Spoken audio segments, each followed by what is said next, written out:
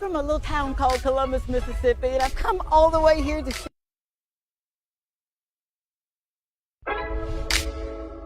This is Dr. Tongie. I'm from a little town called Columbus, Mississippi, and I've come all the way here to show you exactly how you can live abundantly. Fear is nothing. You hear me? You can do anything you put your mind to. I'm your girl, Dr. Tongie. We're gonna do life together.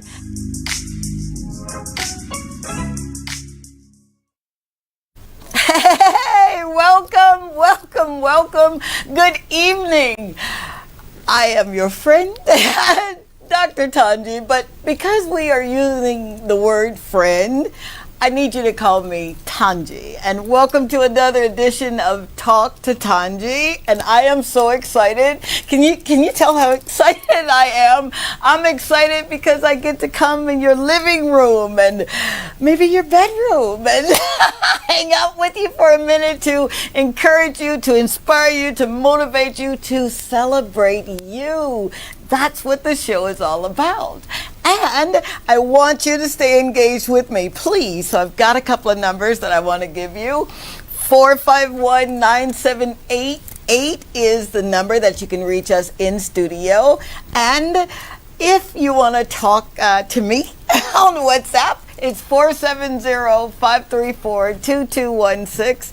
And yeah, let's stay engaged, okay? Because you guys were... Can I just say thank you? I know. I'm just all over the place, but I want to say thank you. I want to say thank you because you did something that you really did not have to do. You engaged, you encouraged, you supported, and that's what the show's about. So it's a quid pro quo kind of thing. Last week, we were talking to a phenomenal woman. And I say phenomenal in every sense of the word because she's a trailblazer. She is. She's one who's kind of gone before us, and she's made everything smooth for me so I get to walk in her shoes. She's none other than Lissa Joseph.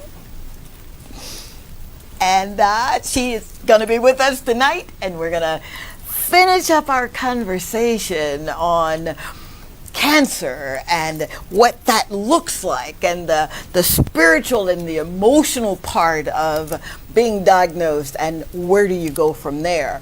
But before she comes on with us, I kind of want to let you in, since we are operating in the spirit of transparency. I want to tell you about my story.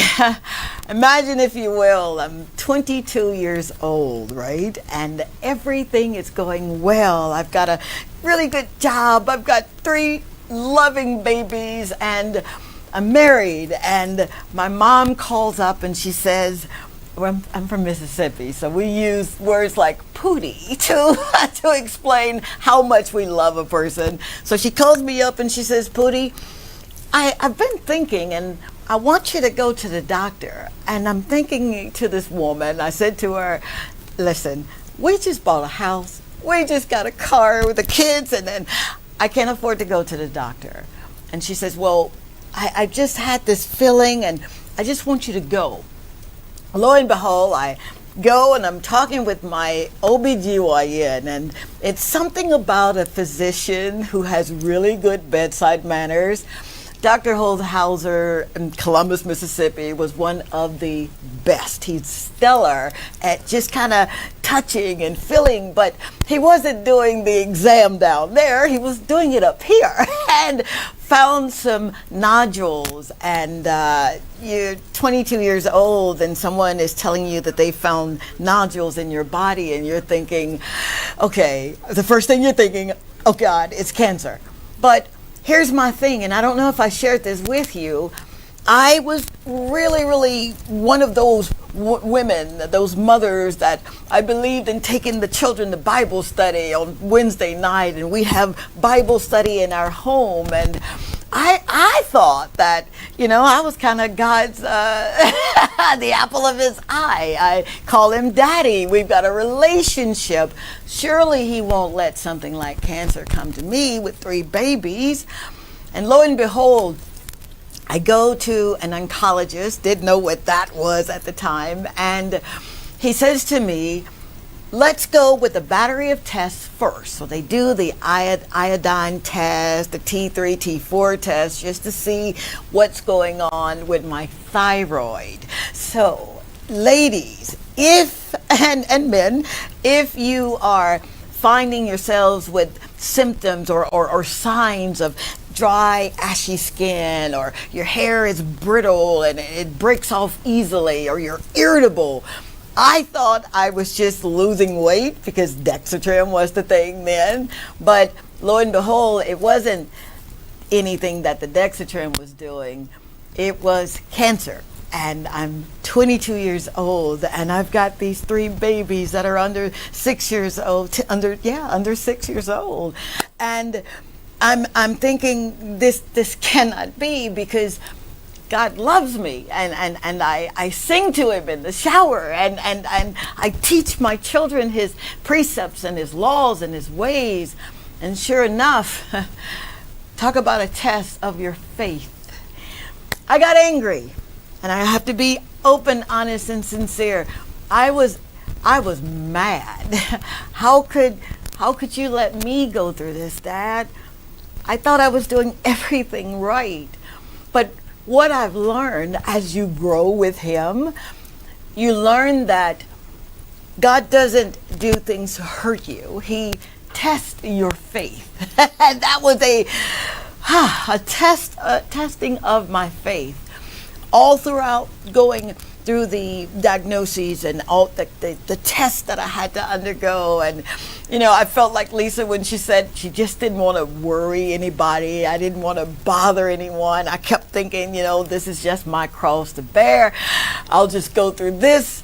But little did I know in that, because I was such a young mama. If I told you that I had a 36-year-old daughter soon, you'd probably think, yeah, you were young. My baby is 30, will be 36 next week, 34, and then my youngest son is 31 years old. So they were little bitty people, and they were going through this thing with me. And I remember getting really perplexed. I remember having symptoms and going through depression. And it is one of those things, and I know now that is my testimony. At one time I was afraid to even tell anyone that I had gone through cancer, because I didn't want to share that. But now I understand that was a part of my story. No, it wasn't comfortable, but in that I learned how to trust. I learned how to be quiet. I learned that it's okay if you're having a moment of despair, because what he'll do is he'll never leave you and forsake you. And I know this now. So now I got a battle scar under these pearls. And I will tell anyone who'll listen that he really is a healer. Not a healer, he is healer, sorry. That is who he is. So my testimony now is he can do absolutely anything but fail. And I remember one of my prayers to him was, when you, not if, but when you heal me of this, I'll tell it. I'll go wherever you want me to go. I'll do whatever you want me to do. Little did I know that I was going to be winding up here in this amazing country of St. Lucia. I don't want to give too much of how I got here, but I will say this. If you are going through something right now and your faith is being tested, would you trust him? And you're saying to me, but you don't understand. I've got this going and I've got that going, and it looks like I understand. I really, really do. Because I look over my life and I'm amazed at how he does a thing. And when he does it really well. So that's my story, my cancer story. He is healer. And for anyone who need to believe that, I'm here to tell you that he will do it. You heard Lissa's story last week, and we're going to pick up with how do you go from, okay, I've been diagnosed with this, my mental faculties are all over the place, I'm spiritually bankrupt, and emotionally I don't know what I'm going to do. So I need you to stay tuned, if you will, please. We'll be right back with my guest. Stay tuned.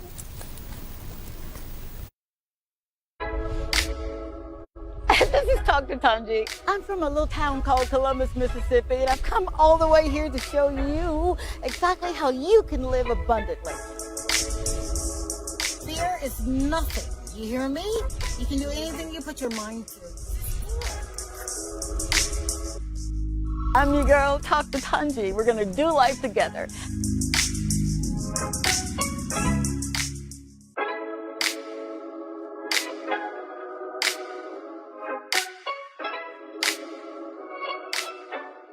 Hey, it's your girl, Dr. Tongie. And whenever I get ready for a show, I use a Toy Day food.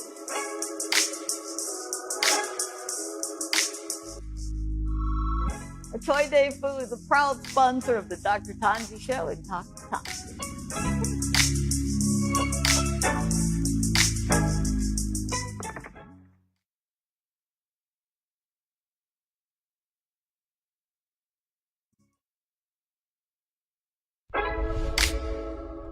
This is Dr. Tongie. I'm from a little town called Columbus, Mississippi, and I've come all the way here to show you exactly how you can live abundantly.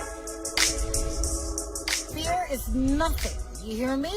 You can do anything you put your mind to.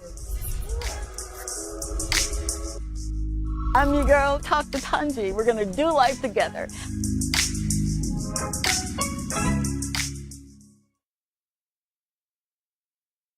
We're back. Thank you again for being here. I am Tongie. You are watching Talk to Tongie, and I am so excited to go into this part 2 with this amazing woman.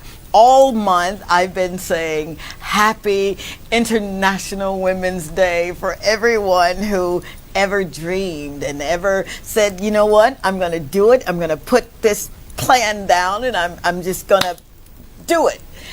Thank you. Thank you so very much for believing in who you are. Thank you for believing in your abilities and your capabilities. And this woman that's here, she's one of those that believes too. I was so moved by her story last week that I'm getting chill bumps already now, because when I tell you that she's phenomenal, you already know it. You guys were so beautiful. You were so amazing to call right in and tell us, you know, what you were thinking. And I'm very grateful that the love and support was there. So thank you very much. Without further ado, my new bestie, Lissa Joseph. Thank you so very much. Oh, it's an absolute pleasure to be with you again, and I think, you know, the hair, we complement each other pretty well. Oh my God, isn't she gorgeous? The big hair, we have that going for us. Yeah, we do. And the beautiful smile, how about that? Yes, that's good Oh enough. my God. You know, again, coming into your presence, hearing your story, it resonated so loud in my ears, Lissa. I've got to get into those 3 things that we go through as women or as people who have been diagnosed with cancer. Your mental effect. Spiritually, how do you move if you're spiritually bankrupt? And emotionally, how do you just not be all over the place? So let's start with the easy one first, yeah? When you hear, this is what I've been diagnosed with. They're telling me that I've got cancer. I don't know if it's a malignancy. I don't know if it's benign, the bad one or the good one. I don't know if it's began to spread. How do you take control of those mental what ifs? How do you do that? You say it's an easy one. It really isn't. You know, most people would know their bodies.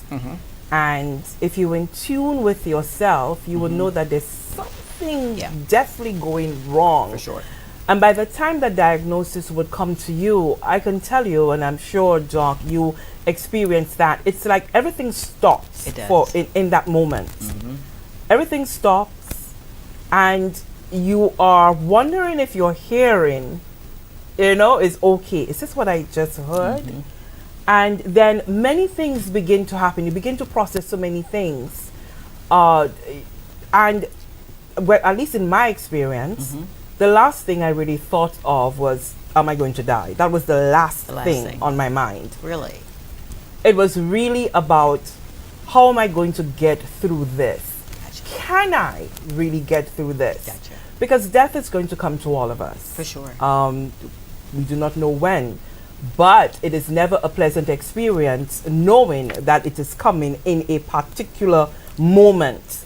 Yeah, so for some people, hearing that cancer diagnosis is equivalent to them hearing that, hey, you are going to die next month, you're going to die in the next 2 years.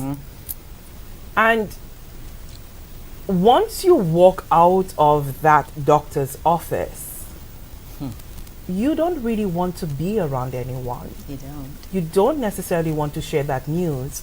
You do not want to process what that really means. There is an absolute need for you to retreat into yourself, and you need to sit with that information. Now, cancer is a complex thing, Doc, and you know that. For sure. Two individuals can be diagnosed with the same form of cancer, and their bodies are going to, absolutely, the disease is going to progress differently and so forth. So you need to first say, I need to arm myself with the information. How do I understand what is really happening with me?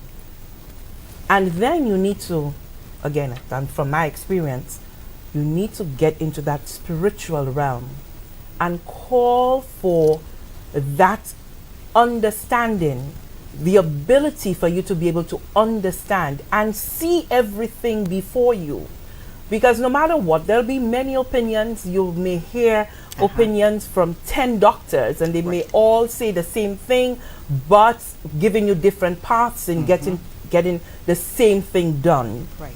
And so you quickly have to develop the ability to think for yourself, even as you are helpless in something that you know absolutely nothing about. Only divine understanding can really help guide you through what it is that you want to do. I'm glad you said that. And not to cut you off, but I am with people all of the time, whether we are doing spiritual life coaching or business coaching or whatever it is in that realm. When you are staunchly saying, for God I live, for God I die, blessed be the name of the Lord, and you do not want to adhere to what physicians are saying, those that really kind of know exactly, this is what we're going to do, this is going to be the mode of operandi that we're going to follow. How do you move from, yes, I believe God, but I know what I know, and I'm not doing the radiation therapy. I'm not doing the chemotherapy because God is going to heal me. I believe. What's the process in moving from, yes, I've got to understand, to, I don't want to do it because he's going to heal me this way? For me, it's a question of knowing that, yes, spiritually, this is what we rely on. But we're in the physical. Yeah, we are. We are physical matter. And God bestowed us with the wisdom, and people go out and they study things and so forth. And so if in our ordinary times when we want to talk about how we have had divine intervention, perhaps sometimes you're going down the road and you have absolutely no money, and then this individual somehow just stops you and says, hey, so God has given that individual the wisdom to know that they need to approach you. I think of it in that same way. While the two can while the two things are indeed, yes, different, because you're dealing with your faith and then there's that medical, the two must work hand in hand. When God is asking you to, yes, have faith, and then we talk about doing our bit. Right. This is our bit.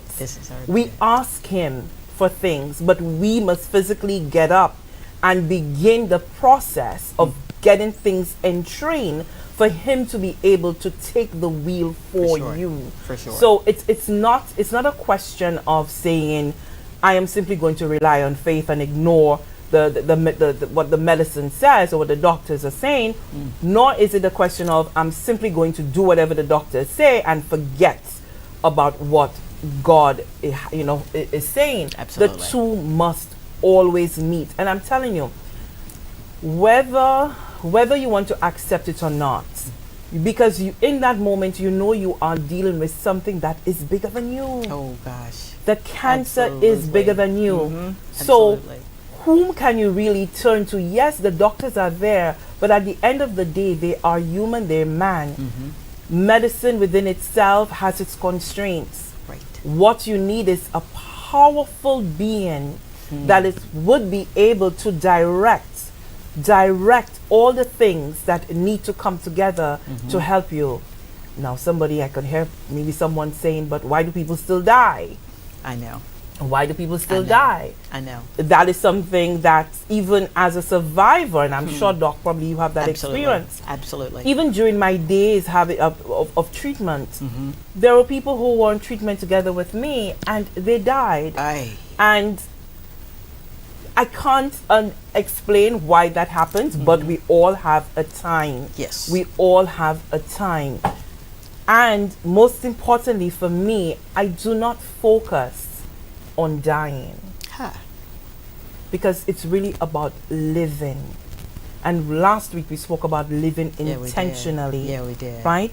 So we can ask, and a question related to that is, how could this happen to me? But why not me? Why should it be someone else? Why not me? You know, that speaks volumes. It really, really does. It goes into that, I like to call it the emotion quotient of living. How do you emotionally live knowing that this is happening, but emotionally you still have to get up and you still have deadlines and you still have people that are depending on you and you still gotta live, but you don't want to be around. That's the warrior spirit. That's the warrior spirit. Okay. Again, remember that God is there. He is there with you. Yeah. But you have to physically get up and do the work as well. And earlier you spoke about the test of your faith. This really is a test of your faith, and it is your testimony. And for me, in answering the question of why me, Lord, because that's always asked. Yes. How could this happen to me? Yep. So it goes further, and I think of it in this context as well. In order for me to be with you this evening, and being able to stand in my truth, to stand in, quite honestly with my story, for sure, I had to have gone through that in order to have been able to be here to give that testimony. Because everything that I am before you now came out of that struggle, out of that pain, out of that despair.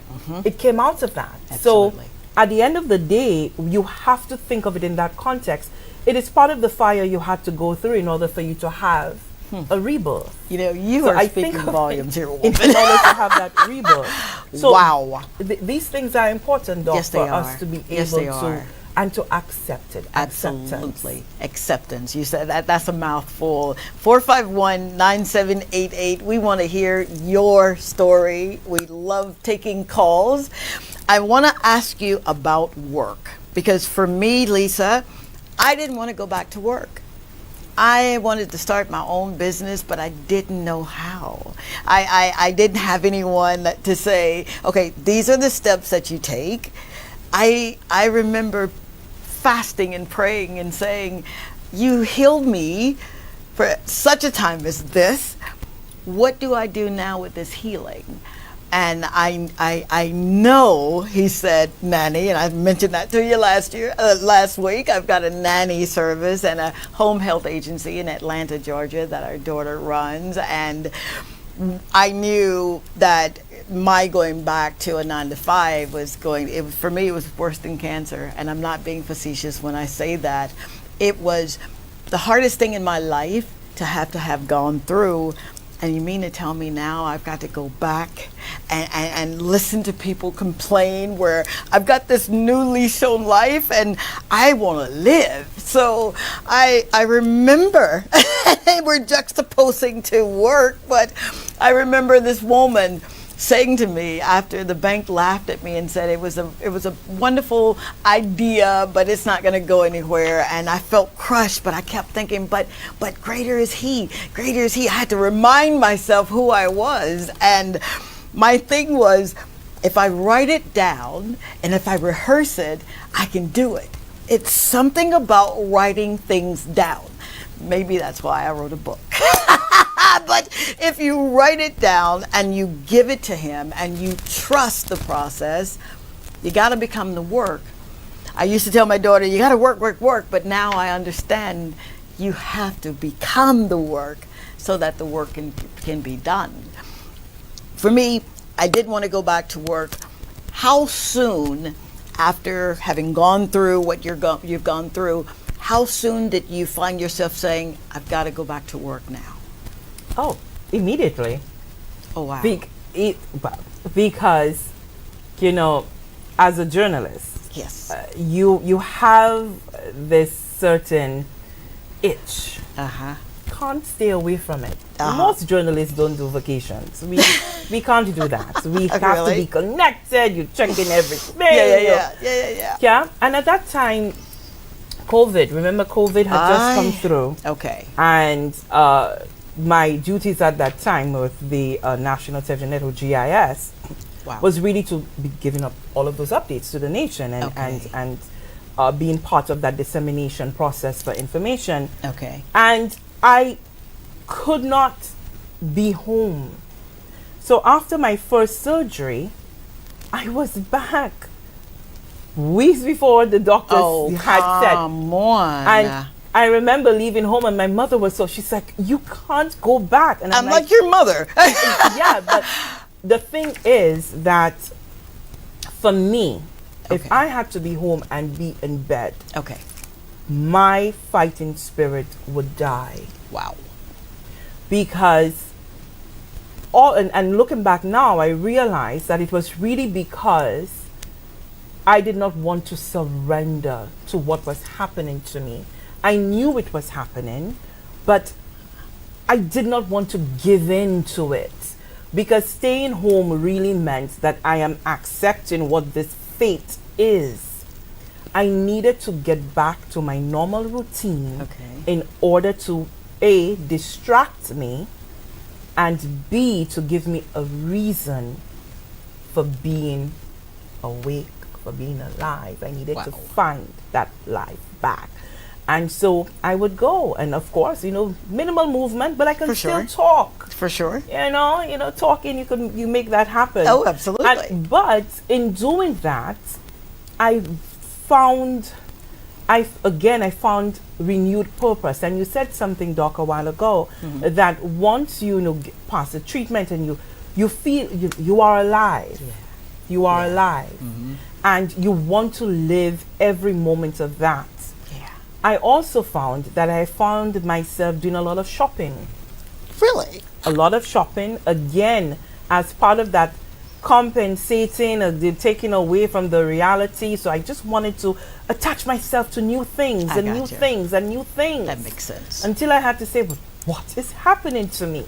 What is happening? Yeah. So in my quiet moments, I understood that I was beginning to settle into that form of depression. There is a sadness that washes over you. It is. And that sadness is really driven by loneliness. Now, when you are sick, that's the time you have most family, friends around you. But you're feeling lonely because you are actually going through it alone. while your caregivers are with you and your family members are loving you, but it is you. It is you with the pain. It is you going under the knife. It is you having to sit in that chemotherapy chair. It is you going through that physically. And so there is that sense of loneliness that you go through. And then burst of anger will come. So you, if we were looking at it psychologically, you went through all 5 stages as if it was grief. Yeah? You would say that? And it is. And it is grief. And because that person you knew before, that individual is gone. Absolutely. That individual is gone, especially if you have those side effects of losing your hair. I mean, I woke up and all my hair was gone.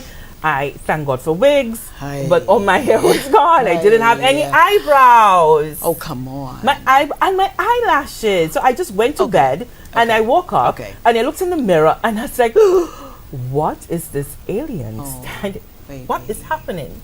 So, and you have so much to deal with, and let's not talk about the pain coming from, you know, that chemotherapy treatments. There is so much that you're dealing with in that moment, and no one can really understand it because it is you going through it alone. They're suffering with you because they've seen their loved one going through something that they can't help. Yes, but all of that is being borne by you, and even the suffering that your family members are going through, you tend to think, well, my God, my parents, my loved ones, they're sad because of me. So that again, it's just a whole lot. But Doc, before I say that, I want to remind our viewers that you can call in with a question. We will be happy to be able to chit chat with you, and you can do so at 451-9788. That's the telephone line. And of course, there's a WhatsApp number. Let's share that with them. It is 470-534-2216. And we welcome your calls and your WhatsApping. While they're getting ready to engage with us, thank you so very, very much for that. I want to ask you this. The unlearning. You said it's a newness now, right? What did you unlearn that you had been walking in before? Loaded question. These are deep questions, and it's very, you have to. I'm revealing so much of myself, but that's okay because that's how we really help others by being honest and sharing our story. I learned how to speak up for myself. Just imagine that me, someone who talks for a living, right? But, and this is true sometimes as women, we tend to perhaps just shrink away from, trying to stir up the pot for one reason or another, whether it be at work, in your love life, with family members. You just let things slide. And especially, if you have that role as a leader, yes, you really shoulder a lot of stuff. But I learned how to speak up for myself, and not allow others to, be very dismissive of my feelings and dismissive of my inputs. And again, for me, that's part of being able to live intentionally. I love that. So before, if I didn't like something, I'd probably stay quiet, but now I am bringing in my own demands. Now I am not going to let it slide. If you do something to me and I feel that, hey, you may have crossed the line or you were unfair to me, I am now going to speak up and say, you know what? I'm not upset. And that's something too. Intentionally living. Don't want to be angry about stuff. I want to pick my battles, really. For sure. Pick your battles. For sure. There are bigger things. But I will say to you that I don't think you were being fair to me, and I do not like what you've just done. And I will tell you why, so that you can understand my perspective don't want to enter into shouting matches and For these sure. sorts of things. So you want to be able to assert yourself, assert your voice, and you wouldn't believe how therapeutic that is. Yes, I would. You're talking to a sister that knows therapy. With that, we're going to take a quick break. Again, I know I keep telling you thank you, but thank you so very much for allowing us into your living room, into your home, or wherever you're watching. We are truly, truly grateful. We'll be right back. Stay tuned. This is Dr. Tongie. I'm from a little town called Columbus, Mississippi, and I've come all the way here to show you exactly how you can live abundantly. Fear is nothing. You hear me? You can do anything you put your mind to. I'm your girl, Dr. Tongie. We're going to do life together.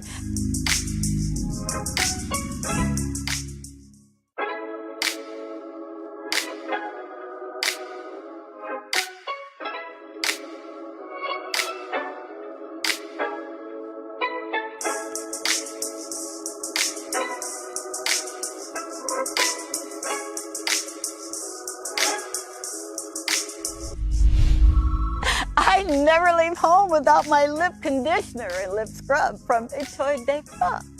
It's perfect for this kind of weather and any activity. I'm Dr. Tongie from the Dr. Tongie Show and Dr. Tongie, and I endorse this product. This is Dr. Tongie. I'm from a little town called Columbus, Mississippi, and I've come all the way here to show you exactly how you can live abundantly. Fear is nothing. You hear me? You can do anything you put your mind to. I'm your girl, Dr. Tongie. We're going to do life together.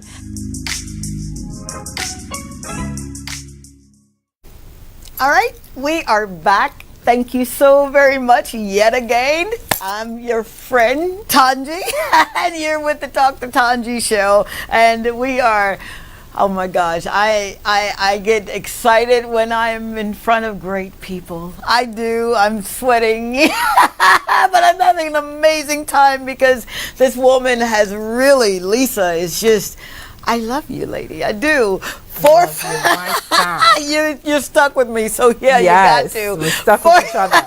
451-9788 is the number to call in, and WhatsApp it's 470-534-2216. And we're getting down to the meat and potatoes of how do you pick yourself up? How do you go through something as traumatic as cancer? I wouldn't dare tell you what all I've been through because you wouldn't believe me.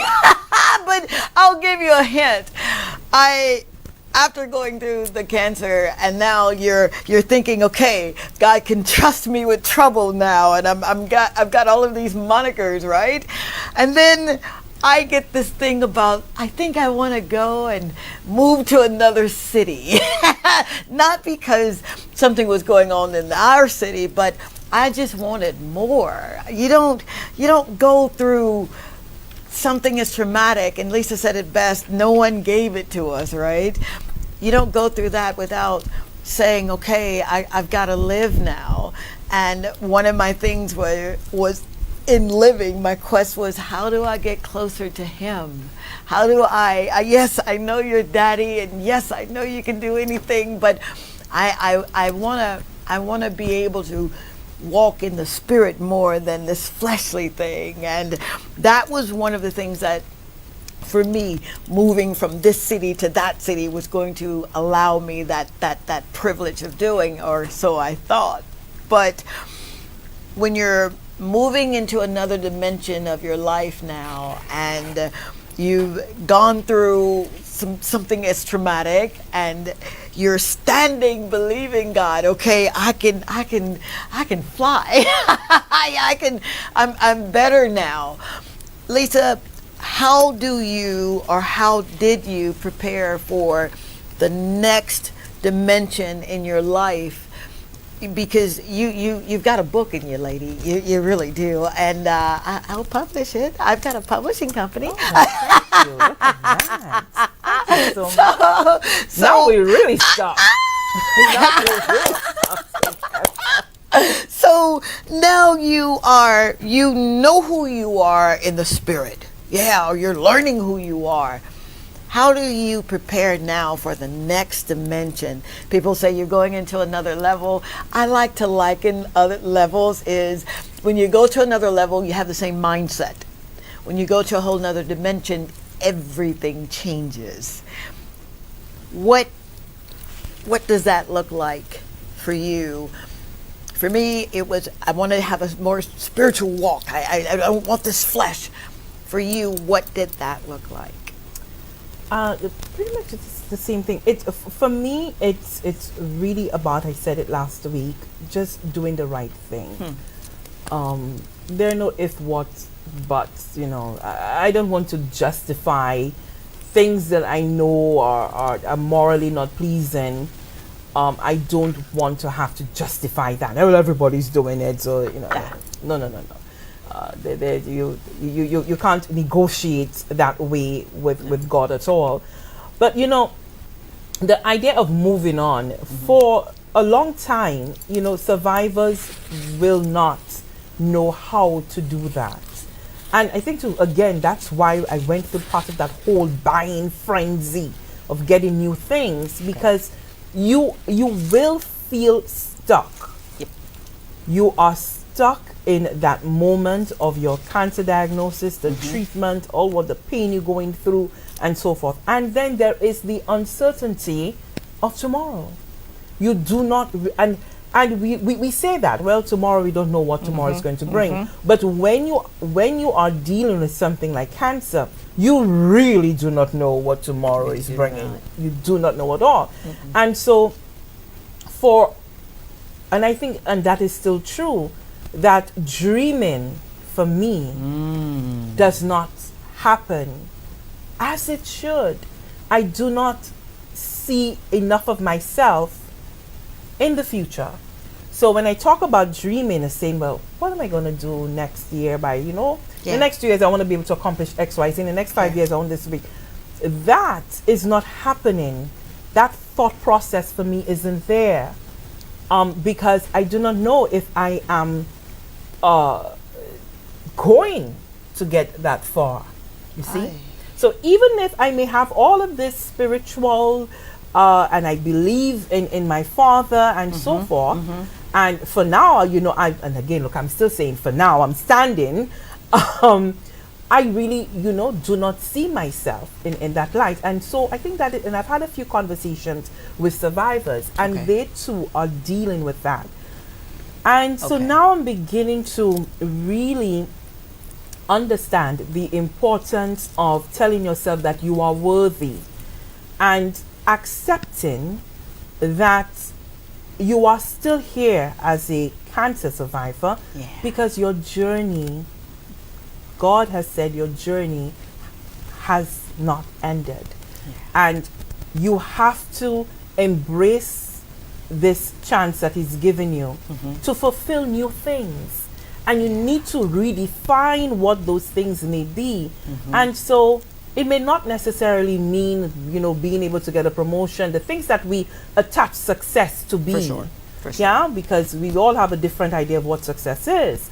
And so you may need to redefine that for yourself as to what exactly this new purpose is going to be. So you have to understand, and I am worthy, and you need to get up and push through. So finding that dream. Finding, whether it be, you spoke about, opening up a business and so forth, you need to be able to get something, grab onto it, and be able to pull yourself up. For me, that was, of course, coming to work and being able to continue in my duties. And so just because you have hit this roadblock doesn't mean that this is where you must stay. You don't have to remain there. You have to be able to find that fortitude from somewhere and get it with people who support you and people who get it, to be able to continue your journey. Okay. So we have a call, and we want to say thank you so much. Talk to us. Please, your own air with Tongie and Lissa. Hi, evening to you. Thank you for calling in. Hi, good evening. I think we're having a slight issue, okay. Junior. Okay. Good evening to you. Thank you so much. We lost him. No? Okay, so please try back again. We apologize for that. Absolutely. We seem to have had just a little bit of a technical difficulty in patching the call through. Yeah. But we appreciate you, so you can call back. Thank you so much. Good evening to you. And if you perhaps can turn down the volume of your device, whether it be your television, your tablet, mobile phone. Hello? Hi. Thank you so much for calling in. Talk to us. Yes, I'm just interested in knowing about the warrior spirit. Lissa spoke about it, and I want to hear a bit more about what exactly it is and how it's helped her overcome her battle with cancer. Absolutely. Thank you so very, very much for calling. And Lissa, this warrior spirit. I'm getting chill bumps here. Tell us about this warrior spirit. I don't know. I seem to have had the warrior spirit from a child, because, often I say to my mother, nothing must interfere with my sleep. And she must be, laughing her head off right now. But the warrior spirit is, again, just two things. You need to be able to understand the context of the different parts of yourself. So we have that spiritual side to us, and we need to be able, you need to strengthen that. That is where you will go to for absolute solace. That's an important word. This is where you'll go for that peace, that quiet, the ability to remain still, for you to be able to assess the situation before you, and to have that calm spirit for you to be able now to get up and do the physical, to do the things that will be necessary for you to get to the other side. And so being able to get up from the bed, I have to say to myself, I can't be here, because if I stay here, this would be the end of me, staying in bed. So you have to will yourself in order for you to get up. You have to will yourself in order for you to put on your clothes. Will yourself through the pain that you're feeling. And for me, I should tell myself, this pain is going to be temporary. I'm going through it. Yes, it's been a long time, but I know that it will pass. And by busying myself, keeping that routine, I know that I am beginning to get back to the individual I used to be, albeit a renewed individual. But at the center of that warrior is that spiritual groundedness. You need to have that spiritual groundedness. Now, that spiritual groundedness is not about getting up and saying 25 Hail Marys and, I'm Catholic and all of that. It is far beyond that. It is about that one-on-one connection. It is about being able to completely strip yourself and be so vulnerable. Be vulnerable with God and to God. You may cry uncontrollably and sob like a baby. But that is when you know you are having that breakthrough. In that moment, that warrior spirit is beginning to build. That you now know that you're going to live. You are going to live for a new day. So again, that I'm just speaking from my personal experience and what has worked for me. Absolutely. I am, wow. I'm sitting here and I'm taking copious notes. You don't see me doing it, but you're absolutely right with the warrior spirit. I've heard the term, but not that eloquently spoken, and the part about being grounded. You have to be grounded. I'm like a kid when it comes to my daddy. I call him daddy because of the relationship I have with him. So I get that. I really, really do. And it does give you that fight to get up and face another day. But it's not easy. No, Doc, aye. because and again, I just want to say quickly before we move on that when you are there in that fighting stance, warrior, you coming out to fight.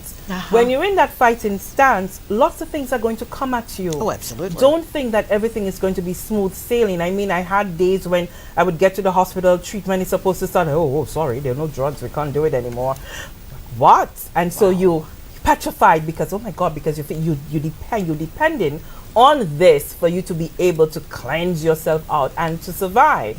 And so lots of things, maybe, as I did, got one diagnosis and then came back with another diagnosis, and it was, 10 times worse than the first diagnosis. But you have to expect that every time these negative things keep coming at you, you have to keep that fighting stance and say, no, you will not break me. No, I am not going to give in. Yeah. No, God, I know you have my back. Pushing through. That's all. Wow. Hi. That's what I'm talking about. Thank you. You cannot make that up. Thank you. Seriously, thank you so very much for being honest and open and sincere and blessing the people that are listening. And if you're going through something like that, I encourage you, have that warrior spirit. Absolutely. Have that grounding. And we have a call, so let's say hi. Good evening. Absolutely. Thank you so much for calling in. Talk to us. Hello. Hi. Good evening. Hi, good evening, Tongie. Good evening, Mama. How are you? I'm good, thank you. Who am I speaking with? You know me. Oh boy. I know the voice. Yes, you do. And you have my mama girl next to you, too. Oh. You know who we're talking to? Yeah. Listen, I know her history with cancer, and I can tell you, okay? Yes. That was one strong, phenomenal woman. Wow.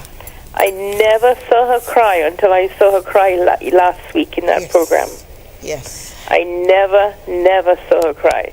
She would leave chemotherapy and go straight to work. Oh, come on. So wow, you're telling me bits and pieces here. Every time I spoke to her, she was more concerned about her partner, her mother, and her sister. Jeez. Wow, baby. That's what she was concerned about. That's her. To be that strong? Yeah. I wish I could be that strong, I can tell you that. Wow. Yeah. Wow. Thank you. Thank you so very much for that. What do you say with that? I'm not even sure where to go with it, except to say that, it's not just all on your own. And for the caller, I don't know if she wants us to identify her. Yeah. But, you draw strength from those people around you as well, Doc. Yes, you do. And I spoke earlier about that. Surround yourself with individuals who are truly going to support you. Right. She has her own battles. And through the years of our friendship, I have seen her strength. Wow. And that, gave me the ability to say, hey, she's going through this. For sure. I can do this as well. I love it. Yes. Absolutely. So that's part of the way that we support each other as and women. We need that. We really, really do need that.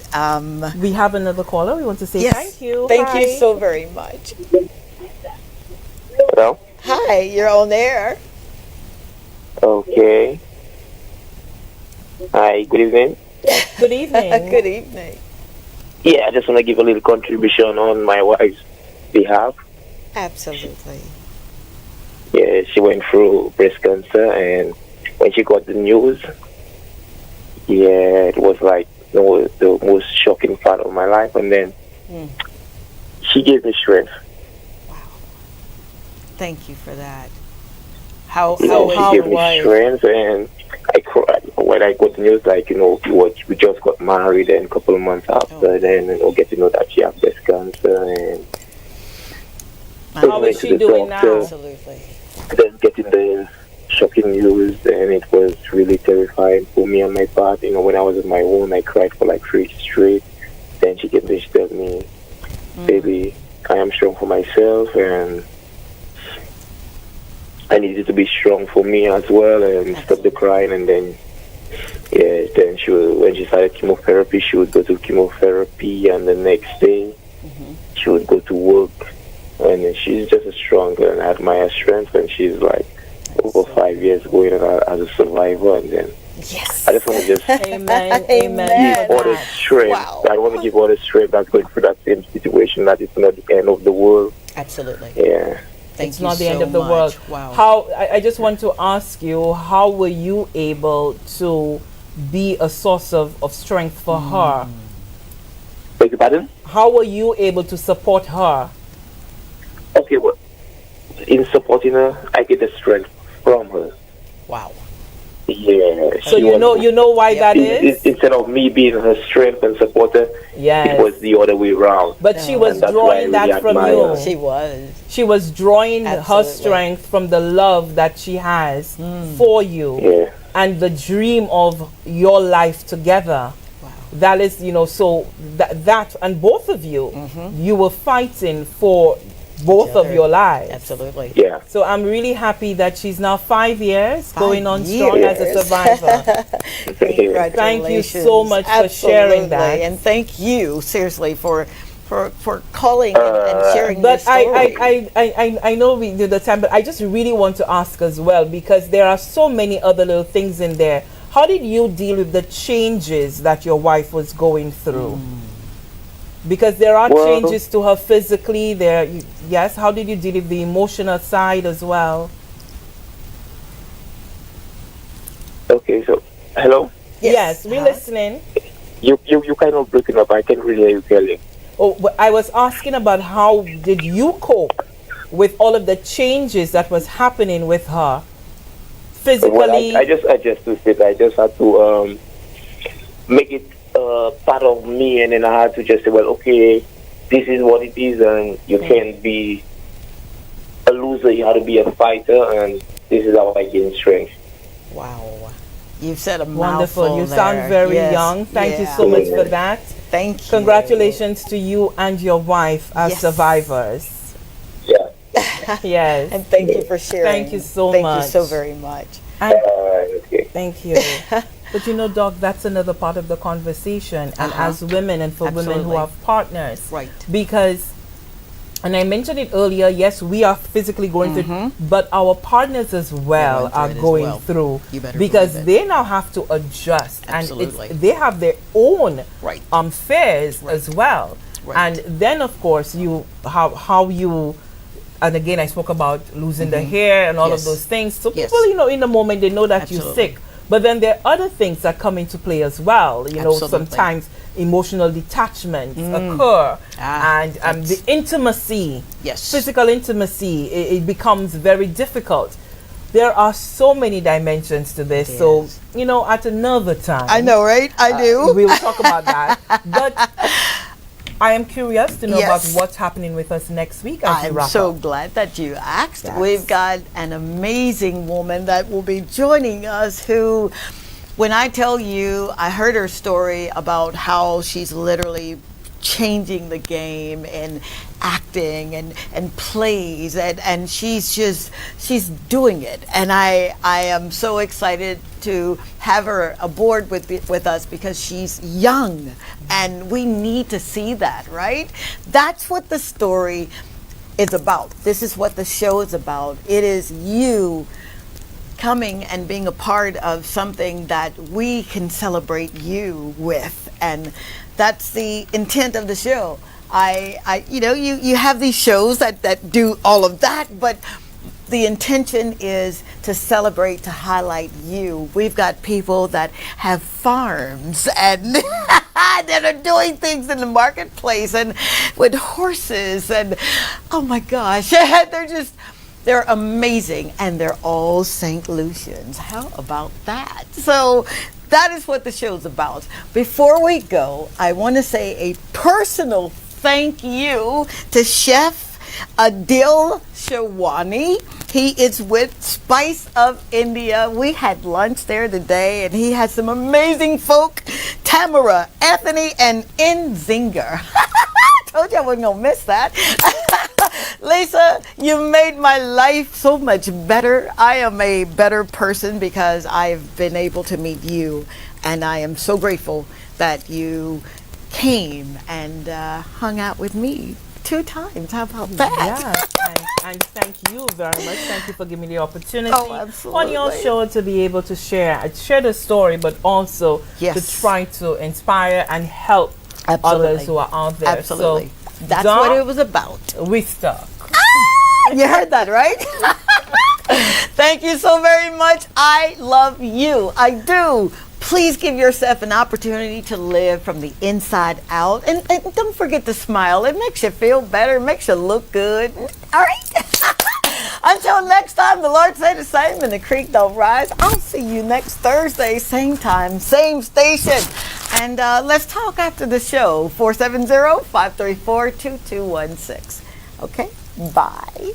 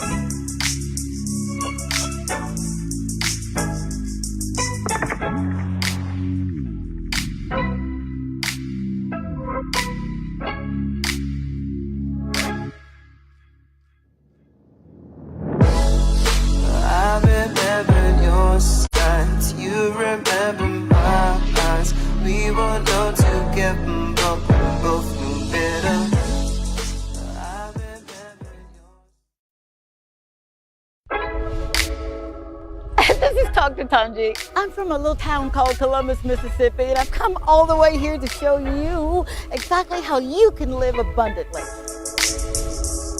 Fear is nothing. You hear me? You can do anything you put your mind to. I'm your girl, Talk to Tongie. We're going to do life together.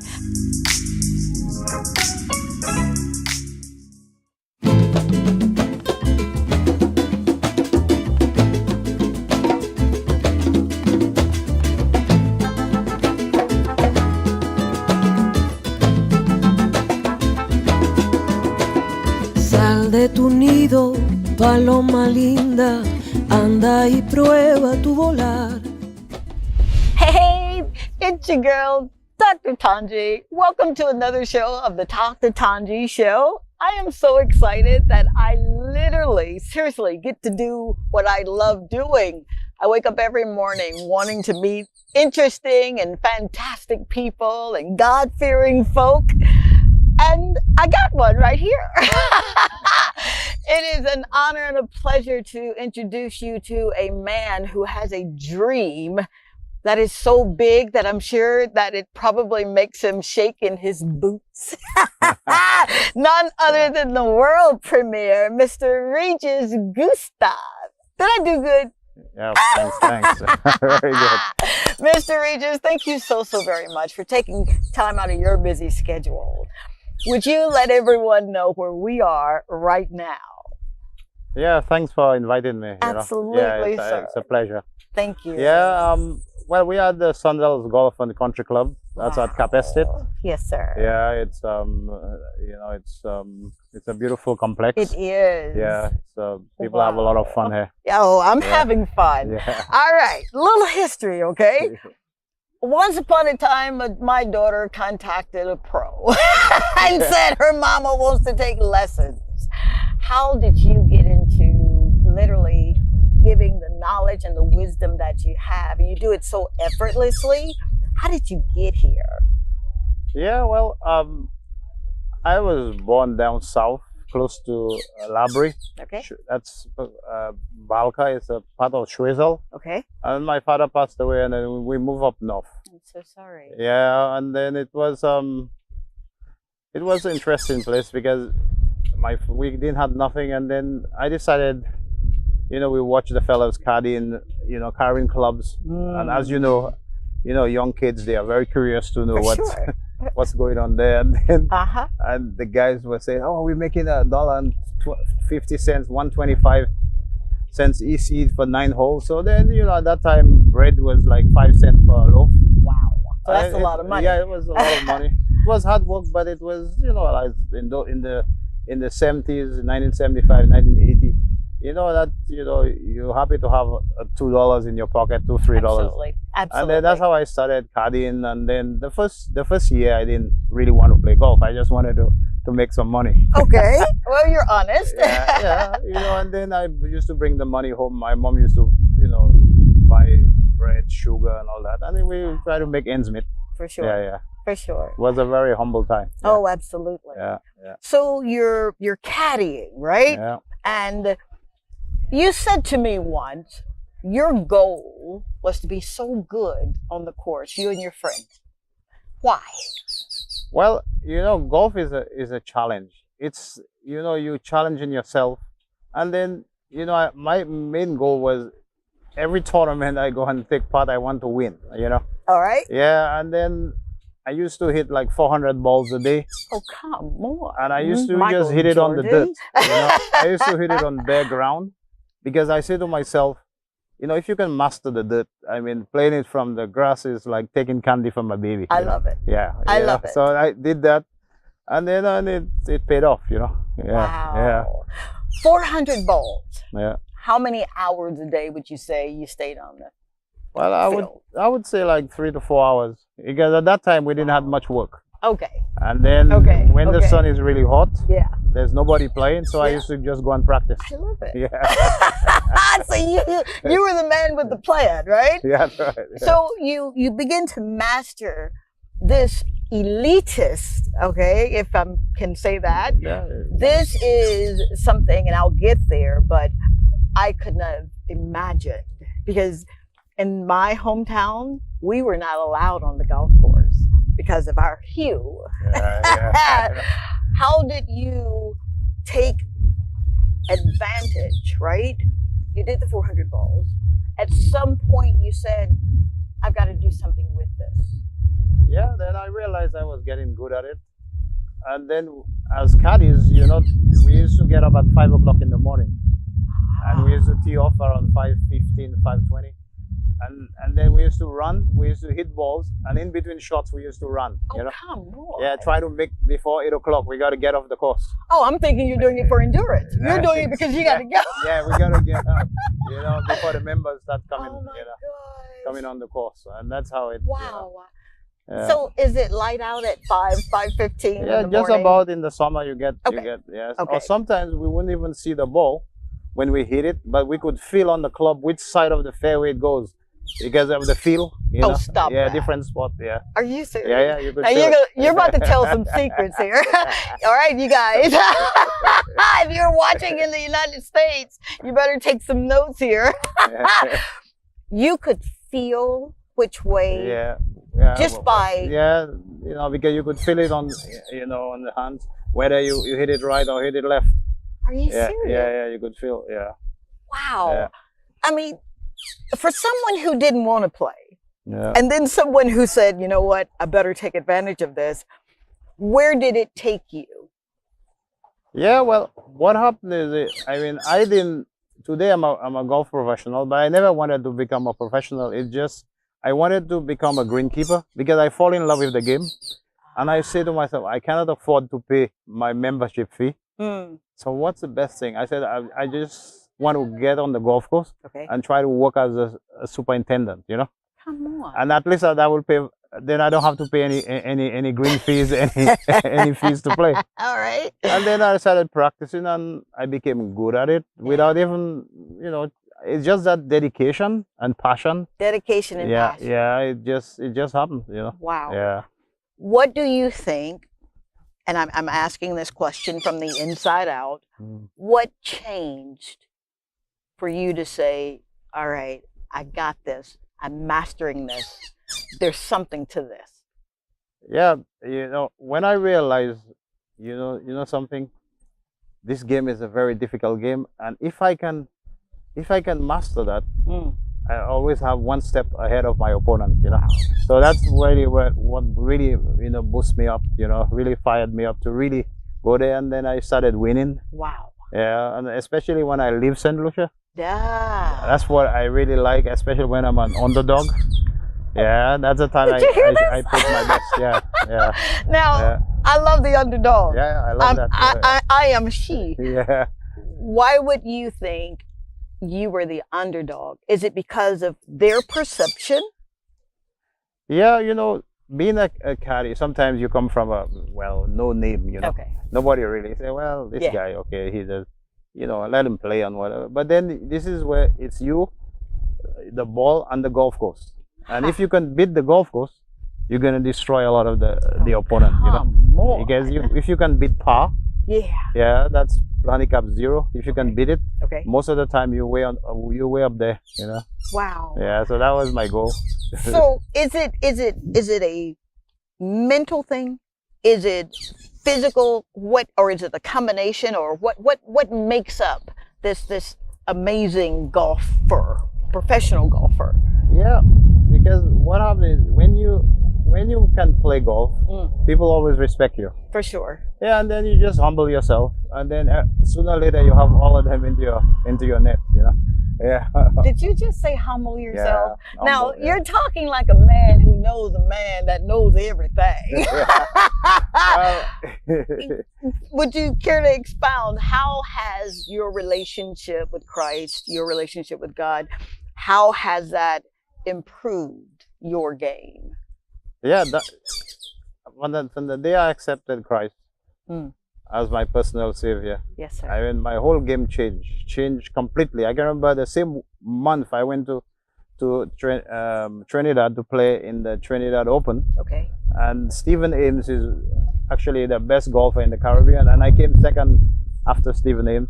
Wow. And then because following Christ teaches you how to wait Yes, sir. and be patient, Yes, sir. and don't be eager for nothing, you know. And golf is the same way. Don't be too eager.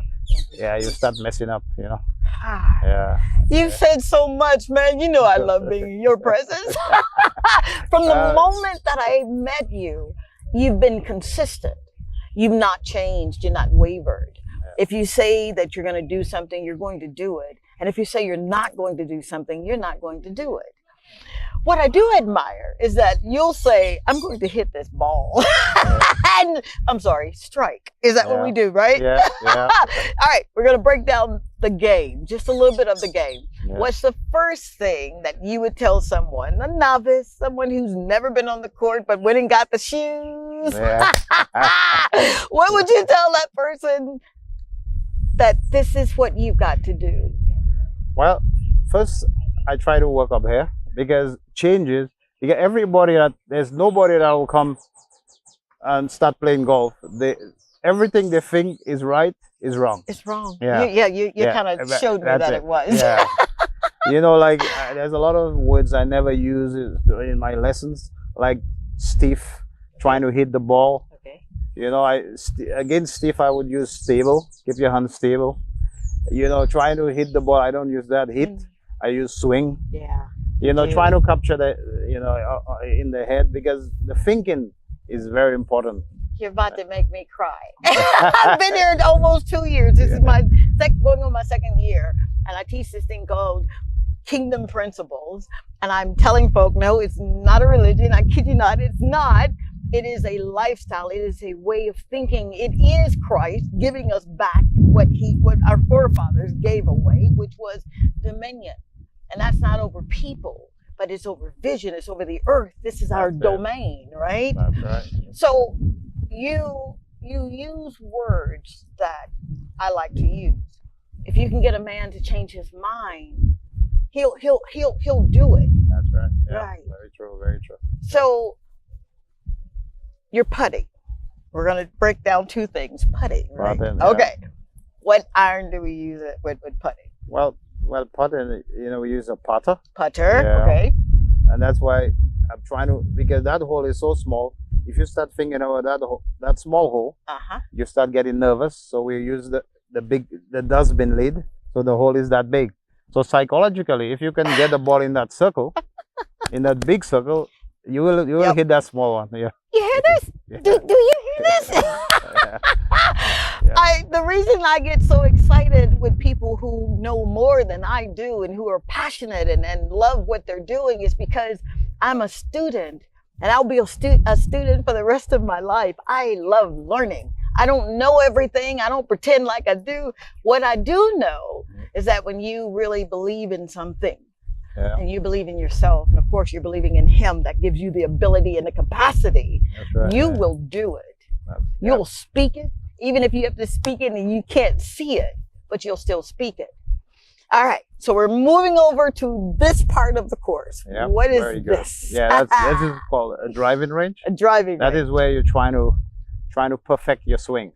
Ah. Yeah. You didn't say you hit, did you? Oh, wow. So, Mr. Regis, you're not boasting or bragging, but what makes you a professional, national professional? Well, I did a lot of all my fame after winning 3 Caribbean Championship in the Caribbean. Okay. Went to Barbados, I won the Barbados Open. I went to Martinique, I won the Martinique Open. And then I went to the States in 1986. I turned pro in Philadelphia. I was there for 3 years.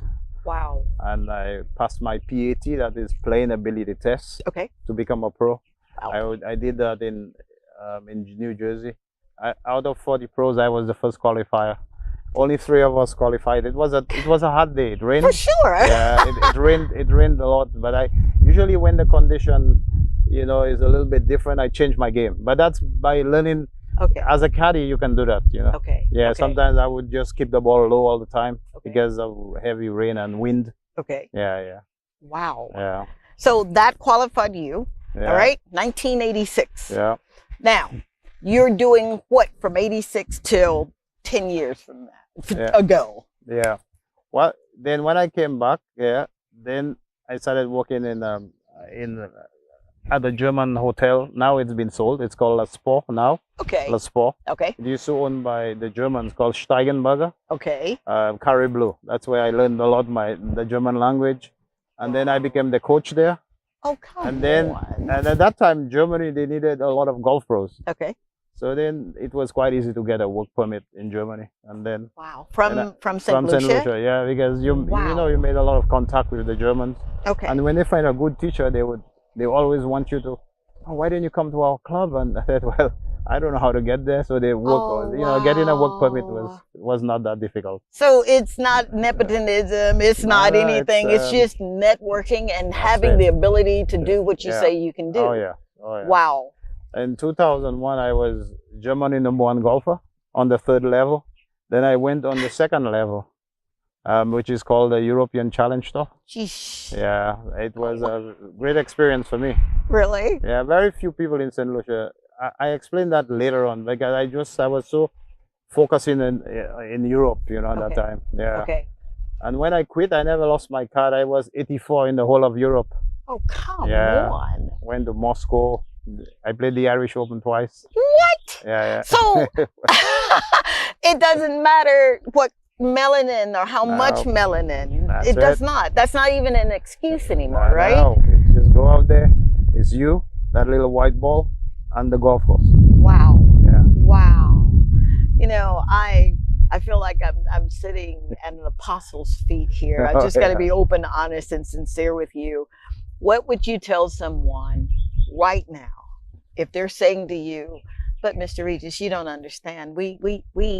Our conditions are not favorable. We don't even have lights half the time. And, I don't really want to bother my mama, but I want to play. Yeah. Right now, things has changed. Okay. Because they have a lot of programs, junior programs is going on, and then it's happening. They're gonna get it even bigger. So that is a great opportunity for the children that. Well, I come from Gros-Islet. I mean, I was raised up in Gros-Islet. I came up to Gros-Islet when I was 8 years old, and we come from a very poor home. Yes, I mean, the thing about it, you never know where talent lies. And then these people, even from the ghettos or from the grassroots, I mean, there's so much talent, and teaching the children here is so easy for me because I could relate to them. You know. Oh my God. Yeah, because it's you know, I came from nothing really. Yes, sir. Yeah. Yes, sir. Yeah. How do you stay so humble? Yes, you've got a relationship with the big one. Yeah, I that's know he's my big brother Yeah, too. yeah, But yeah. how do you stay so humble? You know, yeah, because when you there's nothing to really try to show that you can, you know, as if, you know, because on Saturday I played a tournament. I always make the club will do the work, not my mouth. Yeah, because I shot 65. Yeah. That's about 6 on the par. Why? Yeah, in the Growell tournament, which was a good thing because, you know, they were raising funds for Growell. And I played with one of the Growell Thank you, kids. sir. Yeah. Did you really? Yeah. I Wow. played with them. I always like playing with them. Yeah. Yeah. Wow. Any parting words of wisdom for anybody, any subject? Doesn't have to be golf, just speaking to this camera, and folk are looking and listening. They are listening because you've proved it. You know, you're worth listening to. Yeah. What would you say? Well, the advice I could give anyone, you see, golf, anything you're gonna achieve in this world, it requires patience and perseverance and do not give up. And then what happens is you cannot give up, just keep going, you know. Wow. Yeah, you look beyond, you know. You gotta think, yeah. Yeah. Do you see why this gentleman had to be on Talk to Tongie? Honestly, you represent everything that I believe in. You represent everything that I have read and studied as a child. And I try to do these shows without crying, but hi. Thank you so much. Thank you. Appreciate you Thank having you me. so very much. Yeah. Your family is very blessed to have you, and they know that, don't they? This whole island, this country is blessed because you are a part of it. Yeah. Thank you so very thank you. much, sir. All right, very good. I love you. Very good. Yeah! All right, stay tuned, and we're going to do something special on the course, right? Yeah.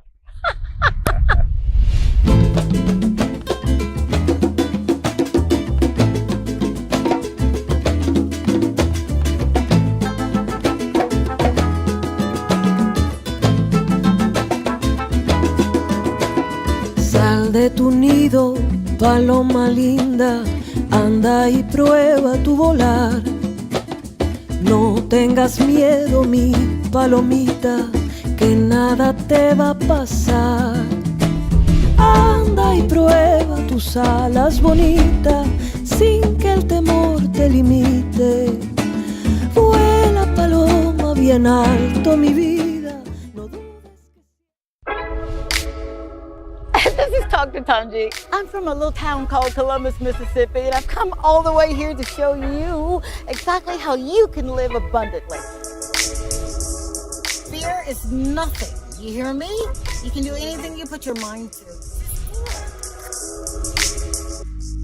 I'm your girl, Talk to Tongie. We're gonna do life together.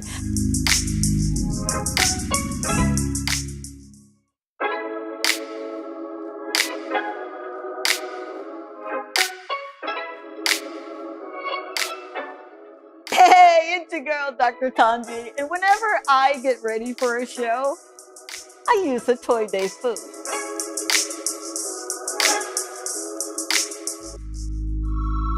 A Toy Day food is a proud sponsor of the Dr. Tongie Show and Talk to Tongie.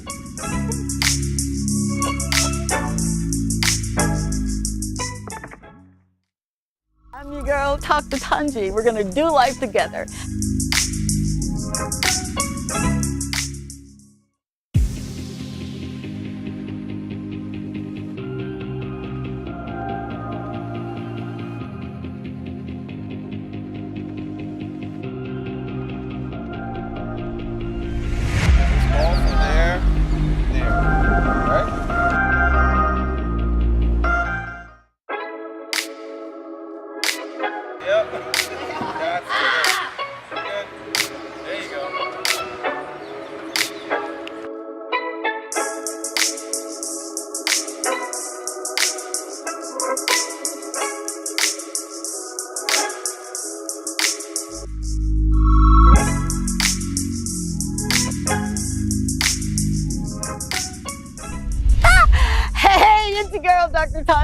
and I am doing something that I absolutely love doing, and I get to do it with a man who is just phenomenal. Would you tell everybody who you are and what you do?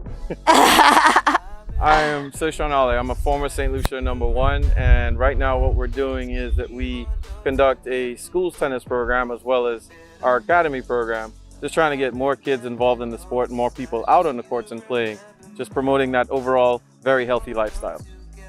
You know, when I was growing up, if you know my story, in Mississippi, this was something that I could not even dream about. I remember going to school with girls who would say they had tennis lessons and they were going to tennis practice and they had meets, and I'm thinking, man, how do we get to do something like that? What would you say would be the biggest misconception of people, especially people of color, playing tennis? I think too many of us don't get involved early enough. So when you think about it, just ask around, see how you can get involved. Don't just be discouraged and go, oh, it's expensive, and let it be. Everybody should get involved, come on out. And number one, it's just like going to the gym. You get out there, it's very healthy. The heart health benefits are through the roof when it comes to tennis. So you come out here and you come do it. Tennis is also known as the sport for life, and that's for a reason. We have people over 90 years old that still come out on the courts and play. Why? Because it requires this to still function at its peak ability. Your agility, your balance, your movement, all of that comes into play when you come to play tennis. So I would encourage everybody to get out, no matter what, go ask and get involved, because we got a lot coming. I don't have to say anything else. You did so amazing. Please tell my supporters and engagers how they can find you on Instagram and Facebook and Twitter if you're there. All right, so we're on all of these platforms. You can find us at Tiger Tennis SLU on Twitter, Tigers and Flow Academy on Facebook and Instagram. So just look us up. We'll make sure you get organized and get into tennis. We can't wait to see you. We're good. That's his story, man, and he's sticking with it. Thank you so much for Thanks your for coming support. through. Oh my God, I love you, Sean. Thank you. This guy, seriously, right here is where we do it, Castries in St. Lucia. Mwah! Bye. He makes me feel so good. Oh. And slide. You remember we were talking about that cap? Yeah.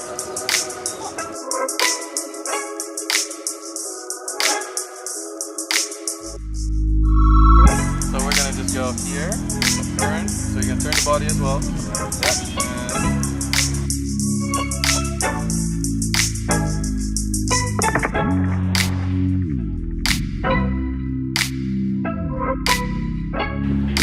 Beautiful. Very good. All right, now backhand.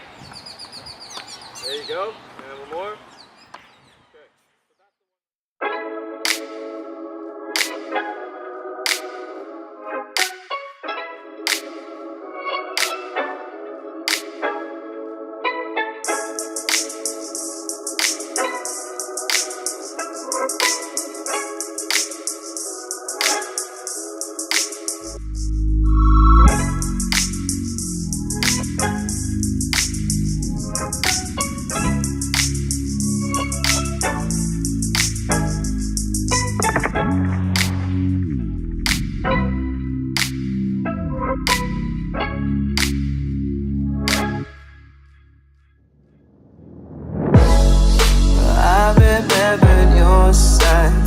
Remember my eyes. We were known to get but we both knew better.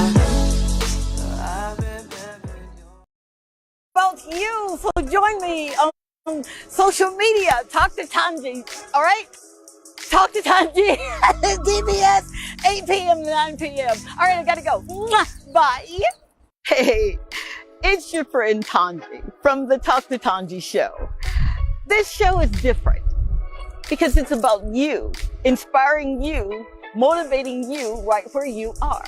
It's Thursday, DBS from 8 to 9 p.m. It's so much fun. I need you there. Talk to you soon.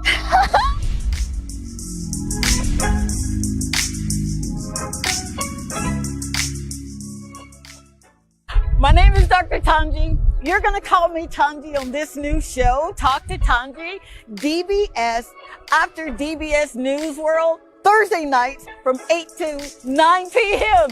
It's all about you, so join me on social media, Talk to Tongie, all right? Talk to Tongie, DBS, 8 p.m. to 9 p.m. All right, I got to go. Mwah, bye. Hey, it's your friend Tongie from the Talk to Tongie show. This show is different because it's about you, inspiring you, motivating you right where you are. It's Thursday, DBS from 8 to 9 p.m. It's so much fun. I need you there. Talk to you soon.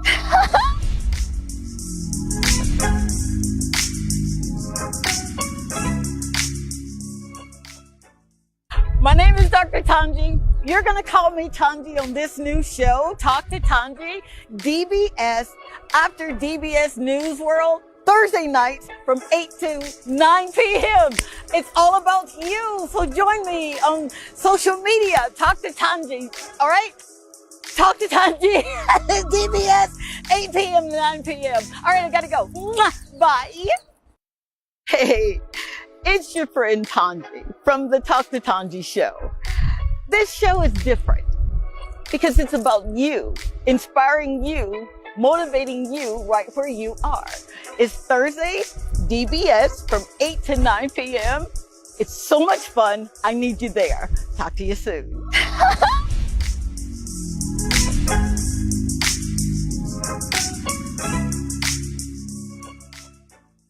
My name is Dr. Tongie. You're going to call me Tongie on this new show, Talk to Tongie, DBS, after DBS News World, Thursday nights from 8 to 9 p.m. It's all about you, so join me on social media, Talk to Tongie, all right? Talk to Tongie, DBS, 8 p.m. to 9 p.m. All right, I got to go. Mwah, bye. Hey, it's your friend Tongie from the Talk to Tongie show. This show is different because it's about you, inspiring you, motivating you right where you are. It's Thursday, DBS from 8 to 9 p.m. It's so much fun. I need you there. Talk to you soon.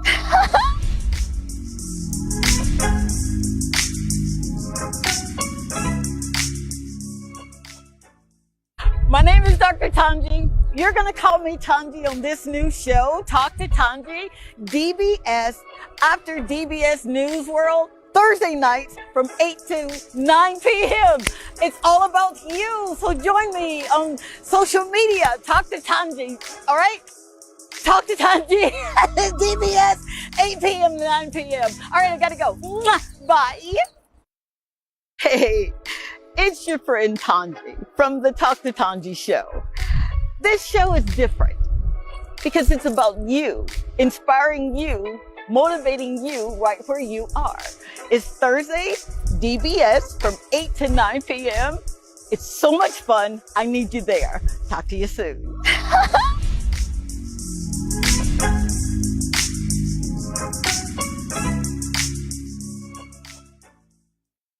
My name is Dr. Tongie. You're going to call me Tongie on this new show, Talk to Tongie, DBS, after DBS News World, Thursday nights from 8 to 9 p.m. It's all about you, so join me on social media, Talk to Tongie, all right? Talk to Tongie, DBS, 8 p.m. to 9 p.m. All right, I got to go. Mwah, bye.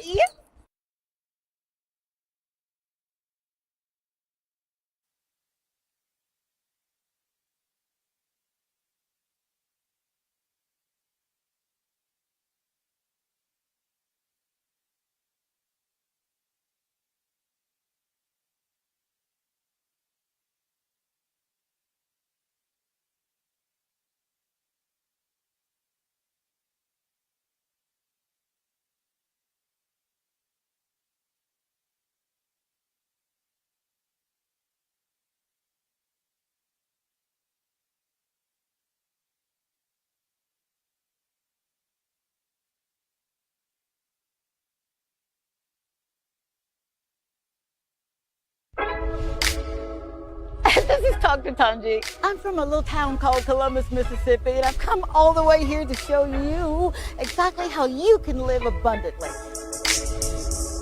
Fear is nothing. You hear me? You can do anything you put your mind to. I'm your girl, Dr. Tongie. We're going to do life together.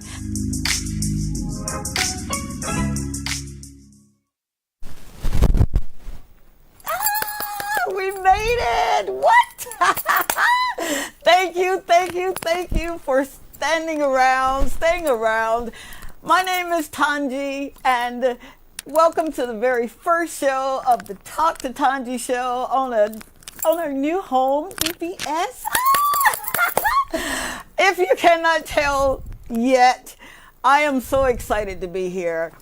I'm excited because I'm from a small little town, Columbus, Mississippi. Hey, Columbus.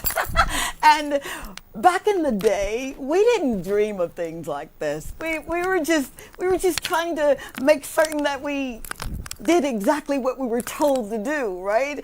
But I was different. And for all of those who are okay with being different, just be you. And I'm so serious. But before we start, I want to say a very thankful, grateful thank you to Miss Linda Dower, who, boy, for 4 hours, we sat with her executive team and we talked. And that was something that really made me feel welcomed because she listened. And that's rare. Normally folk will tell you what you're supposed to be doing, but she listened and she said, you know what, there's a place for this show. And I said, well, thank you. So thank you very much, Linda, for allowing me to literally do what I know that I was born to do, which is bring hope. Bring hope to those who may think that for whatever reason you don't have hope. Well, I'm here to tell you that although life can sometimes be really difficult, right? We know that. We do. You can do anything that you put your mind to. And I'm going to tell you a story. Once upon a time, about 52 years ago, I was born to a woman that at that age and time, she was 15 years old. My mom was 15. And she was a real good basketball player, is what I was told. She had an opportunity to go and do something that she hadn't done before, which was play in school. She lost her mom at a very young age. And so it was just her and her brother and sisters. But she had me, all right, at 15. But it was something about her upbringing, her telling me, even as a young person, that she called me Pootie. And she'd say, Pootie, you can do anything you put your mind to. So over and over again, I heard that. You can do anything you put your mind to. So I was putting my mind to a lot of things. I was. But at 6 years old, I was introduced to this man who could just do anything, and he knew all about you, is what I was told.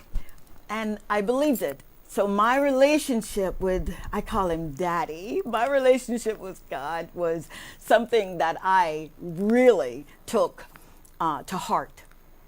Because I wanted to know, who was this God that my mama was praying to, and she believed her prayers, and my Aunt Flora was praying to, and she believed her prayers. And I'm like, you know what? I want to know him too. So at 6, I asked him, would you come into my heart and would you let me live the life that I can dream about? So for all of those who want a relationship with him, 24/7, you can have it. Fast forward a little bit, and my upbringing was a little chaotic. My father wasn't in my life as much as I wanted him to, so I was always looking for someone to say, I love you, other than my mama. And it's something about little girls needing their daddies So I wanted to be a daddy's girl, and my relationship with Christ allowed me to be a daddy's girl, right? Fast forward a little bit, I got nominated for the Air Force Academy, and here I am thinking, you know what? I'm going to go to the Air Force Academy, and I'm going to graduate, and I'll be a commissioned officer, and I'll travel the world.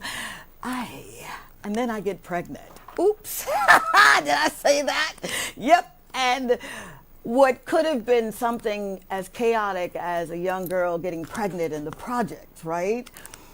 It was something about my mama who wouldn't allow me to stay right where I was, even when I thought the world was coming to an end and I'm just going to have this horrible life. She kept telling me, Pootie, you still can do anything you put your mind to. So my mind was, okay, I got myself in this. How do I get myself out of it? I get myself out of it by two things. One, a relationship with my daddy, and then two, education. So I'm real big on education. I just believe that being a student for the rest of your life is something that you really want to aspire to because you never want to think that you know it all, that you can do it all. I'm learning as I transitioned from Los Angeles, California to this amazing country, St. Lucia, that you build a community. That's how you get things done. You can't do it by yourself. Once upon a time, I thought I could. And then I quickly found out that no, it really does it takes people working and believing in your vision. So, why am I here? I was asked that question the other day. So, I mean, you could be off delivering babies and you could go and do whatever you want to do. But it's something about being in a place that makes you feel so alive. This country and the beautiful people that you guys are, I say us now, because I'm going to be a St. Lucian.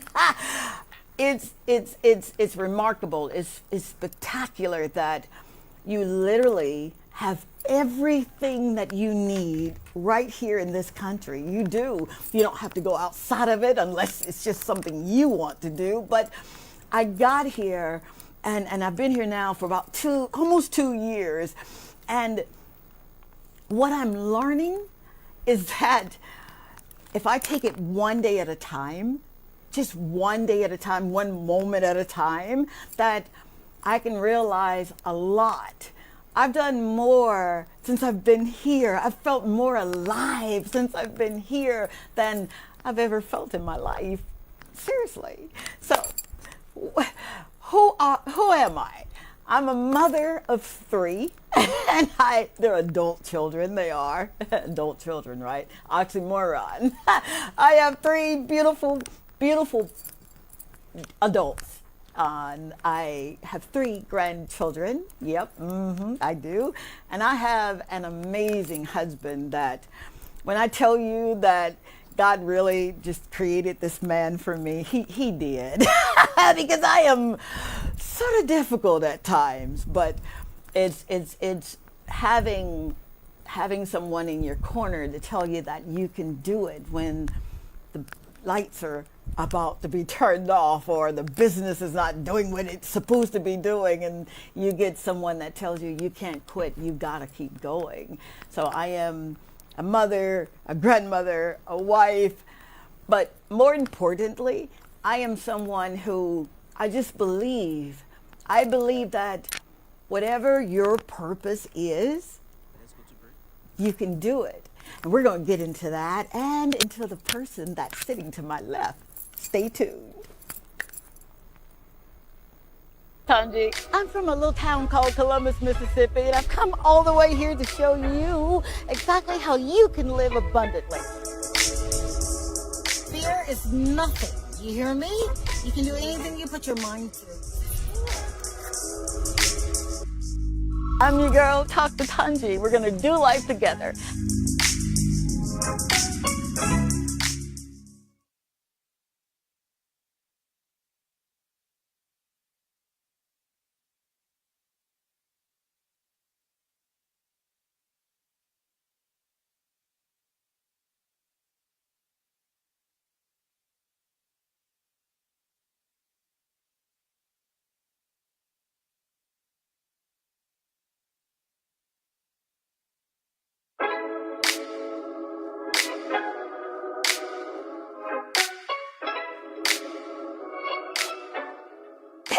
it's your girl, Dr. Tongie, and whenever I get ready for a show, I use a Toy Day food.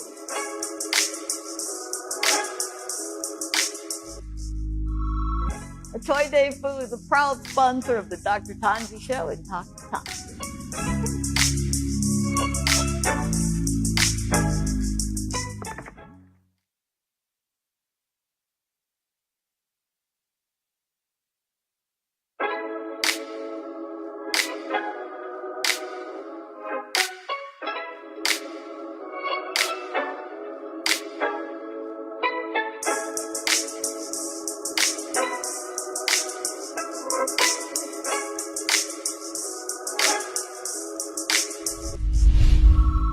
I never leave home without my lip conditioner and lip scrub from a Toy Day Club.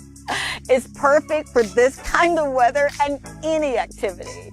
I'm Dr. Tongie from the Dr. Tongie Show and Dr. Tongie, and I endorse this product.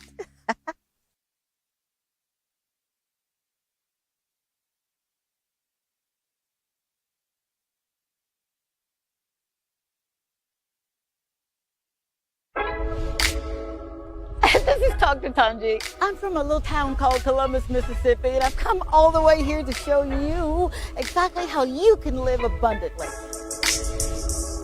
Fear is nothing. You hear me? You can do anything you put your mind to. I'm your girl, Dr. Tongie. We're going to do life together.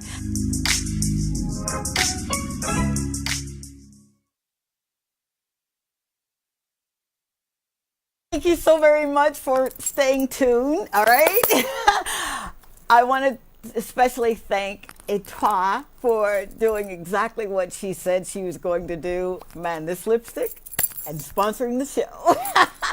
You know, when you are in the presence of greatness, and you know you are, it's something about honoring people that have gone before you, people that are doing exactly what they love to do. And I get excited around folk that are living from the inside out.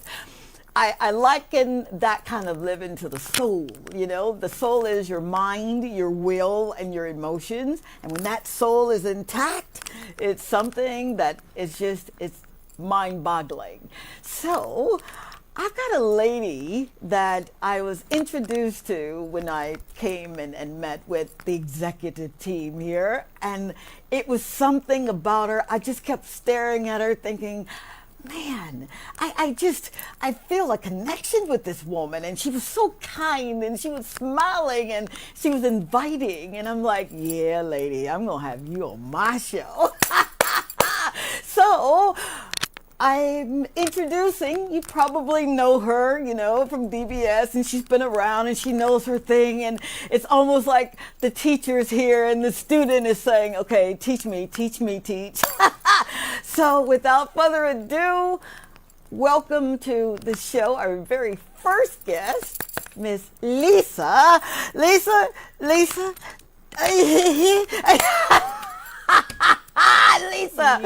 oh my God, forgive me, please. Absolutely, I'm going to forgive you because you have set me up, and I'm like, who is she talking about? Yeah. I'm still trying to figure out. Oh my God. Exactly introducing here. But we're just going to have a conversation. We are going to have a conversation. We're going to get into have it. A good time. Absolutely, and we are. I call her Doc. Oh, and Doc is right. We had an instant connection. Yeah, we did. And I had a connection with you even before. Don't you dare do that. Coming, stepping I'm not into crying today. our executive room. But absolutely, and I think you are right on a point, Doc, that when souls are indeed with good intent. Yes, ma'am. And when souls are also at peace with their purpose. Aye. Absolutely. I like that. Missions align. They do. And so we are, on behalf of DBS, let me just say thank you so much for believing that we can help you, Thank you. and take your message further and to where you've started, that we Yeah. can absolutely continue Thank you with very you much. on what your purpose Thank is. you. So just from the executive team and all of the staff, let me just say thank you so much for believing in us Thank as you well. so very much. Yes. Wow, mutually exclusive here. You know, you're talking about reputation, right? Your reputation preceded you. I didn't do any homework. You know how you just kind of, talking, I'm DBS, blah, blah, blah. And this woman who's very well known on this island, and they've built everything just about. She says, is she still with Linda? And I said, yes, ma'am, she is. She says, oh, she's so kind. And I'm thinking, wow. Yep, she sure is. Oh, and so smart and so intelligent. That's you. Well, thank you very much for that. It has taken years to really cultivate everything that I am professionally. I got you. Certainly everything I am on the personal level, I give that to family. Amen. Certainly to God and His grace, and then we'll get to that. Oh, I'm yeah. sure in a minute or two. Yes, we will. To speak about God and His grace, and Yes. how no matter what we are facing, indeed, we can turn things around and still be Absolutely. impactful. Absolutely. And still be impactful along the way. Absolutely. I like that. See? You see? I told you. You see? So who's going to start this conversation? You want me to start or you start? No, you go. Okay, It's I can your start. show. I'm just here. I'm along for the ride. Oh, I it's love your it. show. All right, here we go. I am really keen on building, and when you're building something, I like to build from scratch. I've been in business. I started my very first company at 25 years old. I was diagnosed with cancer in 1992. Can you imagine 3 children, all under the age of 10 years old? And after this thing with cancer, I knew that I didn't want to go back to a 9-to-5. So here I am praying, Lord God, would you give me an idea? Because when you want an idea, you don't ask for a good idea, you ask for a God idea. I had to learn that. So I asked for this God idea, and He gives me an idea for a nanny service. I'm thinking, Daddy, we black folk don't have nanny services. We are the nanny. And we laughed. And He still gave me the idea. And the name, Me and My Nana, is poignant for us. It means so very much, because that is what my children called my mother, Nana. And it was their comfort, their security. So I'm thinking, okay, we'll do a Me and My Nana. So we had this nanny service going on. And what I learned in that, when you launch something and you're thinking, oh boy, what am I doing here, is that everyone that comes into your life in those moments really do serve a purpose. They carry capacity. They have that capacity for ability, and they've got everything that you need. And you really need folk when you're going into business. You do. You can't do it yourself. And I'm getting to this because not only are you a well-respected person on this island, okay, in this country, you are, okay, but you've got what I call the spirit of leadership. And I was taught that. I was taught that by the late, great Dr. Miles Monroe. I mean, it doesn't get any better than that when you're talking kingdom and kingdom principles. So your spirit is one where you're saying, yes, I know what I know. Yep, I've got all of the accolades and everything, the titles, but it's when you're carrying the spirit of leadership, you humble yourself. And it's not that you're less than, all right, because you know your potential, you know your capabilities and what you can do, but you hold another person's ladder. So would you just kind of talk on what does that mean to you when you're serving? You serve with your gifts, your talent, your skill set, but you're serving with your heart too. I like that you've came up with this, because okay. And it does encapsulate who I am really, because I started from the school level, and I understood during my days of student leadership. Okay. So I got involved in what we call the National Youth Council. I was Okay. on the student council throughout my secondary school years and Okay. tertiary, and then moved on to the National Youth Council, which is the big umbrella body, and served on the executive for something like 2 to 3 years. Wow. So I understood from very early the importance of being able Yep. to be that sort of foundational rock for others. Gotcha.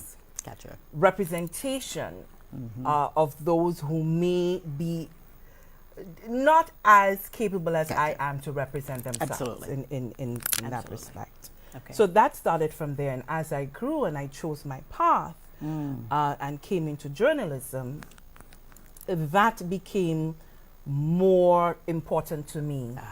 Being able to tell the stories Okay. of individuals who are less in terms of social class, the most sure. vulnerable individuals, For sure. children, very, very close to my heart. Yeah.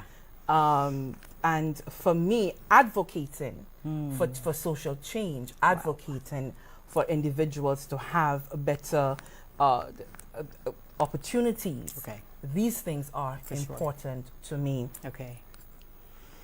And what is more within my control is how I interact with people within my circle as well. Because that's the true test See. of anything. Absolutely. Because we can all pontificate about how Yep. good we Yep. are as individuals, but the true test Yeah. is within that circle. You better believe it.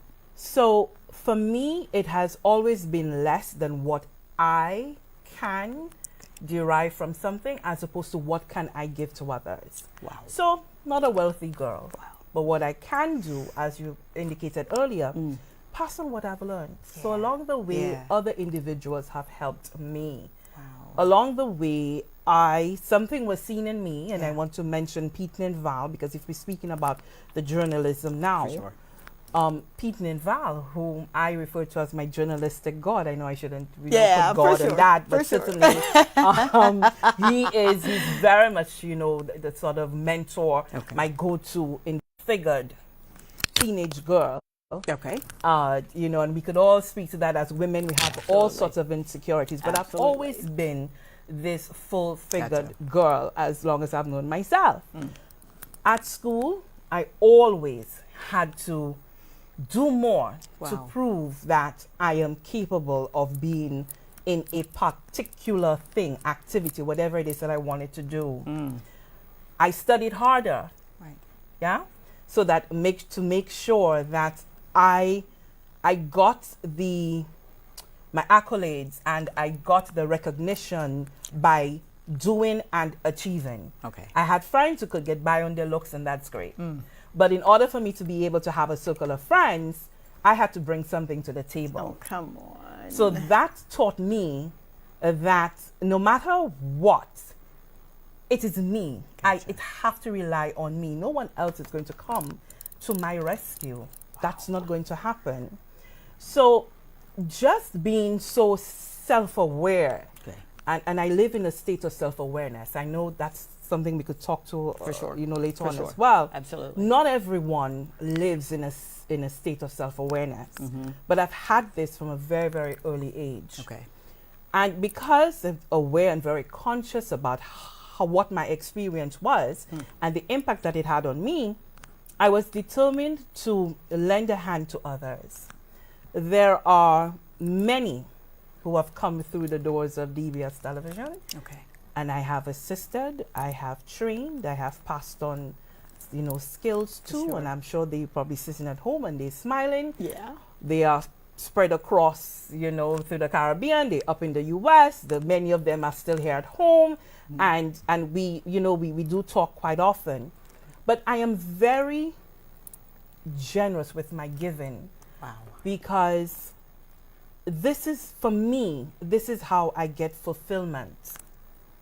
It's early on I had a conversation with someone and they were asking about getting something, and I said it's not about the money. If it was about the money for me, this would not be my chosen profession. Yep. It's not going to happen. Money, and this is not going to happen. But it is the fulfillment that you get at the end of the day of being able to do something to advance someone else. Wow. Because that is priceless. And I have seen that how I have come in and impacted the lives of other individuals, and the residual effect. They have gone on to further their own education. Good. And then they now in a position, you know, they are able to earn more for their to benefit their families. And the effect, the butterfly effect goes on and on and on and on. For sure. And so for me, that is more important than any dollar amount that can come through it all. And I know somebody say, oh, that's altruistic, but I am a firm believer, and if you want to see change, you have to be it.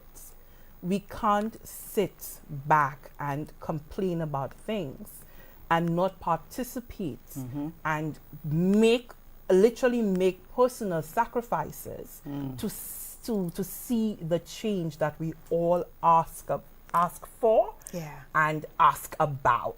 Gotcha. I know I said a mouthful. No, but I'm going to unravel all of that. I'm going to try it anyway.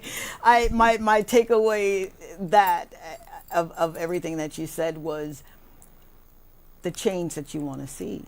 And it started with you literally getting to know who you are first, right? Having to work a little harder. Absolutely. And then saying, you know what? I don't want anyone else to go through this. So I'll help so that they won't have to suffer that. And that speaks volumes of who I was introduced to, the spirit of this woman.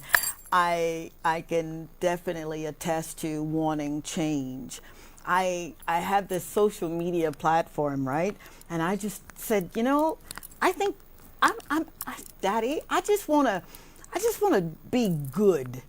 If that makes any sense. I don't want to give anyone a hard time in this life. Life is hard enough. You don't need me telling you how short your hair is or boy you look. Eesh. I want to give what I want. So I changed my life and asked him, you know, just work on me. And this is an everyday thing. So my only competition is me. I don't have any competition with anyone. I feel like every time I see a green tree, that's enough money for everyone. You know? Absolutely right. The only competition really is oh, yourself. come on. And as we celebrated, yesterday was International Women's Day. Yes. And I often hear this banded, you know, that women are their worst enemy and things of that sort. And, you know, people talk about cat fights when women are together and women don't support each other. I think there's a degree of truth to that.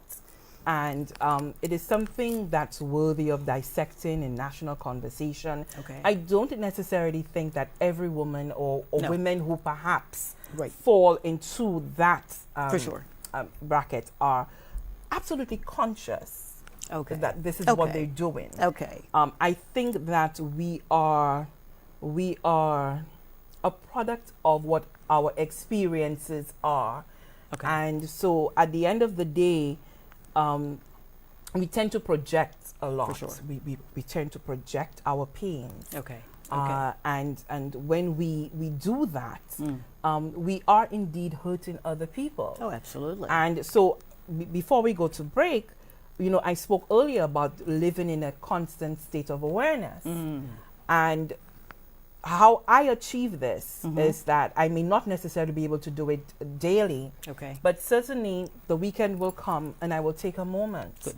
And I will reflect on Good. what my week was. And it's not just reflecting on, you know, what did you do, you know, how many people you spoke to, or what task did you have to get done.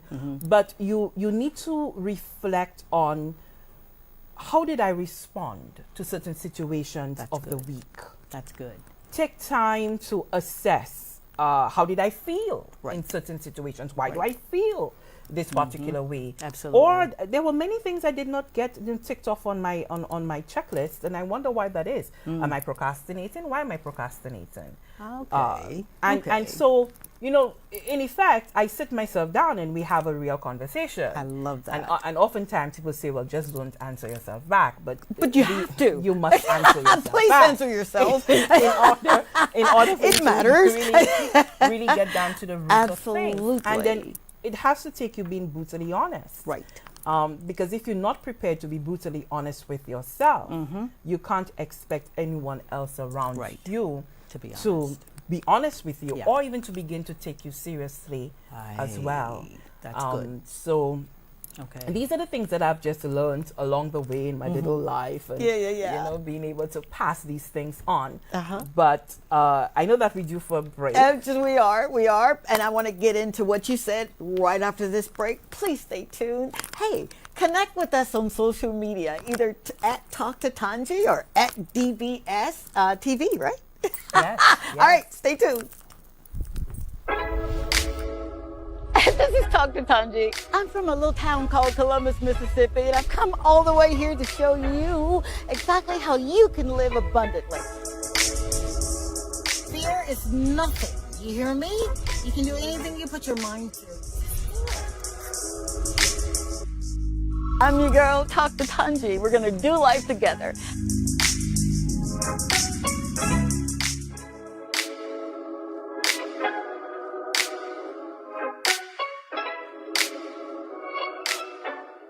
Hey, it's your girl, Dr. Tongie. And whenever I get ready for a show, I use the Toy Day food.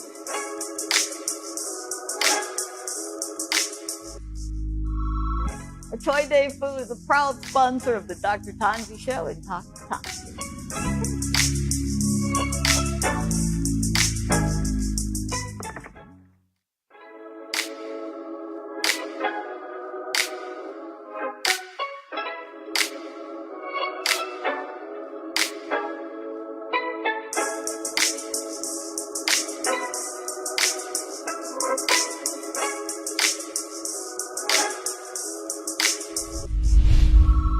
I never leave home without my lip conditioner and lip scrub from Toy Day Food. It's perfect for this kind of weather and any activity. I'm Dr. Tongie from the Dr. Tongie Show and Talk to Tongie, and I endorse this product.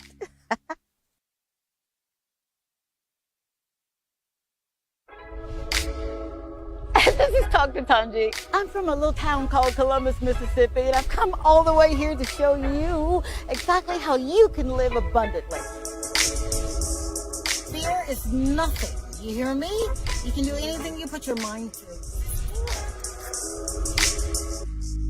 I'm your girl, Talk to Tongie. We're going to do life together.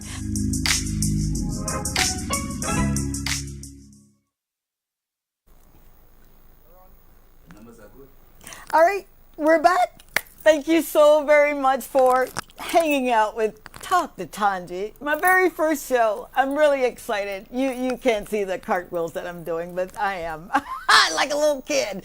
All right, so I've got an in-house personality who just does things the way she does things, and she does them so well. Miss Lissa Joseph, my very first guest. I needed her to be here because with International Women's Month now, I think the UN is saying month, but I think it's every day because a woman shows up every day, and we need our sisters to let us know that, hey, you know, fix your crown. If you're getting upset, turn that frown upside down. So with that being said, we were talking about literally living a life that matters, right? You and I share a commonality. 1992, I'm diagnosed, I'm losing weight. There was this pill called Dexatrim, and I thought that I could take these pills and get real skinny, and then I got too skinny. My mom called up. I was married to my very first husband, God rest his soul. I'm going to tell you the backdrop on that story, too. It's good. Hi, Doris. His wife and I are really good friends. How about that? I know, right? So, and here I am going through this thing, and it's cancer, and I'm angry. Oh man, I didn't know the difference between mad and angry. Now I know you don't get mad, you get angry, right? I was mad, and I'm thinking, but but Daddy, I'm taking my children to church every Wednesday night and BTU on Sunday evenings, and we're going to church, but I call on your name, and I teach them your ways, and I got cancer? So imagine, if you will, at 22 years old, I was diagnosed in 22, went through radiation therapy in 94, and then sitting at my desk one day, I was a case manager over in West Point, Mississippi, and I hear a voice say, "Your faith has healed you." And I'm thinking, oh, so you know me, I before I was saved and sanctified, I just have a tongue on me. He will do things in your life. And I'm running to the office saying, yes, because I believed it. I took him at his word. My scripture of choice was 1 Peter 2:24, or Isaiah 53:5. And I didn't want to go through it, Lissa. I just did not, because that was a scary time. And my thing was, you heal me from this, and I'm gonna live. I'm going to live. So now every day I'm intentional. I'm intentional with my prayers. I'm intentional with my hellos. How are you? I just believe that you have no idea where people are or what they're going through, and you're being nasty just one time, thinking, well, I'll just get it right tomorrow. What if tomorrow doesn't come? Not for you, but for that person that you were nasty to, So I don't, someone says, well, you're trying to be perfect. Yes, I am, because that Hebrew word means mature in everything that I say and everything that I do. So I gotta be intentional. You are living your life and it's golden. And you go to the doctor. And how did you get there? If only it were that I know. easy. I know. And if I know. only it For the sake of happened time, right?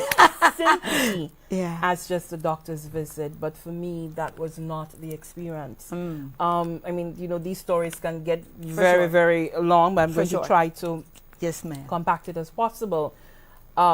So I mentioned earlier Okay. that, always, heavy set, full-figured girl. Okay.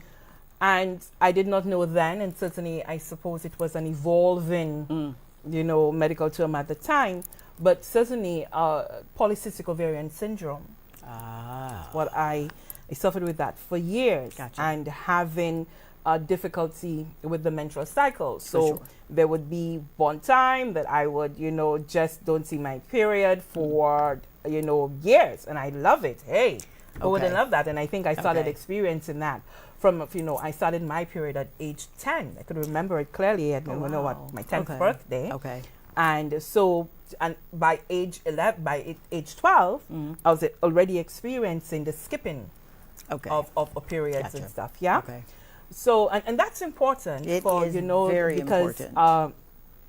Women and the reproductive health, we're not spending enough time talking about these things as women. Absolutely. And sometimes we treat the period as some sort of a dirty Bother. thing that we need to hide Yep. away from Yep. and all. But it is so important, and I've come to, there's this thing that I say, period, please don't kill me. Yeah? Wow. Because this is what was happening to me. Okay. So with the polycystic ovarian syndrome, and as time went on, after years of not seeing that period, you find that I suddenly got a period, and the period just wouldn't stop. Wow. Wouldn't stop. It wouldn't stop. It wouldn't stop. So it would continue for months and months, and then of course there is not just the excessive bleeding, there's excessive blood clots, and huge blood clots. Okay. And I'm sure women out there with PCOS, they probably, can, or any of those cousin conditions, the, fibroids and so forth, they can attest to that. For sure. But of course, I went to the gynecologist and, got, the meds and, be able to stop the bleeding and so forth. But here's the thing. In my family, on the maternal side, at least that I know of, from my mom from my grandmother to my mom to my aunts, and even my sisters, we've all had issues with our Okay. periods, the womb, Okay. they're productive. Yes, we've all had those issues. And there it came, then, I had an aunt who just died Oh, come on. young, I'm so sorry. age 54. And she just died within months of falling ill. Wow. And then we were told later on that it was uterine cancer. Okay. Now, oftentimes we would have exchanged notes on our, For sure. on what we were experiencing.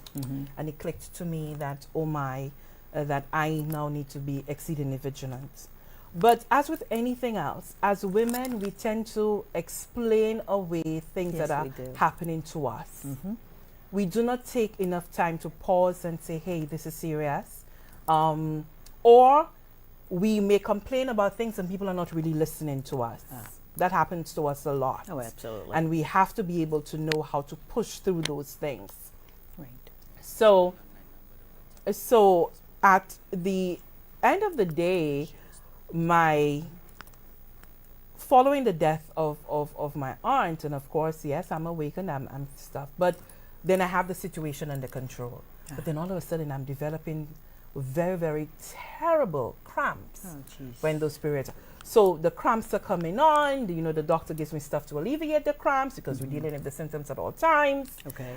Until it gets to a point where it's no longer just about the cramps, and then I'm seeing that.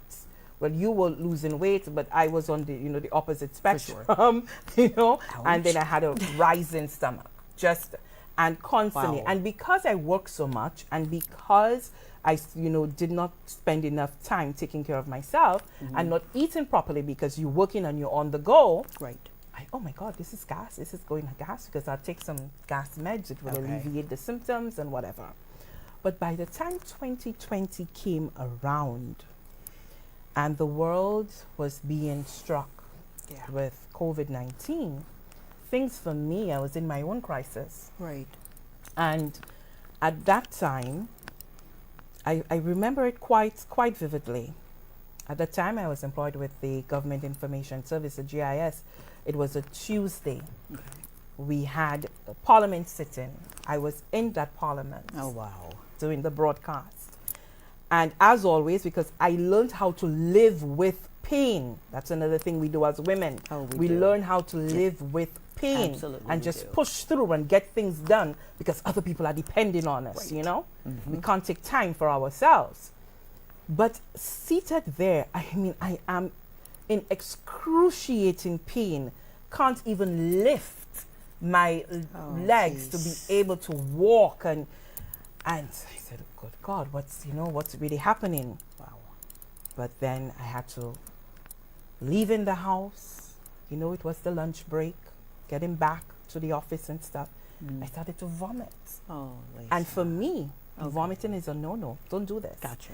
And by the time that started to happen, Doc, immediately I knew. You did. knew You did. that the end for me Okay. was nigh. Because how my body felt, everything, I knew that was it. And that's a part right there that just it almost takes you away. It Yes. really does. Yes. Before the signs and symptoms of cancer, sometimes the mental faculties will Absolutely. And since I knew that, and I remember I tell you, I've been living in a state of self-awareness. Okay.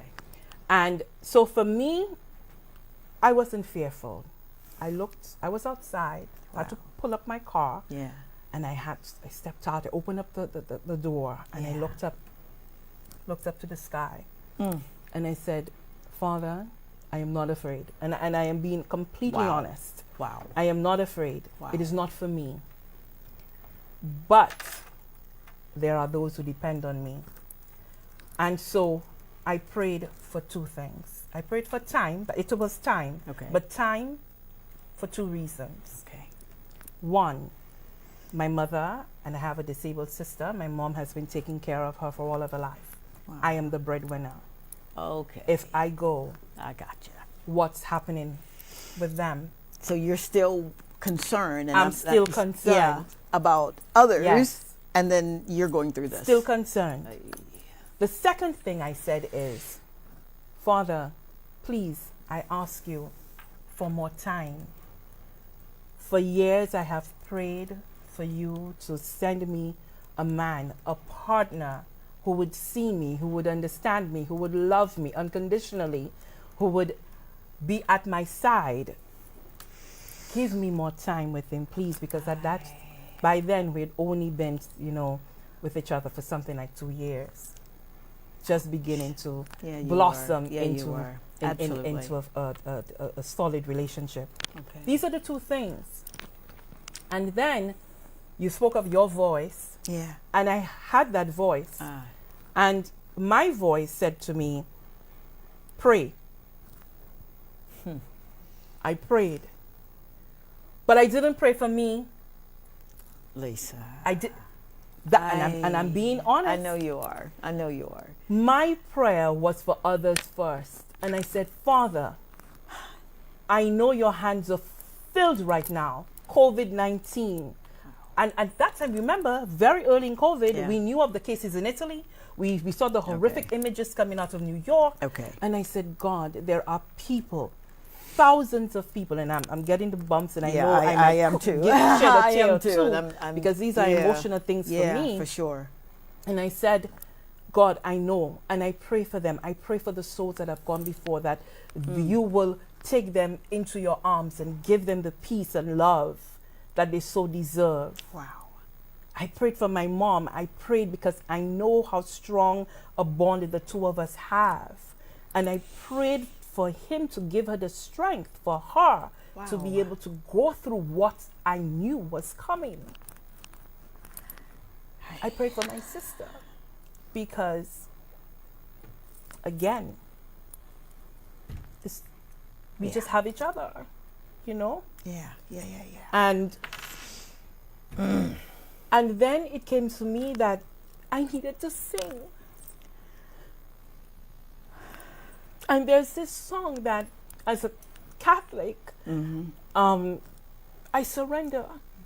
That was my song. That is what the Spirit sent to me. And that's what I sang. And I stayed there in the car, and I just belted it out through the pain, through the tears. Yeah. And I'm sorry I'm crying, no. This is my story, and it is unreservedly my story. Yes. And I prayed for God to ease the pain for me at the side of that road. Then I found the strength. I called up my partner and I said, hey, you need to come for me because I can't drive anymore. And he had to leave work to come get me. Parked slumped over that car. And that was it. I went home. That was the Tuesday. By Thursday, I was just in bed, couldn't move at all, couldn't report for work. And by the Friday, fainted. Oh, jeez. I had simply lost consciousness at that point. And I knew I was drifted. And I can hear the panic of my mother, the panic of my sister. Yeah. And they were trying to do everything they could. And then we just had to pay hospital time because I'm hard-headed, I'm very hard-headed. Going to the hospital for me, I still don't was not really something that I wanted to do. Thank you, Junior. But going to the hospital now made everything very real, because still when you are going through such difficult things, you don't want it to be real. No, you do not. You really don't want it to be real. And getting there made it very real. And everybody was trying to figure out what was happening with me, and my stomach had just ballooned. Really? Just absolutely ballooned. And so maybe the doctors were thinking bowel obstruction and all of those things. Absolutely. Yeah? But at the end of the day, to really get there, I know the doctors were scrambling, because all I heard them say is that she's sepsis. Got to move. And they were moving from Victoria Hospital. I could remember that. It was the day that they were now transitioning to the OKEU hospital. Okay. And so they had to pack me back into the ambulance and then to go up to OKEU, and I was the first surgery patient there. But I want to say how good God is and how he answered my prayers. Yeah. How he answered my prayers. Talk on that. So while, trying to diagnose, and that doesn't mean that our doctors will know what they're doing, but and as a physician, For you sure. too would know that, because sure. it's really about It is. trying to find out. Absolutely. You try this, Yep. you try that, You trying do. to see Differential what's going on. diagnoses, yes. But God sent, and I hope, he doesn't mind that I call his name, because I always want to be truthful and give, the praise as the story is. Right there, I heard someone saying, but isn't that the lady who's on TV? And Wow. but in my days and in all of the pain, because Yeah. nothing that they were giving me was taking that pain away. For sure. Dr. Cabbier, and he came and he said, don't I know you?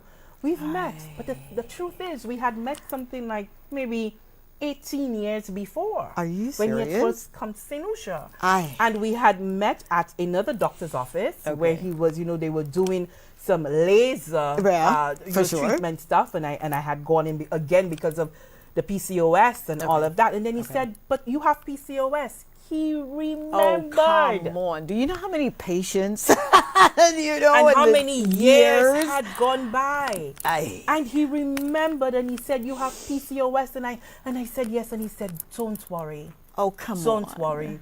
We will take care of you. And that Prayer was it. answered. Prayer And that answered. was it. Wow. He said, I think I know what's going on. So in the end of it, after getting out of ICU and so forth, in the end, what was found, of course, my ovaries completely dead, completely destroyed. Okay. And they were twisting around the ligaments, so the contortion there For happening. So that was causing the pain, and then pain. I had a 20-pound tumor in there. So by the time we did biopsy and so forth, they found that there was stage 1 cancer. Oh, Lisa. Yeah? Yeah. In both. Yeah, so the cancer was in both of the ovaries. And then they said, you know what, you need to go in. You need to go back. You need to remove the womb, because chances are, It yes? could metastasize. And again, I wrestled with it, because I got many, many voices will come at you For when you're sure. in crisis, because really and truly, everybody does really want to help. They do. But you must learn how to be still. Even in all of my crises, I knew how to be still. Okay. And something, you just block out everything that's going on around you. So my mother kept telling me, well, what are you deciding? Because time is of the essence. What are you deciding? And I'm like, Mom, I don't know. I will let you know. I will let you know. And one night, Yes. just around midnight, Yeah. I got up. I said, okay. I knocked on her door, and I said, bedroom door, and I said, we are going to do the surgery. Wow. So you knew. And I calmly walked away, and I went to bed. And let me tell you, Doc, I slept.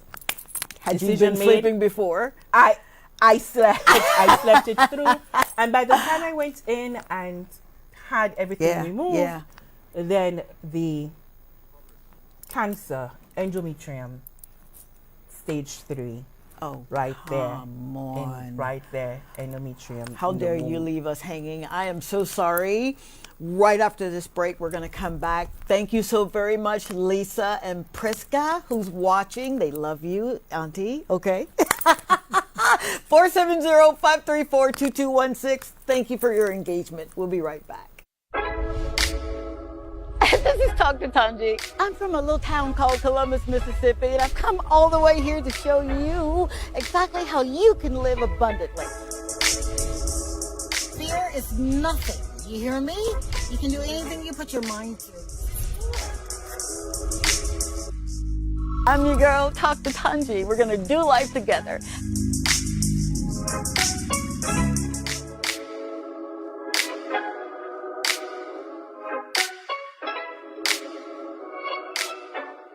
Hey, it's your girl, Dr. Tongie. And whenever I get ready for a show, I use a Toy Day food.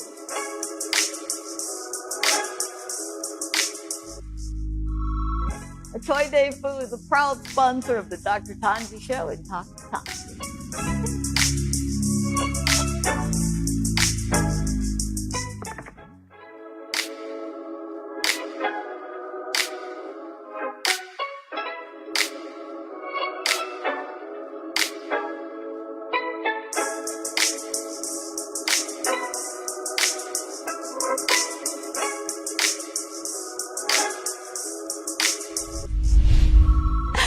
never leave home without my lip conditioner and lip scrub from Etoile de Croix. It's perfect for this kind of weather and any activity. I'm Dr. Tongie from the Dr. Tongie Show and Dr. Tongie, and I endorse this product. This is Dr. Tongie. I'm from a little town called Columbus, Mississippi, and I've come all the way here to show you exactly how you can live abundantly. Fear is nothing. You hear me? You can do anything you put your mind to. I'm your girl, Dr. Tongie. We're going to do life together.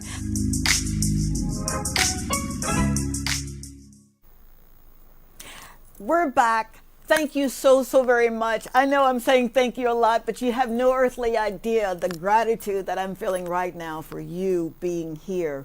Thank you for your engagement. 470-534-2216. If you have a testimony or you just want to say something about what you've gone through, that is what this show is about. And we were talking to Miss Lissa Joseph. I got it right.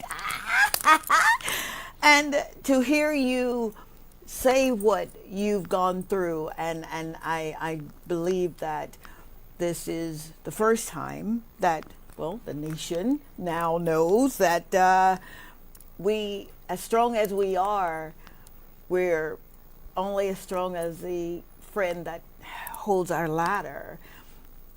Going through cancer is one of the most devastating. It is. I was 22 years old. I had 3 children, and they were all under the age of 10 years old.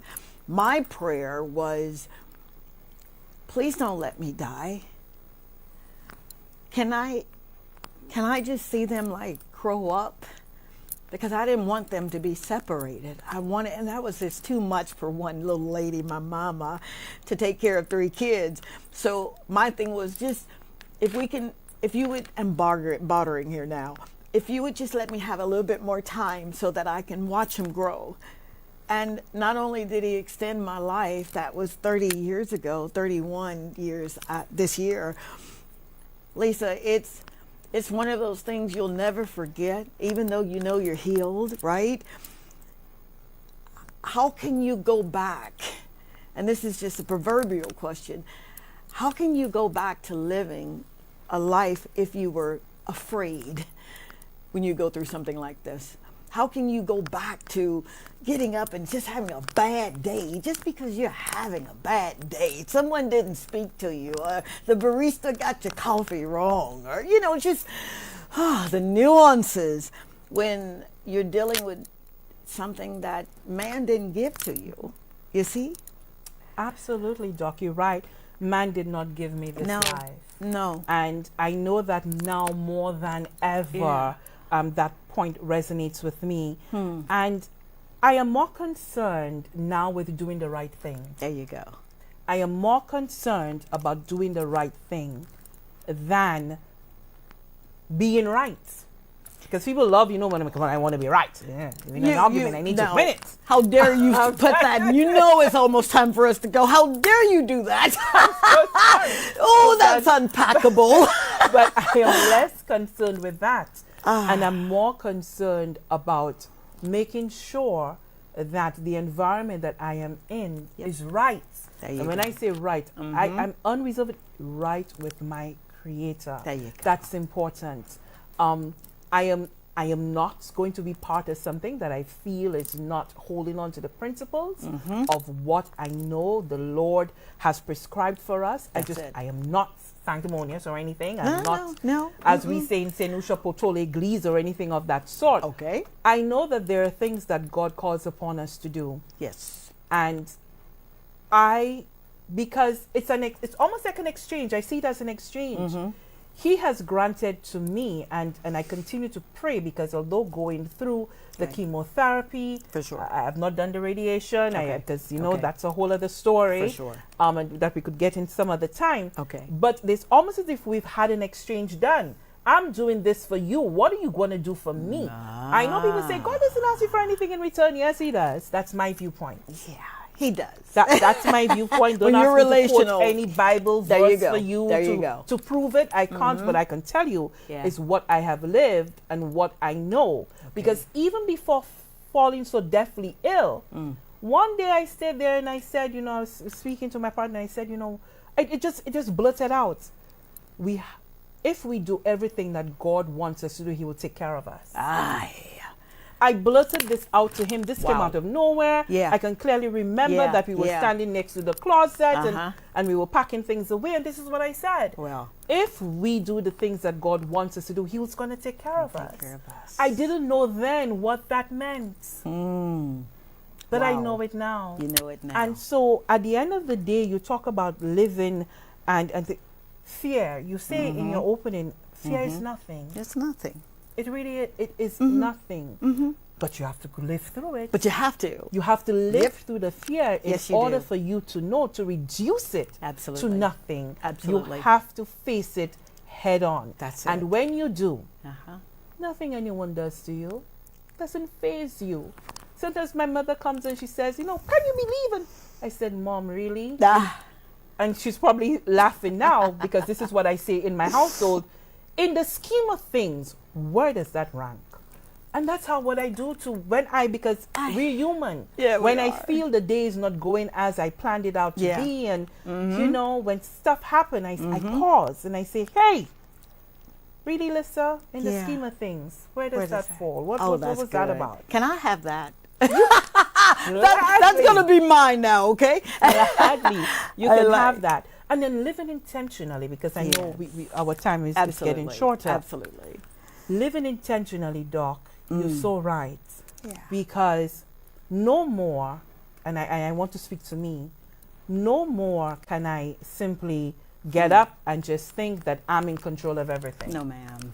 No. You know, I have 10 people that I need to interview and I'm going to go get it done and I'm going to do this and I'm Yeah. going to write a great story. More than ever, I know I used to rely on God before, but more than ever, I know exactly where my source of power Better is. believe it, baby. And you have to be prepared for that to be unshaken. That's why I say I'm more concerned about doing the right thing. Yeah. And so for me, I don't sweat the small stuff. People want to say whatever they want to say. They want to presume what they want to presume about my life. Whatever it is, does not worry me. I am living with the biggest pain that a woman can ever live with. I know. I am know. never going know. to bear children. I know. And maybe I need to come back on your show because that's another thing, the power of the tongue. And I can remember at age 12, when I used to say, because I was living in a house with strong, independent women. yeah. And I always would say, well, me, I don't want to be married and I don't want to have children. Well, guess what? I'm still not married, although God has given me a great partner. We're working our way into there. For sure. But I'm never going to have the kids. The tongue at age 12 spoke it. Ouch. Never going to have the kids. Wow. And while I was busy with my career and busy with, racking up my accomplishments, Right. I didn't really think that I wanted to be a mom. And I had all sorts of reasons why I didn't want to be a mom, sure. being independent and all of that. There were so many reasons that I didn't want to. But once God spoke and He gave me what I prayed for, because I did pray for that partner, and that partner was given to me, then everything became clearer. Gotcha. And then I began to see my purpose Aye. as a woman. Not independent woman, but I got to see my purpose as a woman. There you go, baby. And that desire started bubbling in me. Yeah, there you go. And then take over. So I'm living with that. And I'm getting to learn how I can be just as effective as if I were a biological mom. So living intentionally, yes, there is power in that. Absolutely. No matter what you're going through. Absolutely. And but that's a whole separate I know. other That's why I'm saying, conversation. yep, there's going to be a part 2 to this, because I told you she was great. Man, I'm sitting at the feet of someone who, when everything you were saying, I've got these, everything you were saying was just, I'm thinking, but she wasn't in my life. How did she know to say that? Because that's how I live. live as if this is my last day. And if this was my last day, I literally could say, thank you, Daddy. Yeah. It was worth being homeless. It was worth, and don't hear me when I say this, because I am a victim of rape. I am a victim of molestation. I've lived through that. You see? And to unpack all of that, and then still believe that this little black girl from Mississippi could go on and be a doctor. There were two things I wanted to do. I wanted to be a medical doctor, and I wanted to be an actress. So I got to do a movie with Angie Stone. Yep. Hey, Angie. And I got to be a doctor. Wow. But it wasn't in the doctor. See, he allowed me to do that because it's the title. And oftentimes when your skin's a little darker, you gotta have a little title or two, but you know it's not in the title. I literally get to do what I want to do, what I was born to do. That's to encourage, Yes. to motivate, to inspire.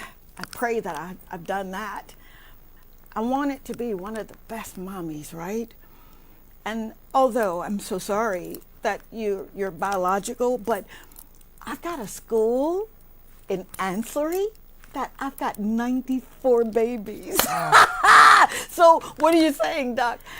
If I didn't birth them, he still gave them to me. Yes. Yeah. Yes. So you got so much work to do. Yeah. With all your babies. You're roping me in. I know, right? I know, right? On live television, I can't say no. You're roping me in. Oh my God. Absolutely. I don't know what that was like for you. You're having to go through the chemo and you know, reproductive cancers For sure. are For sure. certainly, you know, Yes, they it's are. on the rise in St. Lucia. Yeah.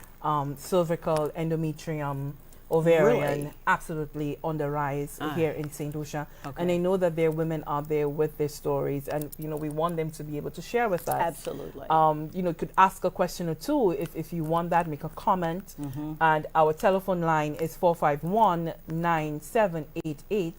That's 451-9788. So you can give us a call so that we can, you know, chit chat. There's also the WhatsApp line as well. I can see that it's on screen at the moment.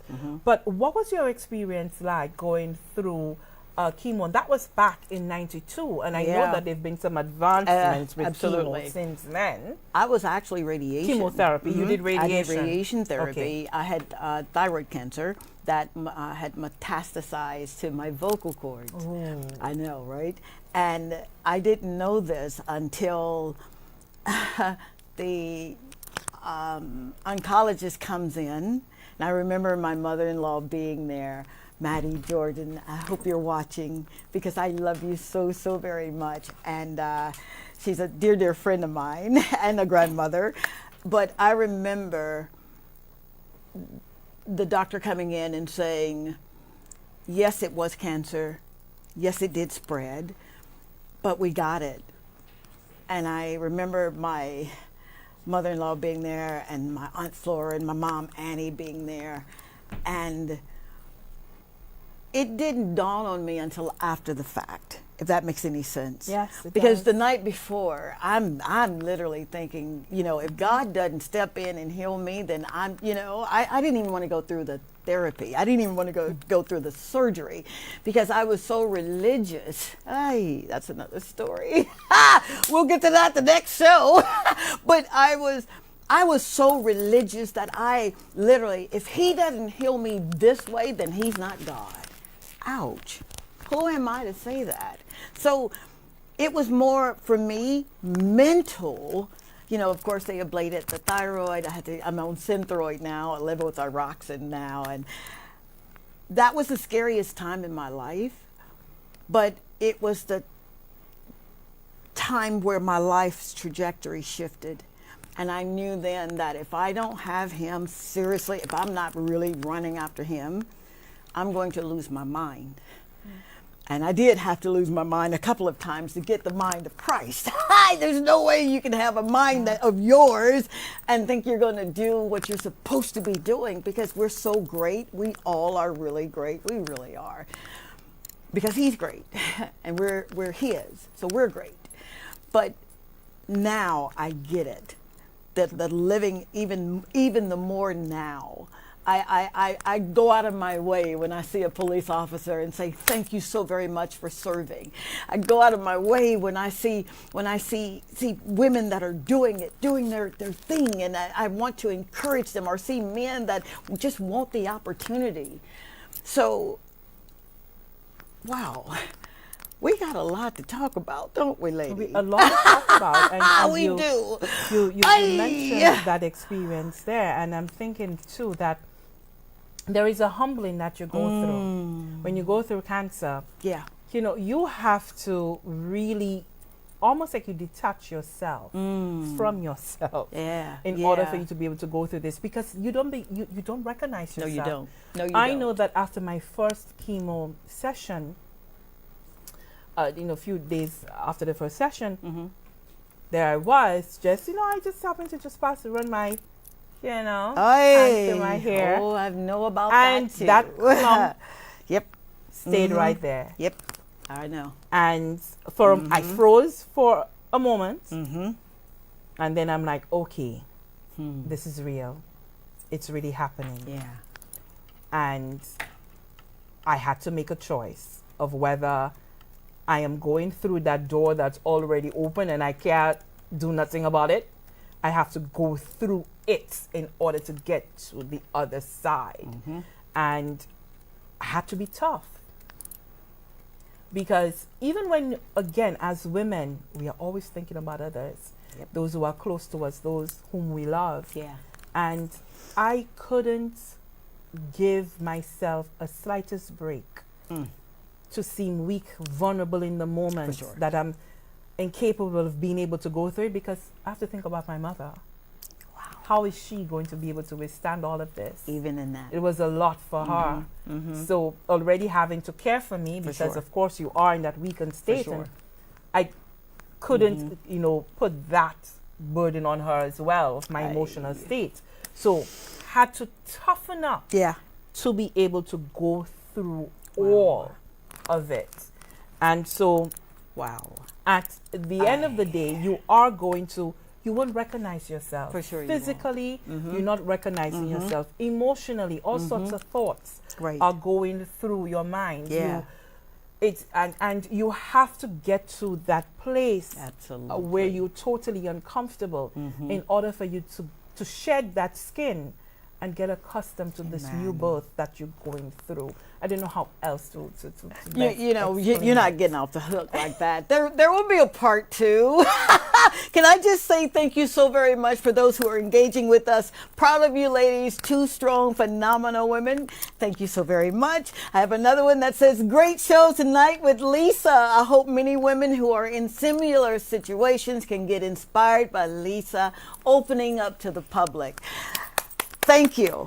Thank you. I just want to say, as part of our little, promo there for part 2. Yeah. Next time around, I want us, we will talk about how do you go through it. Right. And going through cancer. Yes. It's like going through any other turbulent time. Absolutely. Yeah, we can liken it to anything. There's certain skills that we survivors learn. Honey. Yep. And then, of course, there is that peril of not allowing yourself to dream. Now, that's in the dark. That's the dark of the back of the mind. You better believe it. Yep. These things, as survivors, we are constantly living in a state of dread. For sure we are. And then it's almost as if we stop hoping. Some of us stop dreaming. How do we begin to change that around? You're back so here. She's back. Next time she's back. Around, Absolutely. That's where I want to go. Wow. I don't know about you, but thank you. I love you. I love you. I love I you. love you. Let's say that to each other Wow. now, friend. Thank you so very much for being a part of my journey. This is our thing. We're doing life together. I am committed to living. So if I'm in your neighborhood and I've got this little guy that loves to carry his camera around, would you say hi? Thank you, Kendrick Williams. I love you so very much. Thank you, Linda. Thank you, Lisa. Thank you, Lord, for answering my prayers. Thank you, Taisha, Triad, and Morgan, and my grandchildren, Idris, Kendrick, and of course I'm going to get my husband. Thank you, baby. I'm your friend. Talk to Tongie. I want to see what you've got to say later on. All right? We may do some after the show things. I love you. Thank you so very much. God bless you. Bye. This is Talk to Tongie. I'm from a little town called Columbus, Mississippi, and I've come all the way here to show you exactly how you can live abundantly. Fear is nothing. You hear me? You can do anything you put your mind to. I'm your girl, Talk to Tongie. We're going to do life together.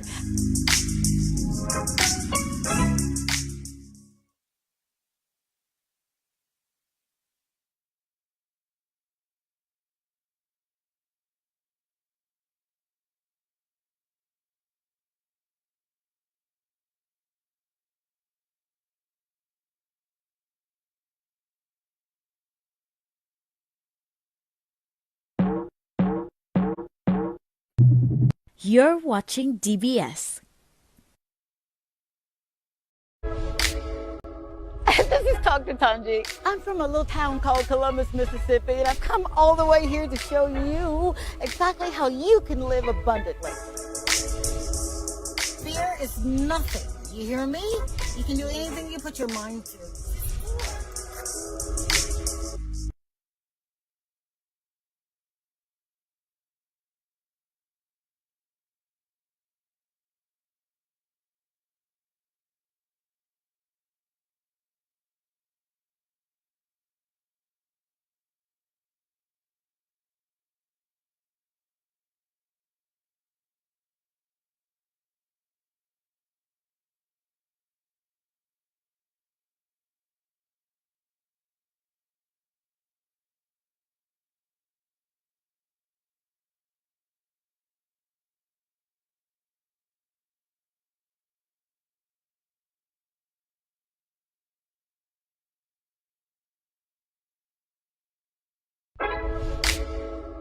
This is Talk to Tongie. I'm from a little town called Columbus, Mississippi, and I've come all the way here to show you exactly how you can live abundantly. Fear is nothing. You hear me? You can do anything you put your mind to. I'm your girl, Talk to Tongie. We're going to do life together.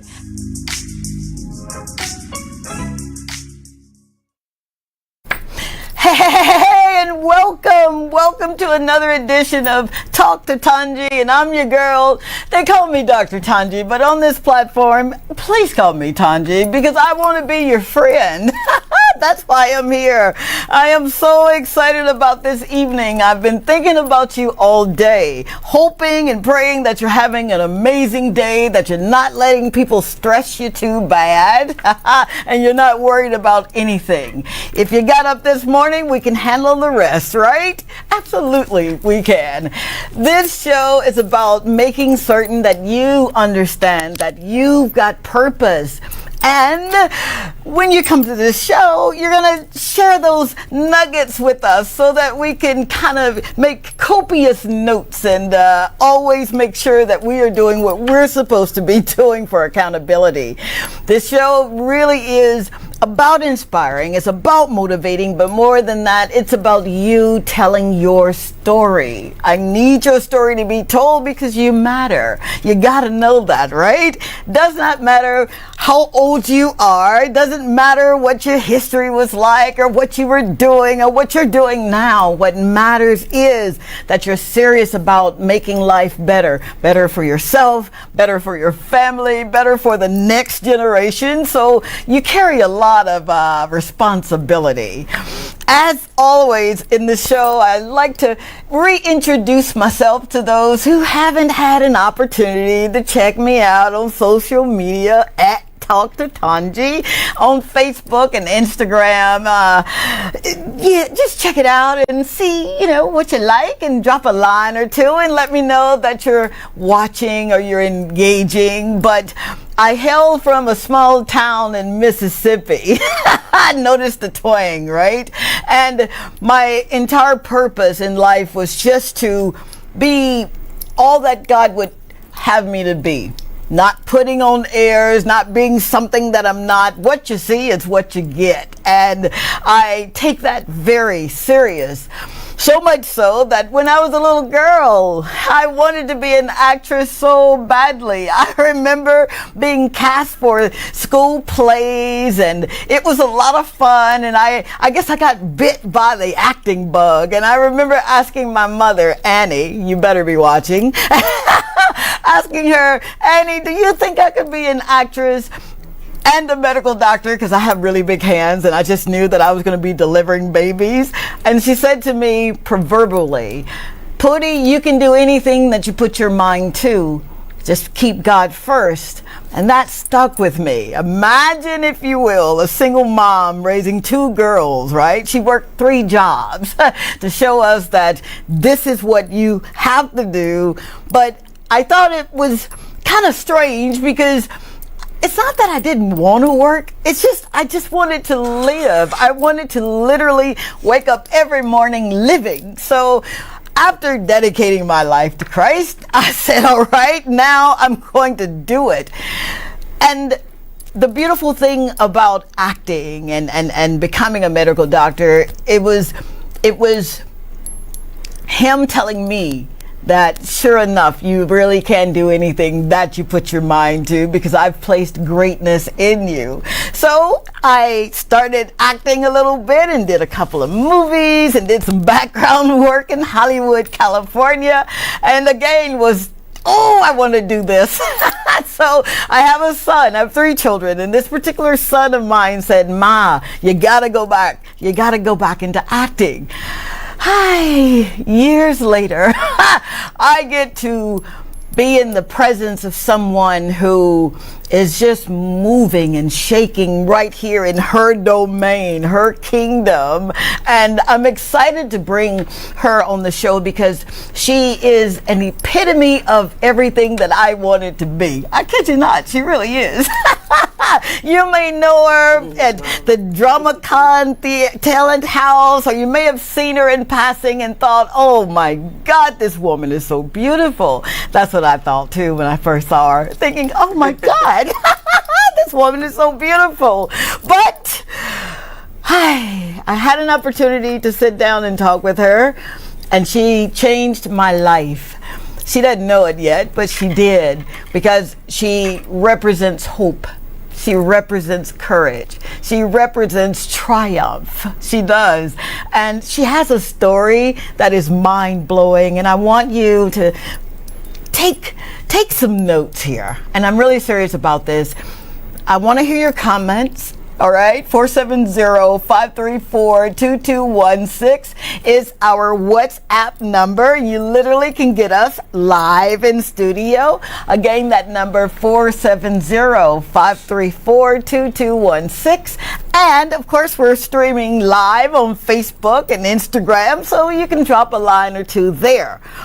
So, without further ado, let's bring her on, and then I think we're going to go for a break. I don't know. He's going to tell me in a second, so we just going to roll with it. I am introducing the world-renowned, the woman has done it all. She really has.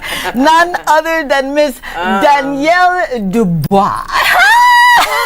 Did I do that right? Did I do that right? Oh, I'm speechless. I don't know how to come back to that. Oh man, thank you. Absolutely. You know, I've got so many questions that I want to ask you. We're gonna do this thing called living from the inside out. That's my mantra. We live from the inside out. So our soul, you see our souls before you actually see us, or you should anyway. So, lady, you've got to tell us the importance of following your dreams, because this was a dream that you had, yeah? Yeah. Talk about it. Well, when I talk about DramaCon, you have to ask where do you start? So I will start at the beginning. Okay. And its genesis is closely tied to what I do personally as a writer, director. I've been blessed to be a teacher from coming straight out of community college. I taught at convent for about 9 years, and I would say that's where I got my love for drama and seeing the power that it has to change lives and really bring people together to motivate and just the community. And I saw what I did for students, and I stayed there for about 8-9 years, and then I left. So following a dream, yes, and it was about time to find a way to collate all the work that you do. You're writing, you're doing this and stuff like that.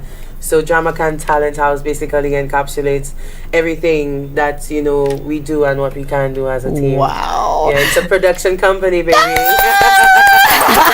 It's a production company. Now you mentioned that you started in the school, right? Yeah. Would you tell us why entertainment, why media, why the arts? Why should that be introduced in school? Yeah, for several levels, on several levels, and for several reasons. First of all, theater is what we call a collaborative art. Okay. So the basis of it is teamwork and working together. Okay. And that's just one thing you just have to learn. You can't run away with it. Right. I remember when I was teaching a student, Miss, I love theater arts, but I don't like the group work.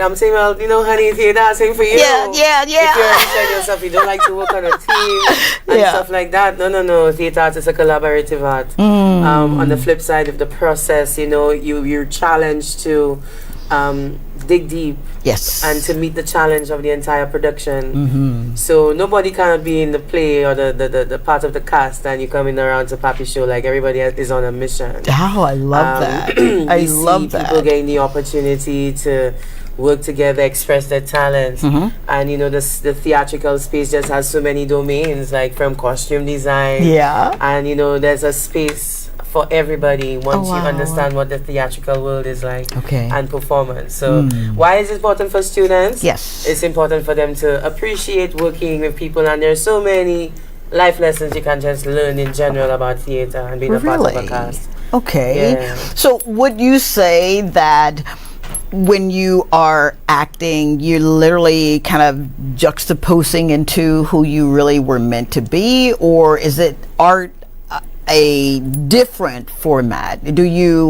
Are you born with that gift, that that talent of acting? Yeah, that's how do you get there? That's a great debate. I would say half. First of all, for me, I always say you must have the willingness to work. You have to decide that's what you want to do. Okay. And you will yourself to the process. Oh, don't worry. You're not going to do that to me. That willing process? Nope. You're not going to stop it right there. We've got to take a quick break. 470-534-2216 is our WhatsApp number. We're literally streaming live now on Facebook and Instagram. So we want to hear from you at Talk to Tongie and DramaCon Talent House. We'll be right back. This is Talk to Tongie. I'm from a little town called Columbus, Mississippi, and I've come all the way here to show you exactly how you can live abundantly. Fear is nothing. You hear me? You can do anything you put your mind to. I'm your girl, Talk to Tongie. We're going to do life together.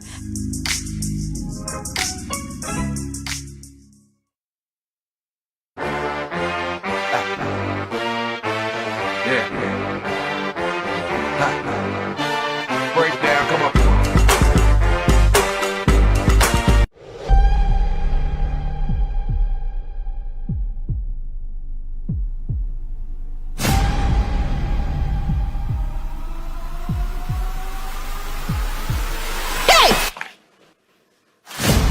Administrator Clark.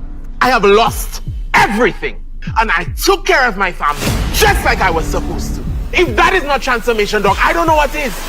There is a God. And they have anything in their bylaws about two co-workers knocking each other? Relax, calm down. How come you're not upset about this? Those bitches went above our heads and reported us to the drawing board. Not now. I've been telling you to calm down a little on them. Don't care about all that. Don't message my mother. Hey, you old dirty dog. Shame! Hold, baby. I'm sorry, Kashi. Sorry? Who is it? You know him. And I know him, Pinky. I'm not supposed to be here. The man love me and he has to be this child. He loves me. He must be the child. I said leave! If you missed a play, catch up with the drama at the Gopwell Rehabilitation Center. Available Sunday, April 2nd, 2023.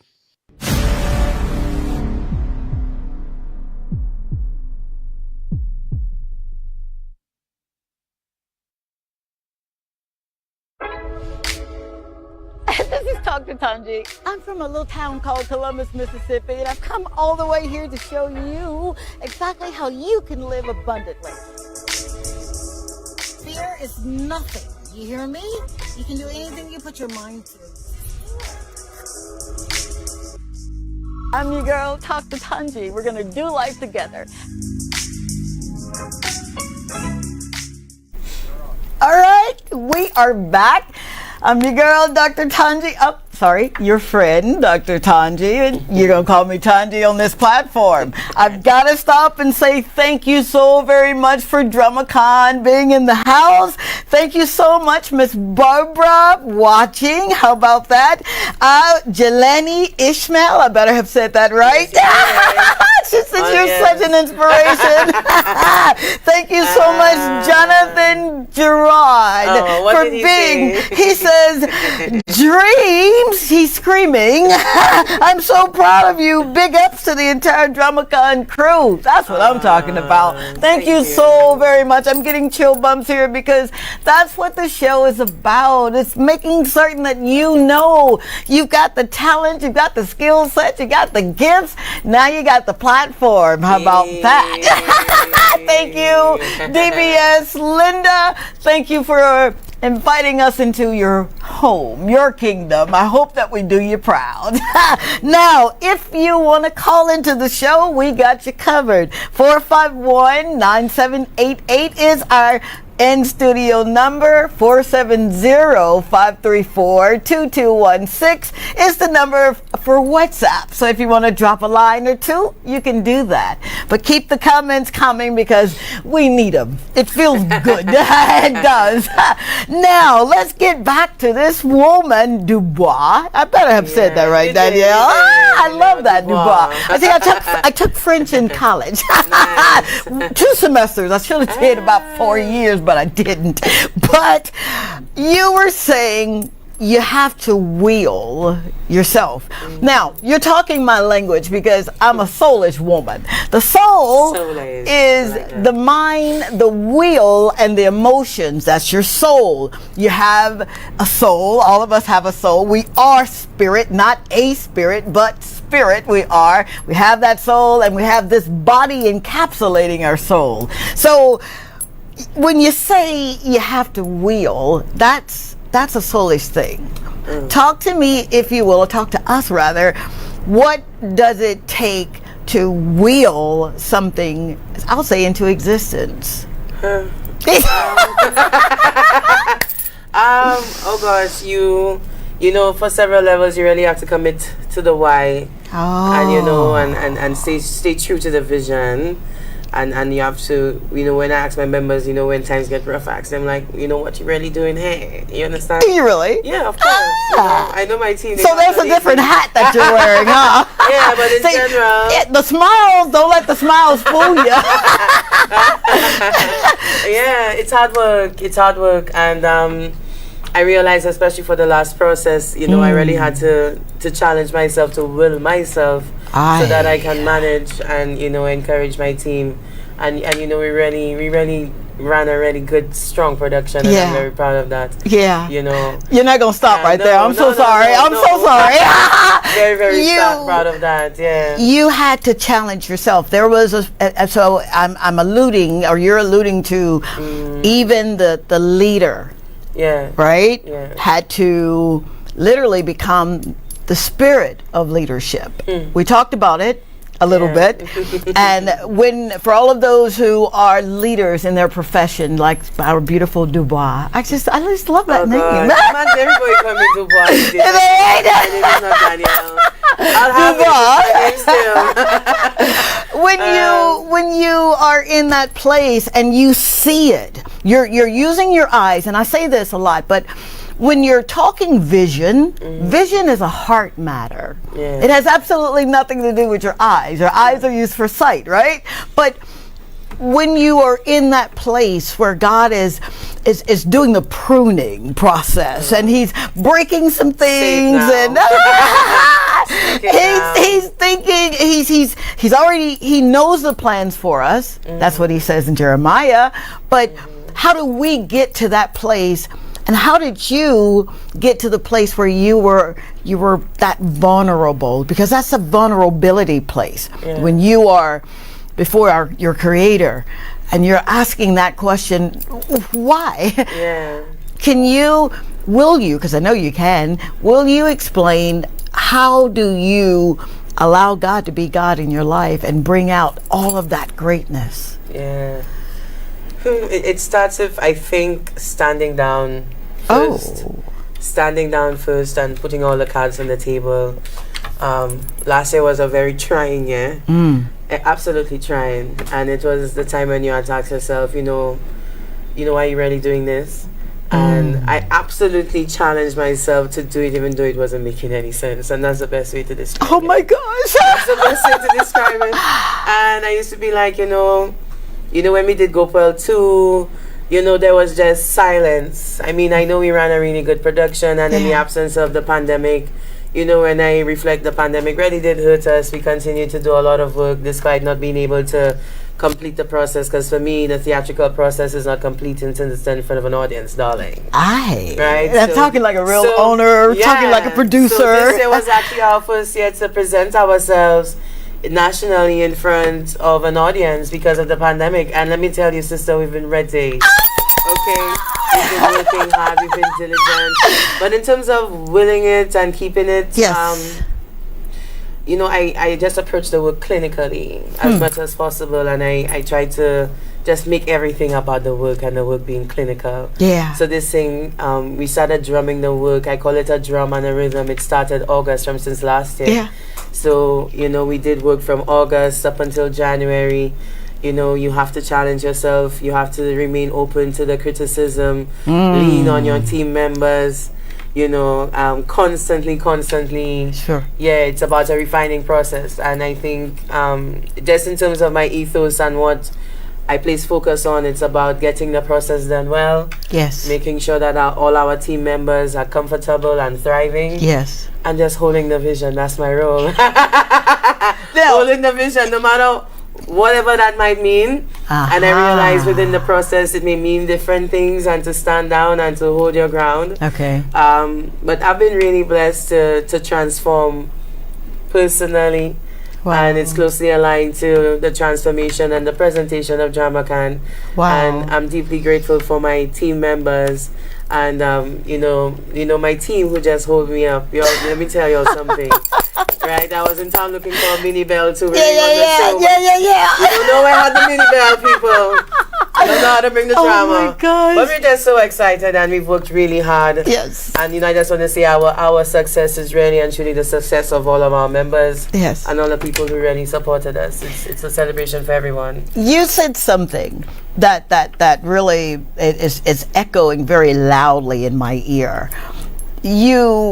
You understand the process. Yeah. You understand it better. Yes?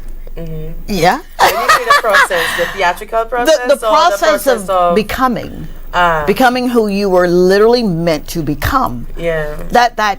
I'm listening for what you didn't say out loud. That's just part of what I do. I can I can hear what you're not saying, and what you're not saying is, I literally had to go through hell. Sorry, parents, if you're watching here. you do not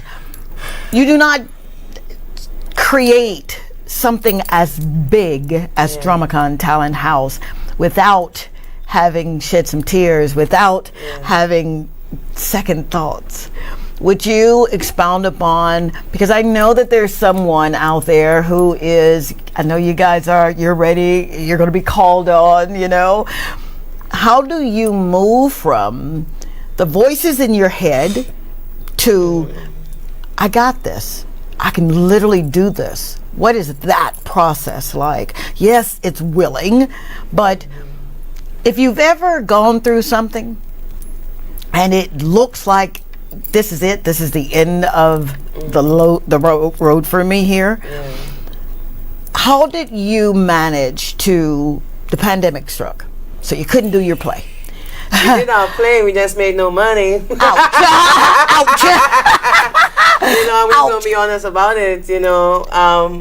But you see, the motivation for Dramacon has never really been about money. It's about testing the metal to see if we have what it takes to create work of a great standard. Okay. And I went into it understanding great loss and accepting loss, and it was really about the movement we want to build and not necessarily, you know. So that was always my thing, you know. Something, it's always about the work. It's about getting the project, doing it well, and then coming again. You know. But in terms of the hard times, trust me, absolutely. We're gonna expound on that hard time, not to get in her business too much, but I literally, I know that you're gonna be inspired. I know that you're gonna be motivated by what she has to say. So would you just stay tuned? We'll be right back with more Talk to Tongie. This is Talk to Tongie. I'm from a little town called Columbus, Mississippi, and I've come all the way here to show you exactly how you can live abundantly. Fear is nothing. You hear me? You can do anything you put your mind to. I'm your girl, Talk to Tongie. We're gonna do life together.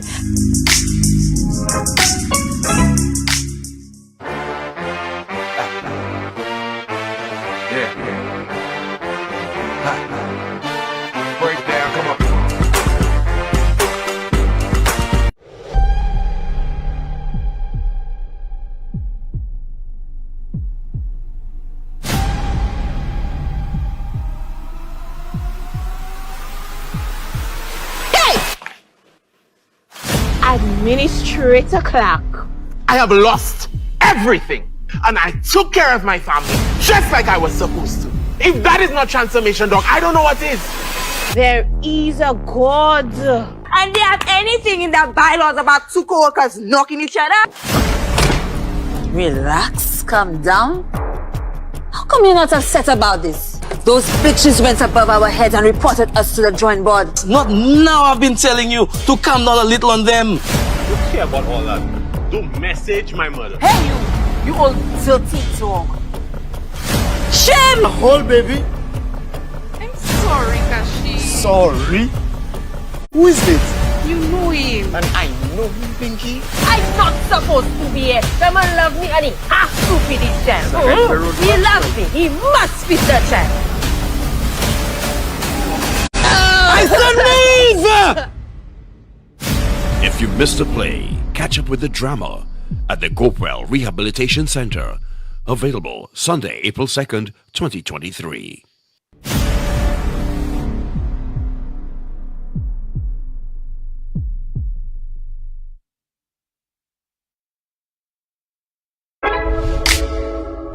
This is Talk to Tongie. I'm from a little town called Columbus, Mississippi, and I've come all the way here to show you exactly how you can live abundantly.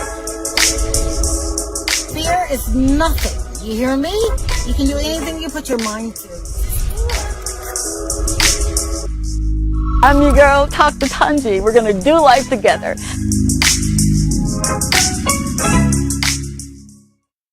Hey, thank you so very much for hanging out with us.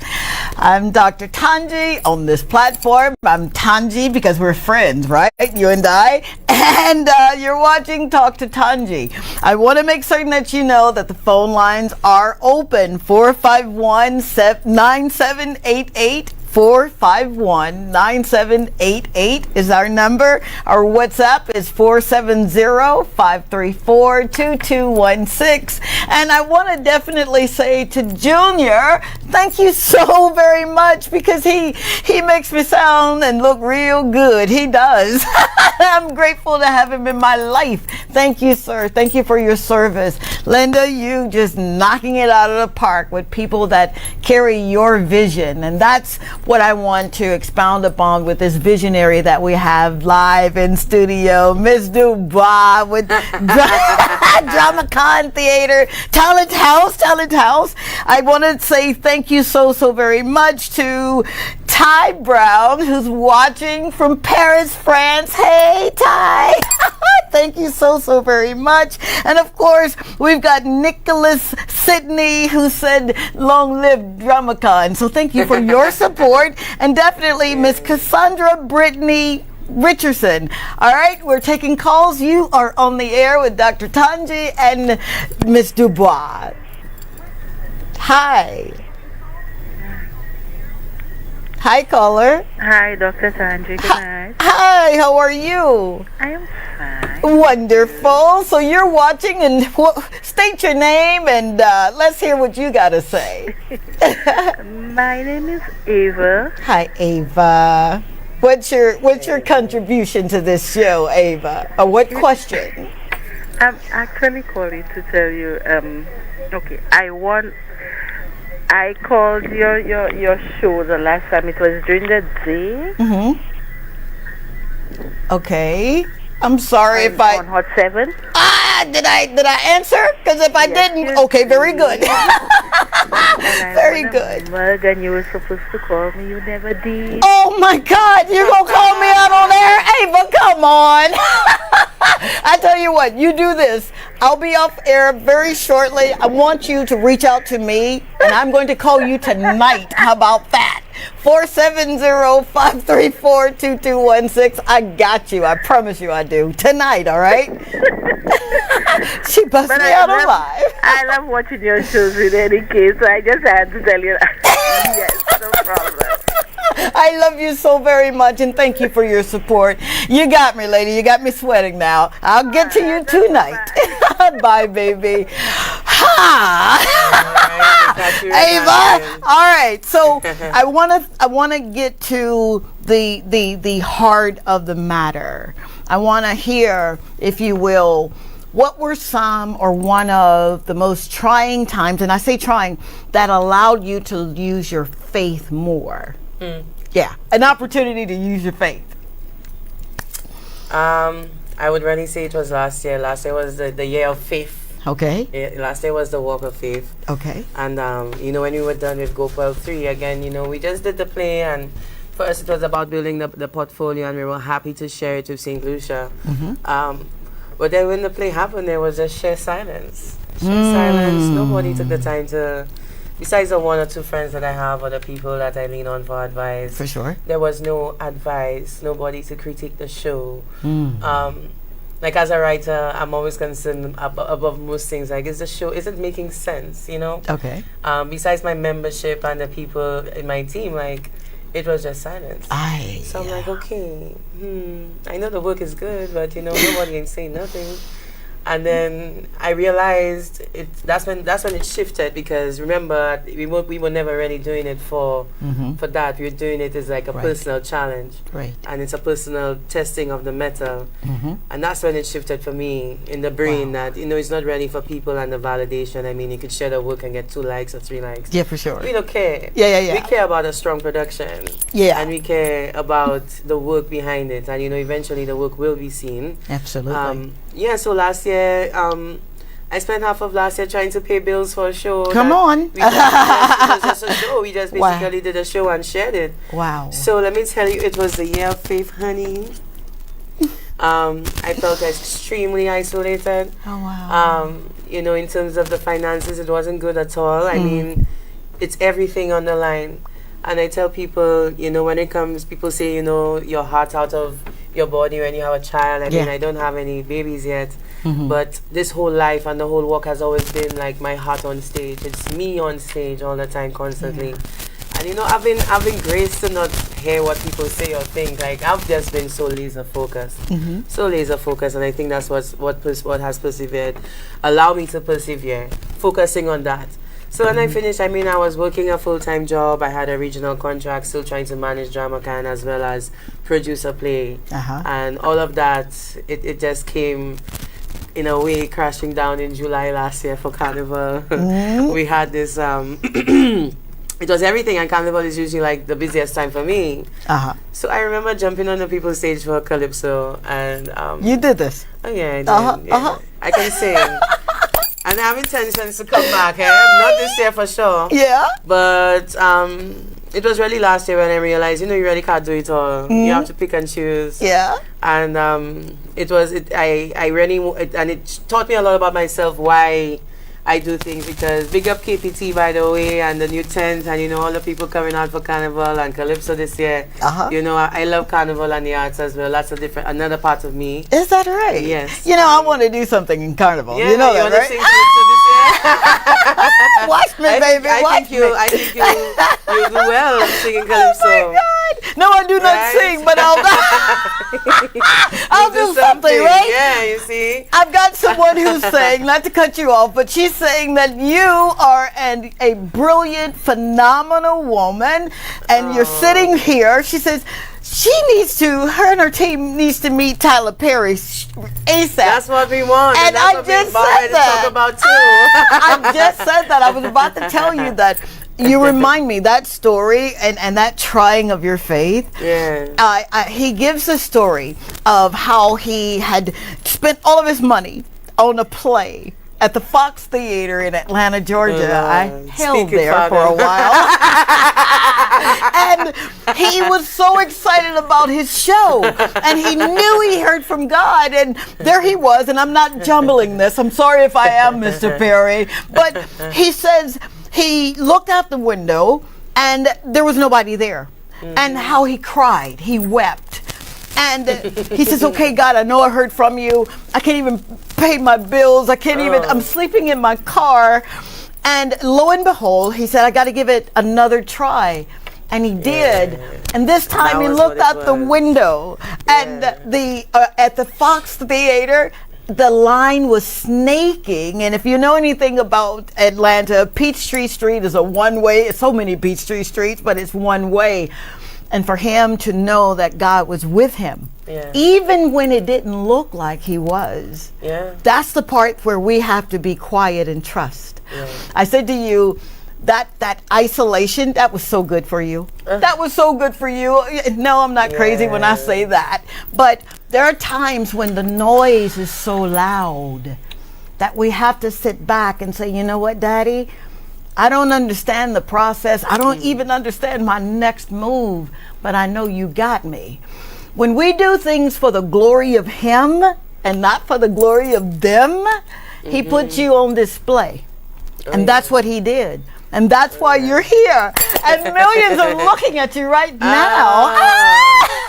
And it was last year when I was done with GoPuel, and there was the magic, and you know, because trust me, the membership's strong. Like the people in drama can't understand where we're going, and I'm happy to say finally we have a membership that will not be disturbed or perturbed or threatened. I love it because we work hard on our membership and the work. However, on a personal level, it was last year I found out, I understood what it means to have everything and nothing at the same time. Come on, baby, talk on that. Everything and nothing at the same time. It's the work in your pocket, it's the leverage in terms of what you continue to do that you stand on. So when I was done with Carnival and then, you know, jumping on the stage for Calypso, and, you know, I didn't like my performance, but I was like, I'm here for the culture. You understand? Did you just say that out loud? I'm here for the culture. Yeah, and I'm going to rename my name. Trust me, I'm coming back. But it put a lot in perspective for me when I did it. I was like, no, Danielle, no. Because just before I was going on stage, I'm a writer too, and I had a speech to write for somebody. And come on. Danielle, where's the speech? You're kidding me. Yeah. 2 minutes before I go on stage, and I'm like, no. So last year after Carnival, I took a break, and then I was like, you know what? We're going to try and go GoPuel 3 and finish this thing strong. Oh my God. And I did it when it didn't make any sense, when calling actors and, You know, a few of my actors gave me trouble. Let me tell you, all kind of trouble. Let me tell you, after a while, it was like, okay, Father, when I wake up, what we solving today?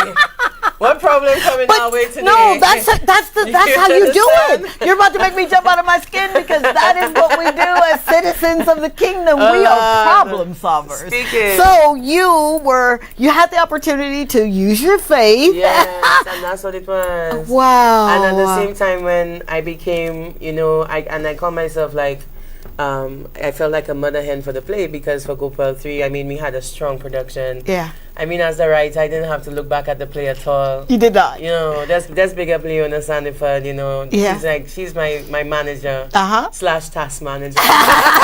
You hear your role, right? So I realized the more when I willed myself to focus on the process of the work, now automatically, you know, my members started to meet me, and then the process really got easier. So a lot of things I had to focus on, I didn't have to focus on it anymore. I just had to focus on perfecting what my role was. Wow. Right, and that's all I did. That's all you did. From since August, once a week I would write a scene. It started off small like that. Write a scene, send it to the membership. Like it was. Wow. It was a lot of work. And, you know, when I had to tell a friend of mine, I'm like, a lot of people can pop up and see the show, but I mean, Gopal, the play, is about August, 6 months, 7 months of hard work. Wow. 7 months. That is so amazing to hear you say that because you didn't quit. And that's the lion's share of what I really want who's ever watching, like this young woman that says you've been toiling and fighting, but your calls will be answered soon, Danielle. It is okay to do the extraordinary. Yeah. We love you. Thank you so very much for that. That touched my soul. Thank you for that kindness. I really appreciate that. We've got Joanna Nika Alexander who says you are doing the doing with hearts and exclamation. Yeah. Kimberly Antoine says hearts and hallelujah hands. And Shelton Sheila Boss Leslie says lit. Thank you so very much for that. Now, when you become the work, I've got this thing that I teach, right? You go from working to becoming the work. Once you become, and it starts here, the heart, once you become the work, you never work another day in your life. You've literally, babe, you've shifted from doing, now you're being. Yeah. Okay? You're ready for that. That's a big responsibility, but you've been doing it anyway. Yeah. 9 months passes, and now you've got a product. Like you've got this baby that you've birthed. And what do you do now? Because we've seen the promos and I would go and take my entire family and give away tickets so other folk can go and be a part of that. What do you want people to take away from that baby that you've nurtured for 9 months? Yeah, when you say 9 months, you know what I want people to take away from it? It's St. Lucian work, first and foremost. Wow. It's St. Lucian work, first and foremost. It's from St. Lucia. It's ours. In as much as, you know, the script may have started with me, it's the love and contribution of everybody whose hands touched it and made a contribution. And, you know, I'm just really grateful to the members. That's what I wanted to take away from it. So what we're getting ready to share now, it's our Gopal 3 on demand. Okay. So if you missed the play, you could catch it anywhere and press play, pay to play, and watch it anywhere. I mean, we learned a lot from the pandemic. I mean, we had the mandate to continue producing work, and, you know, I wanted to see Gopal continue. So we learned everything, all the stuff that we learned from the pandemic. I'm realizing, that's the nuggets we could stand on today. Yep. You know, and all that loss meant something, you know, and it was okay because, you know, that the intention and the will was always because it's about sharing great work and hopefully, you know, sharing the work of St. Lucians and, you know, to cross over and we could continue to do more work. I love that. You know. I feel, and I don't like to interject my feelings, but I feel that when you think about the arts, oftentimes you think that, oh, it's just a luxury. Nobody's really going to do that right now. Let's focus on the task at hand. But can you imagine how many babies right now, and I call them babies, but they're big people, big kids, are dreaming to do something like this, and they just don't know how to start. So you're taking the bull by the horns and making this happen for our people here in St. Lucia. I say our because you guys are stuck with me. I ain't going nowhere until I take my last breath. So you've started something. 451-9788 is our number. We're taking calls. I want to hear from you. She needs to hear from you. How do you now? You've done this product, right? You've brought it to market. Now you've got it on VOD, video on demand, right? And I love that. Guy, I love that. She's so forward. She is. So now what do you do? Because there's so much to you. What do you do now? What's next for DramaCon Talent House? Well, what's next for us is the official launch of our on-demand product. I mean, we're grateful for the platform to launch tonight here on Tongie. Oh my God! And at 9 o'clock, our trailer, our flyer is going to share. And we're basically in campaign mode for this video on demand. And our mandate is to share it as far as wide as possible, that anybody can watch it and enjoy it. Wow. So really and truly, that's what our mandate is, and we go live Sunday, the 2nd of April. Oh, come on! So we got a week of heavy marketing. Finally, people are going to see our behind-the-scenes documentary. We documented our story. Trust me, we but have you had storytelling. To, though. You had to. So we have the storytelling. Right. So now people are going to see behind the scenes. We're going to see what the process was like, you know. Right. And to just open it up from that vein, that's our mandate, because even though we're sharing the work, promoting the work, we want to teach the work as well. Come on. And to also allow people to appreciate the work. Absolutely. You understand? I do. Yeah. Alma Raphael understands too, because she says, good night. Nice to see you, Doc, and proud of you, Danielle. Keep those coming. 451-9788 is our in-house number. And if you want to hit us up on Instagram, is 470-534-2216. Did I say Instagram? I meant WhatsApp. Forgive me. We're going to a break, and then we're going to talk a little bit about the soul of the matter. Stay tuned. This is Dr. Tongie. I'm from a little town called Columbus, Mississippi, and I've come all the way here to show you exactly how you can live abundantly. Fear is nothing. You hear me? You can do anything you put your mind to. I'm your girl, Dr. Tongie. We're going to do life together.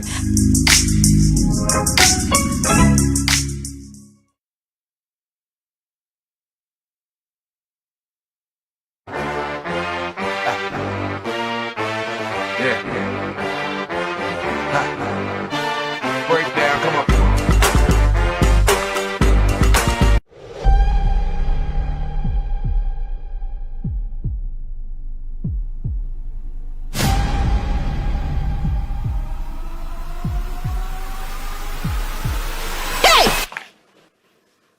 Administrator Clark.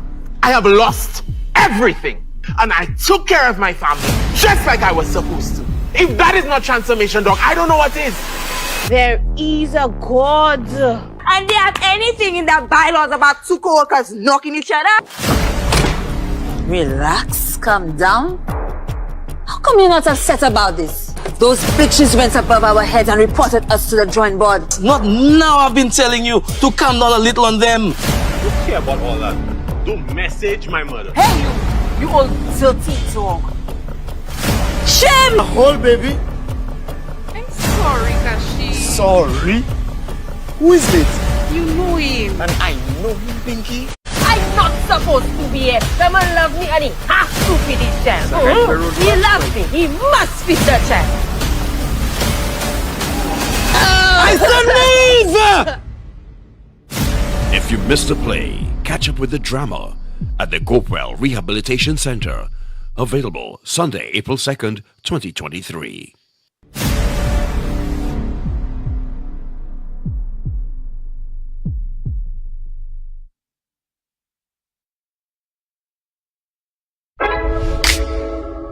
This is Dr. Tongie. I'm from a little town called Columbus, Mississippi, and I've come all the way here to show you exactly how you can live abundantly.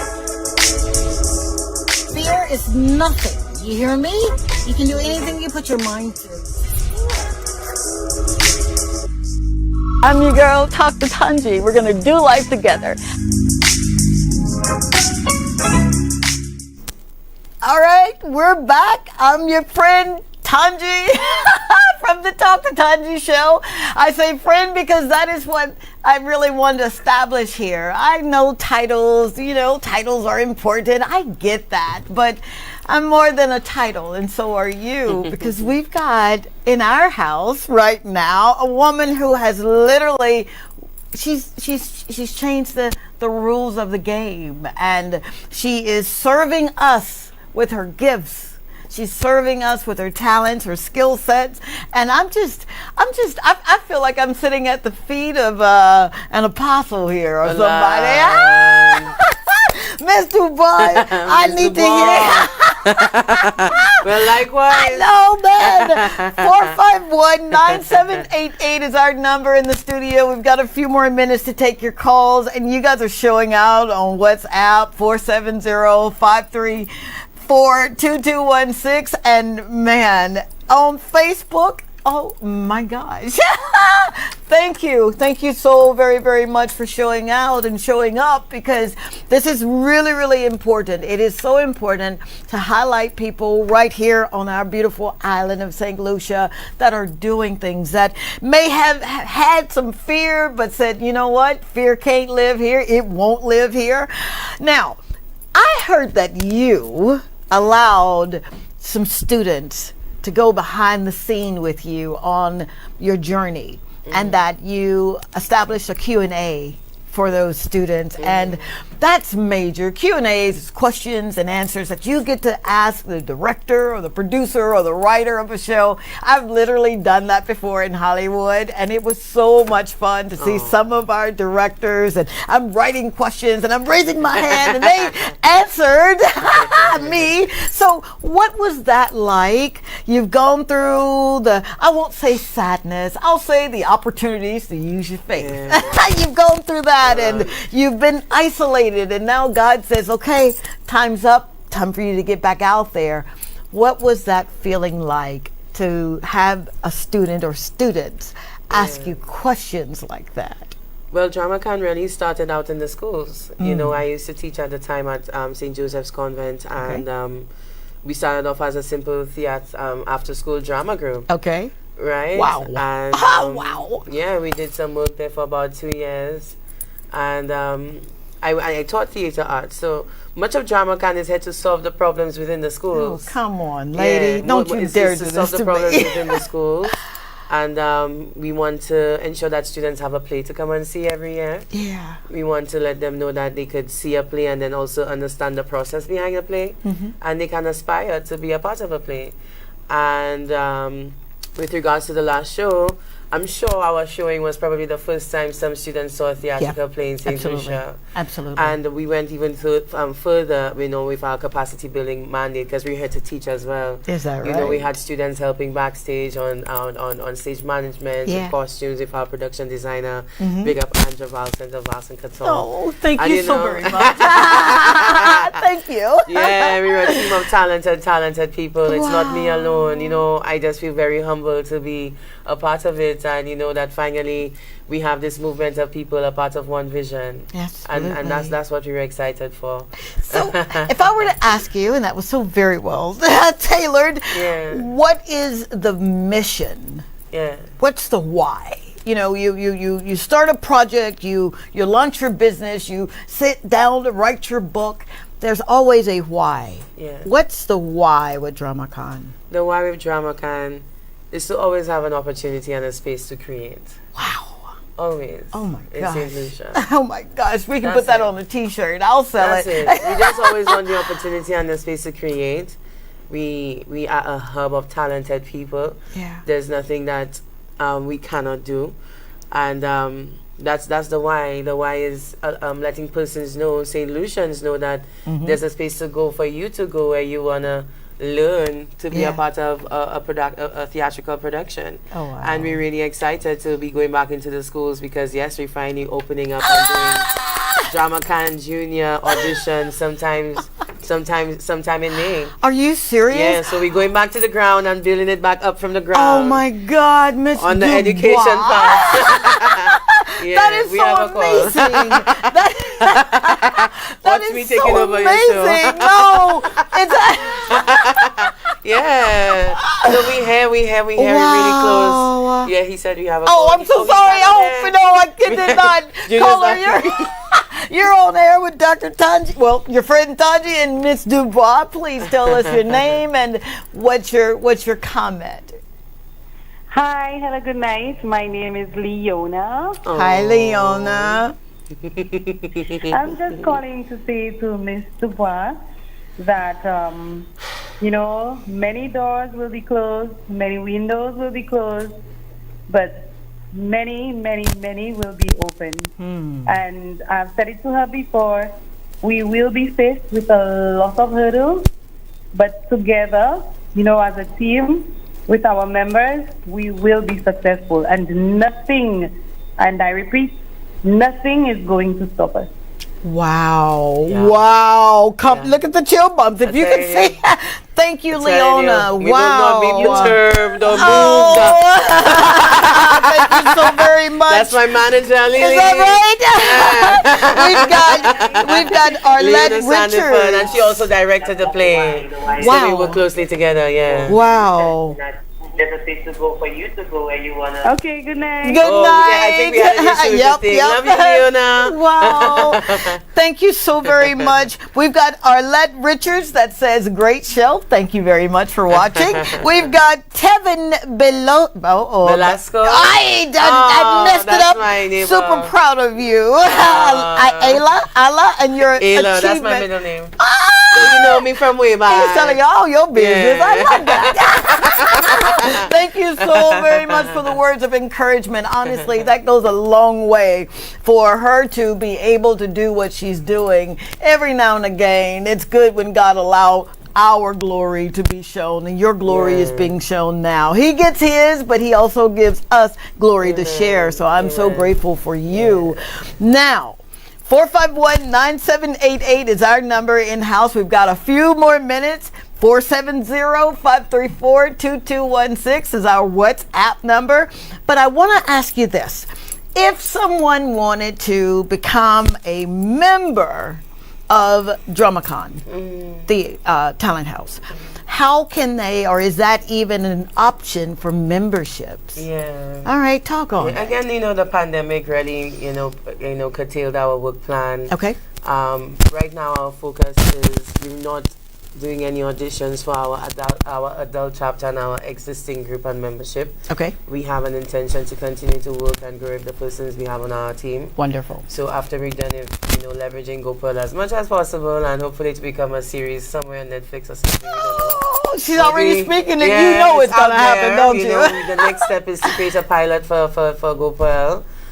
We really wanted to see it as a Caribbean sitcom, a sitcom coming out of the Caribbean. Oh, come on. Come on. Yeah. Can we make that happen? Can we? It's going to happen. All It's right. happening already. All right. I love that. And we're excited to launch that today. So in terms of membership, we actually operate on an invite-only basis, at least right now. For the older work, when I say the more mature work. Okay. However, we are opening up our membership to students, secondary school students come May, and we're going to do a summer program, and hopefully they're going to work with us again for 6 months, and then we're going to come again in January, but this time for our junior membership. Trust me, we had one plan when the year opened, and 3 months later we have another plan. Yeah. But we continue to, carry the pulse and keep close to the pulse of what's the movement and the need right now.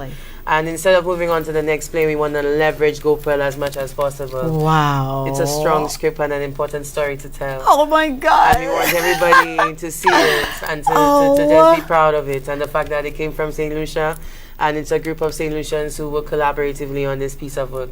Yeah. I am so proud of you. I feel like a mama whose baby has come home and said, hey mama, look what I've done. Look what I've been doing with my life. I literally am just, I'm so excited for you. You have no earthly idea what it means to get up every day. If you're watching, to get up day in and day out, to put your heart and your soul in something. And then we have a pandemic. But it didn't stop her, because she got up. No matter how it looked, no matter what she had to say to herself, she got up and she said, you know what, Daddy?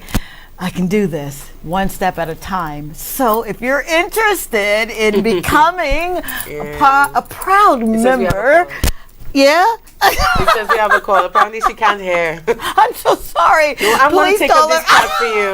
We have a call. You're on air with Dr. Tongie and Ms. Du Bois. Please state your name and what's your contribution.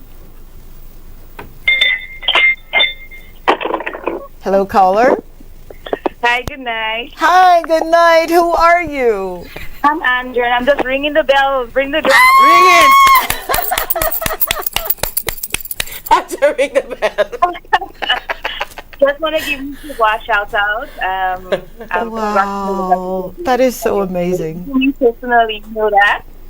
And I just want to give you your props on being a pioneer for drama and theater in St. Lucia. You are a definition of our generation, representing us very well. We are the movers, the shakers, the go-getters, and you're creating a standard that we really appreciate for all generations in St. Lucia. So I'm just proud of you, Du Bois. Thank you. I love you too. Can you ring the bell, please? What time for you? Ring the bell, Andrea. Ring the bell. Oh, the bell have an issue now. I told my members, they need to get me a new bell. We have a thing with the bell. Yeah. Andrea, the bell is working. I think I'll carry a bell around and ask my manager, would you ring the bell, please? Oh, we have a bell? Andrea, I don't know. I'm not hearing properly. Oh, my God. I'm not too sure. I'm sure she was able to. But thank you so very, very much. Yeah, that thank means you, Angela. the Love world, you so much. Angela. Thank you. Thank you so much. Wow. This has been an amazing night. This has been an amazing night when people like Barbara Augustine can write in and say, go, girl, go, good job. All right now, Miss Barbara. Don't make me get out of my skin. I am so grateful. And I am so honored for you to be a part of my story and letting Talk to Tongie be a part of your story. The show is about highlighting what we have here in our beautiful country. Yes, we're known for tourism. We've got beautiful sandy beaches and all of that good stuff. But there are real people with real stories that live here. And these stories are being told by an amazing woman who has put pen to paper, who's thrown fear out the door and said, you know what? I'm going to roll up my sleeves. I'm going to start making some money off of what I'm doing. Yep, because your gifts really, they make room and bring you before great people. So from the bottom of my heart, thank you. Thank you very much. Thank you for making a difference in my life and the lives of people that are watching. Your team, oh my goodness. I need a team like Drama Could. Thank you so very much, DBS, for allowing us to hang out for an hour in your studio. Thank you, Junior. I'm sorry I didn't hear you when you said a caller was calling, but guess what? I got you next week. And thank you, Miss Du Bois. For making my dreams come true. Wow. Thank you for making mine come true. Oh my God. See, that's why she's here. And thank you for the platform and the space, and it's an honor to share this with you and for us to launch our on-demand this week. So follow us on Drama Can Talent House. Big up the team. Love the team. Long live drama. And we're ready for the next. We're in production mode, people. Ring the bell, ring the bell. Ring the bell. I'm gonna go buy me a bell after I call I literally was in town looking for a mini bell, but they had nobody selling any mini bells in town, so we need to get it on Amazon. We'll find a bell. We'll find a cowbell or something. I'll be dazzled on. I know, right? You should see this woman. Not only is she dressed to the nines, but wow, she's absolutely gorgeous. DBS family, thank you so very much for making my dreams come true. If this was my last day, I literally can say, Dad, you did real good. You did real good. Please don't forget to check us out every Thursday, 8 p.m. right here. And we will have some highlights of the show on @TalkToTongie on Facebook and Instagram. And you've got a moniker for Drama Can Talent House. Follow us on Instagram and Facebook at Drama Can Talent House. All right, now you heard it. And you'll get all the information. Our trailer drops tonight. Membership, drop it. Drop the trailer. Drop the flyer. We ready. I'm ringing the bell. Right. I'm ringing the bell. Ring the bell. Drop it. Long live. Drop it. Let's go. Thank you so much for hanging out with us. We love you so much. Remember, if you've got a story that you want to get told, hit us up at Talk to Tongie on Facebook and Instagram. And I've got this guy named Kendrick Williams. He doesn't hear me, but he'll be able to help you and make certain that you get on the show. I love you so very much. God bless you, bless you. Make your matter count. Make your life count. He gave you a life. Live it to the best of your ability. Until next time. Mwah!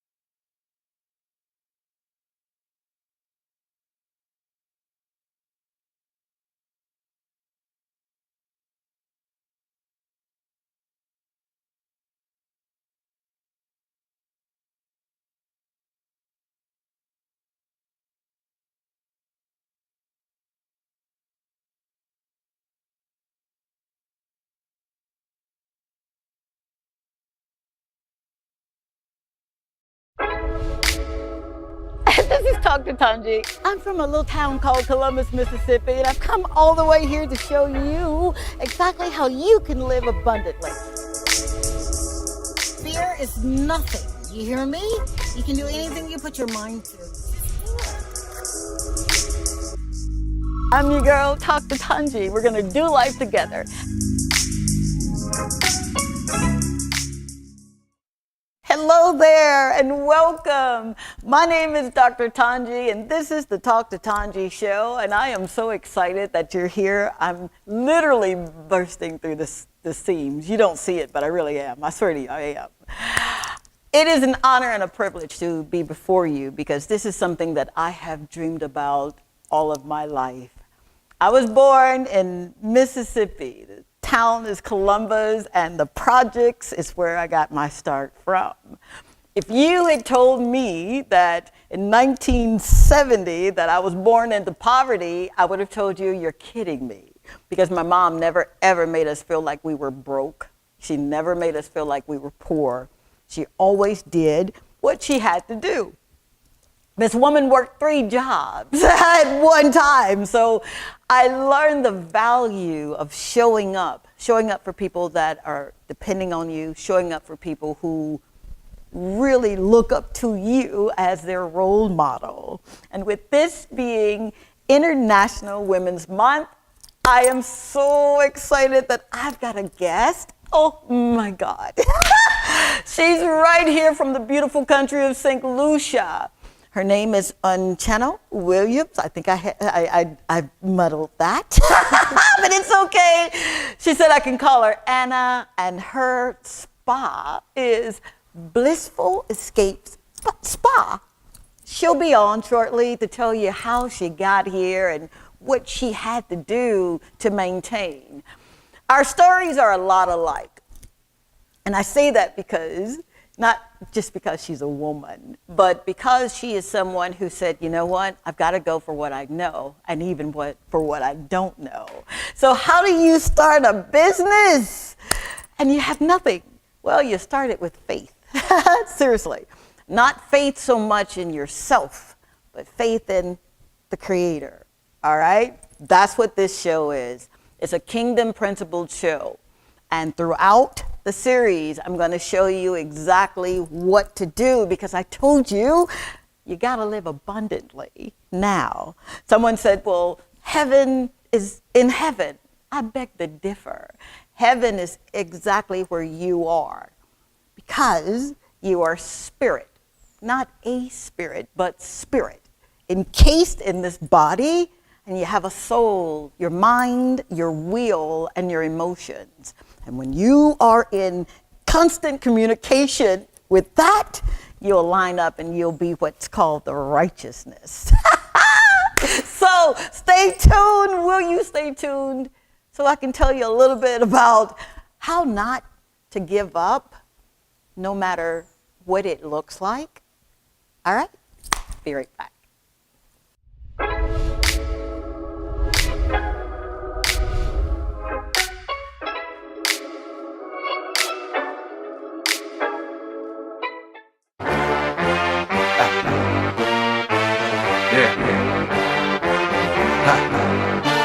Break down, come on.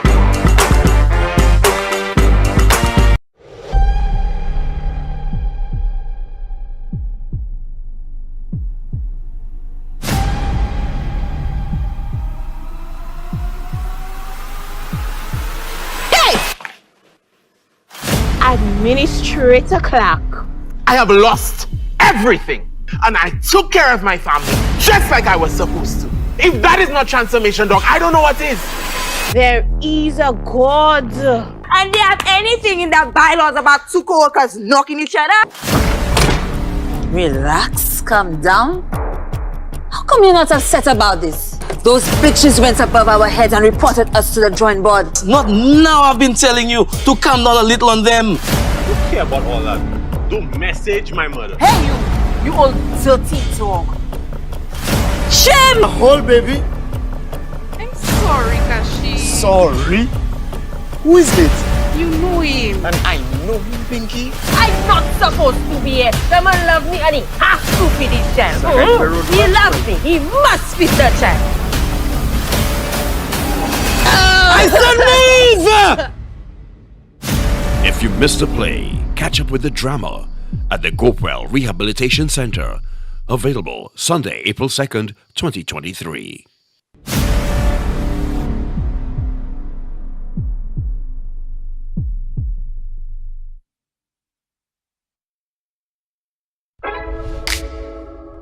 This is Dr. Tongie. I'm from a little town called Columbus, Mississippi, and I've come all the way here to show you exactly how you can live abundantly.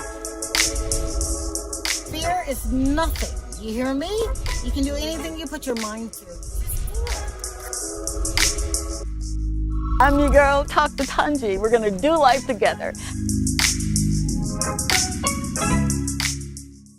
We're back, and with me now, you remember when I told you I've got someone here that's from St. Lucia? I do! It's Anna from Blissful Escape Spa. Baby, how are you? I'm good. How are you you? are so beautiful, Thank first you. and foremost. I'm getting chill bumps because whenever I get to come before God's royalty, I just lose my mind because it's such an honor that I do not take for granted or lightly. Right. Your story resonated with me so much that when our executive producer said, I've got someone for the show, I'm like, oh boy. I did have to vet you because he had already done that.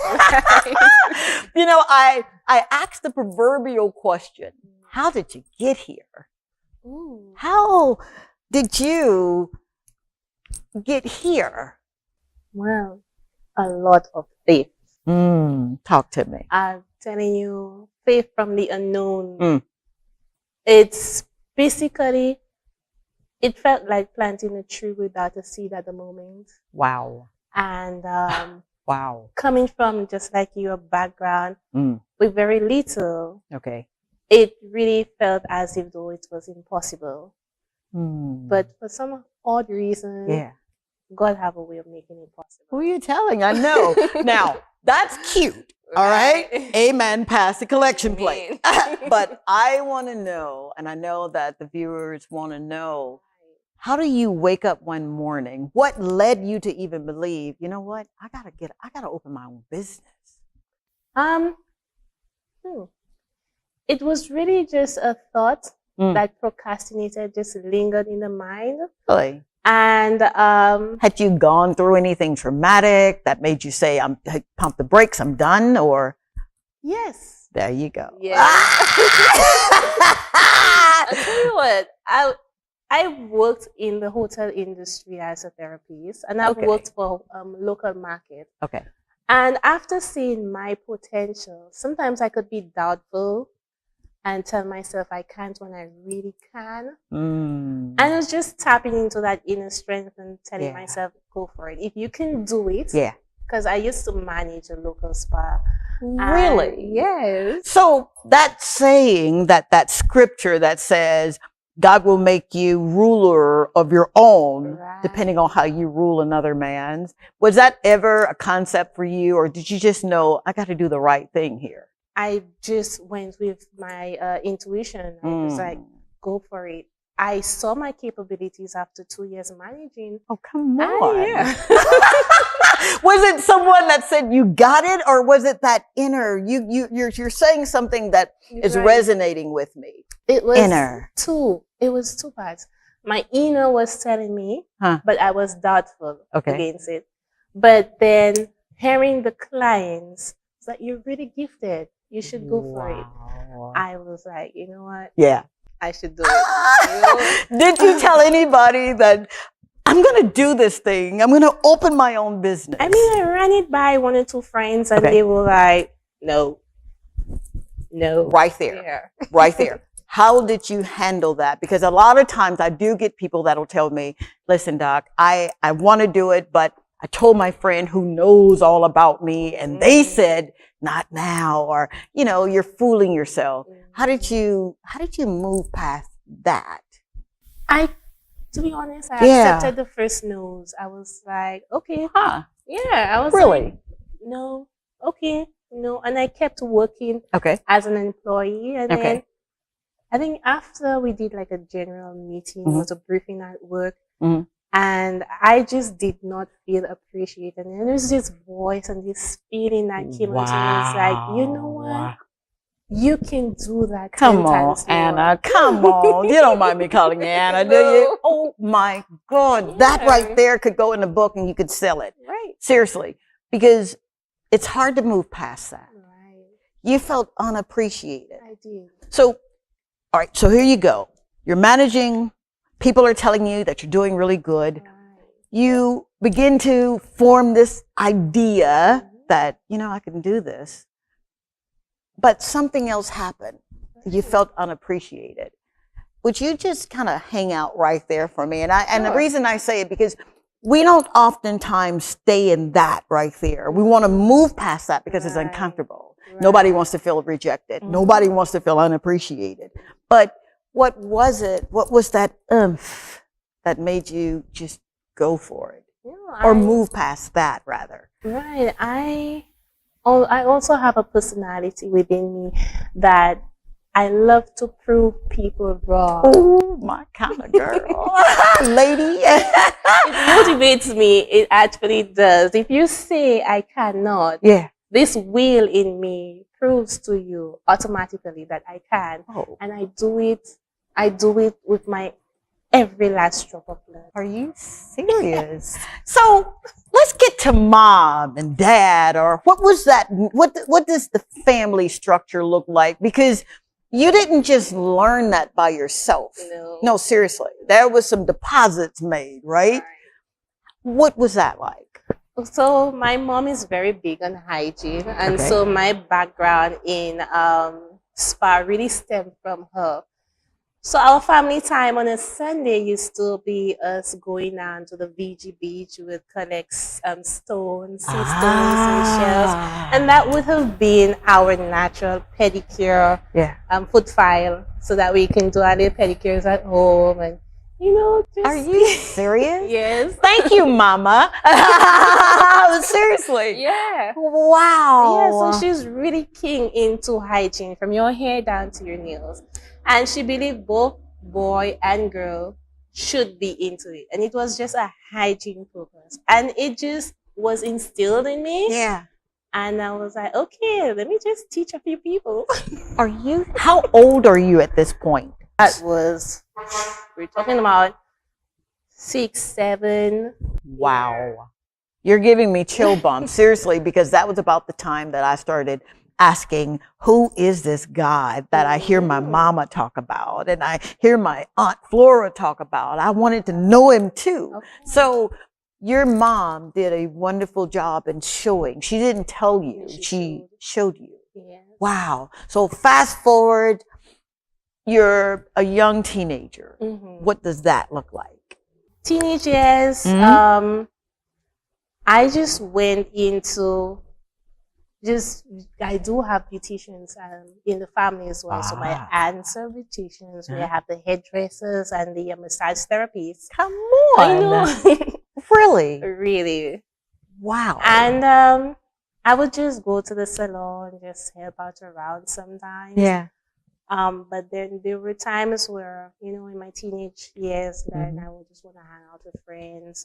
And I was really indecisive in my career choice at the time. Really? Yeah. I find that hard to believe. I understand what you're saying. I accept it, but you just, with what you've done and you're growing into that, I would just... I think it was my doubtful characteristics. But it's whenever you see you have that little voice inside of you telling you this is what you're going to be. Right. But you tend to say, no, I have a different plan for my life. Oh, don't I know? I've been there. Boy. Yes. Yeah. And then, I went to study accounts. I went to study accounts. And I do have experience in accounting. Somewhere in my accounting field, I redirected my passion back to spa. Oh, come on. Yes. I'm about, I don't know how much more of this I really can take, lady. You just, you remind me so much of me. And I'm looking at you saying, man, at 31 years old, you've accomplished so much. Wow. Yeah, I can't believe it myself. You can't believe it yourself?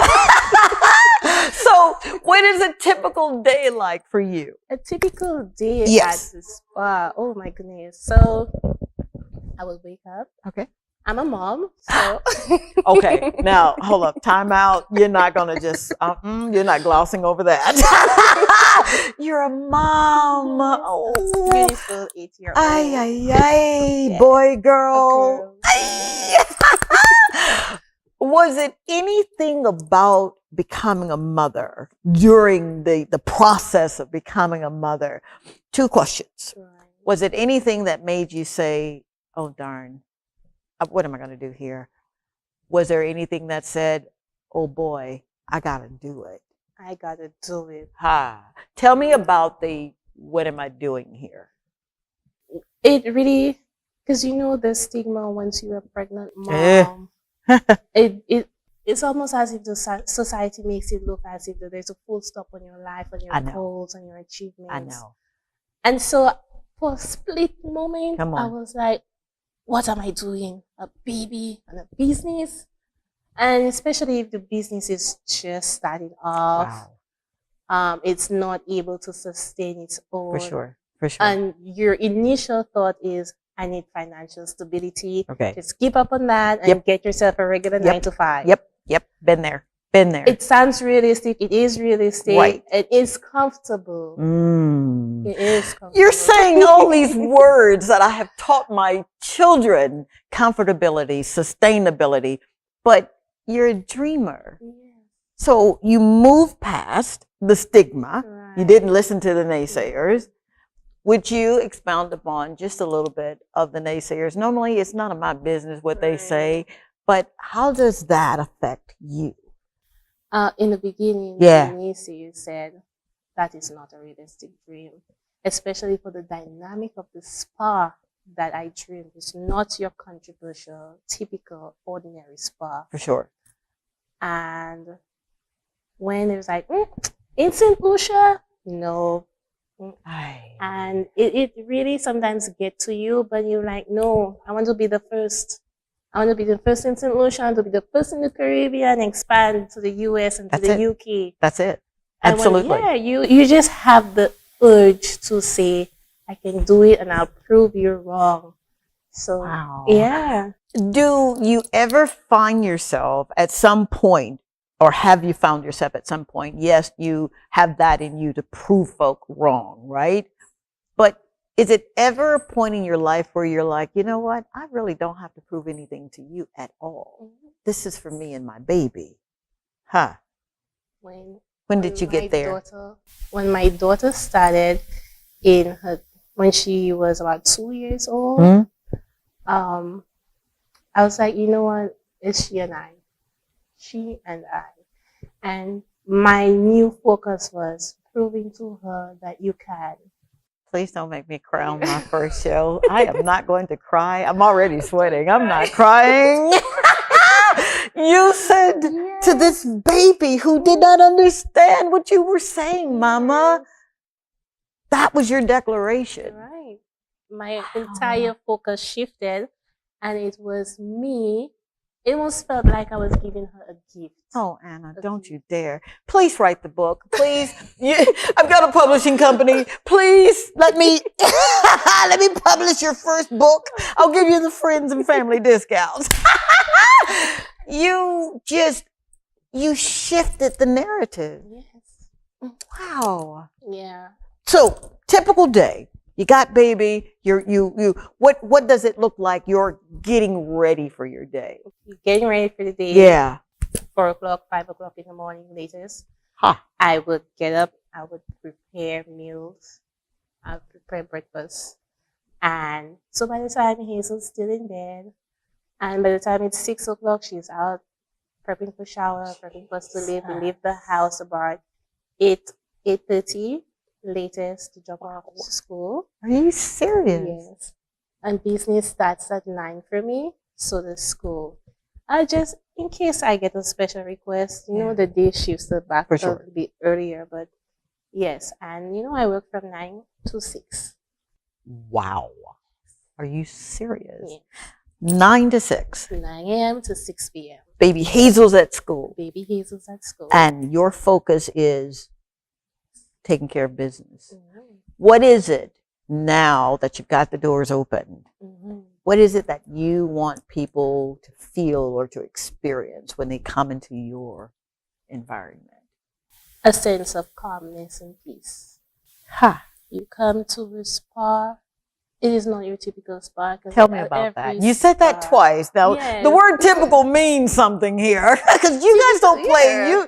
One thing I've learned about St. Lucians, they mean what they say. If they say no, it is no. If they say yes, it is yes. What is so atypical about your spa? I'll tell you.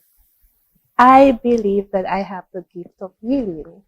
Oh, dear God. I'm done. I am talking to my 31-year-old self here. You have the gift of healing. Yes. Tell me about and, that. I really noticed that, especially when I really accepted that I did have the gift and I allowed the Holy Spirit to use me so that I can minister through healing. Yes. Wow. When did you know? I know I'm going all over the place, but when did you know I've got his gift in me? After a couple clients would come and they would give me the feedback, they would come with aches and pains and injuries. And they would tell me, honey, it's been a month, it's been 3 weeks, and I'm feeling way better. Oh, come on. And they would want me to, they would want to introduce me to other natural healers and herbalists on the island here. See, that right there is a niche in and of itself. Right. Your gifts will make room. You know that, right? And bring you before great men, and it's doing that. Yes. Wow. What does Hazel think about mommy having her own business? Hazel, Hazel loves the idea of spa. I've been teaching her. So her after school program sometimes until her coming to the salon, she's interacting. Oh my God, this baby. Yes. Wow. I allow her to do her little massage techniques that I've shown her. Come on. Are you serious? Right. So was there any, I know you said your aunts and your family has a therapist in your family, but did they allow you at 6 and 7 and 8 years old to do that? No. I was just spectating. I was just looking. Wow. But I'll tell you what. Talk to me. When I applied for a massage in school, my aunt was the facilitator. I'm done. He had already gone before you. How old were you when you did this? I must have been about 17. Oh, come on. We don't do that in America. I'm sorry. They may be doing it now, but from my neck of the woods, a 17-year-old was expected to graduate from high school and matriculate into college and then matriculate into where you're going. But to know that you had, wow. Yeah. Well, I really did not have a choice. I did not graduate from college. Okay. I did complete secondary school, which is called high school. Okay. But, when you're really not given options because of your family's background, you're unable to take you up to a tertiary level, and your option is to work and see yourself through. Or in St. Lucia, there are government-based programs that can allow you to, Really? And most of them are free, which I took advantage of. See, that right there speaks volumes. I mean, you're already a charactered person, all right? I love you already.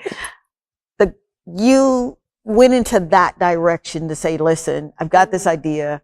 I'm going to need some assistance here. The thing about college, all right? A lot of times people don't go to college. They do not. Had I not needed to have college under my belt as a medical doctor, I probably wouldn't have gone either, because I knew that I had been given a gift also. So you applied. Was it a lot of competition for you to do that, or? My favorite story in my journey as a student in the massaging industry. Yeah. When I tell people that I was the weakest link in class. Oh, come on. Right. I don't believe that. I'm sorry. I think you're embellishing to make the story sound good. No, Joshua. Yes, I really was. When it came to the theory part of it, I aced it. But the practical part of it was a struggle. We're not going to rush that, all right? We'll be right back, because this right here, this is going to take it home. This is the crux of everything. Stay tuned.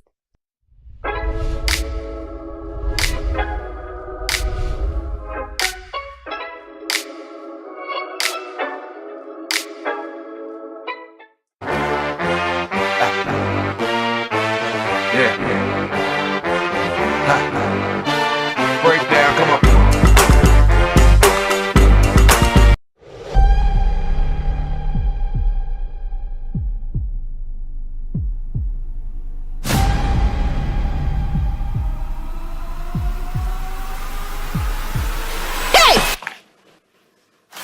Administrator Clark. I have lost everything.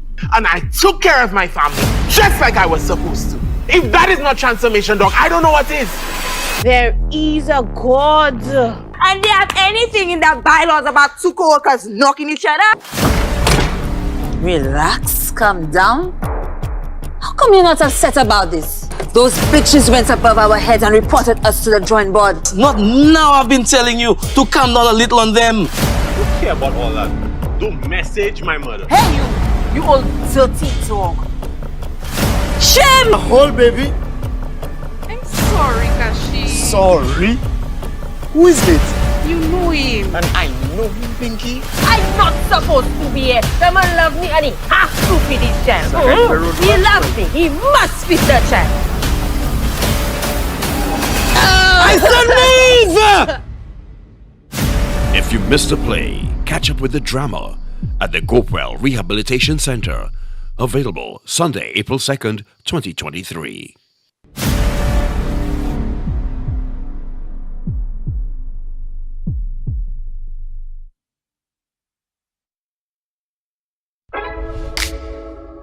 This is Dr. Tongie. I'm from a little town called Columbus, Mississippi, and I've come all the way here to show you exactly how you can live abundantly. Fear is nothing. You hear me? You can do anything you put your mind to. I'm your girl, Dr. Tongie. We're gonna do life together.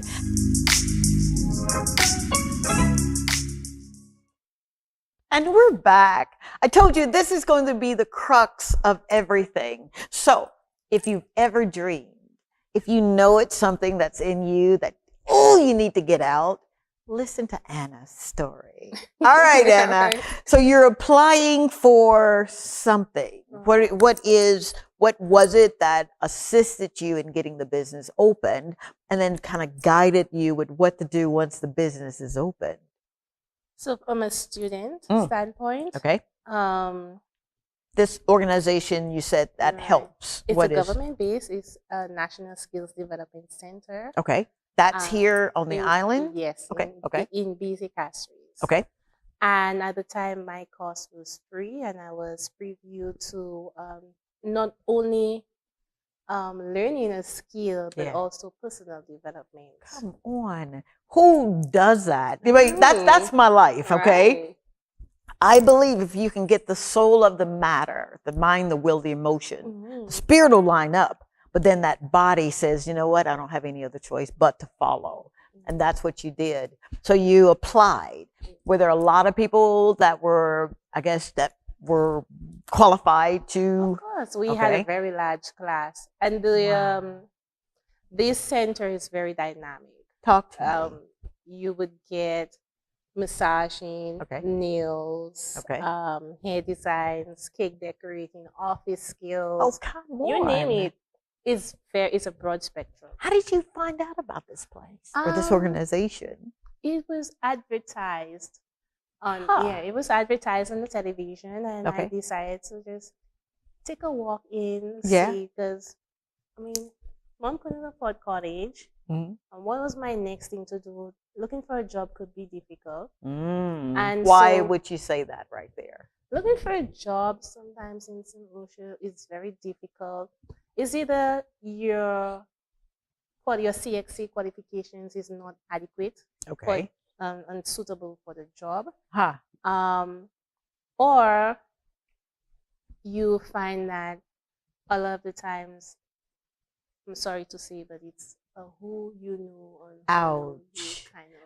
I was hoping that culture was not here. See, I've been very naive. I've not gotten into the communities like I should. Shame on me. But I was thinking that just because you're St. Lucian, just because someone believes in what you're doing, they open that opportunity for you.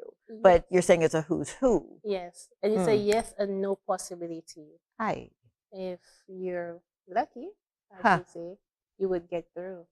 If you're not, and it's a who knows who basis, you really don't stand a chance. So people's dreams have been derailed. Their hopes have been dashed. all because of the good old boy kind of nepotism, kind of. Definitely. Ouch. Definitely. Ooh, we're going to talk about that. Maybe not on the first show. Yes. Because I want to come back into your living rooms. But you moved past that. I did. And now you've got Hazel. Yes. And how do you get up to say, I'm going to do this? And you said it yourself. I've got a baby. I've got a XYZ. Yeah. So you just did it. Yes.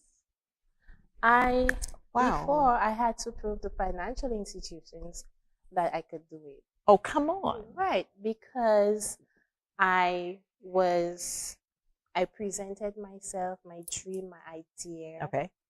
And it was not successful. Huh. I thought it was realistic, but it was not successful, and I was turned down. And my dream really started by going to people's houses and doing massages either on a chair or on a bed, and eventually I blossomed. I'm going to cry right now. I'm going to cry, and I'm saying that, and I mean that from. I'm going to cry. Oh dear God! It reminds me. I was 25 years old, 24, just about to be plagued with cancer, 3 children, and I remember going to the bank in this little town, West Point, Mississippi, and the banker says to me, after I presented my hard-earned I stayed up all night and wrote this business plan, and he laughed and said, it's a great idea. And that was 1994, went through cancer. At 25, I said, you know what? He didn't save me to go back into a 9 to 5. God, I got to trust you. And there I was, launching my dreams out there in the deep. So I know that struck a chord with me. 3 children. I quit my job. My first husband said, you must be crazy. He later said, wow. It was after the fact. I know. Rest in peace. But you did it. You did it. What were those nights like? Because we always see the finished product, the real pretty shoes and the pretty dresses, but what was that like? I'll tell you. Yeah. At the point, it was to prove the bank wrong. Gotcha. I took up 3 jobs. Oh, come on. 3 jobs. So I had my business in the day, part-time. I worked as an accounts assistant. I also worked as a call agent in the evening. Hold on, time out. I'm done. I didn't know there were that many hours in the day. You did this? I did this. I really did it. Wow. Yes. So there's no excuse. There's absolutely no excuse for people who say, I can't do it because I've got a baby, or I can't do it because I got to work. Oh, I have nobody to watch my baby, or all those excuses. It really gets to me when I hear people say, well, I cannot work a simple 9 to 5 job because they cannot get someone to watch their child. Okay. Or they have nobody. There were times where I really felt like I had nobody. There were times where physically I had nobody. And I had to make it. Jeez. Mothers have to understand, and women have to understand that we have a power that we don't sometimes tap into. You're going to have to expound on that one. I'm so sorry. We're going to slow it down just a little bit. We have a power. We have a power. Talk about that power for a second. Yeah. As I think we're better than Superman and all those fantasy characters. We, as a woman, we are built with tenacity. We always bounce back. And my mom and surrounding women around me that I admire will always say that if a woman stays down, it's because she chose to stay down. You better shut your mouth and hold yourself. I'm sounding like Mississippi over here. If a woman stays down, it's because she chose to stay down. Yes. A mother, a woman with zeal, with ambition, determination, always makes a way. Jesus Christ. You know, I am always open to learn. I love learning, I do. And I learn from people. And I know I don't know everything, and it's okay, I don't have to. But what you said just kind of stirred up something in me, because I remember so vividly, I had this little lady that would watch my baby, right? I was his mom at 16. And my daughter says, oh, you're just doing grown folks things. Anyway, I was nominated for the Air Force Academy, but they weren't accepting pregnant cadets. So I'm thinking I'd go into the Air Force at that time, and I'd be a commissioned officer, and I'm going to go around the world, right? It's something when you have a plan, but God's plans trump yours. Mm-hmm. Who do you say thank you to? What woman, man, who do you say thank you to for those moments when you thought, I'm not gonna make this one? My grandmother. Tell me about that My woman mother, there. Yeah. My great grandmother. They played vital roles. My great grandmother passed away last year. Oh, I'm so sorry. And it's one thing for you to learn from a great grandmother. They teach you life, hard lessons, really hard. I remember this joke. I came and I said, Mommy, I'm in love. And she's like, stop that. Love does not bring you by the marketplace. Whoa, Nelly. Like, whoa, Nelly. I'm going to get a t-shirt on that one. I'll give your mom 50%. Love does not bring you by the marketplace. Yes. Huh. So. Not that she was opposed to love. Yes. But why do you think such a deep kind of conviction there? I believe during the time I was like, Mom probably had a bad relationship. That's what you thought. But growing up, we tend to, as people in a relationship, both man and woman, we tend to sacrifice a lot. Our identity, our dreams, everything. And when the relationship dissolves before our eyes, we're left with nothing. Sometimes we don't even know our own selves. And I believe she meant that, yes, even though you love, make sure that you're able to grow, you're able to blossom, you're able to sustain yourself in any way. Yeah. So that was her. Whenever you said, Mommy, I'm in love. Yeah. Stop that. Love don't bring you by the market. Yes. Wow. Yes. So it didn't bring you by the marketplace. It brought me so much further. Yes. All right. Here goes. 5 questions. What's your favorite color? I'm a blue girl. You're a blue girl. Royal blue. Royal blue, all right? What's your favorite number? 23. 23. Yes. You want to expound a little bit? It's my birthday. What? But of course. Yes. What are you feeling now? Don't think about it. I feel happy. Really happy. I feel happy. Wow. I'm sitting here because I've never, to be honest, I've never really sat down there and appreciate myself from where I've been to where I'm now. And speaking about it really has made me reflect on my journey right now. And I could safely say that I did it. I'm so sorry.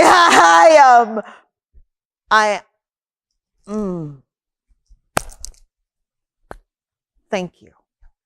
2 more questions. What do you want for Hazel? I want Hazel to have 10 times more than what I've achieved. I've already surpassed that. I'm doing it for Hazel. My new goal is I'm making a milestone for you in the future. Jesus. Everything that I'm working for is your milestone so you can have greater. In our Black culture, we tend to tell our children that I've suffered. When I was your age, I suffered. I didn't have this, I didn't have that. And so we expect our children to go through our same suffering. I have moved past that mentality. I don't want my daughter to suffer. Jesus. I want to give her a milestone. I want to give her something, a foundation. You are so incredible. You are incredible. Oh, baby. I know, and I don't want to cry, but it's too late. What do you say? Last question. What do you say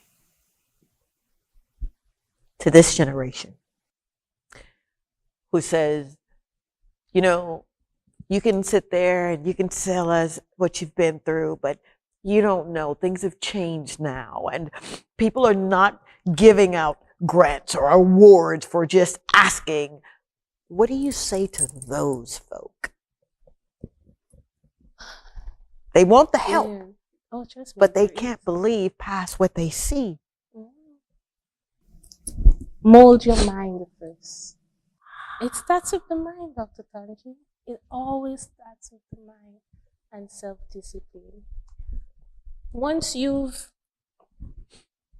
instilled, have it indoctrinated and in your mind that you can, you will, you're going to try, you're not going to give up, nobody's going to stop you. Automatically, your actions fall into place. It's always with the mind. So you discipline your mind first. You believe you can. Self-doubt is and I learned that from a friend, self-doubt is very destructive. Yeah. And that is something that I had to work on myself. And you just want to believe. Forget about the naysayers. Forget about anybody that told you you cannot. Believe that you can. A simple way that you can start in doing that, if you have a craft, you have a gift, you can start by a close family member to get the feedback. Yeah. You can start by neighbors, which is what I did, and get the feedback. Watch like-minded videos similar to your craft so that you can always perfect it. Whatever craft you're in, there is always ways for improvement. Absolutely. So that is one way. You know, if you do not believe in yourself and you do not think that your craft is worth what is out there in the market, you can charge half price. Trust me, your loyal clients will grow with you. Yep. And there are grants out there. It's putting yourself in the right alignment. Always try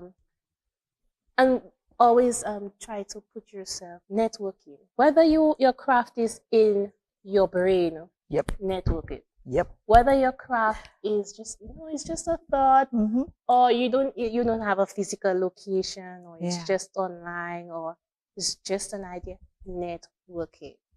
It will fall in the right ears, in the right hands, and it will blossom. Oh my God. All right. How can people find you, especially those who are coming in from other countries and they need some healing? How can they find you? Well, I operate on Grayson Street in Castries. That is to the back of the Ave Maria School, opposite the new location of the Helen Diagnostic Center. It's in a tall brown building. I'm on 2nd floor. But I also do house calls. Oh, you better shut your mouth and hold yourself. What? You didn't tell me that. That is so wonderful. Again, your niche. Wow. It is an honor. It is an absolute honor for me to be in your presence. I am so grateful to you. She didn't know this, all right? But if you contact her and tell her that you saw her show, all right, her interview on this show, Talk to Tongie, I'll pay for 3 full body massages as a gift, all right? But they got to do the work. Right. All right? They got to say, They saw it at Talk to Tongie, Instagram, Twitter, Facebook. And how can they get in touch with you so that they can win this? Oh, so you can contact me on Facebook at Blissful Escape Day Spa. Instagram, blissful_spa 758, and my mobile via call or WhatsApp, which is 712-9117. 3 full body massages. I'm not asking for a discount. All right. So you better do the work, all right? Thank you, Anna. Thank you so much oh my God, I love you so much. I got chill bumps, man. I'm in the presence of royalty.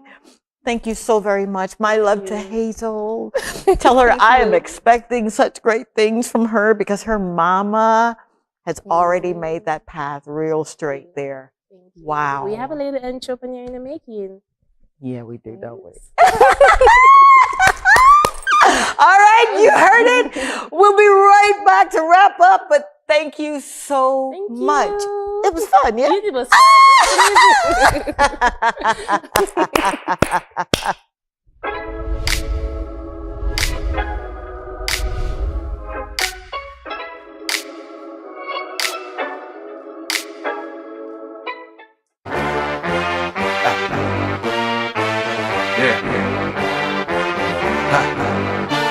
Break down, come on.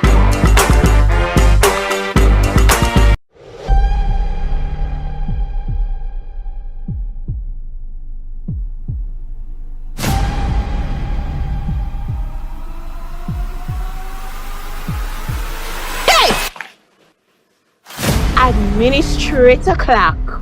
I have lost everything, and I took care of my family just like I was supposed to. If that is not transformation, dog, I don't know what is.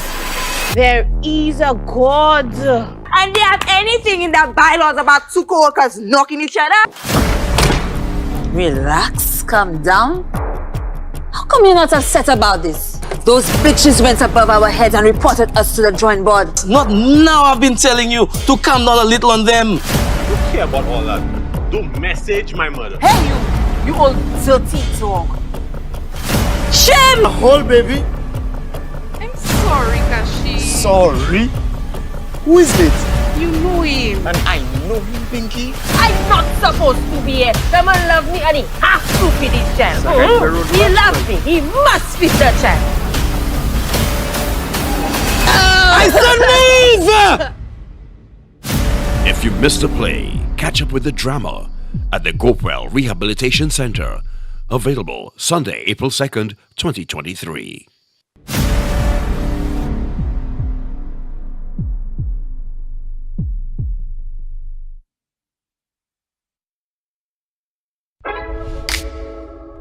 This is Talk to Tongie. I'm from a little town called Columbus, Mississippi, and I've come all the way here to show you exactly how you can live abundantly.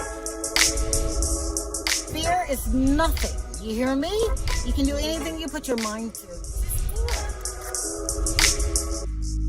I'm your girl, Talk to Tongie. We're gonna do life together.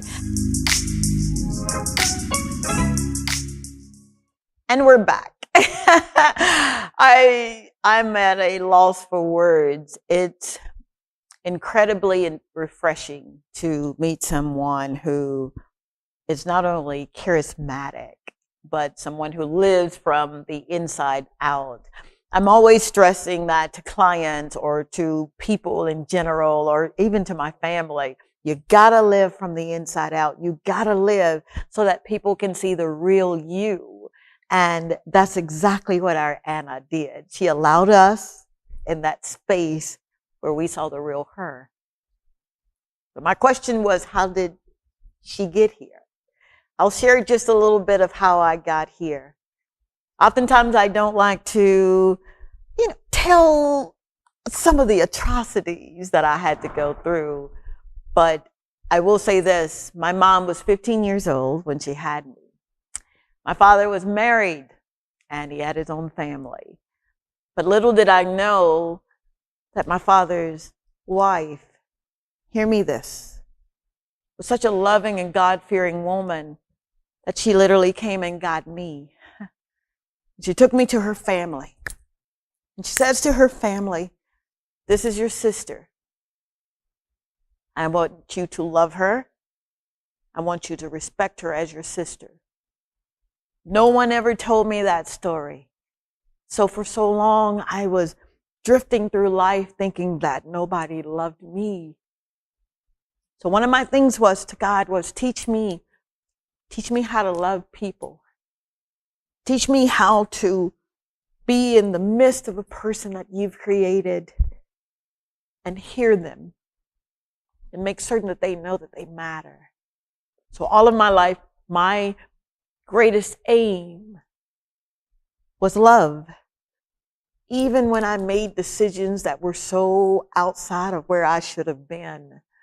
This walk has not been easy. I would not tell anyone, hey, walk a mile in my shoes. Not if you don't want but one pair.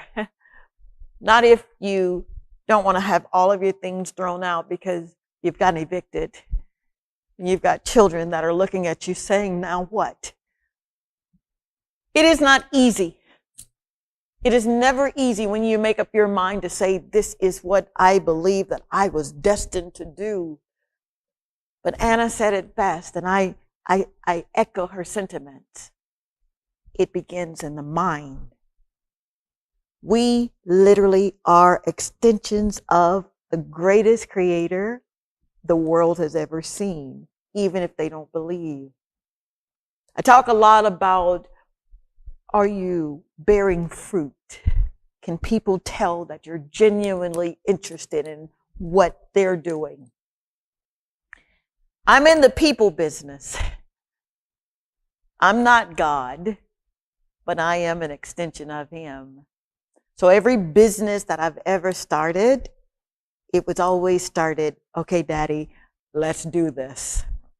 Even when it didn't look like it was going to make it. Even when the taxes are due and garnishments and I can't pay anybody and oh dear God, I'm writing hot checks so I can make ends meet. But I believed in me.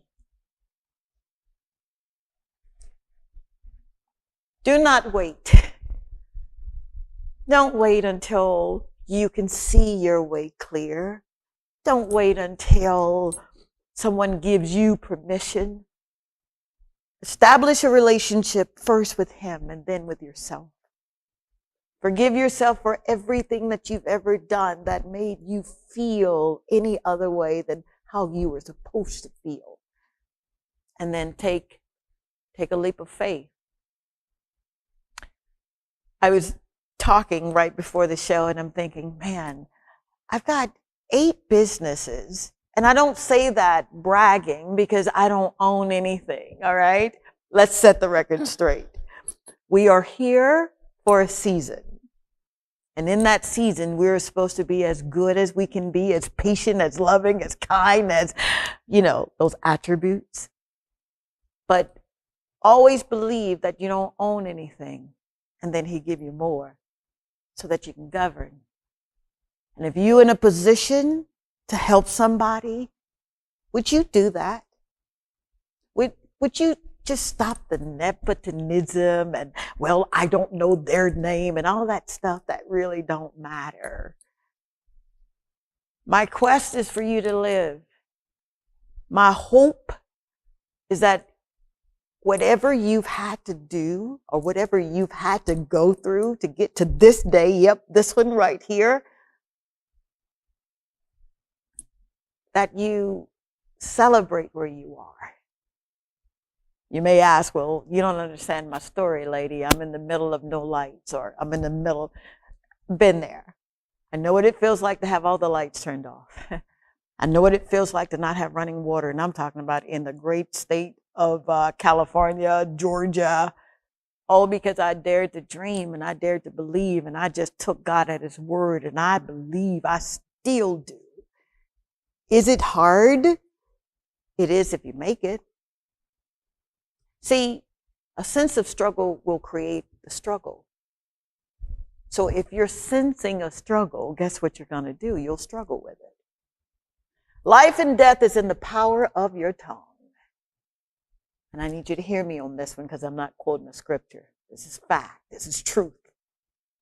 If you do not want to see more of what you're going through, then don't speak to that. Speak what you want to see.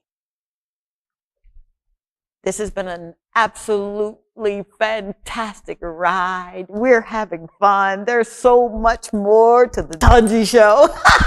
Talk to Tongie. We're going to go into the community and we're going to love on people and we're going to meet them right where you are. You could be next. So thank you. Thank you, DBS, for taking a chance on me.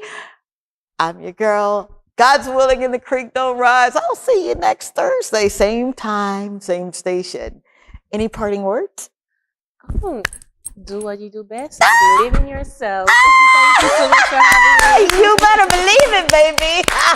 Bye.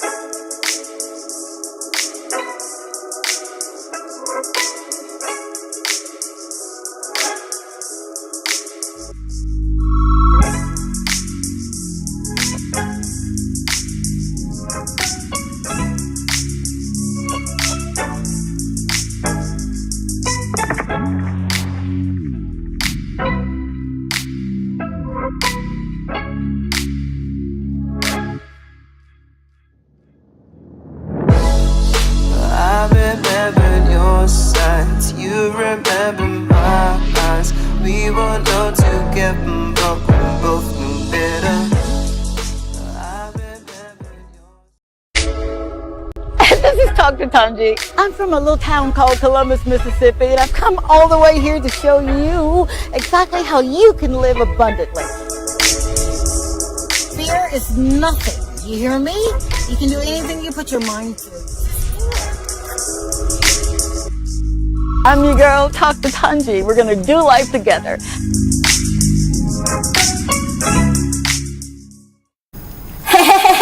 Good evening and welcome. Welcome to another edition of Talk to Tongie, and I'm your girl, Dr. Tongie, but you're my friend now. So it's Tongie, and I am so excited to be here. You have no earthly idea what I had to go through to get here, but it's all right because I'm among friends, right? Absolutely I am. I would like to start by saying that I met some amazing people this week. I met these women, these wonderful women at Lusalek, of all places. So I've got to say a shout out to Miss Sarah Lee with a big, beautiful smile. Hi. And Samara Leo, who's just so beautiful. And of course, Sybil, who's in customer service, Michelle and Rachel, who's customer service.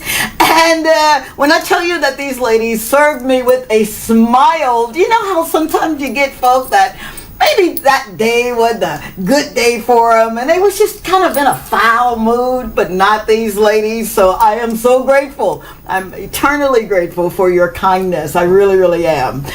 And lastly, there's a little place called Spice of India in Rodney Bay. And if you ever get an opportunity to go, Chef Adele has some amazing folk that help him. One in particular is Nzingler. I got it right. How about that? And of course, she had this big, wonderful smile. And Amelia, who happened to just be delivering at this place, and she said, "Hi, I hope you have a good day." And I was having a day where I'm like, oh, dear God. So thank you very, very much, my lovely lady. And of course, Brianna and Sherika and Yvonne at Hobby. And the last person is Julie Poyette. She is the security lady over at Evergreen Security. I told you I got you 2 weeks ago. She made me almost promise that I was going to do that. So thank you, thank you, thank you. Now, when your steps are ordered of God, and you never really know what that order is going to look like, He'll have you do some amazing things and dreams, and you begin to use your imagination. And I guess I'm telling a little bit of my story because that's exactly what he did for me. I went to med school thinking that I'm just going to deliver babies and have a real good cushiony life. Someone said, you know, when you have plans and God has plans, it's always his plans that kind of trumps your plans. And that's exactly what he did. See, our job as believers is to have faith, to believe, and then to just have a yes. And our guest that's coming up on the show, oh my God.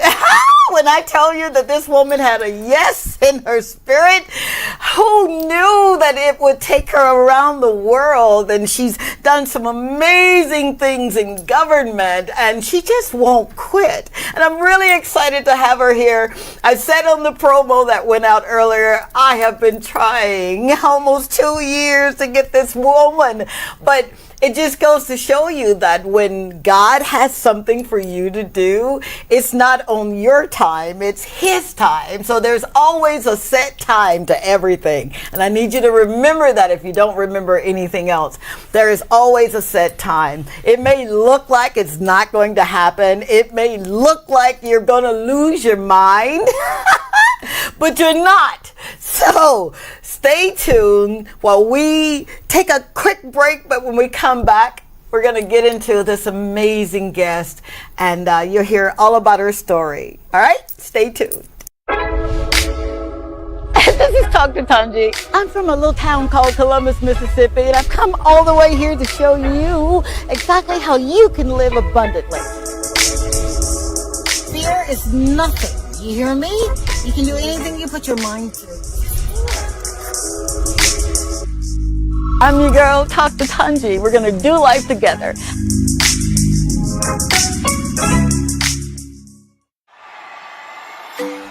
You want to avoid traffic?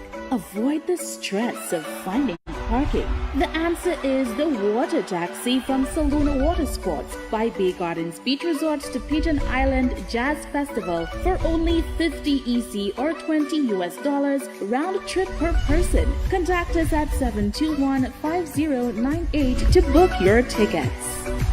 Jazz Festival in style.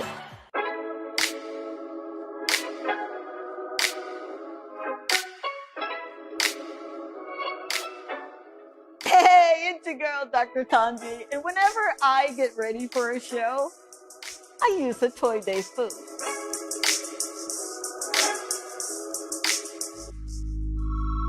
A Toy Day food is a proud sponsor of the Dr. Tongie Show and Dr. Tongie.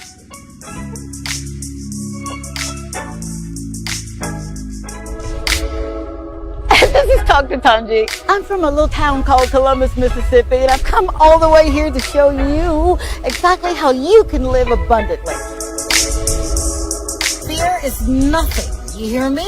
You can do anything you put your mind to.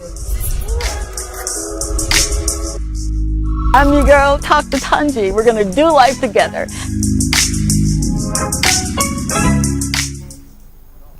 All right, we're back. Thank you so very much. Again, I'm your friend, Dr. Tongie, but on this platform, you call me Tongie. And welcome to another edition of the Talk to Tongie show. Now, I told you that I had someone here. She's St. Lucia's own. I'm literally trying to have you guys adopt me, okay? So when you see me screaming, I'm St. Lucian, I'm St. Lucian, just bear with me, okay? I hadn't got the memo just yet. So I've got this woman, right, who her resume, it just exudes. She has a master's in international studies. She has a bachelor's in political science with a minor in international studies. I mean, her resume just reads like a who's who among those who really need to be known as movers and shakers. She served in the office of the assistant, I'm messing up, Secretary General for Political Affairs. You know what? Why don't I just bring her on and then we just let her tell us where she come from. Keithlin Caroo is in the house, everybody. Hi. Thank you for having me. Did I flub that or what? No, you were close. You were close. I got chill bumps because there's this passage of scripture that says your gift will make room and bring you before great men and women. And that is exactly what you are. I count you among the greatest among the greatest. And, you know, I'm not into telling age, but you're so young. You didn't waste any time, Keithlin. So I've got to ask you, there's a proverbial question. How did you get here? I know, right? It's loaded. That's a very big question. So we'll start with, what is it that you do that has just, it's revolutionizing everything that we thought we knew about politics, and we don't, that's out for debate, but you're in the service business. You serve people. Would you give us just a little background on how you got here? It's a very long story. I'm proudly from a rural community from Foaso, Babonneau in the northwest of the island. Okay. And agriculture was always all around me. Wow. Literally grew up at a home where we didn't buy juice. You went on trees, you picked fruit, you made juice. Come on. I love that. Thank you, Mom and Dad. And grandmother. And grandmother, absolutely. That's the thing. I grew up in a household where I not only had my parents, but my maternal grandparents nearby. Wow. And both sides of the family were into agriculture. My grandparents more so, they were full-time agriculturists. My parents dabbled in it. Yeah. But as a girl coming from a farming family and having gone to all girls schools, I was never introduced to agriculture. Now, I'm going to just unpack that. You never were introduced to agriculture. Is it because the culture of our St. Lucia where we just kind of tend that maybe it's for men, or why weren't you introduced, or why do you think you were not introduced? I think primarily it wasn't necessarily a gender issue at first. Okay. I think it was more so that farmers essentially believed that they were making money to educate their children to become doctors and lawyers. Okay. Not farmers. Okay. So there was never this idea that, you know, you had to actually go to school to do the same thing that they did, and also because agriculture is associated with poverty, unfortunately. I mean, we are a country that can boast that we can, like I said, go outside and pick things or dig things up and prepare it in the kitchen and so forth, and other people are literally living in food deserts. But we don't, I think that we don't really value the profession of agriculture enough. Okay. And we don't realize how much farmers, agriculturists contribute to our overall development, essentially. Absolutely.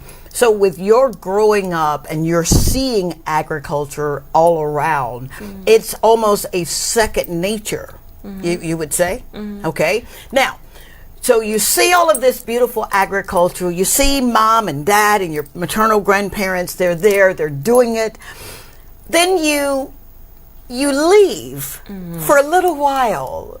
Would you talk about would you talk about, if you will, your leaving to expound upon what were your intentions? Loaded question. You left. What did you do in that time period? And was it associated with what you were seeing as a child?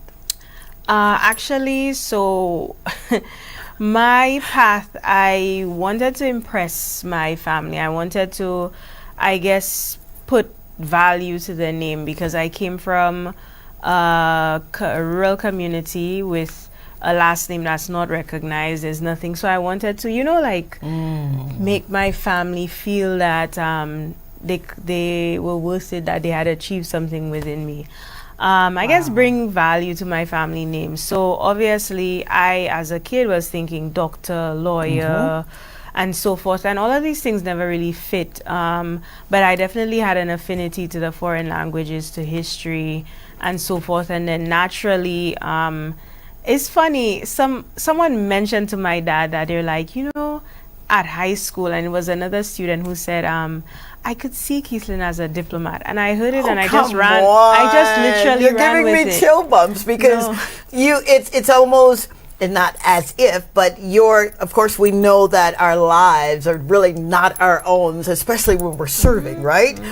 When you heard that, did it make you feel like, oh my God, I've already got this responsibility to make my family's name known. Now you're telling me I've got to go into an area where I really kind of don't know, but that's heavy. It is, but I think that for me, I just always felt, I don't want to say the pressure, but the responsibility. The responsibility to do well. And it's something that I still have to this day.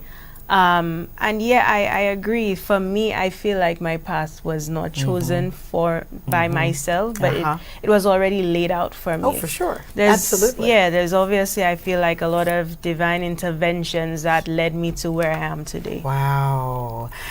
Oh my God, didn't I tell you that we're in for a treat? Didn't I tell you that we're in for a treat?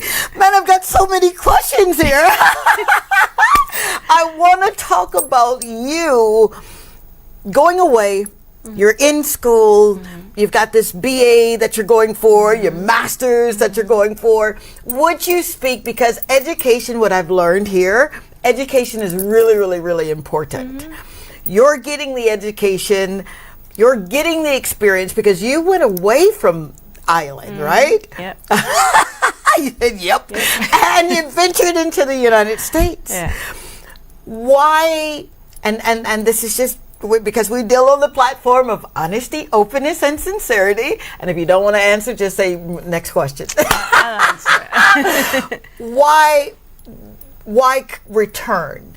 You're getting the exposure. I mean, I lived in LA for a long time, Georgia, Texas. So I know oftentimes those things can have you go into a different path outside of where you thought that you'd go. What made you say, I'm going to stay committed to my reason why? Because I will always be a St. Lucian first and foremost, because my country, I wear it proudly. I bleed my flag country colors, honestly. And I believe my that. fiance. And home is always for me where the heart is. There was, throughout all the travels and everything, there was no place like home. And also I felt like, again, responsibility. I had a responsibility to contribute more. I felt like, as a country that had, for example, 2 Nobel laureates and so forth, we became a bit stagnant. And I felt like there was a huge brain drain, and you kept hearing people saying, even to this day, when there's kids outside and they want to come back, you'll hear older persons or persons in general saying, what home have? Like, what's the point of coming back? And I hate to hear it, because for me, there is so much in St. Lucia. There's so much talent. There's just so much. And I think it's a matter of really investing in our country rather than other persons' countries, and taking that risk as well. Absolutely. Yes, there is a lot to be done, but I think that persons, whether it's from the diaspora, whether it's here, we really need to put country first and put our best foot forward. And for me, that was what was important about coming back. That's what I'm talking about. Because when I got here, there was such an affinity to life. I'm thinking, wow, do St. Lucians know what they've got here? Oh my God, it was more than mangoes. It was more than bananas. And I'm grateful for mangoes and bananas and coconut water. But there's so much life here. And I knew that, God, you got to find a way to get me back here. I knew when I came here. So for you to say that, it resonates so with me. Thank you for that. Seriously, thank you. Now you're getting this education and you're having these experiences. Home is still where the heart is. And you're becoming the work that you're about to do. Ouch. What made you say, yes, I'm doing it to make a name. Yes, my family has XYZ. What made you say, I've got all of this capacity, this potential in me, and I got to take it back home? There has to be a why. Absolutely. It's a lot of whys. But I think it started off again with thinking, you know, what you want versus what God wants for you. What I wanted was, if I'm doing international relations, naturally, enter the UN, which is what happened to me straight out of grad school. So that was is so wild. Yeah. You know that, right? Yeah, your resume, when I'm reading your resume, I'm thinking, oh, she did what? Yeah, I was a baby. I joined at like 25. Oh, come on. Straight out of grad school. That is unbelievable. Well, it is believable. When God has his hand on your life, it is believable. But for you to stay so focused and so committed, being around all of that power, you see? And you still had that burning for, I'm taking everything that I'm doing and I'm going to give it back to the people of my country. How do you even wrap your mind around that kind of discipline? I think that's a great question. I think, again, for me, it's about how I was raised. I had really strong women and also great male role models, but really the women made a big impression in my life, particularly with my grandmother. I think there was that discipline. She was the one, the farmer that was never recognized, who was also a market vendor, who also put food on the table, who also was giving loans to people who had jobs and sending. Oh, come on. No, like, she was just everybody's go-to. I mean, to this day, people still tell me like that my grandmother would cook for the entire community. That's what I want people to say about me. I'm so serious. I want people to tell my grandsons, you should have, man, your grandmother in her heyday. What an honor to carry that kind of cloak, to wear that. Yeah. That's amazing. Yeah. So you're hearing all of these wonderful things about Nana. Grandmother. Because that's what my Mom, children. that's what Did you ever feel like I've gotta walk in her shoes, or I'll pick up from where she is or was, and I'll carry that torch? I think that, honestly speaking, when my grandmother passed away when I was about 21. I'm so sorry. Thank you. My life shifted, but for the better. So you're jumping here. We're gonna unpack this stuff, lady, because I know there's someone that may be listening that are saying, perhaps you're in between two opinions and you're thinking, oh my God, I hear what she's saying, but man, I just kind of want to stay here in the U.S. and do what I'm doing. You literally had to say, you know what? My life's not my own anymore. So at 21, you said it shifted? Yes, at 21. Wow. Yep. Now you're still in college, right? Yep, I'm still in college. I was finishing up my BA in Puerto Rico. Funnily enough, my whole thing was that I had a relationship here, so I wanted to come back home. Like most of us would. And literally, like, the last semester, it went kaput, and I decided I'm gonna go to the US. I'm not laughing at you guys, sorry. But you kind of let a good one get away. But you know that already, don't you? I'm sorry. No. Forgive me. Okay, I'm being ugly. All right, so you're in Puerto Rico, right? And now you've got to make a decision. Yep. What's that decision like? Literally, like 3 months, I'm like, okay, I'm gonna do this. There's this thing, I think it's like a 1-year work visa. Okay. So I did that with the US. It's like with your student visa. All right. Went to my aunt's in Connecticut. was crazy looking for jobs, got literally the worst jobs, carrying boxes. Wow. Selling football tickets, like being anything. tested, right? Tested. He really tested your Let faith. me tell you, like hundreds of job interviews, not getting one until I got hired by the school that I ended up doing my master's at, and where I met my fiance.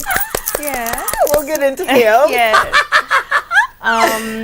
And from there, I mean, it was a lot of obstacles, but at the end, I mean, especially when I got to the UN and so forth, I think it just made me realize that, again, I kept remembering my humble beginnings and also responsibility.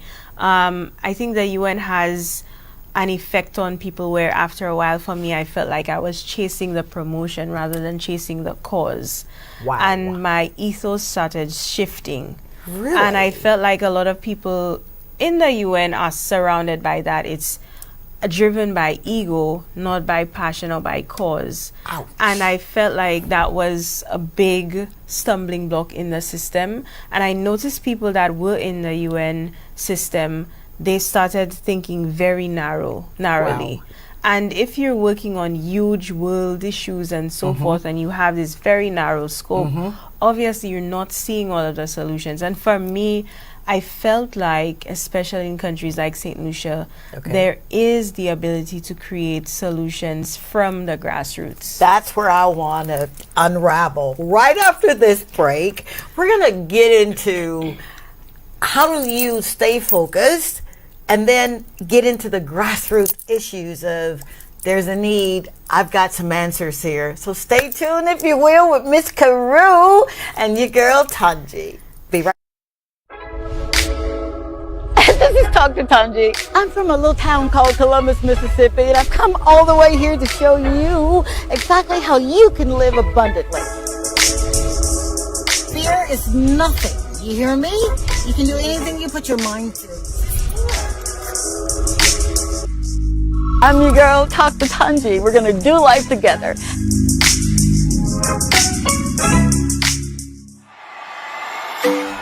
You want to avoid traffic? Avoid the stress of finding parking.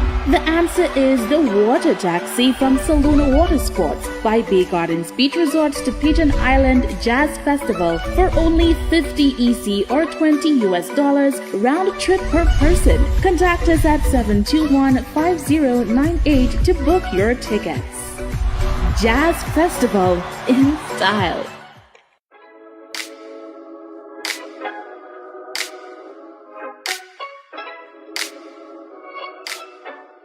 Hey, it's your girl, Dr. Tongie, and whenever I get ready for a show, I use the Toy Day food.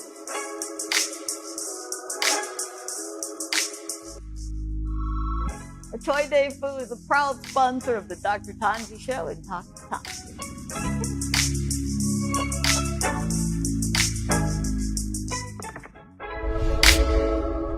This is Dr. Tongie. I'm from a little town called Columbus, Mississippi, and I've come all the way here to show you exactly how you can live abundantly.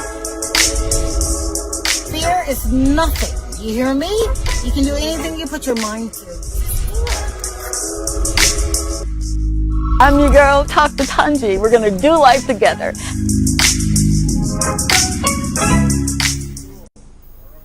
Hey, we are back. Again, thank you so very much for hanging out with us on Thursday nights right here on DBS. It is such an honor to be in your home, to have your support. We've got our phone lines open at 451-9788. And for those who are wanting to interact, like Ava, 470-534-2216 is the number. We are literally going to be interacting this evening with your questions, okay? All right, let's get back to this amazing woman who has served time in the UN, who's traveled the world, who speaks fluently. What is it? French and Spanish. Yeah. And Creole. And Creole. And of course English. And she has so much going on. But when you meet her, there's no intimidation there. She said something right before our break, ego.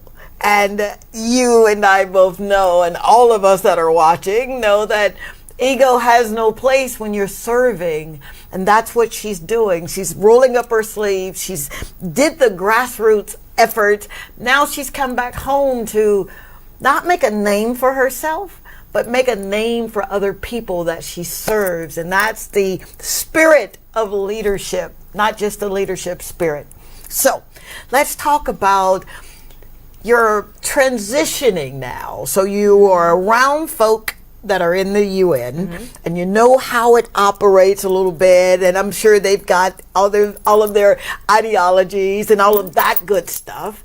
You're serving people in political power, and what's your takeaway? Your day-to-day, you're seeing all of this happen, all right? Because a lot of things happen in the UN. It does.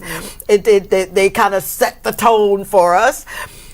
What's your takeaway to bring back to St. Lucia?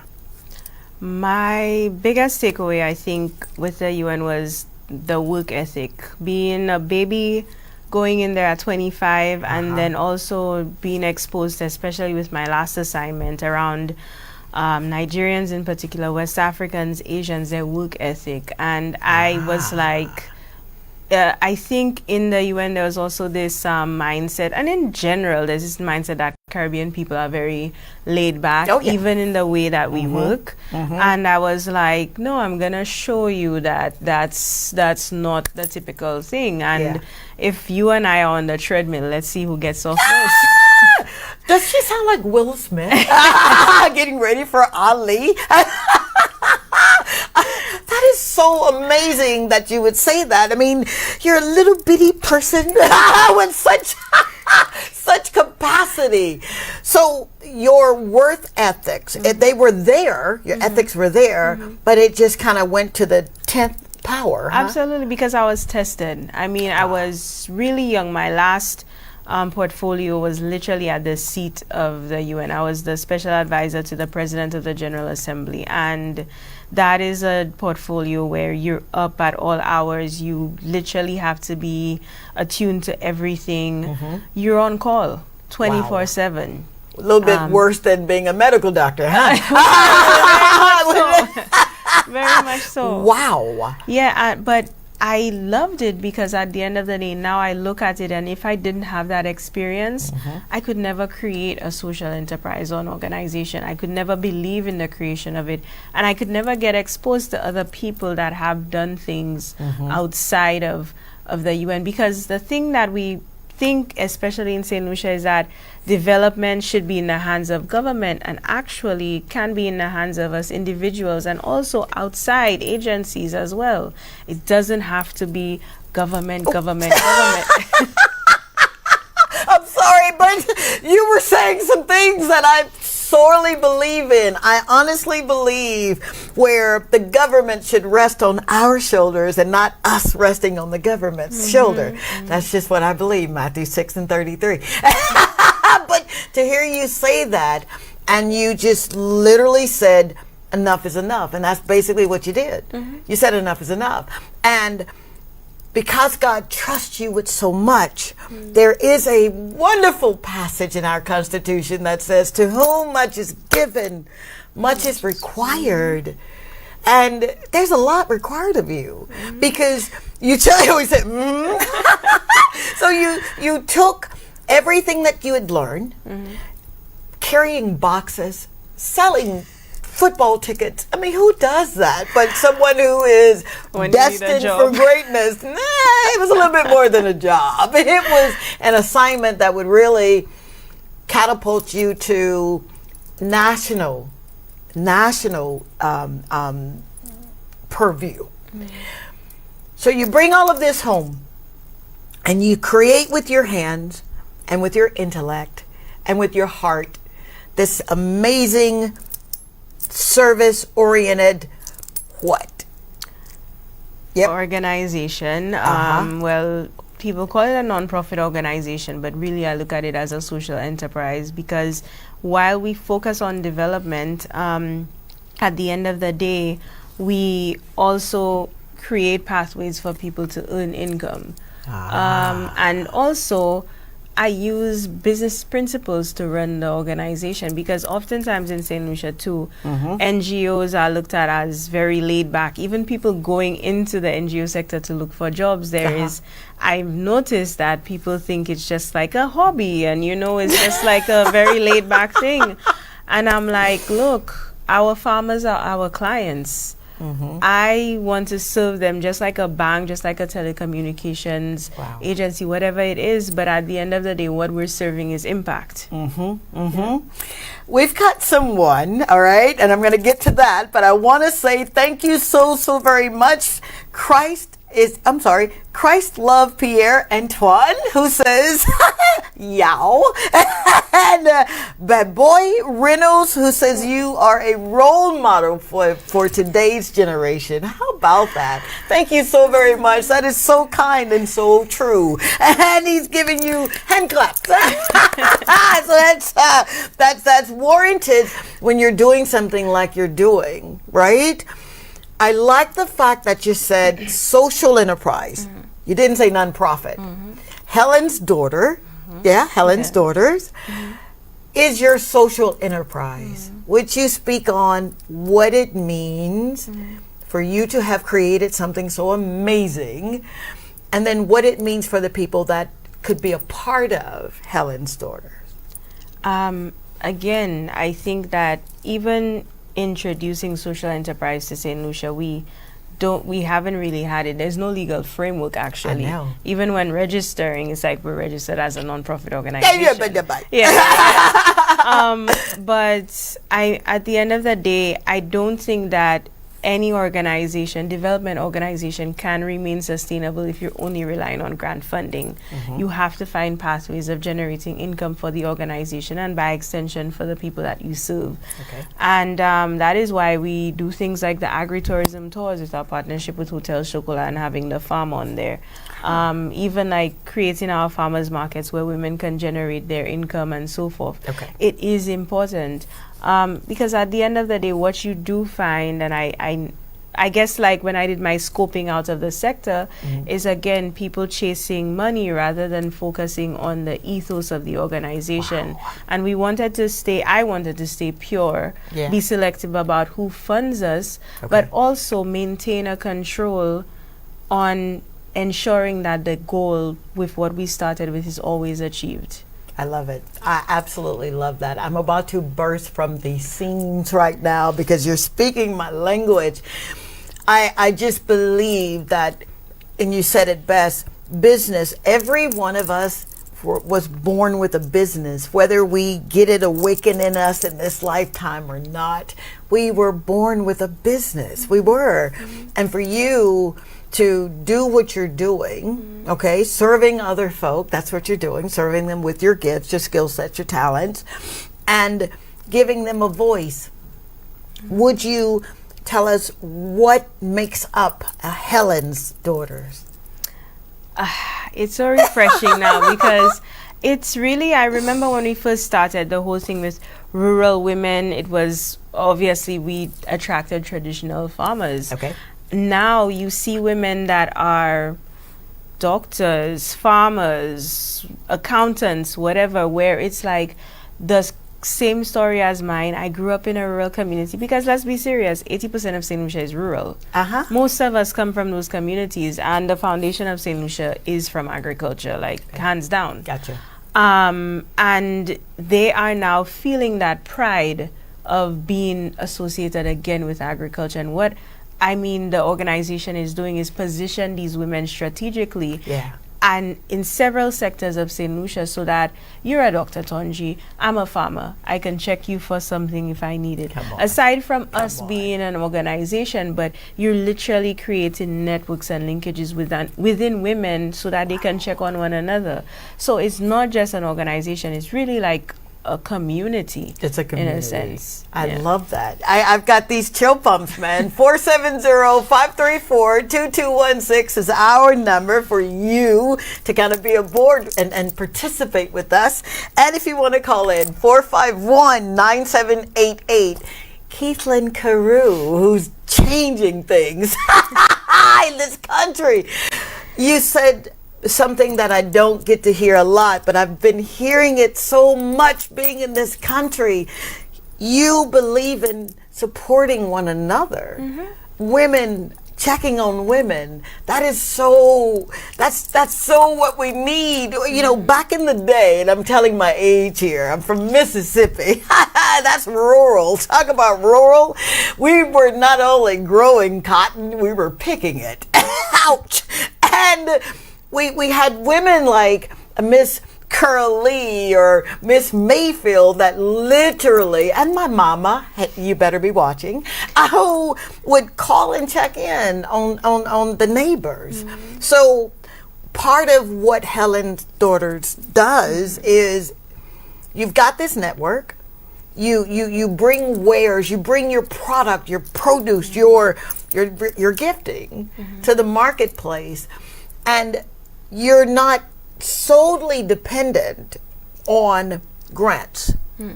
You literally teach sustainability. That's what we're trying to do. What do you mean trying, honey? You're doing it. Sorry, wrong answer. Would you talk on, I don't want to say challenges, I'll say opportunities to use your faith. Yeah, you like that? Yeah, I figured you would. It's a good one. I think the biggest one is people still not understanding and being very suspicious of someone who decides to do this. Because we just launched our very first annual report and we had a co-creation retreat and we gave it out to everyone. Okay. You know, finances and everything, full transparency. Oh, come on. Which you don't see in a lot of organizations. And people are like, someone made a comment, she must be getting money somewhere. Like for doing. But you know, I think it shows me then the trauma and the abuse from people going through other agricultural organizations and those types of things and seeing mismanagement of funds and all of those corruption and all of those things and not being accustomed to this model. And at the end of the day, it makes me believe that I need to stick to certain values and principles and always a reminder of sticking to my ethos and just proving that, look, this is a completely new model. This is different. I think that is honestly the biggest test. I'm just, oh boy. You're resonating like my story coming here. Someone said, well, why do you smile all the time? You know, and as an example.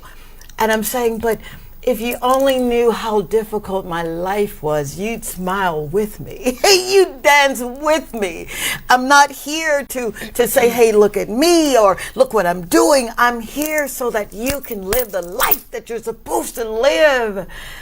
It's too many of us leaving this world without doing what we're supposed to be doing. Too many of us walking around not being that change that we know we can be.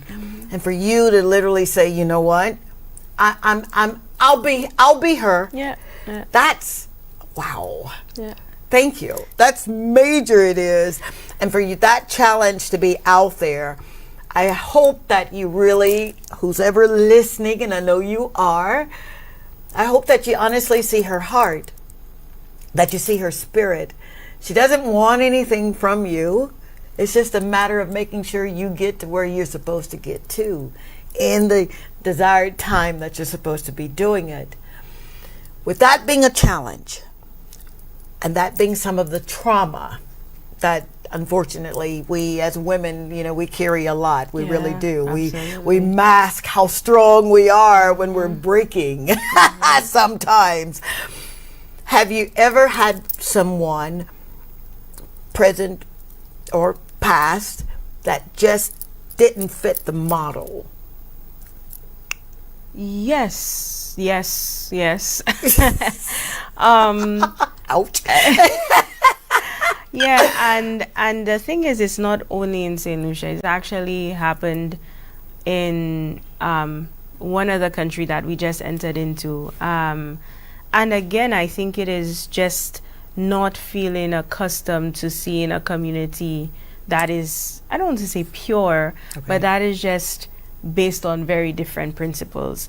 And similar to a case that we had in St. Kitts and Nevis, right now what you see in terms of Helen's Daughters and how we function is 6 years in the making. Wow. With St. Kitts and Nevis, we just started a year and a half ago.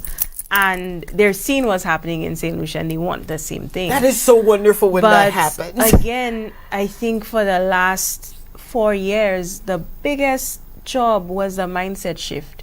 The shift that we saw in women holistically, outside of them making more money or their families being happy, whatever it is, that mindset shift is crucial in the work that we do.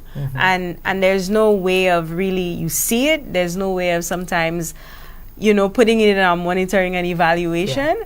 But that is, I think, I see it and I'm like, I try to reach out and say, hey, you know, like this is what we're doing.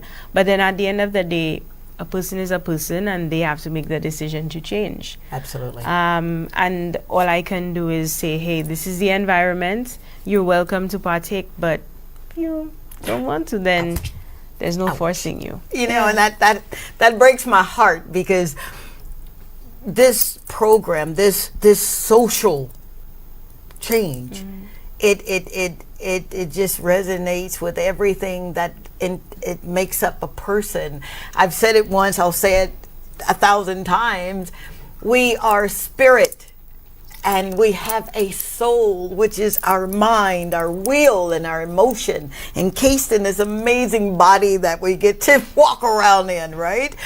You literally, you're doing something that hasn't been done. And the mind, you know, I say it in some of my programming, if you can get a man to change his mind, her mind, you got the man. You got the woman. You really do. And that having been a challenge for you, I will apologize that more that person or persons were not able to really take advantage not of the situation, but take advantage in the situation. So you're established 6 years in the game now. Wow, that means you're doing something right. Skin in the game now. You got skin. Oh, that's a good term. I used to hear bankers say that to me. Hey, you ain't got no skin in the game. What? But for you to literally be positioned in what you're doing, that takes a lot of courage and it takes a lot of bravery and it takes a lot of faith. And we're going to talk about that courage and that faith component of anything that you do right after this break. Stay tuned, please. This is Dr. Tongie. I'm from a little town called Columbus, Mississippi, and I've come all the way here to show you exactly how you can live abundantly. Fear is nothing. You hear me? You can do anything you put your mind to. I'm your girl, Dr. Tongie. We're going to do life together.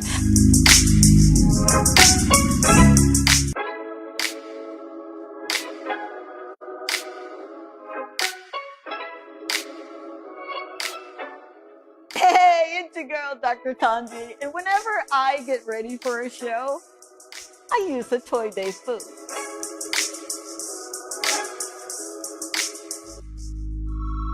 The Toy Day food is a proud sponsor of the Dr. Tongie Show and Dr. Tongie.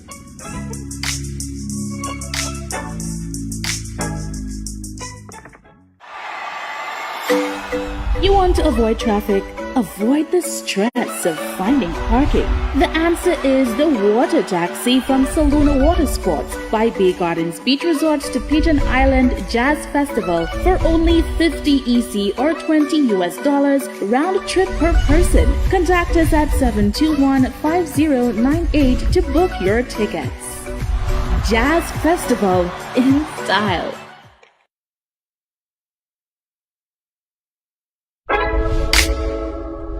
This is Dr. Tongie. I'm from a little town called Columbus, Mississippi, and I've come all the way here to show you exactly how you can live abundantly.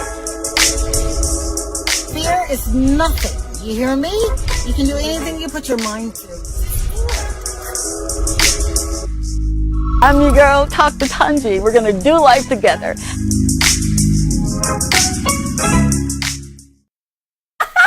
And we are back.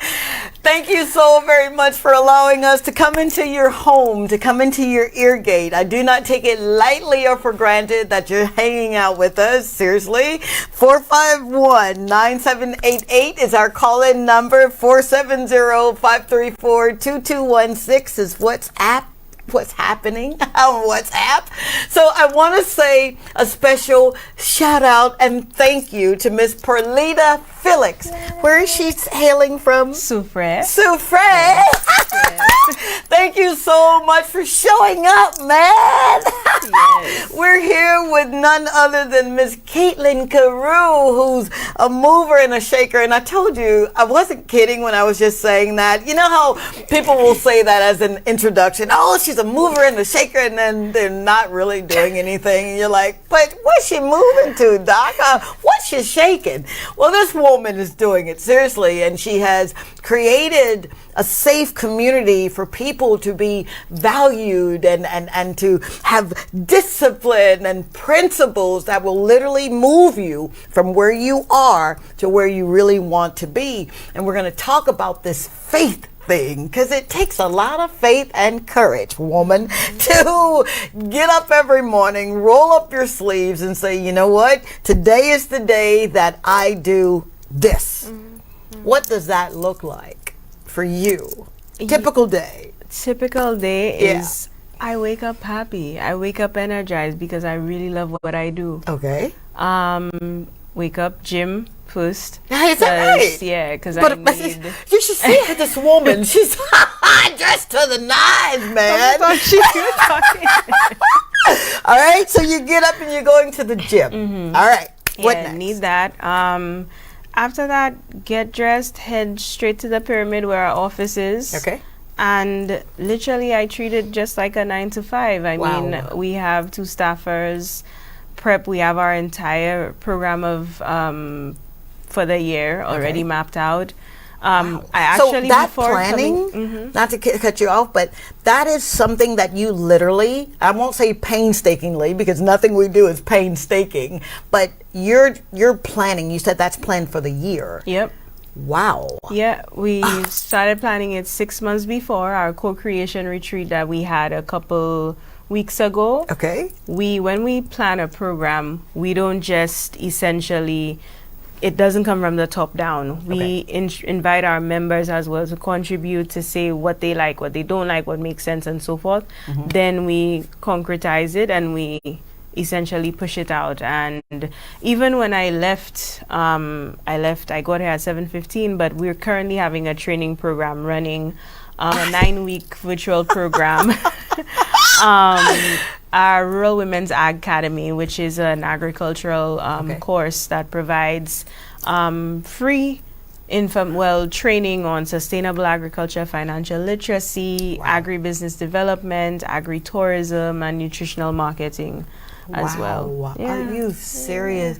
Oh, Keithlin, I need to sit at your feet and glean from you, woman. Because I've learned so much just sitting here that no person is an island. You may be on the island, but you're not by yourself in anything that you do, especially when you're serving other people. Convincing other folk that you really are going to do this, how difficult was that? Or was that anything that you even stopped to do? Oh, I have a good story to tell you. When I told my parents, like, I had been telling my parents, look, I'm considering leaving the UN. And even my co-workers, and they're like, yeah, sure. And I mean, I was still strategic because I'm not from a wealthy family. So I needed, there was this fellowship I had my eye on. And I ensured that I got it before I took the jump because the fellowship would cover my salary. for me to run Helen's Daughters, and the fellowship essentially helps you to build up your organization so you get enough funding and investors to be able to pay yourself, your staff, and have programmatic funding. Okay. And when I got the fellowship, I was the first person in the Eastern Caribbean to ever get that fellowship. There's like 4 of us in the Caribbean who have this. And I told my mom, and all her friends told me. Later on, she like cried in the office. She was like just gutted. She was like, "Why would you leave the event?" My parents didn't get it. Then I'm thinking she's crying because she's excited for you. No, petrified. Excuse me, lady. No, really? No. Okay. They didn't, and I get it. I mean, get it. it's like coming from where I come from. Okay. Your kid goes to the UN and you want to leave to come back to start an organization called Helen's Daughters. Like, it doesn't make sense. But he takes the simple and he confounds the wise. So you literally are what I read every day. You are the example. You're not just talking about it, you really are being about it. You've become the work. And I say this, and I've got a little book called Journaling with Dr. Tongie. Deciding to move forward. My shameless plug. And it says, when you realize that you no longer have to work for a living, you become the work, and you never work another day in your life. And that's exactly what you're doing. And that's what it feels like. Oh, wow. That's You see, like. you hadn't even read the book, have you? She's already living the principle. That is truly a principle. It is. So everybody's up in arms. They're kind of wondering, have you temporarily lost your mind? Yeah, probably. I get that a lot. I do. You left Hollywood and you're going where? I'm going to St. Lucia and I'm going to teach people, but you went bankrupt. How you gonna teach somebody? You lost everything 5 times. You were $4 million in debt and you gonna teach folk what? You've lost your house, your cars, your mind. But I'm learning now, and I think you can attest to this, Keithlin, you have to lose your mind to get a mind of Christ. Because we've been so bamboozled believing that you can't have it unless you work for it. But that's not what I read. He said, if you do this right here, you seek this, I'll add everything to you. But you got to go and get it. Ouch. So you did it anyway. You started, you launched, you got this amazing program. I'm coming to the market to buy now. Yes, you need to. Not to worry, I am. When do you have the participants of this amazing organization, amazing community, amazing family? When do you guys go to market so that you can literally show them what you're talking about? Oh, well, we have a market every month, the last Saturday of every month at the courtyard of the Pyramid near Point Seraphin. All right. And you get to see a tiny glimpse. It's like a quarter of the membership, but still, you get to see amazing women. Like, you get to find things like breadfruit waffles. Oh, come on. Handmade candles. Are you serious? Yeah, kombucha, sauerkraut. What? Yes. Like, things that you would never think. That's why I keep saying there are so many gifted and talented persons in St. Lucia, and they just need a space to be able to shine through and show that talent, and that's what we're trying to provide. Oh my Of course, and making money they're able to make money as well, because people, it's funny, I've heard some men say, oh, this little market and whatever, but our market pulls in sometimes a month $13,000. So that doesn't sound like a little market to me. Sorry, it doesn't. No, there's women who literally make $1,500, and that is some government workers make that a month. Right. And they make that in one day, and that is the power of agriculture at the end of the day. Well, we've got Giselle Montote. Okay, I hope I didn't butcher your name, babe. You said Bad Boy Reynolds was so true. You're being the role model for today's generation. She is. She really is. I'm so inspired. She makes me want to do more. I'm serious. Now, let's move a little bit, because behind every great woman, someone said, is herself. Nah, it's her significant other. How did you convince the love of your life that, I'm telling you, honey, I've got this. We're going to do it. Did it go something like that? No, I mean, he was my biggest cheerleader from day one, because I started Helen's Daughters my second year being in the UN. So it wasn't new to him. Yeah. And I mean, he is Ghanaian. We met in college.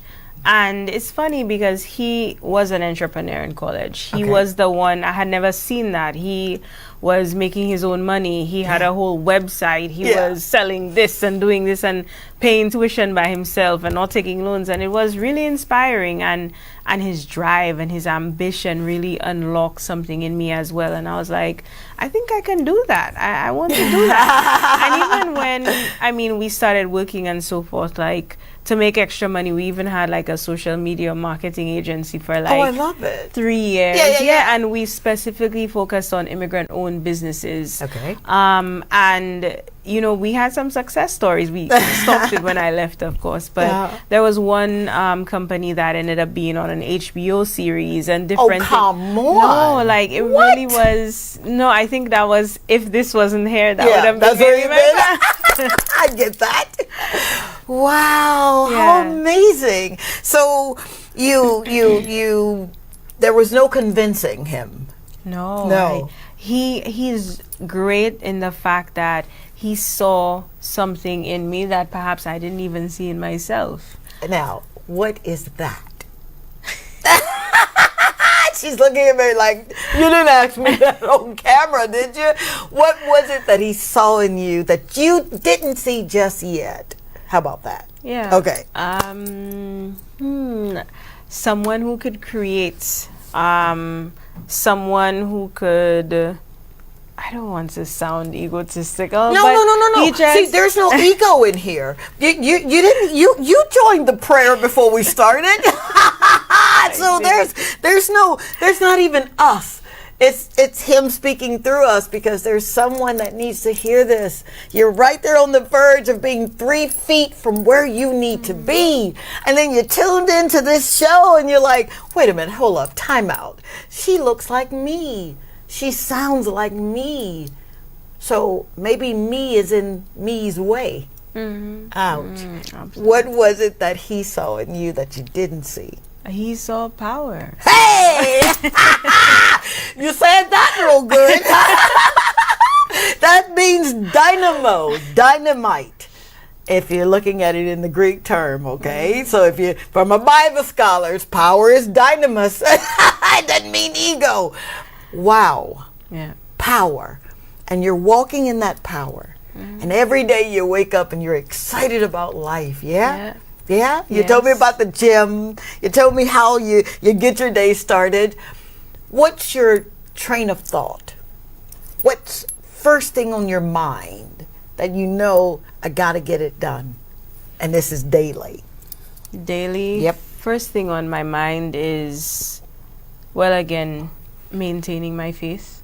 Because yes, I have a significant other, but I do have a grandmother that I feel like has cloaked me in grace. And I do have a really amazing family, grandfather and parents who are probably watching. But I think for me, the biggest thing that I think about consistently is legacy. Wow. It's literally tattooed on me. My life is my message. You know, like God. I knew I loved her. When I first met her, I'm like, how can I get her to be my friend? And then you introduced me to Dr. Natasha. Yes. Hey, baby. and I'm around these amazing women. You are something serious, lady. Your faith, you've got people that pray for you. How important is it for your circle? Do you have a circle that is so large that you can depend on that person and that person? What does that look like? I have circles. Oh, I do have a very close knit, small nucleus. My family, of course. I have some amazing girlfriends who I know are like watching right now. I mean, my fiance, his family, of course, but then the Helen's Daughters, that community that I created as well, and by extension, their families, that's my family. Wow. Oh my gosh. We're coming down to the close of the show, and it's breaking my heart because we have truly been blessed by one of God's very own, the apple of his eye, who literally created with her hands and her intellect and a will to not stop until she accomplished her goal. I am so grateful. I am so grateful. You have no earthly idea. I'm trying to do this without crying because I swore I would not cry tonight. I'm not. To have you in my presence is something serious, but for me to be in your presence is such an honor, and I'm truly grateful to God for this. Thank you so very much, St. Lucia. Barbados, the UK's in the house. We've got Ghana in the house. We've got Texas. We've got Florida. We've got Los Angeles. We've got Mississippi. I mean, I can't even name you all, but I'm truly, truly grateful for you. I will never, ever, ever squander the time that you allow me to be in your presence. Thank you so very much. Every time I come up and I say, hey, man, are you happy? And you'll smile through it and tell me you are. I am grateful to literally be in a country where people dream so big that it kind of scares them at times. I got someone that walks with me in this, and he knows who I'm talking about. So, St. Lucia, thank you. Thank you from the bottom of my heart. Thank you, Keithlin, Caroo. Can't you see her getting like the Nobel Peace Prize? I'm speaking that into existence. How about that? Until next time, I am your girl. I am your friend, Dr. Tongie. You know me as Tongie. This has been Talk to Tongie. Thank you. God bless you. Until next time. Good night. Good night.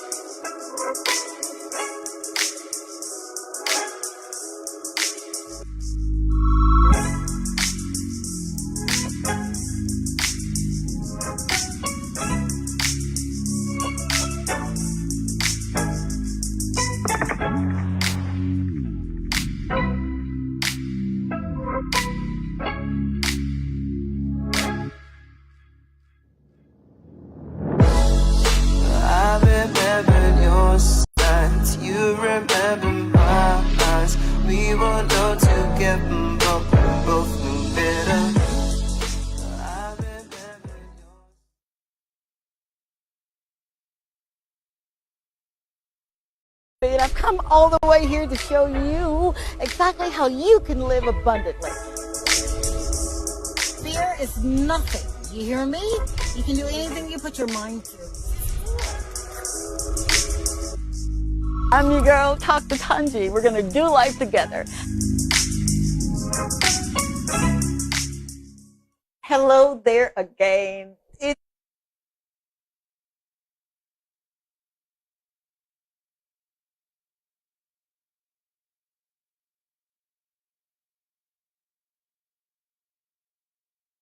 His oldest friend.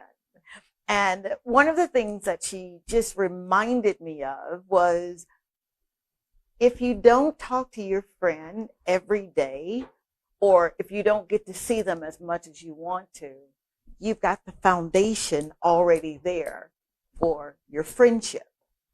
So I'm thinking about this, right? She's maybe 80 plus. I'm so sorry, Miss K, if that's not your age, but it just brought home so much for me. the word friendship, the word friend, it means I literally am responsible for your happiness, for your joy, the fruit of the spirits, those 9 attributes that I love talking about. But it hit home with me, friendship. And I remember growing up, and I remember my mom saying that, and for all of those who don't know, I'm from Columbus, Mississippi, and she has this little country way of saying Pootie. So she said, Pootie, if you have these many on this hand, you've done real good in life. And I didn't understand that, right? I was growing up and I was a cheerleader and I was in the band and everyone liked me. So I thought.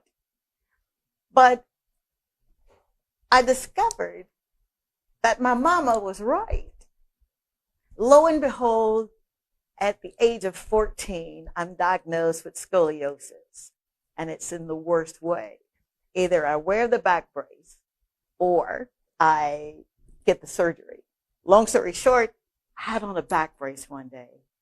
The end of the day, 9th grade, and these girls that I just knew liked me because that's what they told me. I thought we were friends. Said something that was so vile, and it hurt my feelings. So I had a human moment. I guess I thought I was Superwoman with my back brace. And lo and behold, she pushed me, and I went into shock. I hit my head on the brick wall, and they called my mama, and blood was everywhere. That's the most vascular place. I'm a medical doctor now. And that's the most vascular place, right? And it's bleeding, bleeding, bleeding. And it took me so many years to heal from, I thought they were my friends. Friendship. There is a commonality to that word, which leads me to introduce an amazing soul. I say amazing because this woman single-handedly has a nonprofit. She has a ministry that tags along with that nonprofit, I'm assuming. Yes. And everybody knows her in her community. She's a leader. How about that? And she's right here from, watch this, Dabadoo, Sotibus. Yes. This thick tongue. I am in the beautiful home of Miss Kimberly Findley with Uncommon Ministry. Yeah? Yes. Is that right? Uncommon Girl. Oh, I love that. Wow.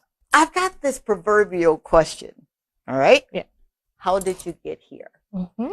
And because I operate from the mind, the will, and the emotions, that soulish part of man, it's always something when you say whatever you're going to say from your soul, your mind, your will, and your emotions.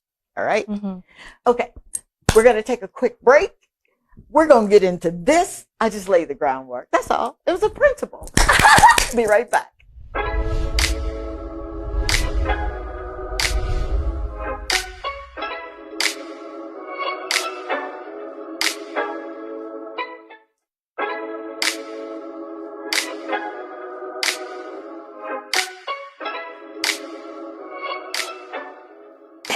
It's your girl, Dr. Tongie, and whenever I get ready for a show, I use the Toy Day food.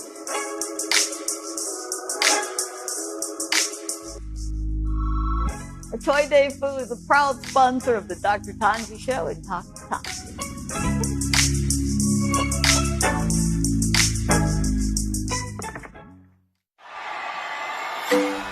You want to avoid traffic? Avoid the stress of finding parking. The answer is the water taxi from Saluna Water Sports by Bay Gardens Beach Resorts to Pigeon Island Jazz Festival for only $50 EC or $20 US round trip per person. Contact us at 721-5098 to book your tickets.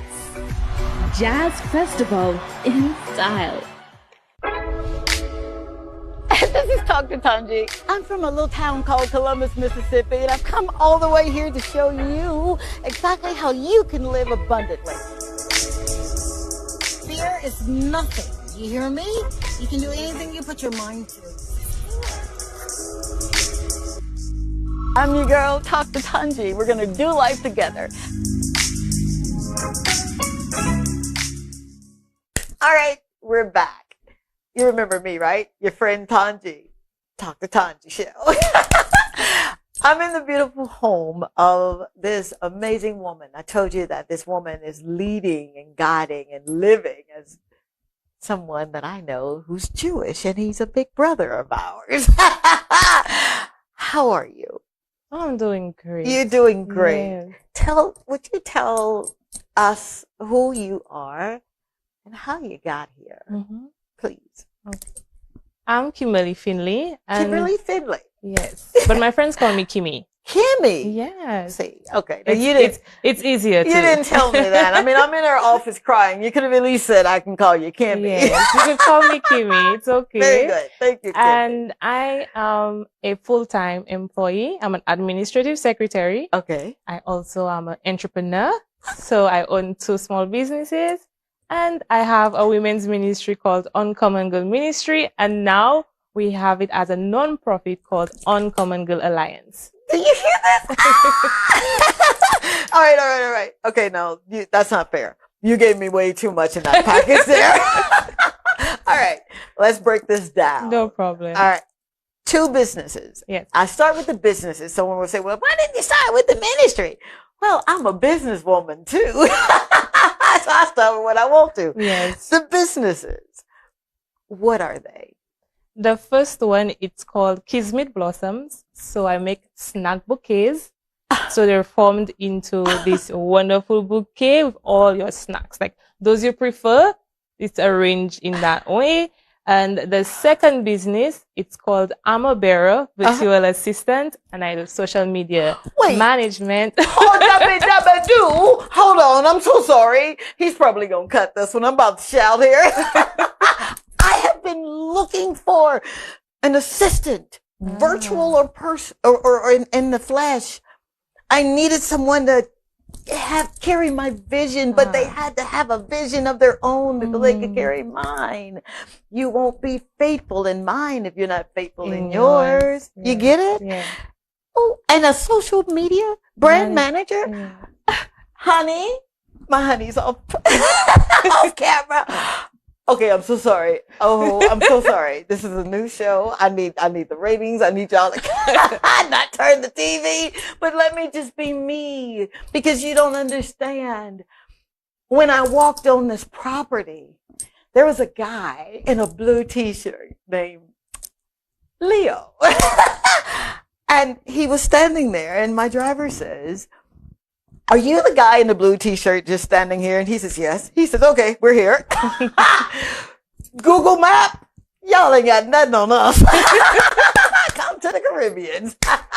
But it felt like I was at home. It felt so good. You remember I told you that? And I almost started crying, right? And I'm thinking about when I was a child, how it made me feel when you went around people that knew how to love and they were praying people and they had so much. They had so much. And I asked Leo, "What do you want to do?" I said, "How old are you?" And he says he's 14. Mm-hmm. So I'm just like about to take off flying. It was 14 where I started speaking things. And this baby said, I said, "So what do you want to be when you grow up?" He said, "Oh, I want to own businesses, many." Mm-hmm. Holy moly. I said, "I've got 8. And he said, "Really?" And then he shook my hand because that was solidarity. Mm-hmm. At first I had to hug him because I'm from Mississippi. I hug. But when I reached his hand and he touched me, it wasn't that firmness that I know he needs in this society, right? Yes. The world. And then I said, no, this is how I need you to do it. Not only did he receive instructions, y'all better hear me, but he didn't grimace. He could have easily said, no, I'll shake your hand the way I want to, because I'm used to that. That's what we do in America. Don't want to hear nothing, some of us. But for this baby at 14 years old to know what he wants to do, and to receive instruction, do you know what blessing he just caused on his life and everybody that's connected to him? Yes. See, this show is Talk to Tongie, and we real on this one. Not saying I'm not real on the others, but on this, I get to sit down and have that one-on-one, and I get to peep in the mind of someone who said, I'm going to do this. I don't really have a blueprint, but I'm going to do this. You place your purpose and your potential in the current affairs. You didn't try to go, hear me, you didn't try to go and get a church and say, I'm Reverend Kimberly. And if she did, it was all right. But you came in the marketplace. That's the spirit of a leader. You have the leadership spirit, dear. Yeah. And that's not something that you go to school for. That's not something you work for. That's something that's given. It's imparted to you, because to whom much is given, much is. Yeah, she like that. So you got these two businesses. Yes. And they're current affair businesses that people need. I would absolutely love it if someone sent me a bouquet of every snack you like. You know, I like Doritos and blue water, the best water on the island. But can you imagine getting that and you're not feeling your best? Yes. So why on that one, and I'm going to get to the other one, why would you do something like that? I wanted to be in the entrepreneurship industry, but with something different and unique and uncommon, because, you know, I represent uncommon everywhere that I go. And as soon as I saw it on, I think it was Instagram, I'm seeing somebody's creating these bouquets, but they're made out of snacks. I'm like, we don't have that here. And persons would be amazed at it. And as soon as I began, some persons tried stealing away the idea, but nobody lasted because it was not theirs to have. And Kimberly, when the Lord gives you with something, He will always provide you with the doors and the resources to ensure that you go through with it. Oh, dear God. Did you hear this? I mean, again, little package, but you come out punching. I absolutely love it, because what you did was, in layman's terms, right? For those who may not know, what is yours is yours. You followed a set of principles, and the principle was, there's nobody doing it here. Yeah. So that's the God idea. You had some kind of strategy, because you got to give him something to work with, right? So you write down your vision. Yeah? Yes. You wrote the vision, and did you have the money to carry out the vision? To a certain extent. Okay. Yes. But I started with whatever small that I had. And then it grew. Yes. But you started. Yes, I did. Principle. See, let me tell you about these principles, right? They work. Yes. Whether you are a believer or non-believer, if you believe in the trees, you use these principles, they're going to work. Yeah. But the benefit is that we get those benefits loaded daily. Yeah. If you're doing it outside of anything, it might be loaded when you get a check. Yes. But we wake up to benefits. Yeah? Yeah. Okay. All right. So I'm gonna put you're gonna put me on the mailing list, and you're gonna I'm going to order these things from you twice a month and we're just going to send them out to people. Yeah? It doesn't work that way. Not How as does yet. it work? Not as yet. Okay. What you would do is that I provide a WhatsApp number. Okay. And you order through there. But we have packages. So it's always advertised and then you just choose from the packages. However, now we're rebranding to make it better. We don't want to just reach persons who are celebrating birthdays or they would like to celebrate their staff, but we like to branch out to hotels, to villas. So we want to put it nicer. All right, here we go. All right, here we go. I look like we got to take a break. That gummit. Right after this, we're going to go somewhere with that. Yes.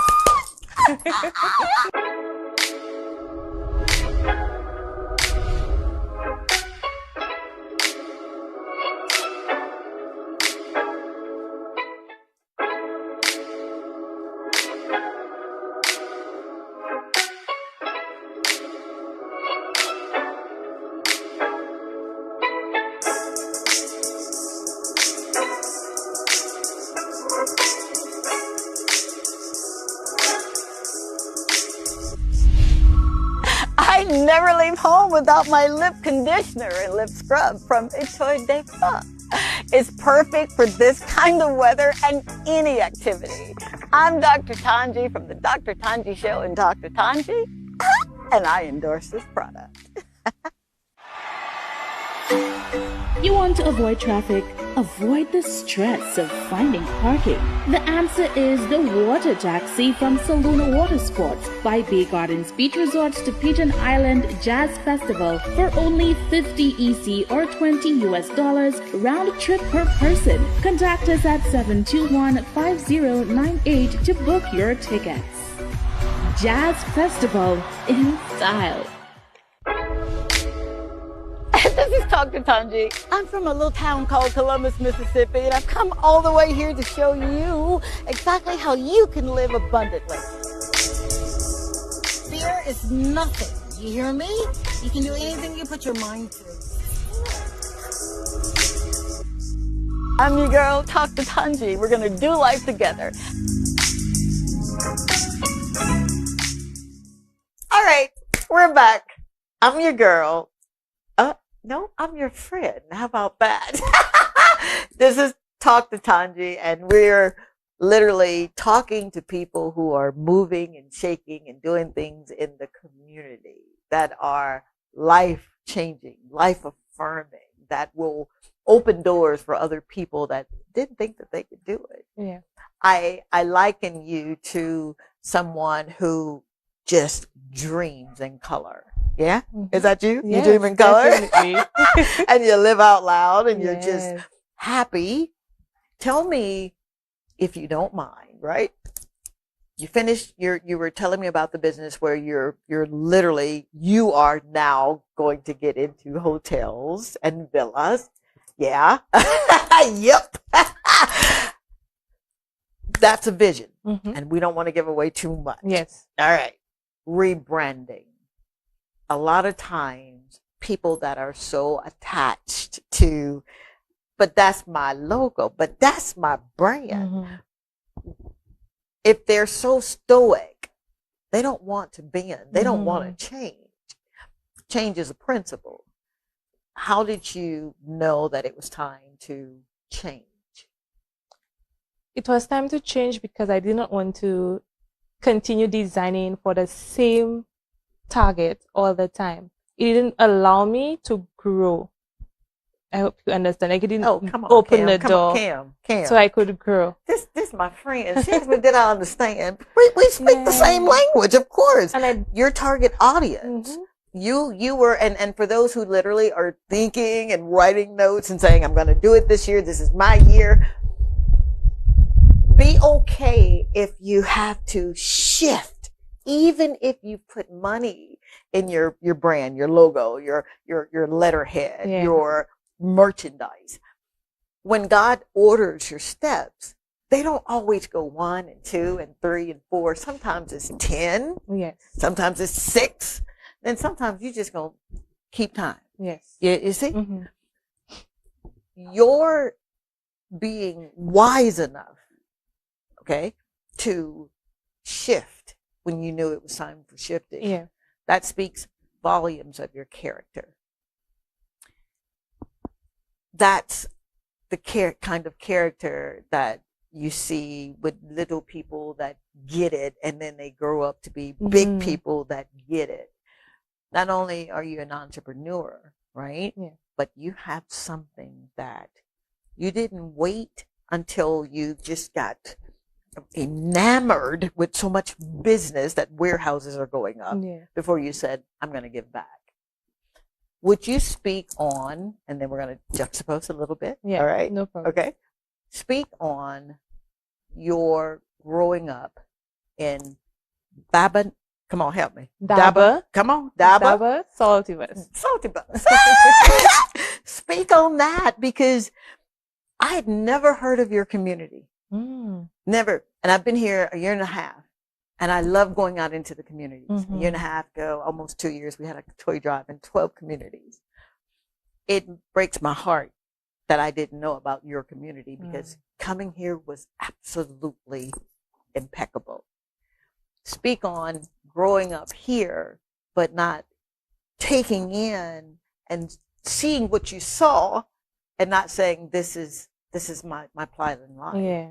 Talk on that, if you will. Growing up here, it's amazing. It's beautiful. Yeah. As you could see, we're living in a rainforest. And I love that aspect. We used to go on adventures to the river, all this good stuff, play with your friends up on the road, because, you know, that's where everybody meets. We don't have a playing field where you could do recreational activities, but we use the actual road to do so. No way. Yes. So that's the fun part. But the downside to it is that with me, I knew what I wanted to become.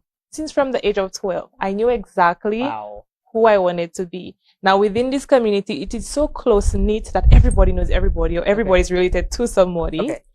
And the thing that was disheartening is that persons were so interested in promiscuity, drinking, smoking, partying. Now, I did not want to follow that norm. I wanted to be... Why didn't you want to? They were having fun. But it wasn't my kind of fun. Yes. I did not resonate or connect with these kinds of activities. I thought I was like wasting my life, wasting my time. There's so much more out there to do. Why would you want to stay doing something everybody else is doing, right? And I was bullied for that. But of course, I mean, you're kind of sticking out like a sore thumb here. Yes. I mean, who are you to say that you don't want to hang out with us, right? Yeah. But you can't be anything. You can't Speak on what people's words, even as children, the effect that can have, and how you were able to say, and you did what you did. It was tough for me because I thought, again, they were my friends. And why would they want me to do something that I don't want to do? If you're my friend, you're supposed to support me, right? But it wasn't that case. And I felt depressed. I had low self-esteem. It was a whole drama for me for quite a while as a teenager to get out of it. But the amazing thing is that I have a wonderful mom, and she used to speak to me every single day. Kimberly, you know what? You're better than that. You can become who you want to become. Don't worry about them. The Lord will send you the right set of people. Wow. She has the best advice. And I followed through with what she had to give on to me. And that's who I am today. There you go again. Just when you think you know, right? She does another thing and you're like, what? All right, lady. Mom, instilling, telling you who you are. Yes. Not necessarily taking into effect that others were outside of your home, right? Saying who you are. But would you agree, and there's this controversy, and I'll explain. Nature versus nurture. Have you heard that before? Yes, I have. Okay. Do you believe that it is your nature that literally said, okay, I'm going to do this thing and I'm not doing it. I'm going to stick to it. Yeah. Or is it the nurture that says, this is who you are.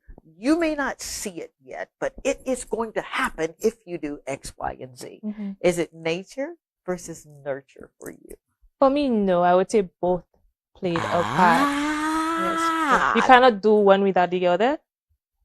I would say that. So nature would say, okay, you know what? This is what you have to do. This is what you were created to do. But you could go against that if you want, right? Yeah. But nurture, you're bringing what you're taught, the discipline. You're like, okay, this makes perfect sense, right? Yeah. So you have to look at both, analyze it, see, you know what? I could take some from nature, I could take some from nurture and create that beautiful thing. Oh my God! I'm so sorry. It's just okay. You remind me of my own daughter, and she listened, and she got it. She was 3 months old. I was 16 years old when I got pregnant with my baby, and I was one of them little girls that you probably wouldn't hang out with. But I was you, and I got the nurture, but the nature kept saying, "You're so beautiful, and you're just, oh my God, Tongie, you talk like X, Y, and Z, and you're so bubbly." And I fell for the okie doke. It wasn't that I wasn't getting the nurture; it was the nature. So for you to say, I had to take some from both. That's revelation. that's uncommon kind of wisdom. You understand? That's not what you see in textbooks, because that was Nature versus Nurture is a textbook case. You guys look that up for me.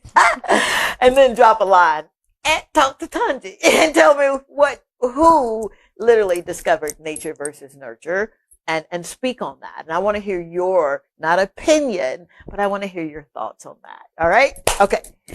Now, the second business, and we're going to get to this uncommon business. Yes. The second business that you have is one that you saw me do cartwheels, and I normally don't do cartwheels in nobody's home. First of all, thank you for allowing me to come into your home. I meant to have said that because I don't want to ever take that lightly or for granted that you opened your home. Literally, we were scheduled to be here at 2:00. Yes. And I'm sure you had everything prepped that by 1:00 you're going to be doing this. Yes. And then by 1:30 you're going to be doing this, and they should be arriving, blah, blah, blah. And then you get a phone call that says, oops, change. Can you accommodate? You reminded me when there was this rabbi that sent some disciples, some friends, to get transportation. Yes. And he knew that if I send these two, they're going to do exactly what I need them to do. And I know they're going to do it because it ain't going to make sense. It's going to be uncommon for you to go tell somebody, give me your ass and your donkey. And bring it because the master has you. You reminded me of that parable and that wonderful book that I love. I just love it. I do. And there was a need, and you accommodated us in your home. You could have easily said, "Oh, I'm so sorry. That's not the way I'm going to do it. Thank you, guys."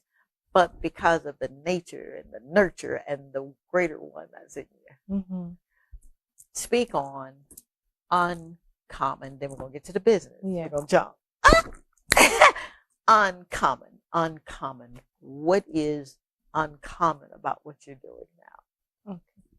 Well, based on my story of how I grew up and what I went through, the Lord said, you know what? I need you to have this community where young women who wants to be like you could come forth and be open about it and not be ashamed of wanting to practice purity, of wanting to become a better person, of wanting to probably have different businesses, open this ministry and allow them to come through. I'm like, but I'm so young. What am I supposed to do? I don't have any experience. What am I supposed to say?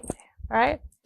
But he has given me the experiences. He has given me the resources, and it was not supposed to be virtual, but he allowed it to be this way because I had to reach out to more young women, not just within my community, but for women out there. And surprisingly, it's called Uncommon Girl Ministry, but we should say Uncommon Women Ministry because the persons who are a part of this community, they're way older than I am. Oh, wow. They're not, I'm 27, I'll be 28, and they're my daughter. 40s, they're in their 50s, they're way older than I am. And I'm like, wow, some even call me their spiritual mom, which is a lot. But it's all a lot. I really cannot express or explain how everything is working out, but I'm just grateful that everything is working out in the way that he wants it to work out. Ay, how dare you? I mean, you and this Anna with the spa will not allow me to just be. Wow, you spoke to my soul. Wow. And I hope that who's ever watching understands the soul of what she's doing. If you find yourself, you really need someone to be who you are. You have someone right here in the community. How about that? What a light. What a faith. Mm-hmm. So you start this uncommon ministry, and not once did you say anything about a denomination. No. So can a Buddhist, someone who practiced Buddha, can they come? As long as a person is willing to become a disciple for Christ, that's what. So I'm not looking at if you're Pentecostal, if you're Adventist, if you're Catholic, but your sole purpose, because we have to come as one, is to serve Christ. Did you hear that? Most people would have probably said, but when they come and they don't know what that purpose is just yet, but they come and you offer so much love and so much authority, and they're willing to learn, would they still be able to say, you know what, I want to be a part of this because you make me feel. People will always remember how you make them feel. That's right. They will. Mm-hmm. So you're operating in just what we like to call just pure love. Yes. Wow. All right. Now you're in the business and you're about to give something to someone that you know these businesses are in need of. Mm-hmm. Do you do what you do for businesses, or is it individuals or organizations? This is the second venture that you've launched, and the name of that venture. Yes, the name of this business is called Armor Bearer Virtual Assistant. So I'm your helper to put on your armor to head on with your business. So that's what it came out as. And did you see the way you did that? So it's what I specialize in is social media management, administrative duties, small business consultation. I'm also a graphic designer and I plan events. So it's a lot within one small business, but I cater for mostly female entrepreneurs.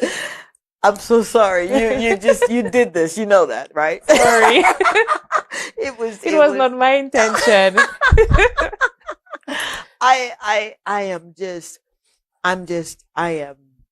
I'm at a loss of words. And normally that's real hard for me, right? I do this thing for a living. Yeah. But to find someone who is living, you are literally waking up every morning excited about getting ready for your day. Wow. So, social media branding. How can people reach out to you? All right? Because I've got some more questions. Yeah. But how can they reach out to you that are in need of virtual assistants, they're in need of social media branding first? Okay. I have a website. Okay. Yes. So it's Armor Bearer. You cannot miss it. armorbearerva.com, and you could book your consultation on the website. It's going to go via Calendly, and then we create a Zoom meeting. It automatically does everything. So once you go on there, you would get through. If you're not able to do so, because I know some people are not tech savvy, for sure, you could go on Instagram, on our Instagram page. You just shoot me up a message and we will flow through from there. All right. Ama. Spell that out and hopefully they'll put it down. Oh, yes. So it's, I know it's a mouthful, so it's Amor, so ARMOR, BEARER, virtual assistant. Wow. Yes. Wow. That's .com, .org. .com. .com. Very good. Yeah. That is so ingenious. What you just said, again, you floored me.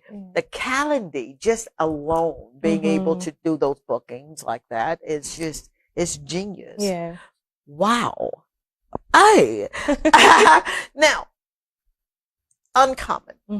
You started it how long ago? It will be 4 years in May, but it started before that. Wow. Yes, because I was doing it in person. I was in the ministry in person at my church. And I wouldn't say ordained, but I was selected to be the youth leader of my church. Okay. Yes.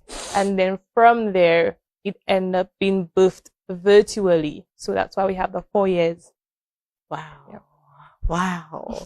And the objective here is? Our objective is to provide opportunities for young women to showcase their talents, also for growth.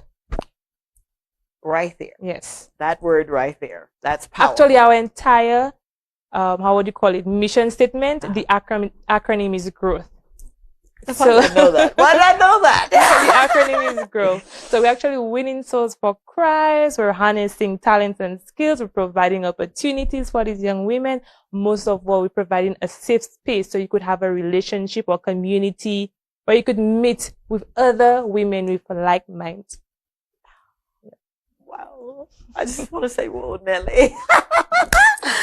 Have you just ever sat down in your beautiful office, by the way? I mean, it's so beautiful that I'm like, thank what? you. You're like, oh, I'm a girly girl. Yes.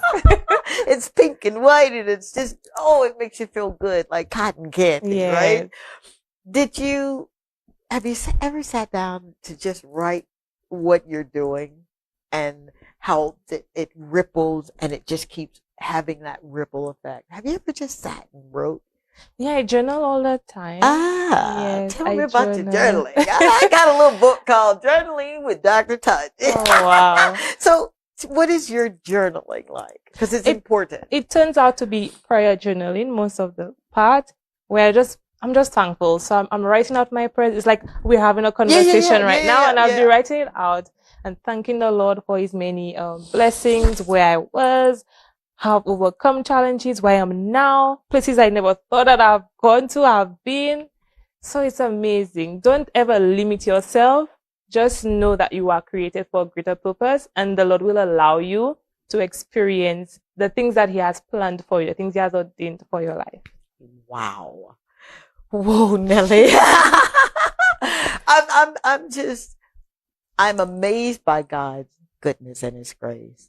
I'm equally just amazed that he would allow me to come all the way from Mississippi, right? By way of Texas. I went to med school and then Atlanta, where I finished up with didactics and had gone into our program. And I was thinking that was as good as it was going to get. You know, you're a medical doctor. You can deliver babies. Yeah. You're good, man, right? 6 figures, you're good. But when there's so much more that you want to do and you think outside of yourself, because we're servants. Yes. You know, I'm grateful for the title, but that's just the title. That's all it is. It is. It's a title that little brown girls oftentimes in Mississippi wouldn't go through those doors had they not been medical doctors. So I'm no fool. But to know that you're serving and you're fine with serving. Yes. But you're an entrepreneur. Sometimes we get stuck in the serving and forget that it's okay to have a life and have a career and open a business and grow your business exponentially. What would you say was a challenge for you to maybe get the mindset that, okay, it's okay for me to make money Or was that ever a factor for you? Was it always just ministry and that's it? No, I really always wanted to be an entrepreneur to make my own money because I like having nice things, as you saw. Oh, yeah. I like having nice things. And my mom has always told me that I should have something that's my own and at least be a help to my husband. I'm not married as yet. But she's always encouraging that, you know what, you cannot have your husband giving you everything. You need to contribute towards the household. You need to contribute to the affairs of the house. And you need to have something that's yours. So, when things happen, you're like, okay, I have something to fall back on. Yeah. So she was a main drive so I could have my own businesses. But I always, I'm a lover of helping persons. I love to help. Yeah. I thought I'd be a nurse, but the Lord is like, no, that's not how I want you to help persons. And it's through ministry. And that's what I'm doing now. So I always wanted to be an entrepreneur. Oh my God. See that you just hit me with the bam punch. I'm like deflated here. Wow. Thank God for your mother. Yes. Seriously. Mom, she's an entrepreneur? Not as yet. Not as I've been yet. trying to persuade her, but she's like, no, I just want to be home. She works, but she does not want to venture out into being an entrepreneur. Not yet. Not yet. You keep rubbing her, you know? Yes. It's like a pearl. You irritate her enough, you'll get a pearl. Wow. Okay. You're here. You're leading. Mm-hmm. You're guiding. You're teaching. Yes. You're making money. You're growing. What next? Can you even think of There's anything? so many that I want to do. I want to Really? travel for one. Ah. Yes. I want to see the different cultures, experiencing the food. I cannot wait to go to South Korea. I don't know when that will ever happen, but it's a dream. And one of the things that I actually want to accomplish is to have this facility where these young women could actually come in and probably provide some kind of housing right there so persons who are homeless could actually have something. You're not going to do that to me. We'll be right back. You're not, nope. Stay tuned.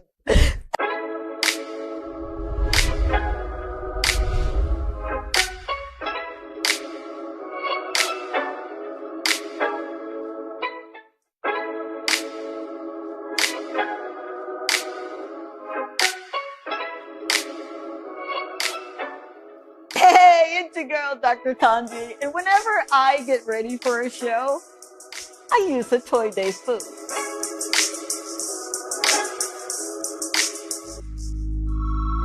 A Toy Day food is a proud sponsor of the Dr. Tongie Show and Talk to Tongie.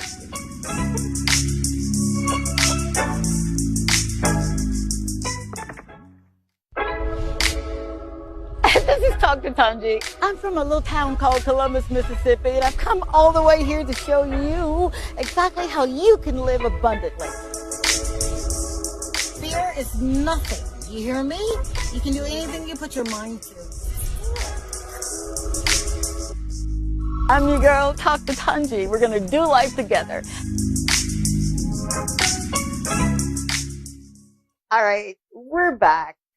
I'm your friend Tongie. This is Talk to Tongie, and we are literally sitting in the home of an amazing entrepreneur, non-profiter, leader, Miss Kimberly Findley, or Kimmy. Yes. She said her friends call her Kimmy. I'm going to call you Kimmy, all right? Until you tell me, yeah, you're my friend.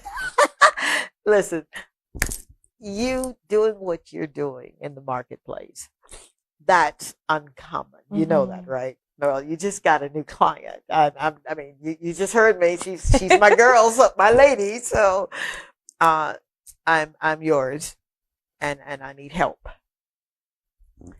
Uncommon, girls, is what? I know what you want to, or what you're providing for them, but what makes them uncommon? Is it what they're going through right now, if it's something detrimental, or is it what you see in them and know that they could be with proper guidance or what have you. Uncommon. It's mostly the latter part of what you said. It's persons who probably have lost everything or they're at risk. And they're like, you know what, I feel like giving up. But the uncommon thing is about it, you have a support. You have a mom. Put it like that. You have a mom to go to. Yeah. And that could show you love, support you, and you could depend on. So I believe that's the uncommon part about it. And again, it's a young person behind it, helping women of age to overcome their challenges. Oh my gosh. Dabba do. That's my way of saying, wow, you just when I think I know you, right? So you've got this community. Yeah. You're already making me feel like I can do anything, right? Oh, that's great. Absolutely. You're never too old to be inspired. Don't think just because you're doing what you're doing so very nicely and that you can't receive. I think the biggest misconception of a successful person is what they're wearing or what they got. Yeah. Success is being exactly where you're supposed to be, that he sent you to do. Yes.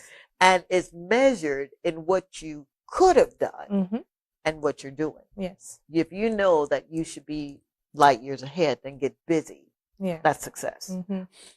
How do you not take into consideration, or do you? Do you ever like, I'm doing pretty good.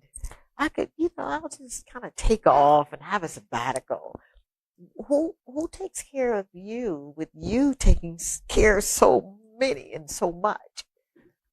I don't have someone taking care of me, but I have a wonderful family who supports me in everything that I do. And they're always there for me when I need them the most. And I'm not somebody who likes to stay idle. Yeah. So I always want to be working. Yeah. I always want to do something new or look at something that I know I'm weak at and strengthen on it. So I'm never just laid back, it's okay, I've arrived. No, I've not arrived. There's so many destinations to go to that I don't think like just sitting around will bring me to the places that I have to be. No, so I always want to be working and improving on myself. You talk as if I'm reading a book, a chapter in my life. I've got a book that's coming out called How Did I Get Here? And I've been working on this book for 20 plus years, but I swear to you, it's going to be one of the best. New York Times seller. I agree. Thank you, sir. We Thank you, receive ma'am. Thank you. I feel light when I'm around you. Wow. I feel like, wow, okay. I may have been fractured in that area, but that's not where I have to stay, right? Yes. That's what you're giving to these women and these beautiful young girls. Yes. You're helping them pick up those pieces. You said something before we go. All right. You said, my mom said I have to have something of my own so I can be a help. I need to help my husband. I'm not married, but that principle right there tells me that you're not just going to, and I'm going to pry a little bit. So just tell me, girl, get out of there. It tells me that you're not just going to settle for someone who says, oh, wow, you're so beautiful and you're so smart. And what is it that would make you say, oh, okay, you who my mama was talking about? Well, I believe he needs to be a leader as well. All right. He cannot follow where there's no leadership, right? He cannot follow where there's no leadership. And he needs to know what he's about. Like, he needs to have a vision. He needs to have a good mindset. Yeah. And the rest. No. Ellipse. Yes. Wow. To be continued. All right. How can people find you? Uncommon Ministry, the virtual assistant. Yes. I need them to get it all. Just follow me on Instagram at Kimberly Findley or Kim_and possible. And definitely everything is on there. So you'll see my ministry page is on there. My businesses are on there as well. So one platform will link you to the different platforms. Wow. Oh boy. I am so happy to be in your presence. I'm happy to you that you're here. Thank you. Really? Yes. What makes you happy that I'm here? I love how positive that you are, and then you carry so much, you exude so much. So it's amazing. I was not expecting this kind of energy. I thought it would just be like, we come on here and we speak and we go, but it's so much more. I've learned quite a bit from you. Oh, so don't far. please. I swear to you, I just put it back on. I swear. Sorry. I am so moved that our daddy would entrust me with time. It's something that I cannot create. It is something that we have, and we want to make the best of it. We don't know how much of it we have, so we don't want to spend our time crying or feeling sad or, that person hurt me or that person left me. And, take a breather and just be grateful that you were able to take a breather. So I'll say this to you as we get ready to go. For you to open up your home. I've said it once and I'll say it 1,000 times. This is your castle. This is your safe haven. Yeah. This is when the world is so ugly and nasty and they say vile things and want to cancel culture. This is the place that you get to say, I'm safe. Yeah.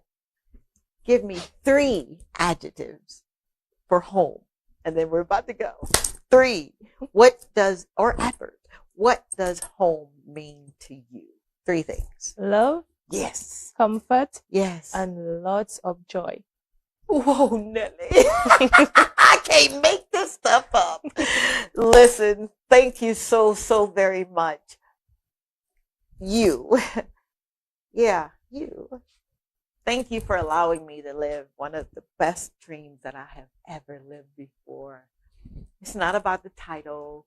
I like the dress and the pearls, but it's not about that. It's about making certain that you know that I love you. I have the spirit of love, and I know how because Christ, my big brother, teaches me. I pray that you have an amazing evening as you begin to rest tonight. Thank you for every time I was at the grocery store and you said, hey, Dr. Tongie. Thank you for every smile, every hug. Even when you ran behind me in the grocery store and I didn't know that you were there. It's okay. Until next Thursday, I'm your friend. And I know what that word means. Thank you for letting me into your home. All right? We're going to have fun together. I promise you. I love you, lady. Oh, thank you. Too. And thank you. Can I hug you? Yes. Thank you for having me. Thank you. Bye.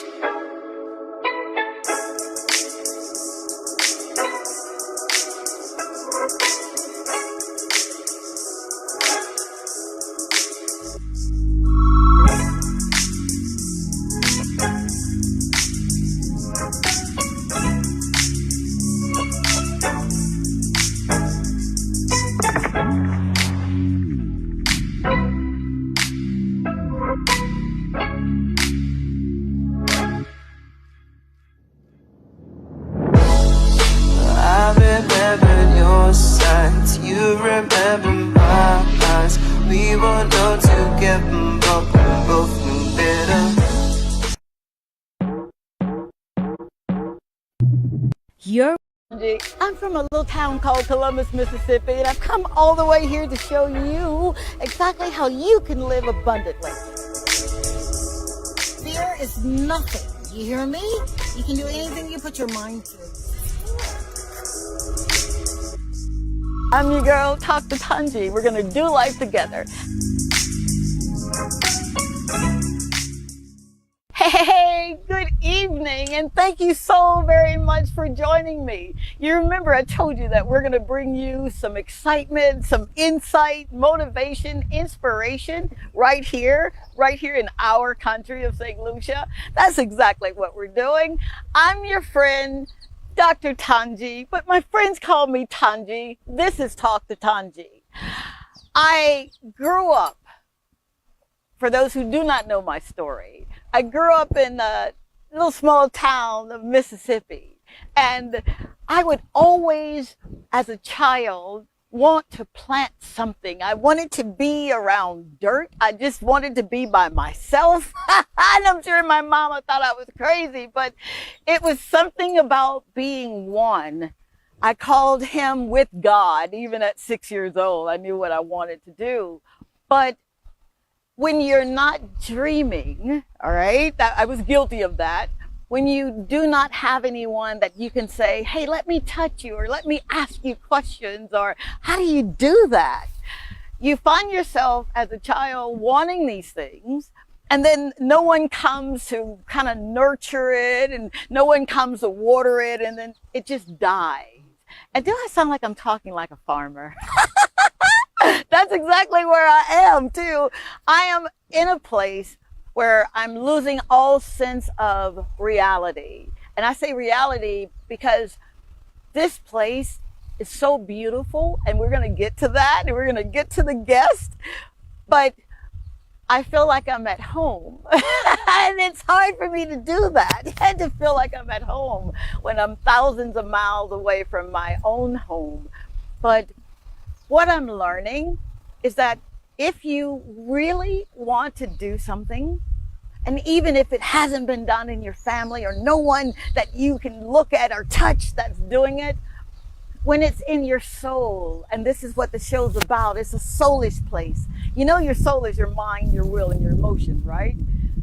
When it's in your soul to do something, no matter how long it takes, our creator, I call him Daddy, will do exactly what he does, and he does it so well.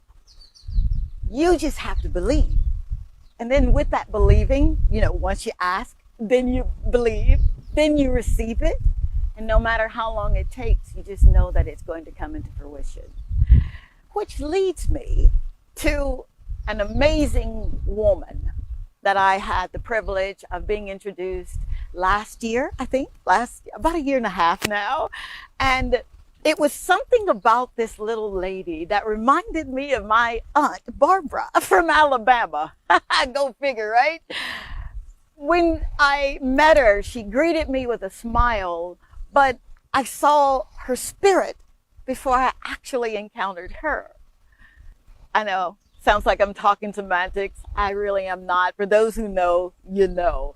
When you meet someone that takes your breath away, and that makes you believe again as a child, because we all have to be like children with this thing called faith. You can't get anything trying to do it on your own without faith. So this woman was introduced to me, and I'll tell you a little bit about how that happened, but I want to get to this. She's an incredible soul.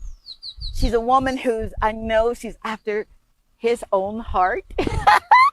She's a woman who has a story that is so revolutionary that you're like, what? And she's a woman that you can model yourself after. And she's doing it every day. She gets up and she makes things happen. I'm talking about none other than Miss Cecelia Trim. I get excited when I say her name.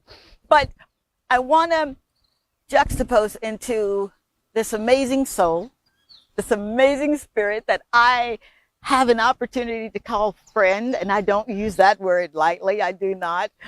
I ask her, will you be my friend?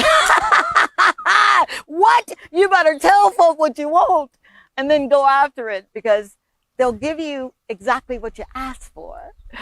Miss Cecelia Trim of this amazing place called Epiphany Farms.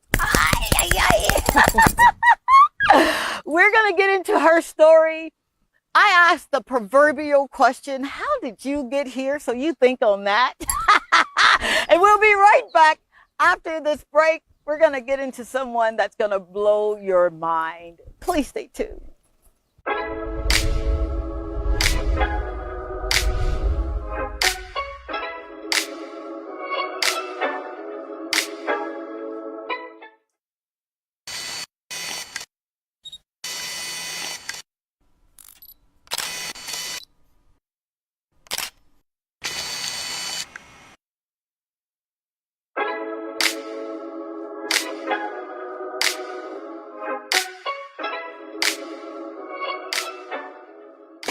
it's your girl, Dr. Tongie, and whenever I get ready for a show, I use a Toy Day food.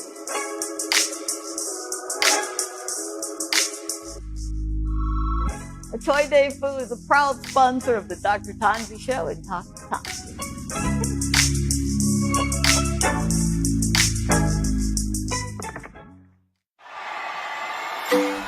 You want to avoid traffic? Avoid the stress of finding parking? The answer is the Water Taxi from Saluna Water Sports by Bay Gardens Beach Resorts to Pigeon Island Jazz Festival for only $50 EC or $20 US round trip per person. Contact us at 721-5098 to book your tickets. Jazz Festival in style.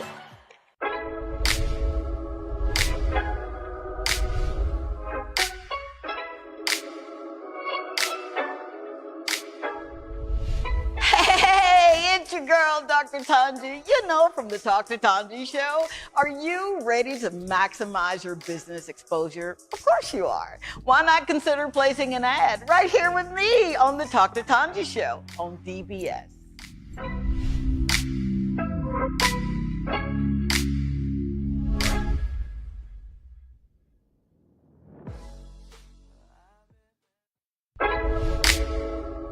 This is Dr. Tongie. I'm from a little town called Columbus, Mississippi, and I've come all the way here to show you exactly how you can live abundantly. Fear is nothing. You hear me? You can do anything you put your mind to. I'm your girl, Dr. Tongie. We're going to do life together. All right, we're back. I'm your friend, Tongie. Dr. Tongie, but my friends call me Tongie, right? And I'm holding in my hand fruit. It took something to do this. And this woman has a story like none other. And I'm talking to Miss Cecelia Trim. We're not going to leave out a husband, Mr. Dennis Marquis.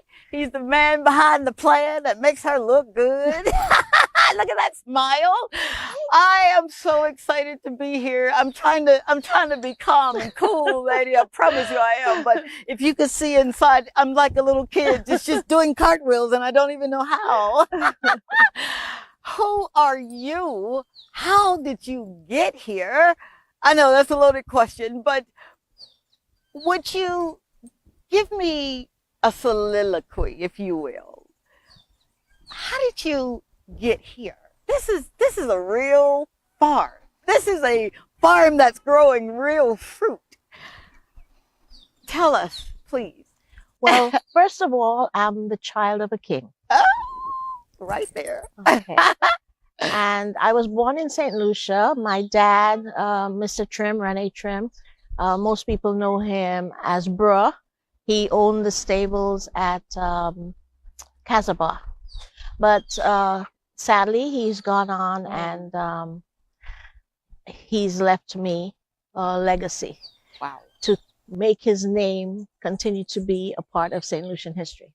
So, before I got involved in my dad's business, I had this farm, which was never really a farm. It was a plot of dirt covered with some serious, hard to work with grass. Ouch. So my husband and I, we were beginning to talk about making a transition to St. Lucia. Because he was born here as well. Okay. And his name is Dennis Marquis. Of course. And hi, Mr. Dennis. and you know, we had this, so we decided to do something with it. Wow. And in between, you know, being involved with taking care of my dad, I started working on this place and turned it into something that I always dreamed of. It's still a work in progress. For sure. But I've always loved playing in the dirt, like you. Okay. All right. Now, let's back up just a Okay. bit because she's not giving you the whole story. She's giving you the part where the fruit is already bearing. Lady. This is Talk to Tongie. Yes. And here, it's a soulish show. And when I say soulish, I ask questions, or I'm interested in the mind, the will, and the emotion.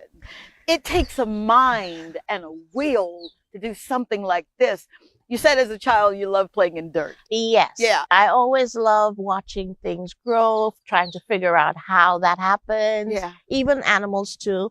My mom will give you tons of stories about me being involved with animals as well. And your mom is still alive? Yes, she is. And yeah. Thank you. And then I always had a garden. I lived in the States for almost my entire life because I went there very young. I was about to say, now, you were born here. Yes. And you went to the States. Yes. And you came back. Yes. Okay. That's voluminous right there. Yes. How did you get from the beautiful country of St. Lucia, all right, to the States? Well, my parents thought that I would probably get a better opportunity if I were to move over there. So I moved with my aunt. And I went to school there. I went to high school. I went to college. What state is this? Where? In New York. Yeah. I lived in Queens for a good bit of time. And then, after I graduated from college, I met this gentleman who happened to be, which is kind of freaky to me, happened to be the brother of my best friend from the age of 5. Oh, come on. Yeah. Talk about steps being ordered. I mean, yes, come on, lady. Yes, 100%. You can't make that up. 100%. And he was so kind to me and very loving and caring. And we got married. I was still very young. I was about 19 when I got married. 19 when I married. Yes. I'm done. This is my new BFF. And we've been married going on 40 years. Actually, next Valentine's Day. Oh, congratulations. Yeah, we've been married 39 years. 39 Valentine's Day. But he's always been very kind and supportive and caring, and we have sons and they are beautiful. And I was very sheltered by my entire life. My dad, my mom, my aunt. And then my husband did a very nice job making me a happy wife. So I had a pretty decent life. And then when we had our home, I always had a garden. Really? In New York? In New York, yes, in my backyard. Wow. And every Mother's Day, he would till the soil for me and make it prepare it. And then I would start planting different things. Oh, come on. And I've always loved watching things grow. Why? I mean, it's just a satisfaction that you get from a seed turning into a tree which produce fruit that you can consume and you can share. Wow. So, see, that's the spirit of farming. That's what the spirit is. Yeah. Because the spirit thinks about others. Yeah. And that's what you've done. Yes. Wow. So then this came along. I started doing what was necessary with a lot of financial assistance from my husband, and a lot of faith and a lot of enthusiasm about succeeding with it. Yeah. And it developed into something. I never thought that I was going to do this, to make it what it is. That's where I want to spend a little time right there. You never thought. So if you've never thought it, why do it? Because I love it. So it was love, it was passion that fueled or that drove you. Yes, I love being. This place, it just feels almost like Eden to me. To me. You know, you're heavy, man. I didn't have breakfast this morning. That's not fair because I'm getting full. Yeah, I believe that this thing was always supposed to be. It was always supposed to be. It was always supposed to be. Wow. And when I come here, this is the happiest I am. Really? Yes, because here I feel like I listen to the birds. Yeah. I listen to the rustling of the bamboo. Yeah. I listen to the river running. Yeah. I watch the fruits. I eat the fruits. So I feel like almost like I'm Eve in the Garden of Eden. Oh, dear honey, you should see these goosebumps all over me right now. And even if it might not be what other people might think is, it doesn't matter. That does not matter to me. You're a king's and with kid. all, yes, and with all the trials that might come with it, the successes are so much more gratifying. Now, that's where I want to ask this proverbial question. It's difficult. Very difficult. It's hard.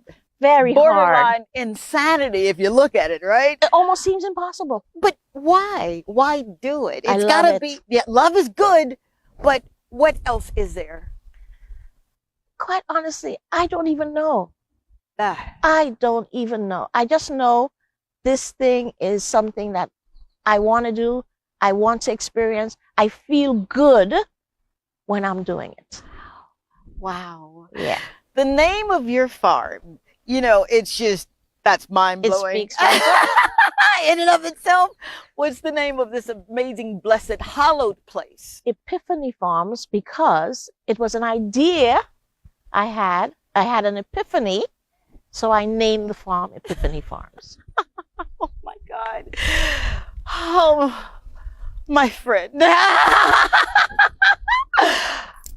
There are so many people that can give you a litany of excuses.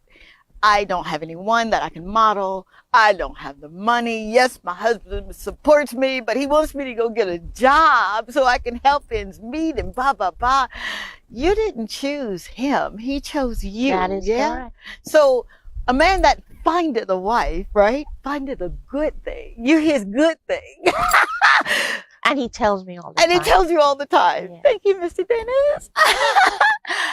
What is it that binds your will to do exactly what you're doing, his will to say, honey, do what you're doing? What is that? What would you say that glue, that common glue that people sometimes are missing? It's a substrate for all the chemists out there and biologists, but what is it that keeps that solid? I think he has as much faith in me as I have in him. Wow. Yeah. Wow. Because, you know, sometimes people have ideas and they try it and it doesn't succeed, but that doesn't mean they need to stop having ideas. So he's had his ideas and some of them he was successful, and I've had my ideas and he's always been supportive. So this was the biggest idea I ever had.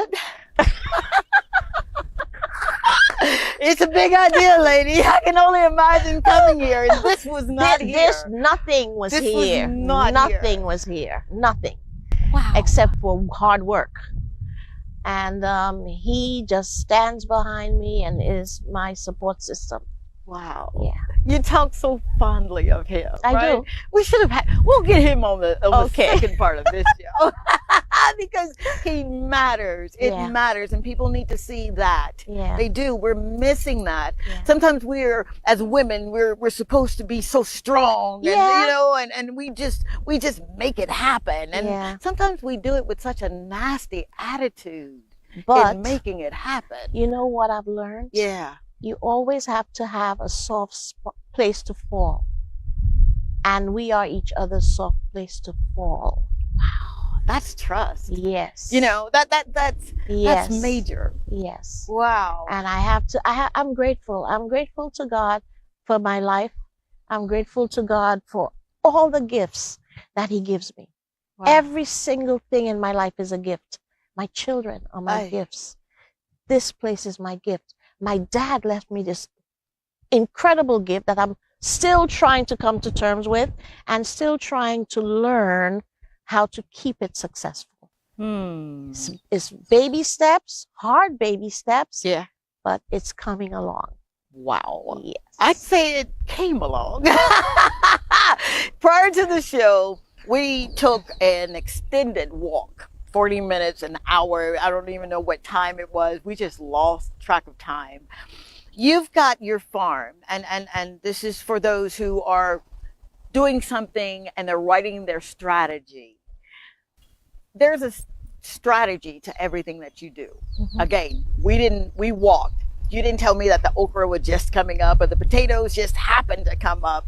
You were intentional. Would you speak on how intentional a person has to be, you've been and still are, to make things happen? Okay, there has to be order. If you're not planning and putting things in place in some sort of order, you're winding up in a mess, because then everything is topsy-turvy and you can't follow through. With everything that I do on the farm, I record. I take notes of what works, what does not work. Really? Yes. I have to, in order to know what not to do. Oh, come on, lady. Do you have a book I can buy? Please I've got a publishing company. Please let me publish your first book.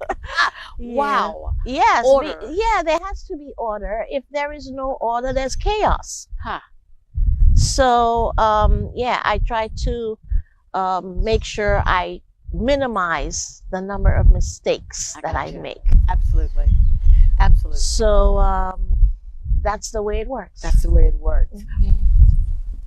You have, and this is a farm word here, a variety of everything here. Would you just hint on what it is that you grow here? Well, my primary crop is sweet potatoes. Sweet potatoes. Primary crop. That's what I started with. And I continue with. But over time, I expanded into, different crops. I love citrus, so I definitely wanted to make sure citrus was part of the farm. And I love food. I love to eat. Really? I think we all do, right? So I try to find an area where I can plant the different things I enjoy. Oh, come on. So I made room for these things. You made room. Yes. Oh, dear God. Hey, these principles, I study this book that have these principles in them. What would you say to someone who says, all right, my dad gave me 5 acres.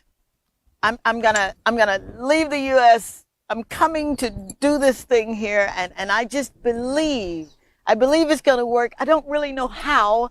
What do you say? What's the first 5 steps?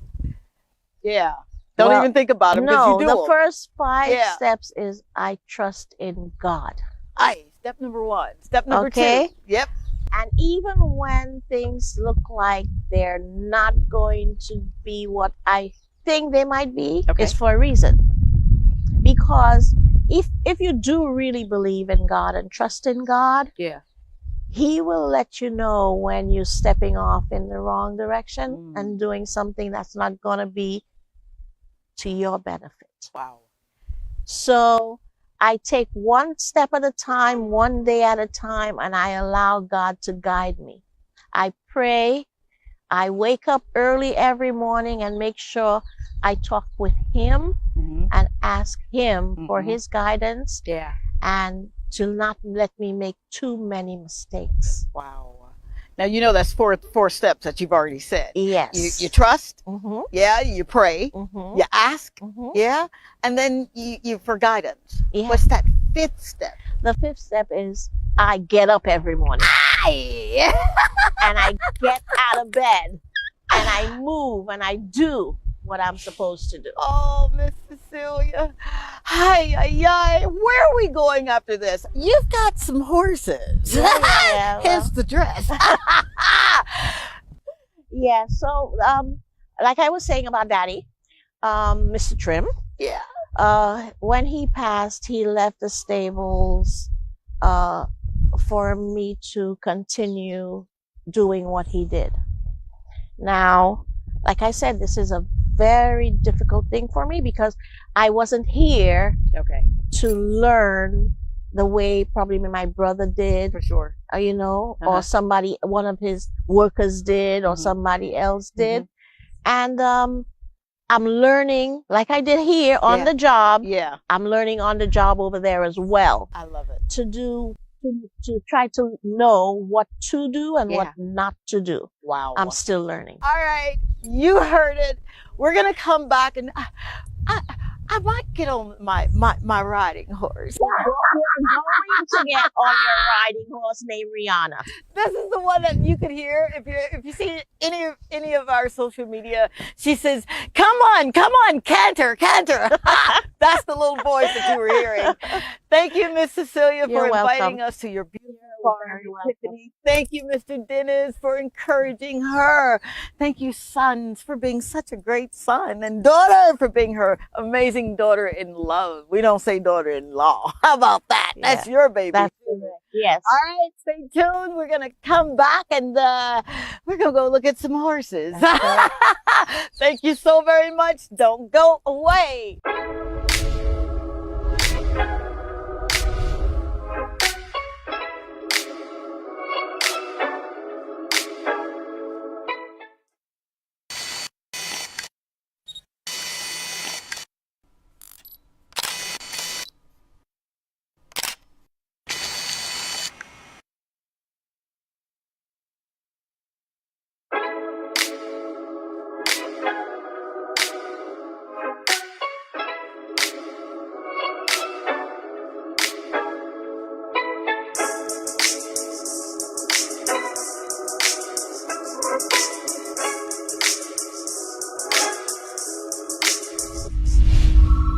I never leave home without my lip conditioner and lip scrub from T2T. It's perfect for this kind of weather and any activity. I'm Dr. Tongie from the Dr. Tongie Show and Dr. Tongie, and I endorse this product. You want to avoid traffic? Avoid the stress of finding parking? The answer is the water taxi from Saluna Water Sports by Bay Gardens Beach Resorts to Pigeon Island Jazz Festival for only $50 EC or $20 US round trip per person. Contact us at 721-5098 to book your tickets. Jazz Festival in style. Dr. Tongie is on a mission to help you rediscover God's purpose for your life. And she does this by teaching you how to change your perspectives according to His original plan for you. If you are experiencing bouts of failure or an inability to do things right, she is here to assist you in ending those thoughts that can indeed lead to a depressing mindset. She calls you to emulate the processes a full-scale mind shift requires by replacing religious ideologies and traditions that oftentimes create a sense of struggle. Dr. Tongie provides you with much-needed insight, encouragement, and motivation to not only assist you in rediscovering your dreams, but she systematically shows you how to no longer chase them, but how to manifest them. Dr. Tongie is the Caribbean's very own inspirational and motivational speaker, our life and spiritual coach, and someone who delivers hope, encourages our faith, and showcases that we must live a life that is.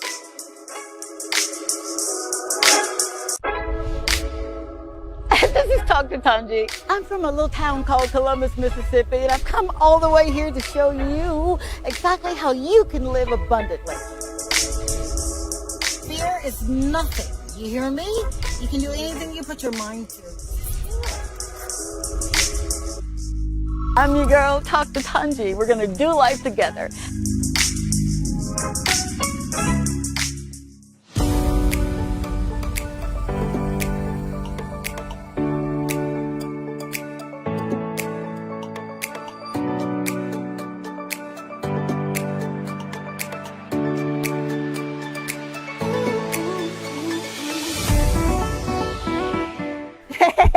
Welcome back. Thank you so very, very much for hanging around with us for a while.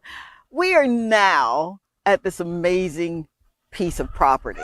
And we're going to get into this because when I first came here, it blew my mind. And I'm going to tell you why.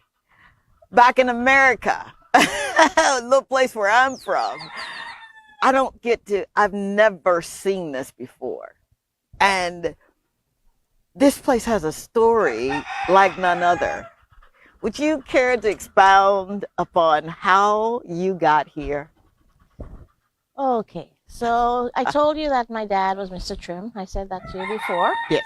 Okay, so Trim's Riding Stables. My dad started this love for horses from a young child, and then as he got older, he was able to acquire a horse or two.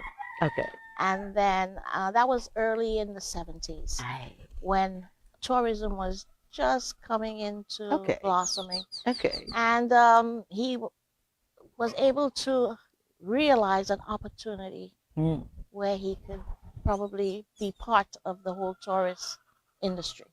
Now this is your father. My father, Rennie starting with a love for horses. Yes. Didn't have this stable. No, he had none of this. My dad was a very simple man. He was a watch repairer. He learned it from his uncle. Oh, come on. on. Yeah. And he worked with the bank, transporting monies back and forth. Okay. And then he met my mom and two young people. They had me. Yeah. But he always had a dream. He wasn't highly educated or anything. Okay. But sometimes, people like that, they tend to go on God's calling. That's it. And he had that idea that he could do horse riding. Yeah. He started at VG. That was when I was a little girl. He started the stables at VG right next to the college. And then he moved to Cap Estate. Okay. He had a stable there. Are you serious? Yeah. Talk about the ingenuity, right? I know. But then being up there, he decided he wanted to have his own stable. And then he bought this property and moved over there, built his house, started his family, growing into that horseback riding business. But I left before any of this started. Now, when you say you left, I moved. Well, my parents thought it would have been a good idea to have me go to the States. Oh, I yeah, remember. Absolutely. Right. Absolutely. So that I could, get an opportunity for myself. So, yeah. I left, that's a mouthful there, yes, right? I left very young, so I wasn't really a part of building this up with my family, but I was always a part. So you would hear some of the stories that your father was telling you. Yes. Was there any time, and I'm sure there were, but were there any times where he would say to you, I don't think we can do this? What have I gotten myself into? Not my father. My father was headstrong, stubborn, and strong-willed. I like him. R.I.P. to your daddy. Yes, wow. That was my dad. Wow. You could never tell him he couldn't do something. Really? Yeah, he was going for it with everything he had. But isn't that like you? Just a little bit. Aren't you just kind a of little headstrong? A little bit of stubbornness. Just a little bit. Am I talking too much? Just, I don't like to give up on things. So when he got ill, I came down from time to time. Okay. I would visit the family, and when I got married, I brought my kids when they were little so they could interact with their cousins and my grandparents and such. And as my dad got a little older, I realized that, he needed more help than he would admit that he needed. Okay. Because he was taken advantage of a lot. Here in the country. Just in the business and people doing shady things. And then when he got sick, he called me. And he asked me if I wanted to be a part of this. So I came down for a little while, and then I tried to see what needed some sort of input. Okay. Which I did as best I could. Okay. And then, but my life was still back there. Wow. My kids were still young. My husband himself had his business over there. So it was like I wasn't committed to this. Now, question, because we have a lot of people that will say, I've got my own thing going. I'm building my family. I'm building my brand. Yes. Why should I stop now? Right. And come over to help you? And it's not a selfish question, but it is a question. Self-preservation question. Aye. Yes. Speak on that, if you will. Well, I was not in the mindset of leaving my family. Okay. I had to fulfill my obligation to my children and my husband. Okay. So I did that until they were grown. And then when my sons went away to college, I was like, oh my God, what am I going to do? Ouch. Now life begins. Now I am left with no mothering to do because they're old enough. Okay. And do I sit home? No, I don't sit home. So I went to I had some in their school. I was always PTA president. Look at you!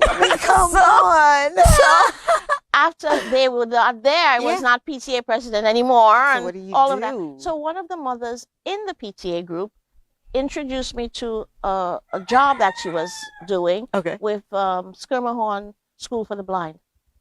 So I went in there. I went in there on a Wednesday. Yeah. I did an interview. I was hired on the Friday.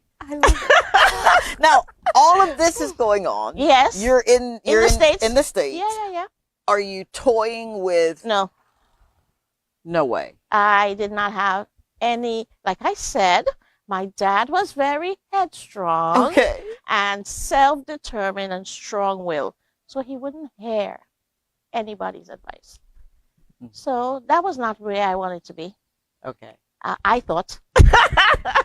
Oh, that was what I thought. Don't you love it when God's plan trump yours? Yes. And then he got ill, and he called me. And my dad called me around 7 or 8 o'clock at night. I was on an I bought a ticket at 4 something in the morning. Okay. JetBlue, and I was here to meet him to go to Trinidad to do Don't tests. you dare make me cry. I do not want to cry today. I said sweating and crying is something I'm not doing on this show. And then I'm telling you, that also was God working. And then we went to Trinidad. He went through the test. He did, and then he came back. I left, and then he asked me to please come and help him. Wow. So I came, and when I came, I found a whole lot of things that should not have been going on were going on, and I had to try to help make the path a little smoother. Wow. Now, you, prior to coming back, were going to school. You went to college. I went to college. I did biology was my major. So, a biologist, okay. Now you're thrust into farm life. Yeah, but the farm life was always a part of it because I was always in the dirt, like I told you before. Gotcha.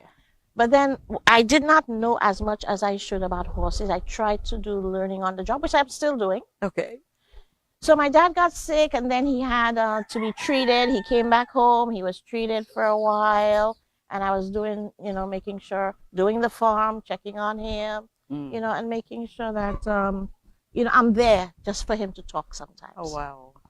Because there are times when you couldn't say anything. It's just to listen, Aye. Yeah. I've been there. Yeah. I've been there, and I know what that feels like. Yeah.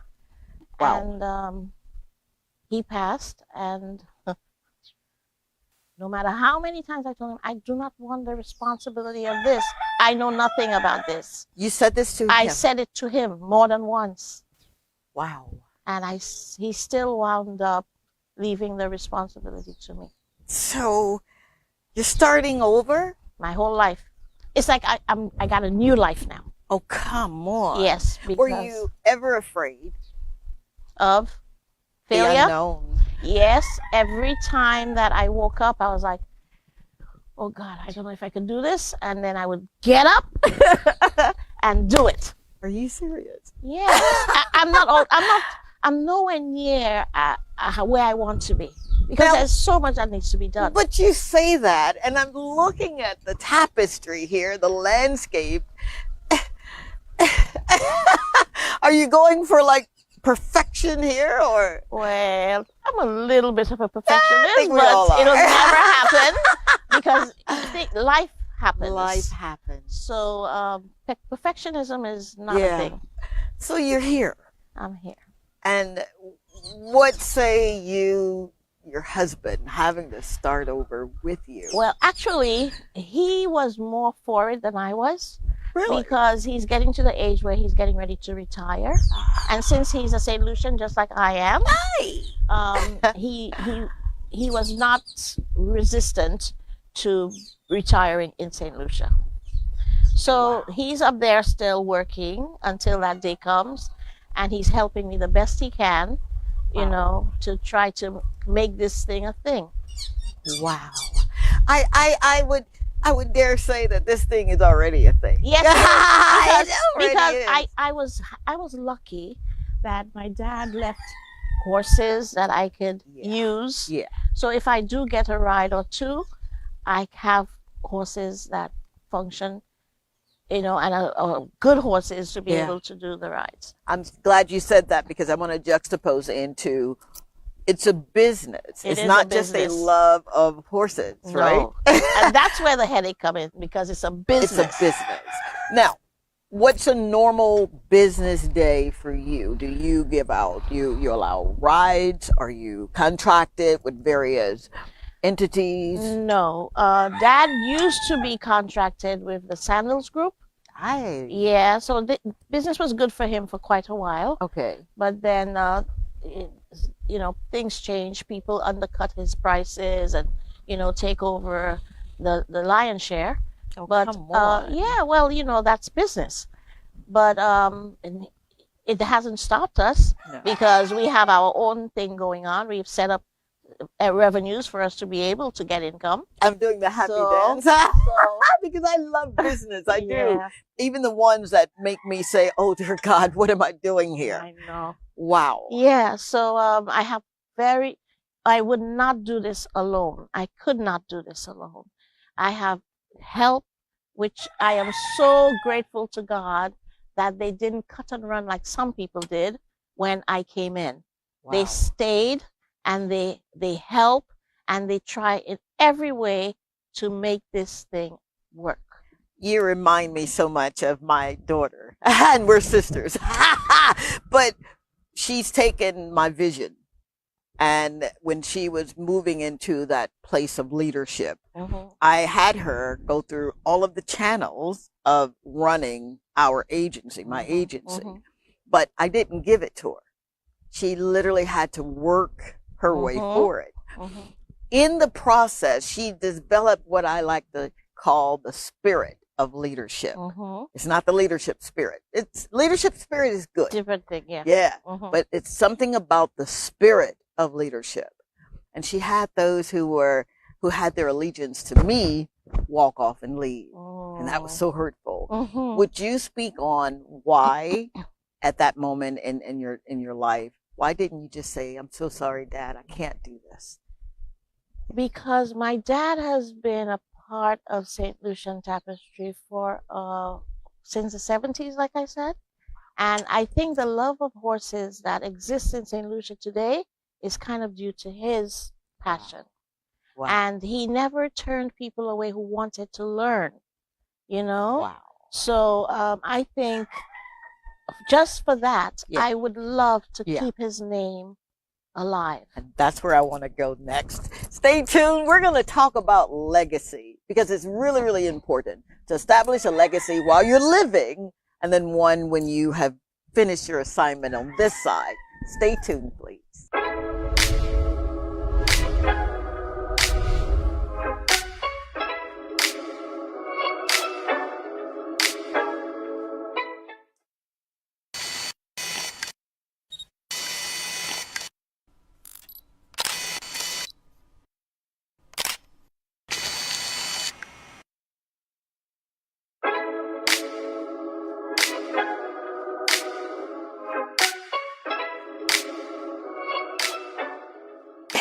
It's your girl, Dr. Tongie, and whenever I get ready for a show, I use a Toy Day food.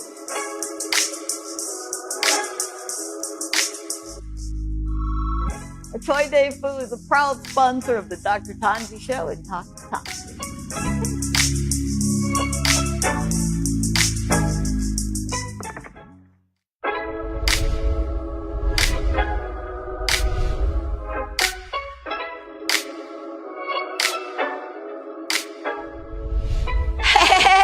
It's your girl, Dr. Tongie. You know, from the Talk to Tongie Show. Are you ready to maximize your business exposure? Of course you are. Why not consider placing an ad right here with me on the Talk to Tongie Show on DBS?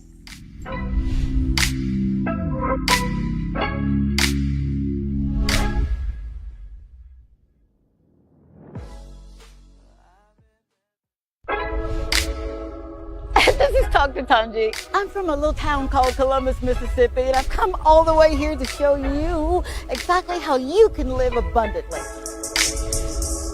Fear is nothing. You hear me? You can do anything you put your mind to.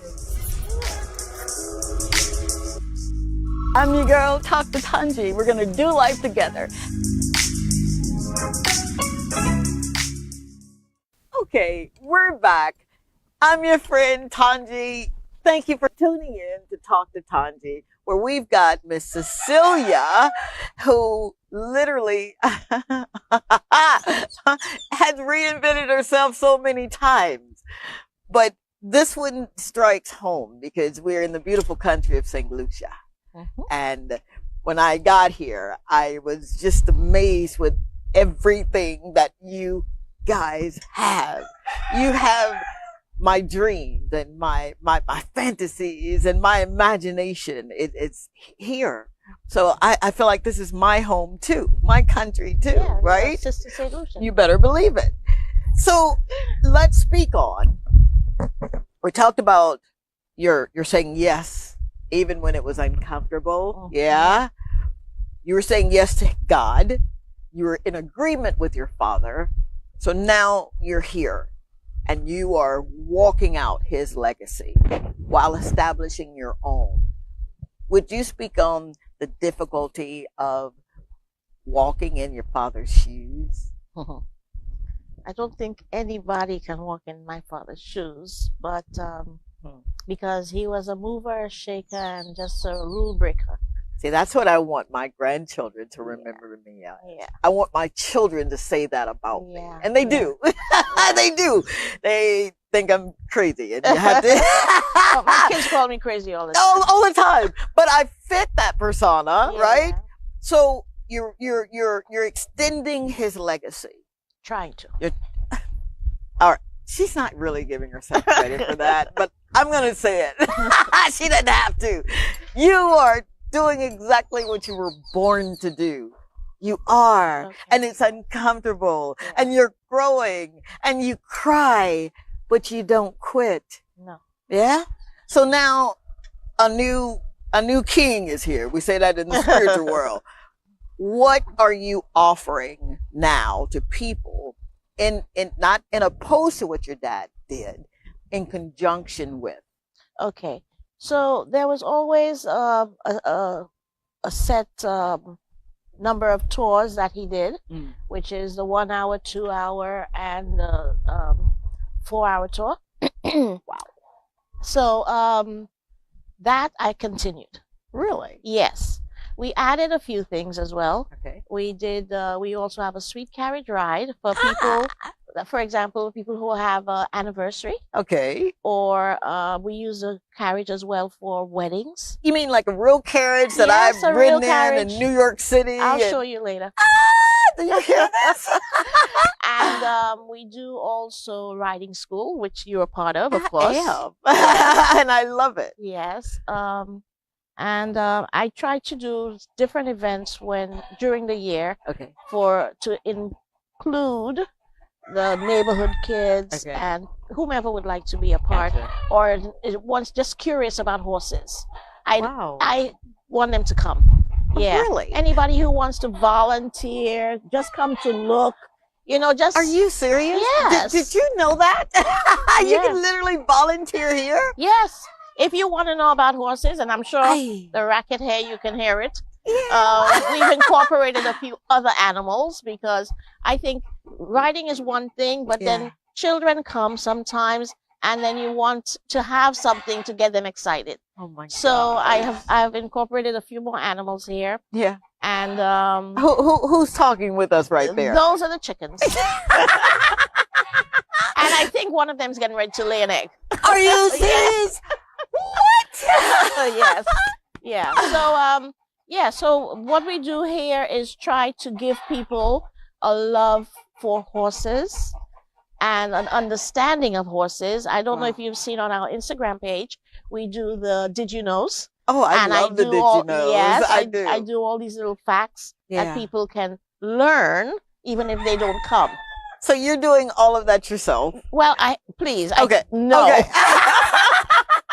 No. I do some of it. Yeah. And I have a lot of good help.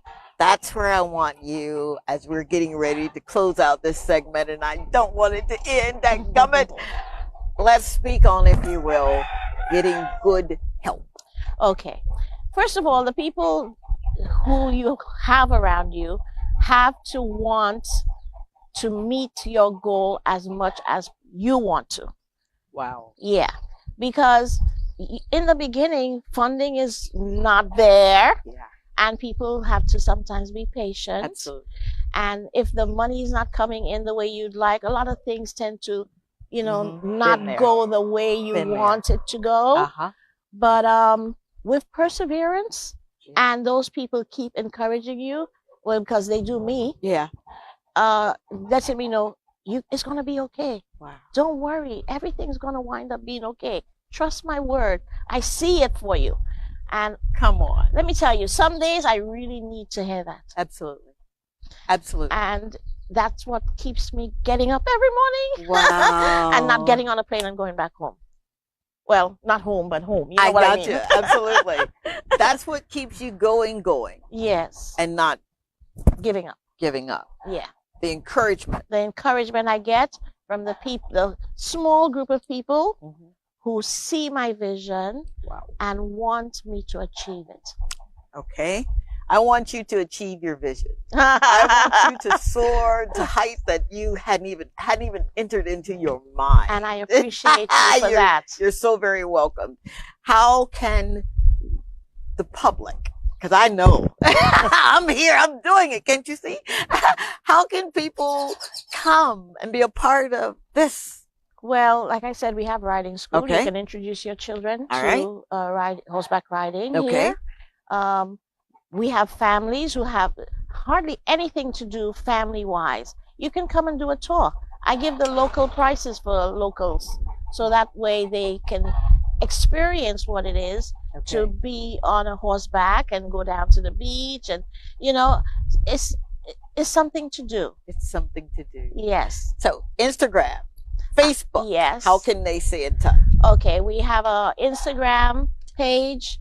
You just type in trims. Okay. You type in trims, everything about trims pops up on Is that your right? And all the information you can need is on our website, which is trimsnationalriding1 at gmail.com. Okay.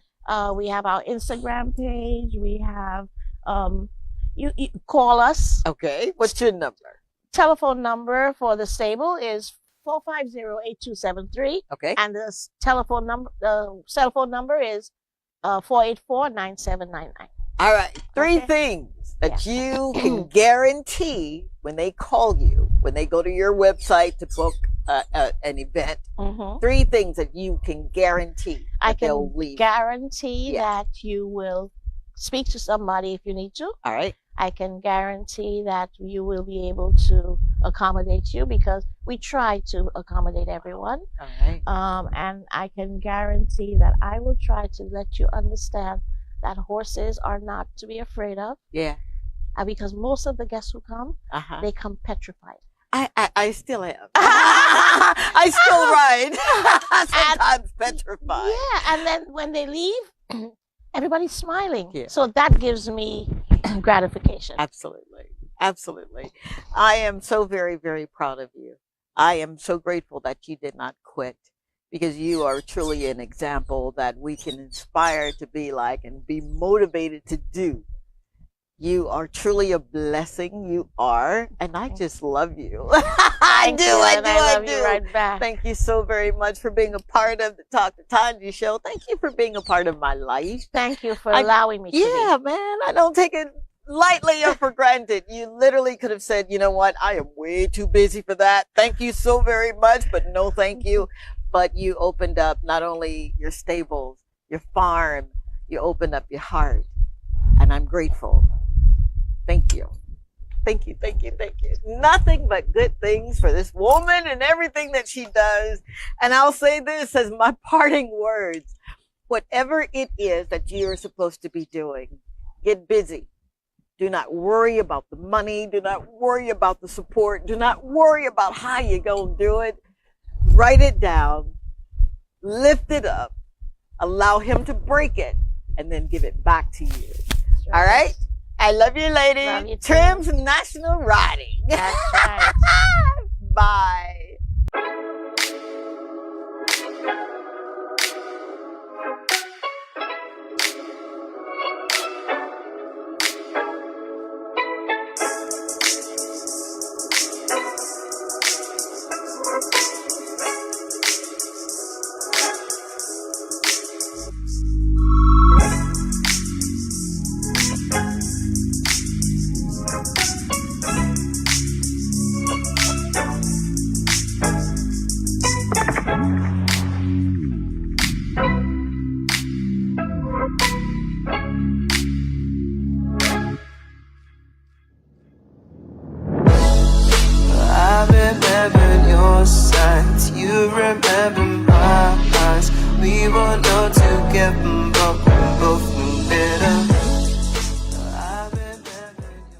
You're watching DBS.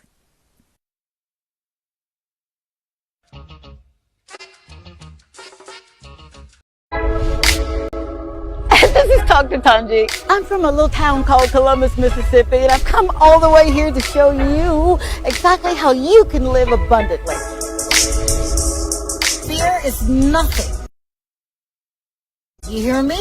You can do anything you put your mind to. I'm your girl, Talk to Tongie. We're going to do life together. Oh, here we go. Hey, good evening and welcome to another show of the Talk to Tongie show. And I'm your girl, Talk to Tongie. I am so excited. I'm just all over the place. Can you tell how excited I am? I really, really am very excited about this evening. I've got an amazing guest that's going to come on and tell us how he got here. And I've got an affinity to him because he's a very special guy. And he's teaching me some very special skills. But you know how we like to start the show. I want to thank everyone for allowing me to come in your ear gate, your eye gate, for being in your home and just hanging out with me for the next hour. But I've got some very special thank yous, and I promised the ladies and gentlemen that I was going to get it right. So, Sharma from Court, you made my birthday so very special. What you did for me, I swear to you, lady, I don't know how you did it, but you really did it, and I am grateful for you. I got my treadmill, man, and I'm going to run on that bad boy, too. So thank you, and thank you for your management for giving me a real good deal on that bad boy. Thank you very, very much. Also, Sharwina from Courts, with the pretty nails and the very kind smile. Thank you very, very much. You made me feel very special. You did.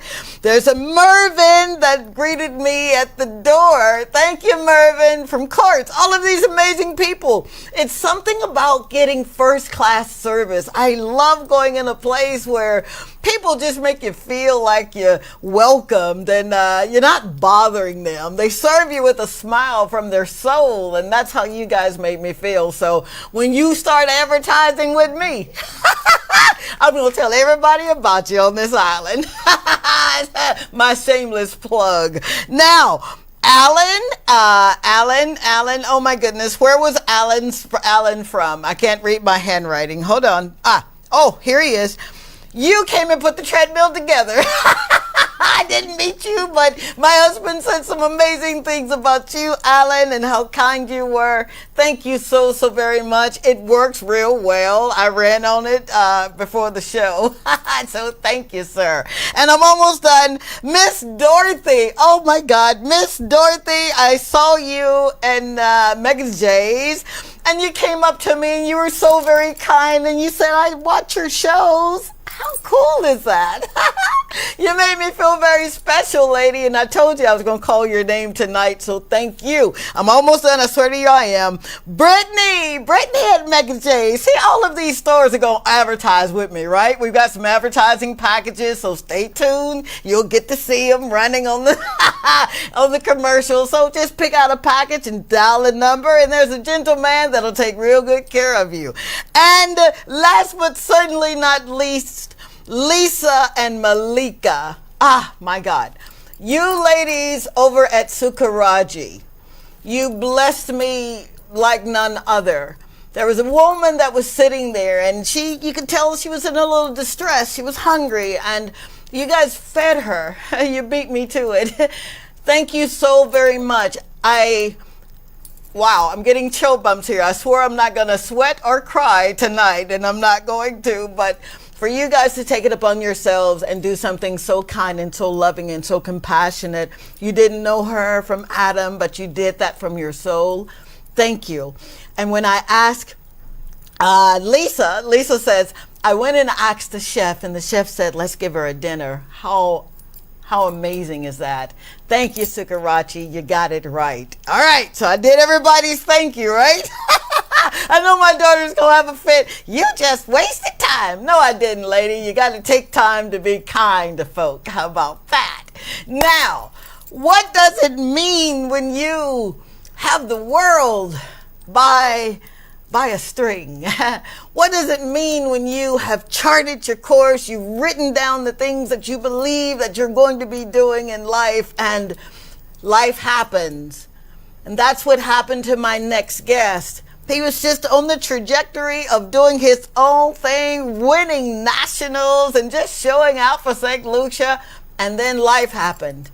And now this incredible man had to not put away what he started to do, but to spread it and give it away to other folk. That is who I'm talking about. A man who has done incredible right here in this amazing country. He's none other than Mr. Sir Sean Arlain. Did I say that right? You did. Welcome to the show, man. Well, Thank you for being here. I'm very happy to be here. Are you really? Yes, sir. He said he really is. Sean, I love you. And I love how you just make things happen. For you to be able to take a person like me who have two left feet, man, I can dance. I really can't dance, but I think I can. And you teaching me this amazing sport of tennis. And you know my story. Little black girls like me from Mississippi, we wanted to go on the tennis court, but it just did not happen. Those courts were reserved for other folk, and we couldn't go. And now I get to go to the Kenneth Wrigley King's Court, and it's in the heart of Castries. You know the story, right? Right. All right, here I go. How did you get here? I know you started at 10 years old. You knew at 10 years old that you wanted to play tennis? I was actually a football player first. So, this is how it starts. I played football. I really liked football. I really love football. Yeah. But we had a game. I think we're playing as a under 14 team. And of course, Mom, as usual, is super supportive, so she's always there. And she didn't like what she saw too much around football. Sounds like me. What you doing to my baby? So I got, the very next week, I got a racket put in my hand. Are you serious? Very next week. So I was looking at it like, What am I supposed to do? So, so you're looking at this now. You're going to have to kind of juxtapose, move into a sport that you really didn't know about. You mentioned on the court that there was a man who would take all of the children, who would take the kids and instill in them the values of, I guess, tennis in and of itself. That's Mr. Wrigley, or they call it he Wrigley. did basketball, yeah. Oh, he did basketball. Tell me that story, and we're going to kind of jump around because I want our viewers to understand that, you know, that old adage, it takes a village. It really does take a village. It does, especially when you're rearing children to make certain they don't get in their own way, all right? So tell us about Mr. Wrigley, please. Wriggler King, he was a national basketball player. He was really good. But he, much like what I do now, he did back then, but for basketball. Oh, so wow. if where I grew up in the city was a very different place than it is now. Okay. You probably would have found a national player in some sport every 2 doors down. Are you serious? Yep. And that's because someone took a standard and said, listen, we want you to play sports in lieu of, or why do you think every 2 doors down? I think that was the culture back then where we played sports. So the neighborhood was all the kids come play, and Wrigley would knock on your door at 5 a.m. Oh, come on. Oh yeah. if you had a boy of 8 and up or something, he'd be on that door knocking at 5 a.m. It's like, yeah, we got basketball, let's go. Oh my God, he sounds like such an amazing man. Is that why the courts are named after him that we play in? He was a national player. He really did put into his community, and I think it was a wonderful reward. Wow. It's just sad that we don't usually give people their flowers whilst they're with us. Don't you dare make me cry, dude. Not tonight. I can hear my baby saying, Mama, don't you cry, don't you cry. I'm not crying, Tish. Not tonight. So let's go back a little bit, because you're doing something that he did, and we're going to talk about that. I don't want to get ahead of myself, but at the age of 10, now you're playing, right? I just started playing. You started playing, and who is guiding you like you do so many other children now? I started with Coach Richard Allard, and back then the hotel was named Cunard Latok. So I started there. My cousin actually played before me, so I went with him. Mom sent me with him. Gus. I'll never forget Gus. So went over there, started playing, and it was really fun because of the introduction. So him, my cousin, one of the more established players was there. I had no idea who he was. First time I met him in my life. Yeah. His name was David Du Bois. David Du Bois. Yeah. Okay. All right. Comes from a family of tennis players. They're big into tennis on the island.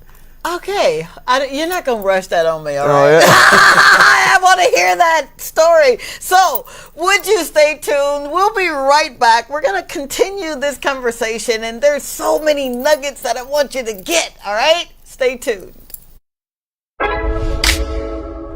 This is Dr. Tongie. I'm from a little town called Columbus, Mississippi, and I've come all the way here to show you exactly how you can live abundantly.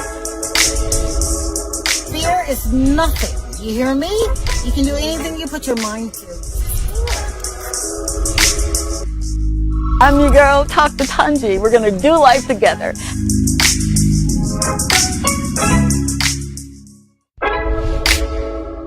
This is Dr. Tongie. I'm from a little town called Columbus, Mississippi, and I've come all the way here to show you exactly how you can live abundantly. Fear is nothing. You hear me? You can do anything you put your mind to. I'm your girl, Dr. Tongie. We're going to do life together.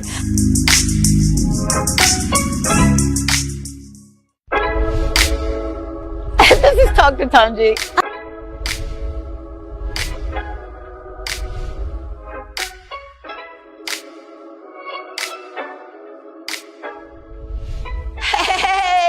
your girl, Dr. Tongie, you know, from the Talk to Tongie show. Are you ready to maximize your business exposure? Of course you are. Why not consider placing an ad right here with me on the Talk to Tongie show on DBS?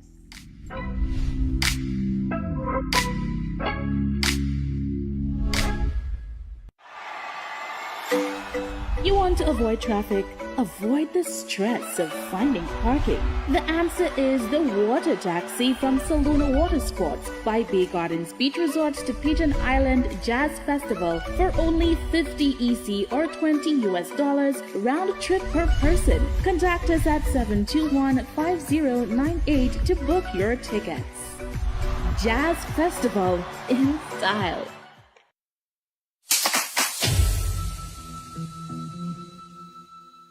Are you tired of dust and an unclean space? Look no further. At Fine Line Cleaning Services, we take care of you. From house cleaning, property management, power washing, landscaping, maintenance, and so much more. Contact us today at 758-486-3083 and allow us to put your mind at ease. At Fine Line Cleaning Services, your satisfaction, our sparkling success. This is Dr. Tongie. I'm from a little town called Columbus, Mississippi, and I've come all the way here to show you exactly how you can live abundantly. Fear is nothing. You hear me? You can do anything you put your mind to. I'm your girl, Dr. Tongie. We're going to do life together. Hey, we're back. You should see this guy telling me what to do. I love him. I want to stop and thank Miss Arlette Richards. Thank you so very, very much for stopping by. Thank you for watching and really enjoying the show. I'm really enjoying you being here. I really, really am. And Miss Britt Bratt. Boy, I better get that right. Britt Bratt. Thank you so very much for hanging out. And it says, I'm happy you enjoyed your service at Massey Mega. That means y'all gonna advertise with me. Shameless plug. Thank you so very much. I'm just joshing with you. You can do it if you wanna. But thank you again for just hanging out. I'm having so much fun, and I get to talk to amazing people. And everywhere I go, I swear to you, I just live my life as if today was my last, and I just want to be remembered that I took time to make you understand that you matter. You really, really do. Like this man to my left that matters, Sir Sean Arlain. He should have told me the last name. I'm going to wear it out. Sean, again, welcome to the show. You were telling us about this amazing family that just dominated in tennis here. The family Buble? Duble. Okay, yes. There it is with that thick tongue. Now, did you emulate what you saw with this family, or? No, well, actually, that first introduction was David actually coming on the court and hitting with me. I had no idea who he was or what, but he was kind enough to come on the court and hit some balls with me. Okay. And it just got from there. And it was funny because you fast forward a few years and we're now going to the same school. Yeah. So we both went SMT together, trained together. Yeah. Probably sat like side by side in class. For sure. Yeah. So it was a very nice experience. And why I mentioned them is because the Coca-Cola International, which is the only ITF tournament we had for about 40 years. This is on the island. This family sponsored this with Dublay's bottling for about 40 years. Oh, so it was for a tennis player on the island. Yeah. The Coca-Cola represented the one place where you would get international exposure no matter what. And you got a chance to earn yourself world ranking junior points. So it was the biggest biggest thing. Yeah. Big deal, right? And I'm excited about that because I'm thinking perhaps that would be me one day. At 35. In the juniors, right? In the juniors. Hey, all right. Don't be nice, dude. Be nice. So you're learning this sport and you're getting into it and it feels good, and mom took you away from football and put you in something that was safe. So talk, if you will, after that, and you're moving toward being a professional, yeah? Okay. Yeah? I know, I skipped a lot. Oh, Yeah? We got an hour show, dude. No. But you're literally you're embracing now this new sport. You're getting into this new culture. What was the culture like for you playing tennis? On island or overseas? On island, and it's taking you from island to Yeah, we've overseas. been all over, yes. Yeah. What was that like? The structure it provided made things very different. Like I wasn't around like everybody else was. So it was between the training when I left training at Latalk to train with Gary Sweetnam at Windjama. It was very different. It was more competitive because now I'm training with David, Eve Simpson, Corey Raggy. And then from that to going off to college, and for sure, it's a very different atmosphere. I must say, I love the American sporting atmosphere. You love colleges. The American sport. Oh yes, yeah. I think it's, as an athlete, second to none. Now, all right. and shout out to America that has a culture that people can embrace. You said it's different. Do you not feel, and I don't like opinions because I know it's not fair to other folk when they're not able to say, well, that's not the truth.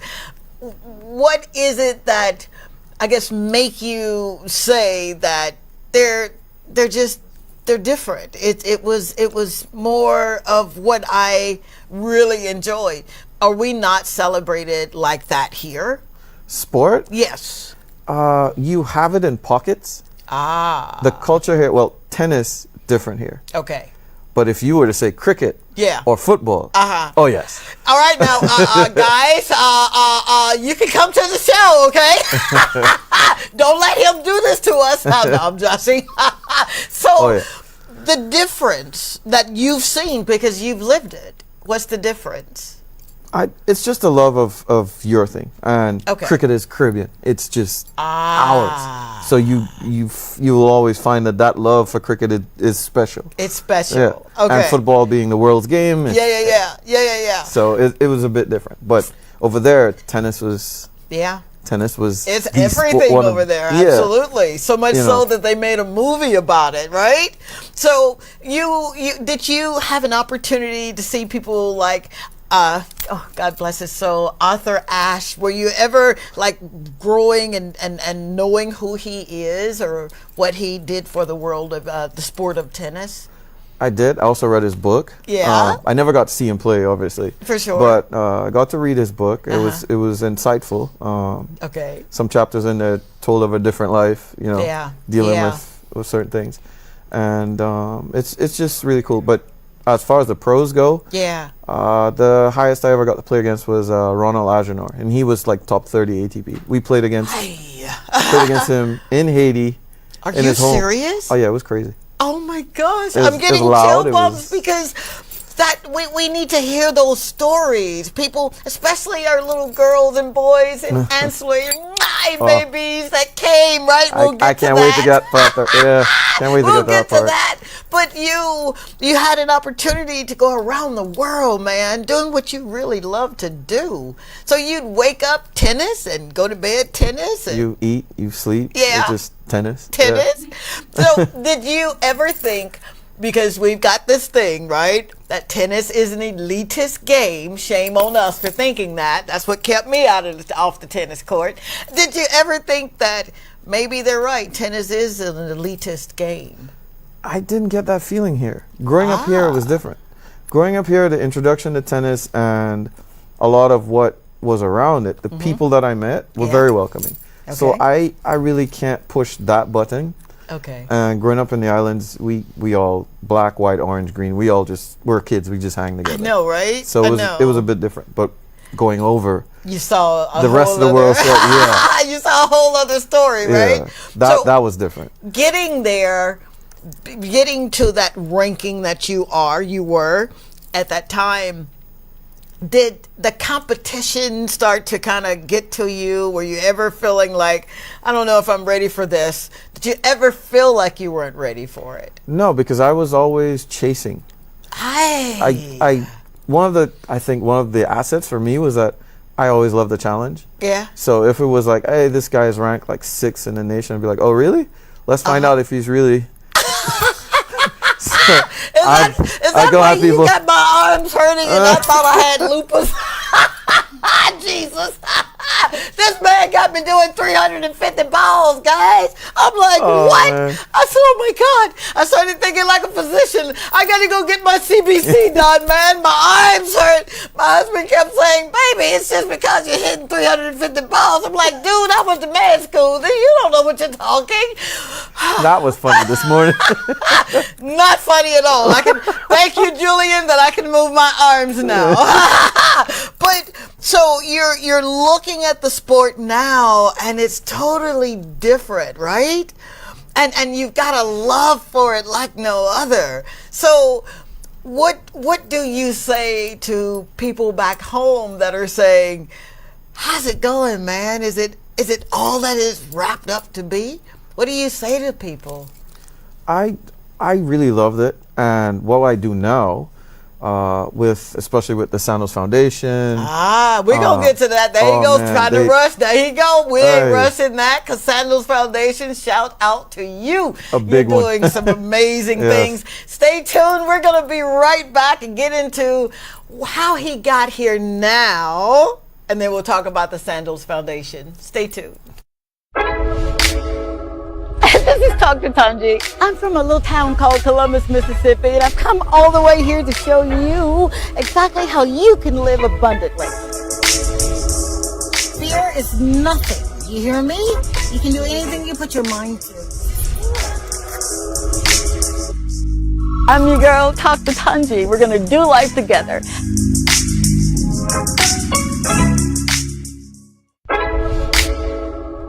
This is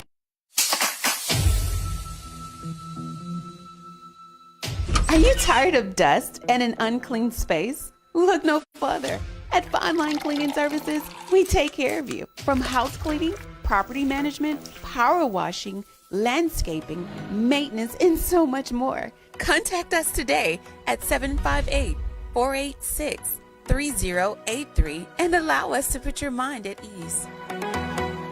At Fine Line Cleaning Services, your satisfaction, our sparkling success.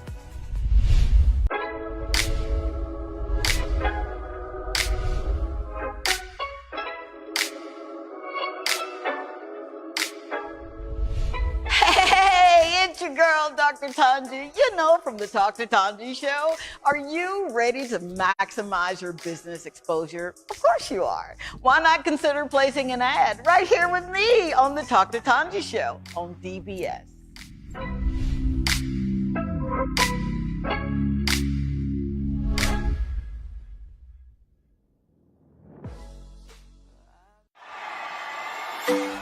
You want to avoid traffic?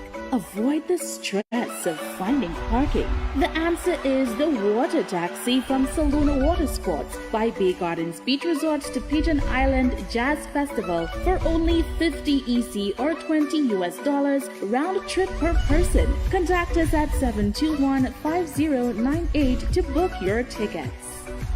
Jazz Festival in style. This is Dr. Tongie. I'm from a little town called Columbus, Mississippi, and I've come all the way here to show you exactly how you can live abundantly. Fear is nothing. You hear me?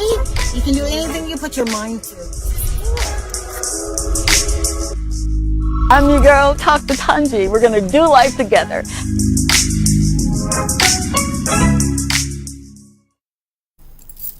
And we're back, and I am so happy that you stayed around. Thank you so very much. I know, right? I got to tell you, you are making my dreams come true. You really are. I'm your friend, Tongie. You may know me in the streets as Dr. Tongie, and this is the Dr. Tongie Show, where I literally get to go into the communities and highlight you. So if you're doing something, all right, We need to hear about it. Just drop us a line or two on all social media. We're at Talk to Tongie, and let us know who you are, or reach out to my executive producer, Mr. Williams. I love saying that.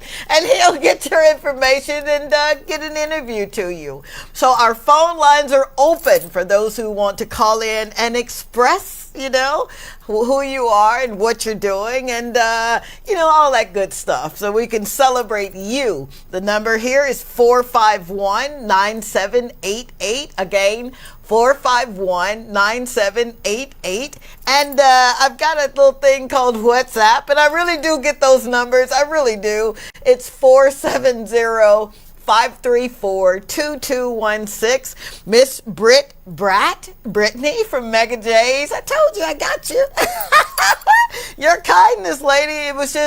It was what I'm used to, and I really, really appreciate you, and others like Christine Keithlin that sent me a very special hey. Thank you so very much. I do love you so very much, and countless others that didn't leave the names. I got your message though. So again, we're here with Sir Sean Arlain. Got it. And he's gonna tell us how he got from there to here, because you're now a professional tennis player and you're doing these things, right? And then life happens. What happened to get you back here so that you can start sharing what you love with the people? Something happened in your career. Injuries happen. Ouch, come on. We got to talk about it, dude. And like I said, if you don't want to talk about it, just hit me on my hand and tell me, go on, lady. I'm not talking to you about that. Injuries happened. I think it's the story of a lot of athletes. Absolutely. Things are going well. You're looking at down the road, and that you get a bump in the road. Absolutely. Now, you have something like that happen, and because I'm always talking on the other show that I do about life and how what we have to do, these principles that I live by that really move you out of your own way. What happened, what injury happened that made you say, okay, I can't keep doing this, I've got to do something different? Wrist injuries. Wrist. I tore up both of them. To the point where up to this day I still can't hit the ball the way I used to. Man, come on, I'm not trying to be funny, but dude, if we had one of those things that like tell you how fast you're hitting the ball, dude, you can hit a ball. I don't know what you're talking, but I can hit it, but not like I used to. So you're at the prime, and then it happened. Mm-hmm. How? I don't know. We were playing. I was playing a lot, so I played one for the university. I was also playing Davis Cup for St. Lucia. Wow. And we went off to somewhere, but I've been playing a lot. So I'm playing one for the university, so that means playing number one singles and number one doubles, and then playing for your country and playing everything in between. For sure. Because I love basketball too, so I was playing. So it happened. I came back home. I actually applied for a job at the hospital because my major was biology. You and Miss Cecelia, I love you, Miss Cecelia. She got a biology degree, right? Wow. So I got back here and my friend goes, come see me at the hotel at Sandals. Oh, and it's come Latok, on. so this is where I grew up. So I'm like, I'll come see you. Yeah. I didn't know he was setting me up. When God has his hand on your life, he will catch you at the inopportune moments. What we think is inopportune, but it was a setup. It was a setup. It was. Shout out to Jonathan Jean-Baptiste, by the way. Thanks, Johnny. Thank you, John. So I went to see Johnny, and I was greeted by HR assistant. She goes, here's your application. Just fill this out. And I'm looking at her like, I'm not here for a job. 5 minutes later, I didn't get greeted by Johnny. I got greeted by the assistant hotel manager. Oh, come on. I'll never forget Mr. Brown. He goes, ready to go? So that's how that happened. Are you serious? Yeah, and they needed a pro. So Johnny called me and was like, come visit. Because he said he knew that if he told me what it was for, you weren't going to do it. I wasn't going to come. So, all right, I got the chill bumps here. So you go in for one thing, right? What you thought was one thing, right? And now they're offering you an opportunity to teach. Yes. Wow. And there we have the start of my relationship with Sandals. Oh my gosh. See, sometimes we just got to say yes to life, no matter what it looked like. You know what I mean? And I'm one who have gone through some challenges, but I do know that if you fall 7 times, you get up 8, right? Yeah, that's right. That's right. So your wrists are blown. Your mindset is what? Mush. Okay. So we were like, you don't know, because it was like, my dream just got taken away. Oh, come on. So it was, the fallback plan was obviously school and whatnot, but it was just like, I really wanted to do that. Yeah. I was getting there, so. Did you, and again, we're dealing with honesty, openness, and sincerity. You don't have to answer. Was there ever a time where you were depressed? Yeah. There's no question there. Most people would have said, "Oh no, honey, I wasn't depressed." No, it was tough to deal with, because my whole life to that point had been, I'm going there. Jeez. And if I'm the first one to get there, fine, but I'm going there. Wow. And wow. So it was tough in the beginning. Of course, I wear it well, so nobody knew. Wow. And getting the opportunity was like, teaching is like torture, because now I have to be in it, but I can't really be in it. Don't you dare do that. Yeah. It was like, I'm still in tennis. I got you. Yeah, but I'm not in where I want to be in the part of tennis. Where you want to be. Right. So how do you handle that, Sean? How do you seriously, because those were a million broken pieces. Yeah? But you're given the opportunity now to teach. What saved it is exactly what I do now. They at the time allowed me to teach kids. Oh my gosh. So that was saving grace, and be like, okay, at least I can groom some. Yeah.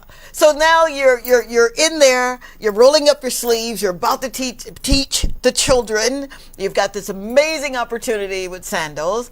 And now you see the politics of tennis. That's the other side. Oh. Aye. And we won't go too deep because I want to stay on the air. But you got to see these systems, and they've erected themselves up. Wasn't in it quite yet, because I was still in the hotel system. So Ah. I wasn't out there yet. You weren't out there yet. Yeah, but we with Sandals, I had such a long relationship. Even when I was a player, Yeah. it was one of the few places they actually allowed me to use the gym, even when I was in college. Wow.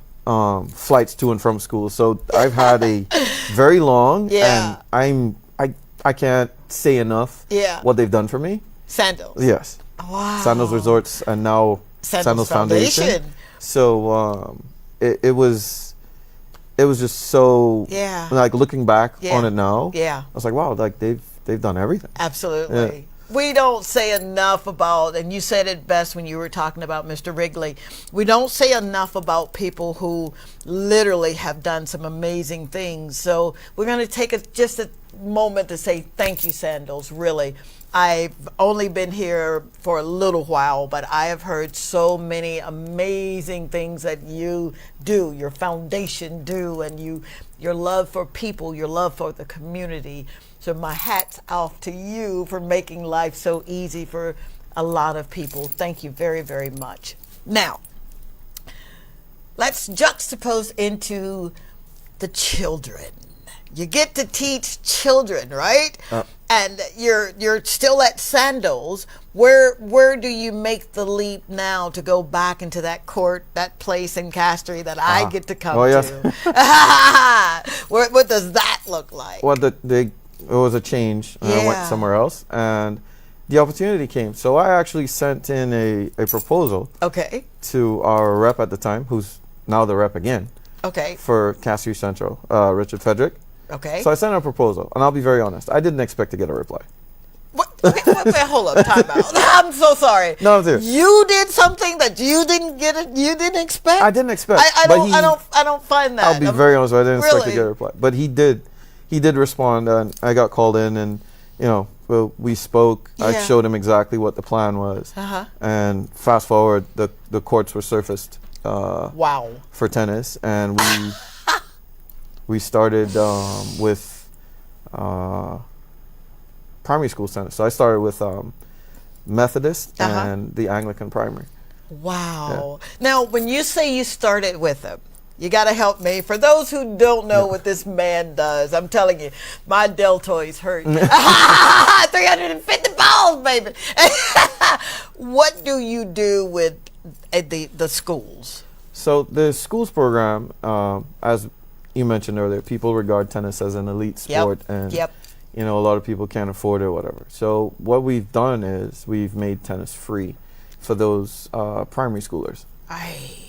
Are you serious? Oh yeah. So I started with 2. Yeah. So it was, and it's gone really well over the years, to say the least. We've had some big sponsors step in. I actually started with Subway. Come on. Yeah, Subway was the very, very first to step in. Yeah. So I still love their sandwiches. So I'll always go there. So they stepped in. They bought us our first set of rackets. Wow. That kitty size rackets. Yeah. So you could use rackets and balls and all that stuff. How did they know? How did they find out about you? I sent a proposal. I was actually teaching. I think 2 of the kids were family members, and they said to me, "What are you doing?" And I said, "Well, I'm doing this I'm trying to do this with the schools." And they go, "Send us something."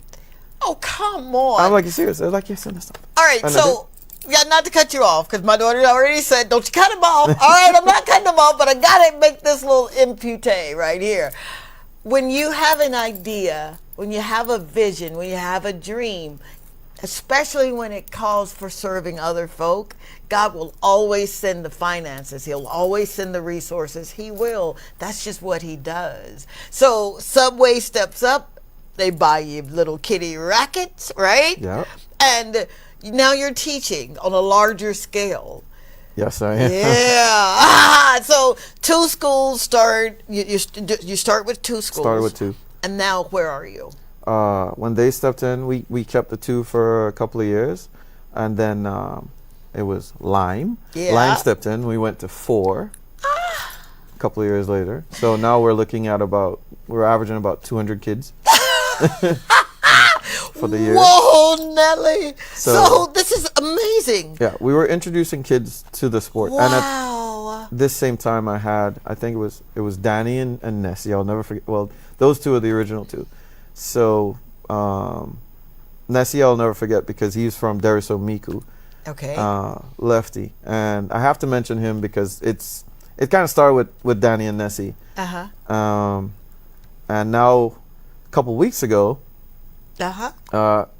just to come full circle, because it's many years later, Nessie was here with his wife, his son. Oh, come on. And what? just informed the old coach that wife is with +1. Congratulations.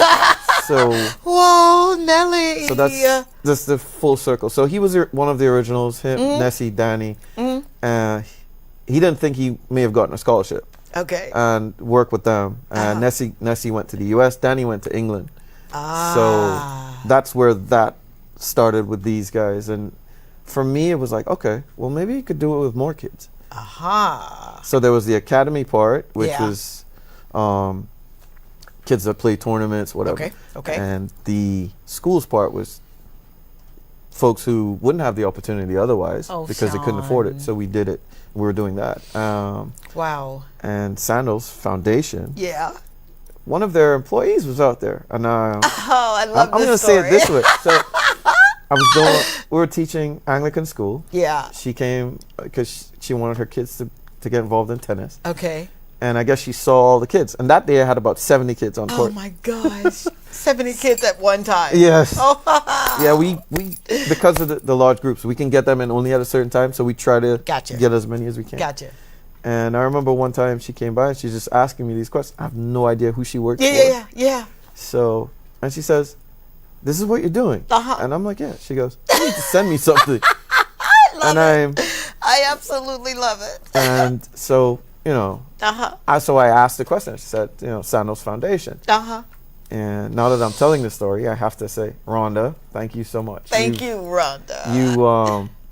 You started something really special, and a lot of kids, well, thousands of kids have benefited from you actually looking out for these opportunities and helping communities and kids in combination. Of course, she was working for the Sandos Foundation. The Sandos Foundation, So, absolutely. yeah, I love it. I absolutely never love forget. it. All right, don't forget, you can text me on the show, 470-534-2216, and I am reading text live, all right? Okay, and make sure you put your name there so I can shout out your name. Rhonda, thank you so very much, but because of you doing what you did for this man, this young man, yeah, I was able to introduce at least 89 children or something like that, from ancillary to tennis. What was that like for you when, we were just kind of talking about it, and I'm telling you about this school that I got a chance to go and take cupcakes to. You were so beautiful and in your response. Had you ever wanted to do something in that area before, or was it always up here, kind of central? No, I think that we do a lot better if we can spread it all around. I think the plethora of talent all over the place. Absolutely. If we can get them all together, yeah. I think that we can have something very special, and you never know what will come out of it. Yeah, absolutely. I'm of the view that if we do it right, we can have a lot of kids go off on scholarship. So the icing on the cake is always to get a pro. Okay. That's the icing on the cake. That's the icing on the cake. But what you want your average level to be is that kids that can just go play anywhere. Oh, wow. So if they can go play anywhere, then schools are more likely to try to pull them in. Absolutely. And then at the very least, you have a young man or a young woman who's got their degree. Yep. And they can still play tennis. Uh-huh. But you have great contributors to society. Absolutely. And you start to change the face of neighborhoods. Wow. Because now it's not, it's just so-and-so. It's like they went off to school. They see things differently. Absolutely. They've seen somewhere else. You're giving me these chill bumps, dude. Shout out to Fabian, who is watching. Thank you so very much for tuning in. I love you so much. I really, really do. Thank you. Your support here on the show is much felt. So thank you. Now, you've trained some folk to leave the island that are doing some amazing things in amazing countries. Would you talk on the young women that you've trained? Oh, yeah, sure. Yeah. Today, this morning, I said to Mrs. Edmond, she really knows how to make me smile, because the picture that she sent was of Aviona Edmond, who's a former 18 and under #1 here. Aviona Edmond. We got to give you your shout out, lady. Thank you so much for listening to your coach, for showing up when you didn't want to show up.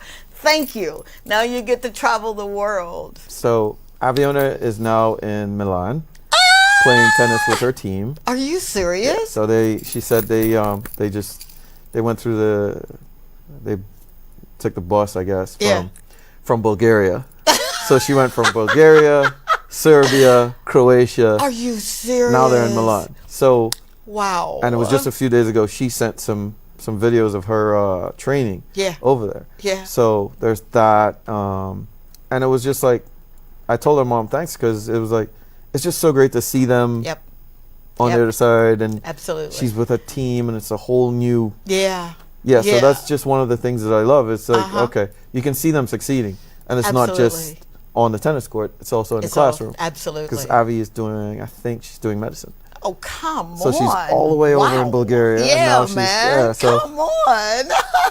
they're all going to be here this summer. They've already, so it's going to be fun. How does that make you feel as a player, right? A teacher, now a coach? How does that make you feel to know that you were able to impart that kind of experience, that kind of wisdom, because it's wisdom what you do, into little people, and then they grow up to be big people and they're listening? How does that make you feel as a coach, as a teacher, as a pro? It's a great feeling, but for me, it's a little bit different for me, because I get myself in trouble because I'll count the losses more than I'll count the wins. Oh, come on, Sean. Are you serious? Yeah. What is the glass, half full or empty? What? So why are you so hard on yourself like that? Because I want them all to get through. I don't ever want it to be where, you know how people say like some of them slip through the cracks. Come on. I hate that. I don't think there should be a crack. Wow. So wow, they all got to get through, because that's the whole purpose of doing what we do, is to get them from A to B. Wow. And when that doesn't happen, it's like yeah. About like me when I'm screaming, when I miss a ball. Court, yeah. My God, where did I get that from? So how do you engage a parent or parents into this sport when you said it yourself, cricket is what we do over here? Yeah. How do you convince a parent that I saw a skill set in your child, in your son or daughter, and they really got something? What does that look like? I mean, I speak to them. So I haven't had a parents meeting in a while, actually. But speak to them and say, look, so-and-so is really talented. Yeah. And I think that they can go here. Right. Some will tell you, Yeah, others be like, really? So, Miss Belrose, I'm putting you on the spot now. You heard it, Miss Belrose. So, Georgine Belrose was one of the kids that I trained a few years ago. Okay. And I said to her mom, because her mom was the MP. She was also the PS of sports at the time, actually. She wasn't in politics. And I said to her, I was like, Georgine's really good. Like, Georgine only hits with the boys. She that good. Wow. 2 issues.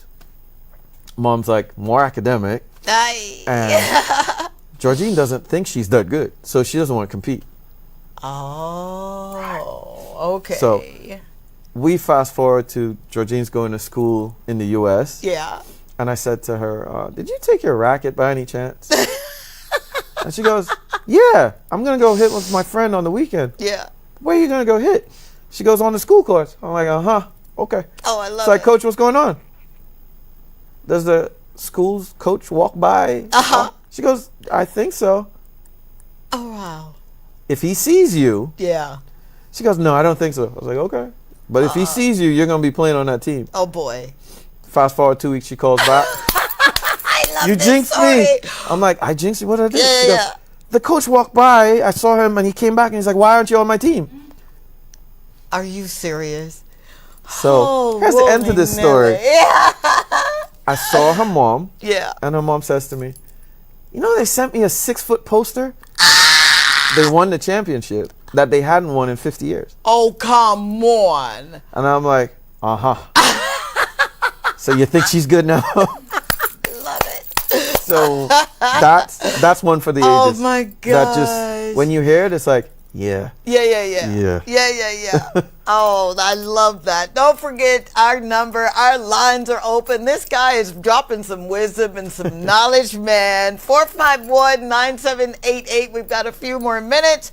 470-534-2216 if you want to talk to me off the air or on air. Fabian says he will never stop watching. You better shut your mouth and hold yourself. Thank you so very much, Fabian. I'm truly grateful that you are here.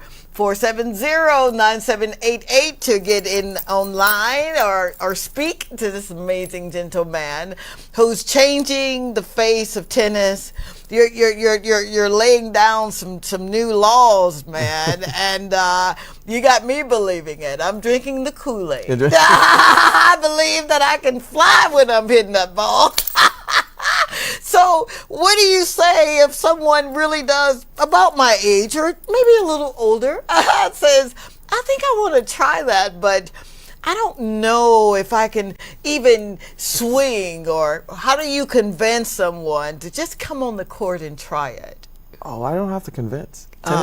Tennis is known as a sport for life. So we are always going to have people, and a lot of people know how much fun it is, or they'll come try it out. Yeah. And they never leave. They never leave.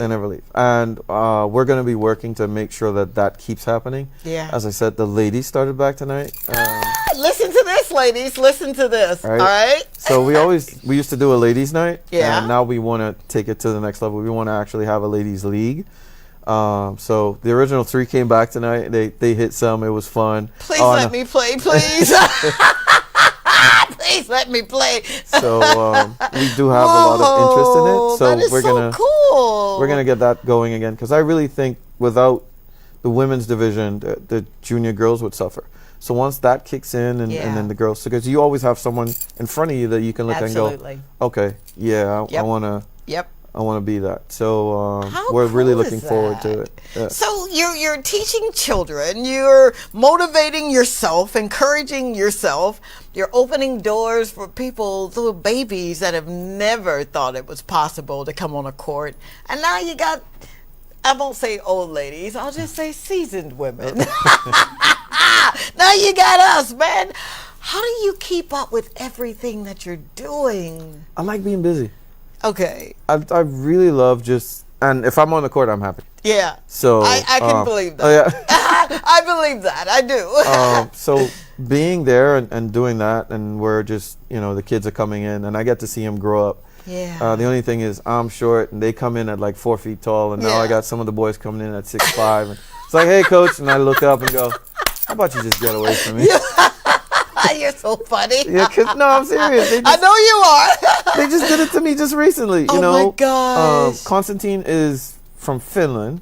Jamon Luisi he's St. Lucian. They both came in like a few weeks apart. Yeah. And Jamon is a former top 10 Kotek player. Wow. College player. He walked in and he's 6'6". And I'm like, when you came here, you're like 5 feet tall. And now you're a university graduate, aeronautical engineering. Are you serious? Yeah. And he's 6'6", and I'm just like, go away. But the love part is they love their time. Okay. So when they come home, they always come back. They still talk. They're probably buzzing now. Yeah. And it's just really nice when they keep jumping in and coming back and just like, because they'll come in and look at the kids that are coming up. Absolutely. Yeah. Absolutely. But the biggest thing I got was, Coach, you're getting soft. What does why am I getting soft? I coach a lot more girls now, so they're telling me, you're nice, you're getting soft. You're not as yeah. So well, that's it. Oh my gosh! So what do you want to see, man? I mean, you're doing it. You're writing your own ticket. You really are. You're making dreams come true. You're allowing people to grow and to flourish. And I'm talking about myself. I'm so sorry. What do you want? What do you want St. Lucia to do now that they've been well versed into who you are and what you've done and your why? What do you want them to do now that they've been armed with the information? I want to see more kids go. And as much as I love tennis, not just tennis. Okay. I just want to see us do more with sport. Yeah. Because I think that even with sports tourism, we have a massive opportunity. And we need to take advantage of it, especially the talent that lives here. And I would be remiss if I didn't mention when I say the talent we have here, if I don't mention people like Laverne Spencer and Darren Sammy, and right now the young lady who is just taking over the sprint world, Julian Alfred. Like, man, I saw a billboard with her, and I was like, that's who Sean was talking about. I'm thinking that on my way up to play tennis today. We really have an opportunity to do so much. Wow. I hope we do it. Absolutely. So whose ears need to hear that? Because this show is going to be just shared with so many people, right? You guys that are watching, you're going to share. Fabian, who want to play tennis now. What now? How do you get that out to literally tell people this is what we need to see? Whose ears do these need to be in? Well, for me now, I just post-COVID, we just sent in something to our tennis association to say we have a tennis association. We have a tennis association. So I sent something in and I said, look, we've seen what's happened. I think it's time we sort of get together for the kids' sake and push this to the absolute top. So there's that. There's the ministry. Government has changed. We got a new minister of sports. Yeah. I see them making some changes. You see that now? Yeah, even with the social media stuff, we've seen some more things going on. I just hope that we take the opportunity and and take it all the way. So with that sport, but I think we have a massive opportunity. I think saying to cold weather countries or teams and like, hey, you know what? How about you come St. Lucia and set up, you know, in your off season, because our weather is just beautiful. Oh my all year round. God! Are you part of the tourism coalition or whatever it is that we call it? I'm part of be a spokesperson for that. I'm part of the Proud St. Lucian Coalition. I love my home. Lucian. I love my home, and I think that we've got to do more, and we shouldn't be waiting for someone to come do it for us. Yeah. We got to push it ourselves. Oh my God. I think that is one of the reasons why, seriously, I fell in love with this country. So, because you guys, well, I'm sorry, we have everything. We have everything. Yes, I'm grateful for tourism. Shout out to the resorts that are doing their thing. I've stayed at a resort here, at Sandals, La Toc, and that was amazing. Thank you so much. But when I meet people like yourself, and I see what you're doing, and I see people on the street that are, man, if they're selling fish with such pride that I'm like, man, let me just buy some fish. You know what I mean? Because you just embody the mindset that there is absolutely nothing that I can't do. You're telling me I can't do it, I'll show you that I can. And I think about the young man that I met here, and he holds my ladder, and I get to hold his ladder, and he didn't want me to say his name, but I'm going to just say it for a second here. And I think about Kendrick Williams, and when I met him, and he had such a big vision, right? And I'm thinking, who is this kid? I thought he was a little kid. He was just so young looking. I said, he could be my son. But he dreamed, and when he dreamt, he would dream in color. And I wanted more of what he was putting out. I did. I'm like, what can I do to help you get to where you need to be? But God has a timing in everything, and what I'm learning is you can't get ahead of him. Sometimes you don't even walk with him. He carries you. But he's so expressive in his art. And I'm so grateful. I'm grateful that he did all of this, you know? So when you say, I want other countries to, or leagues or teams to consider coming to St. Lucia, because we do have a lot to offer. We really, really do. And I am so proud of each and every one of you. I am so proud of you. I'm proud for you getting up every morning and doing exactly what you're supposed to do. I'm proud when you say, I don't know if I can take another step, but you take 10 more. I am so proud. I'm grateful to be in a country where people love life. They really do. So, with that said, Sean, how can, the last 30 seconds, how can the world, because I'm just big and bold and just godly enough to believe that there are people around the world that are watching this program right now, and they're looking to come to St. Lucia to do something in sports, tennis.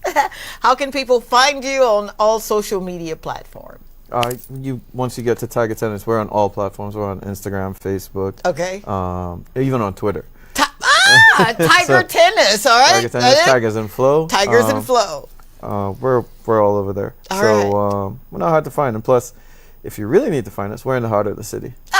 He's telling the truth too. Castries, man. Sean, I love you. I love you. Thank you so much for making my dreams come true. You got me in that happy place when I come to your court, dude. And thank you for tuning in to another live show with your girl, Tongie. Thank you for coming up to me and saying hello. Another lady asked me, is that your hair? Yes, it is. Anyway, I love you so very much. Don't forget to be kind and loving to yourselves. Thank you for letting me be a part of the tapestry of St. Lucia. Until next time, the Lord say the same and the creek don't rise. We'll be doing it again. Same time, same station. Thank you, Linda. Mwah. Bye. This is Dr. Tongie. I'm from a little town called Columbus, Mississippi, and I've come all the way here to show you exactly how you can live abundantly. Fear is nothing. You hear me? You can do anything you put your mind to. I'm your girl, Dr. Tongie. We're going to do life together. Nothing. You hear me? You can do anything you put your mind to. I'm your girl, Dr. Tongie. We're going to do life together. Hey, it's your friend, Dr. Tongie, and I am so excited to be here. You have no earthly idea. I have missed you like crazy. I really, really did, but I understand the politics of everything. I really do. Welcome to another edition to Dr. Tongie, and I'm your friend, Tongie. And you know how we do it on this show. It's a show about making certain that you get your exposure that you're in need of. I love going out to the community and meeting people who are doing things. I like to call them movers and shakers, you know, and who knows, you could be next. So what you doing? You know, I'm grateful. And I like to start off the show by saying how grateful I really, really am. I understand that you have just a plethora of shows to watch, you know, and for you to take time out of your busy schedule to tune in with us, with me, I do not take it lightly or for granted. I remember, I'm going to tell my age a little bit here, 1995, and I had this God idea to start a business. And 25 years old, I just believed that I could do anything. I really did. Small town, Mississippi. Hello, Mississippi. My hometown is Columbus. And back in that day, I guess you just didn't dream like I dreamt. I believed even with 3 children and a husband and 2 dogs that I could do it. But lo and behold, it was just a few people that believed like I believed. And I'll never forget this one particular woman. And like I said, you know this story. She gave me $5,000 and she said, here, go and open your business. Now, this is after the bank had told me no. They said I had a really good hobby and they didn't see it as a business, but it is something about believing in yourself. It is something about believing what your mama said. And I had one of those mamas that just believed that you could do anything with Christ. She'd always tell me. And I remember at 6 years old, I wanted to be a medical doctor. I did. I really did. I didn't have anyone in my neighborhood. Remember, I'm from the projects, okay? I didn't have anyone in my neighborhood that was a doctor, but I just believed that these big old hands would one day deliver babies, and they did all around the world. Titles are great. They are. They open doors that oftentimes you don't get to go through.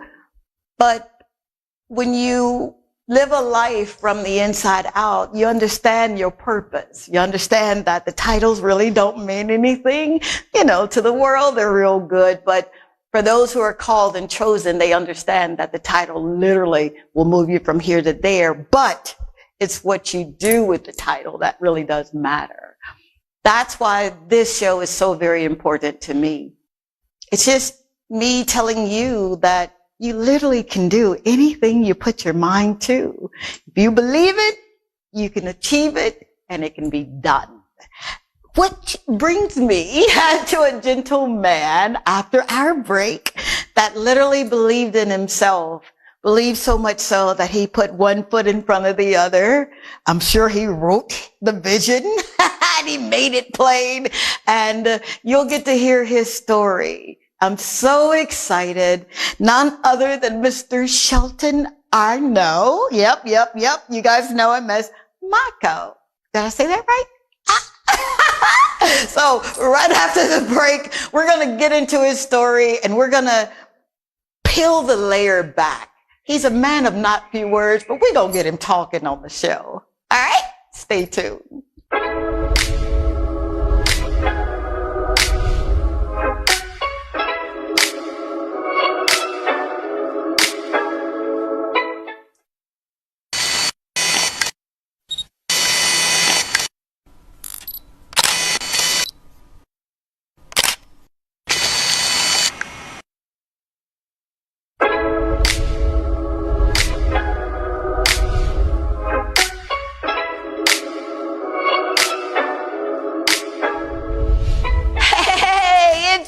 girl, Dr. Tongie. You know from the Talk to Tongie show. Are you ready to maximize your business exposure? Of course you are. Why not consider placing an ad right here with me on the Talk to Tongie show on DBS?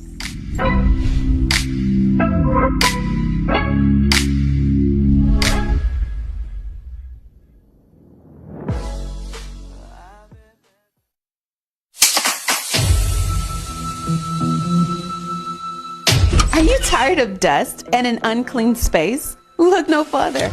At Fine Line Cleaning Services, we take care of you. From house cleaning, property management, power washing, landscaping, maintenance, and so much more. Contact us today at 758-486-3083 and allow us to put your mind at ease. At Fine Line Cleaning Services, your satisfaction, our sparkling success.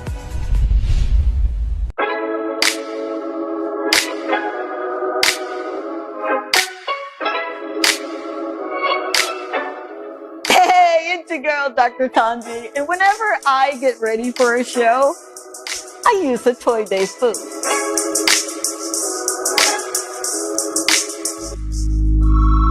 A Toy Day food is a proud sponsor of the Dr. Tongie show and Talk to Tongie.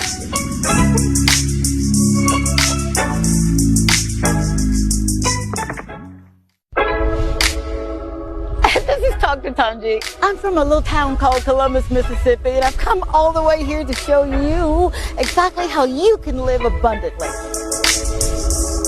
Fear is nothing. You hear me? You can do anything you put your mind to. I'm your girl, Talk to Tongie. We're going to do life together. And we're back. All right, I'm your friend, Dr. Tongie. Tongie for those that know me, all right, and those who do not. And I am truly grateful that you are tuning in for another edition of Talk to Tongie.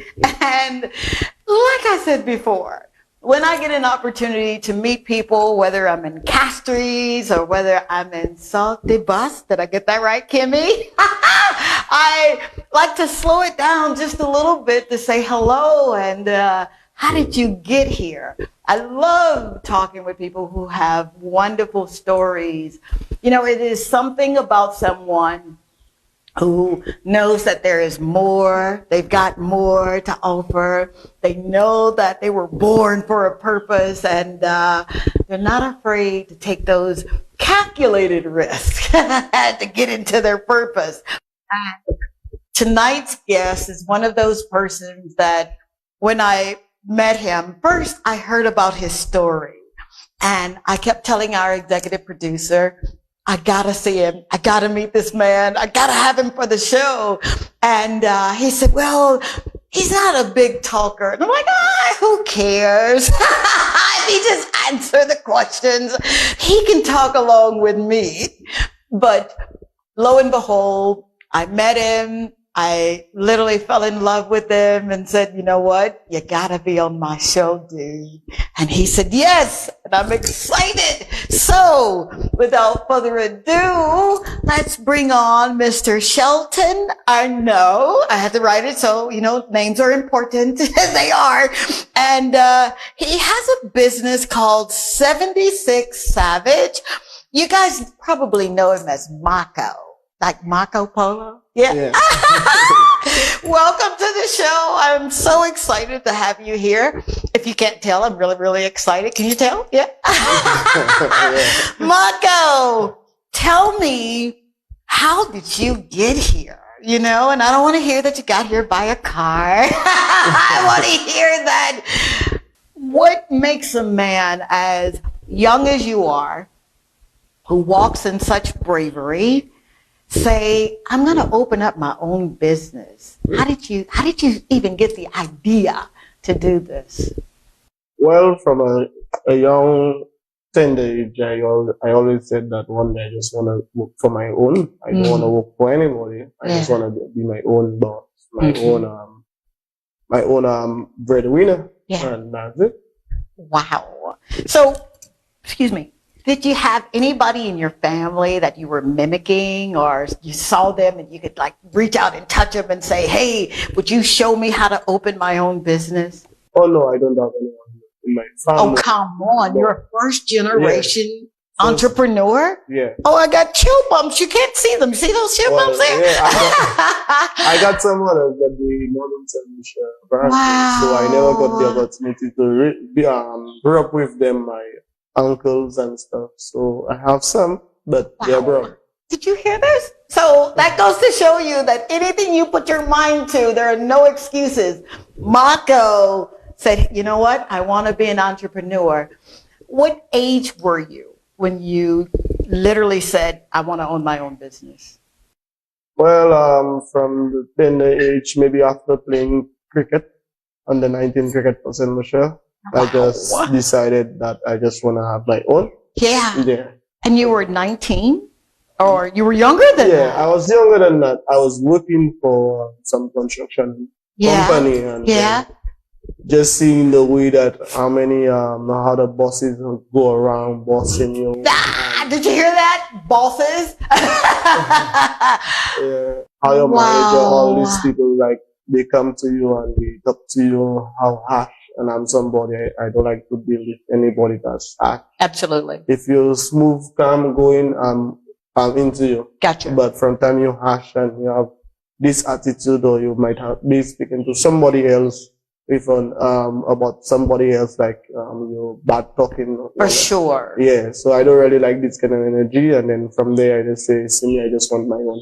Jesus. Wow. I mean, I feel like I'm. Wow. You are a man of principle. For you, first, backbiting was not your thing. You didn't like that. And you didn't like the way people were talking, the bosses were talking. Yeah. Wow. I don't like to be under pressure. I don't like to work under pressure. Under pressure. Yeah. So I just like everything slow, take step by step, and everything will get done. Wow. So I'm asking these questions because I know that there is someone out there listening. Did you take a course? Did you go to maybe an incubator, a business incubator, to get the know-how to do what you're doing? Oh, no, I didn't take any course or nothing whatsoever. Wow. No schooling. Are you serious? No. Just off the streets and into a businessman. You're going to make me run, and I don't want to run in my heels. So, all right, so you are working for someone. And you didn't like the way they were talking. You didn't like the backbiting that was going on. Mm-hmm. Did you give yourself a deadline to start your business? Well, at the age of 21, I would say 21, I said to myself that, you know what, I'll open a pressure washing business. Okay. When I started off, it was going all right. It was going all right, but apparently I didn't have that year-round work. So you need something to keep you company Absolutely. Absolutely. Yeah. Rainy seasons, you can't really do any pressure washing. So you did this at 21. When did you know it was time to close up shop and maybe do something different? Yeah, the rainy season, but was there a period in your life or a period in time where you're like, you know what, this isn't working, let me do something else? When did you know to close? Apparently it had closed because I do pressure washing still. So, boy, that's not fair. I had no idea I'm sitting with someone who have multiple businesses. Yeah. Wow. So tell me about 76 Savage. 76 Savage is a printing company which only provides St. brand clothing. And yeah. So that's more like 76 Savage. Okay. Yeah. Okay. So How did you get the name? How did you get the name? Oh, well, the 76 is my first half century. That's in cricket. And the Savage came about in the way I dealt with the inning, the way I go about scoring the 76. So I'm done. That's not fair. It was that is so not fair. How dare you do this to me, dude? So you play cricket, and you still do, yes? Well, apparently not really like before, but you know, time goes by. You understand? You get bigger, you get older, you get wiser. You understand? You see different opportunities, you grab them in different ways. Oh and my that's it. God! How dare you try to do that to me that fast? That is so not fair. That is so not fair. So you're ready to launch this business, and if you would tell someone about this business, you're 76 Savage. Yeah, 76 Savage. Everybody know me as 76 Savage. or normally my customers may call me Savage, and that's just it. Yeah. Yeah. So this is a printing business. Yeah, it's a printing business. Okay. And it's a printing business, also a St. Lucia brand clothing business. So you get a lot of St. Lucian clothing every Independence Day, National Day, Creole Day. Yeah, so you get a lot of printed t-shirts within that time. Gosh. I feel like I could be your mama. I don't want to tell my age there, but for you literally to wake up every day and do what you love doing, that's gotta feel liberating. That's gotta feel like I'm doing this. Do you ever feel like I can take a breather now because I am doing this? Well, from the time I started, you know what you're going to put yourself into. So at the end of the day, you know what it takes. So, you know, whenever you get the rest, you get the rest. But when you don't have the rest, when you can't get it and you have a lot of work to be done, you just get it done and that's it. And as soon as you're done, then you get the rest. Then you get the rest. So when you were deploying yourself into your purpose, and this is really what you're doing, you are literally creating jobs. You're doing these things that you love doing. What were some of the ideas that you had? You'd already worked with or for folk that were kind of nasty. I call it nice nasty. You had worked with those folk. What did you want to do differently in your businesses? Well, from my point of view, I'm that person. I always want to treat people right. The same way I'd want you to treat me right, the same way I want to treat my workers right. And whoever that works for me, I treat them right. Wow. Right? Yeah, so I just have that good heart in terms of communicating and dealing with people. Yeah. When it comes to honesty and being good to people, that's just me. For sure. Absolutely. I like the way you said that, honesty and being good to people, because that's in and of itself some principles that I love following, especially when you say honesty. What are some things that you would say to folk that are saying, hey, you know, I've got this business, but I'm not always my real self with folk? What do you say to people that are saying, I mess up? You know, sometimes I'm ugly to my workers, or I'm not doing them the way that, you know, I should be treating them. What would you say to those folk that are wanting to do it differently? How can they even do it differently? In terms of like treating people. Yeah. Well, different people, all right, different people have different ways and different ways of solving different problem or talking to the staff or communicating. For sure. But for me, I just have my own ways, and that's just it. I don't really go for the orders. You understand? But I just have my own ways. So despite whatever they have out there, I don't want to study them. I just want to make sure I do good. For sure. So my name will come out as a good person anywhere, anytime on the streets. Yeah. And that's just it. And that was really, and still is, very important to you. Would you say that is a principle that you govern yourself, not only in business, but also in your own personal life? Yeah, in my own personal life, the same way. Everybody that will see me, they'll like, that boy is fun, that boy is just a happy boy. That boy that's just the type of person I am. And, I love it. I love it. I'm somebody that's straightforward. If I have to do something, I do it. If I cannot, I cannot. I'm just straightforward. Aha. Now that right there, I absolutely implore you for doing that. I thank you for doing that because there have been times when I've done business with various merchants and they couldn't really fulfill the order.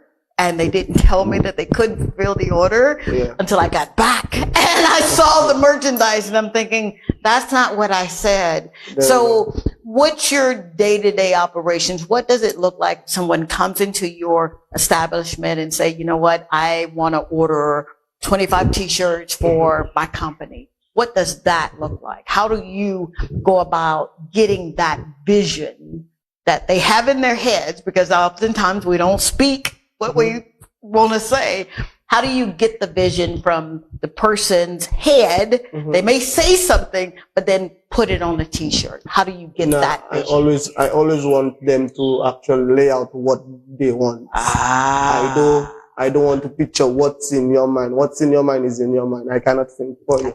So at the end of the day, whatever you may want, you either send a preview, you send a mock-up or something, and then fine. Wow. But for me to think for you. Yeah. Did you hear that? He's not a psychic.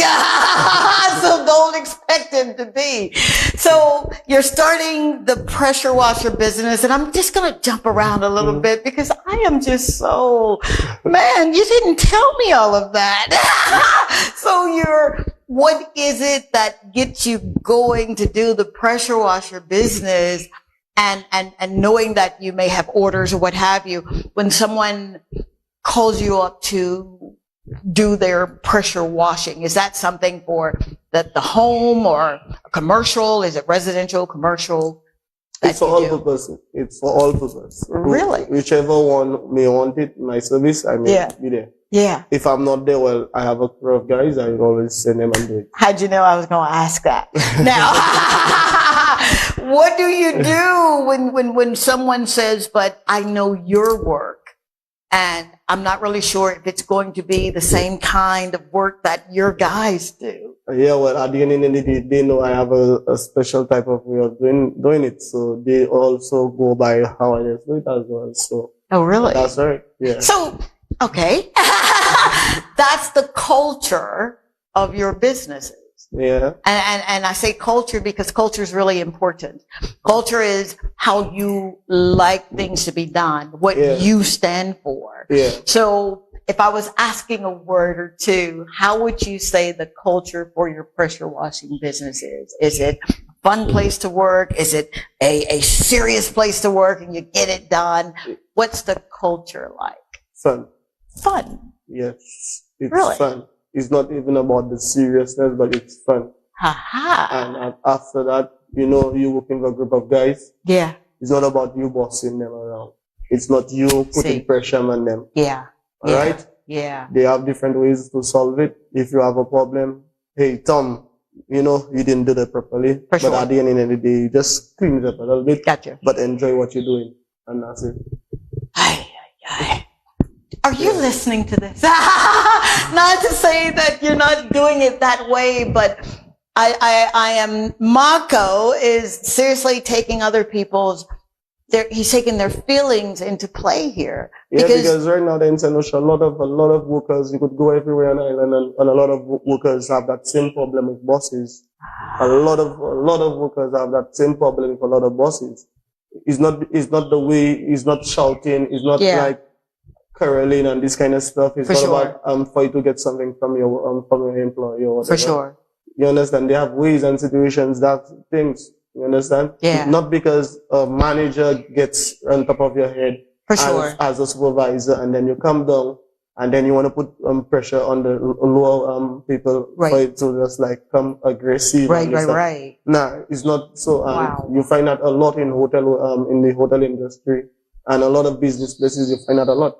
And see, that's where I want to hang out in just a few minutes here. So I don't want to rush this, okay? You said something that is paramount to this beautiful country of St. Lucia. I love being here, so I dare not say anything ugly because I really do love being here. But I have seen firsthand how someone in a supervisory position speaks to someone who's working, they say beneath them. Yes, I don't believe in that. So stay tuned. We're going to be right back and we're going to unravel what you just said. Stay tuned.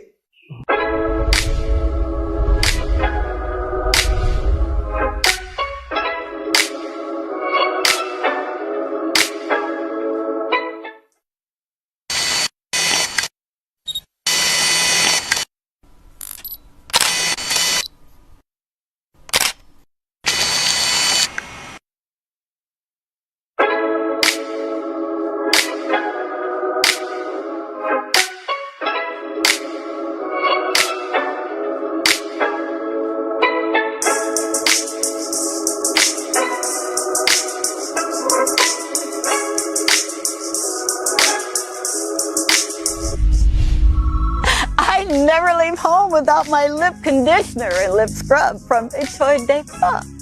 It's perfect for this kind of weather and any activity. I'm Dr. Tongie from the Dr. Tongie Show and Dr. Tongie, and I endorse this product.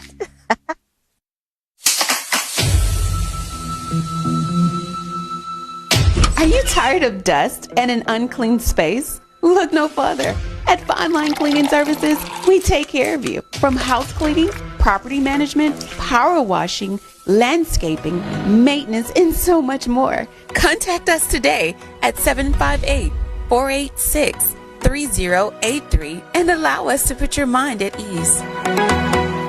At Fine Line Cleaning Services, your satisfaction, our sparkling success.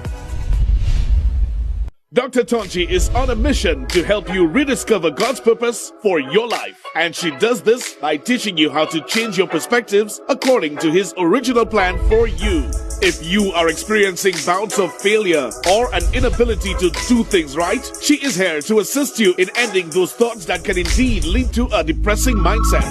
She calls you to emulate the processes a full-scale mind shift requires by replacing religious ideologies and traditions that oftentimes create a sense of struggle. Dr. Tongie provides you with much needed insight, encouragement, and motivation to not only assist you in rediscovering your dreams, but she systematically shows you how to no longer chase them, but how to manifest them. Dr. Tongie is the Caribbean's very own inspirational and motivational speaker, our life and spiritual coach, and someone who delivers hope, encourages our faith, and showcases that we must live a life that is.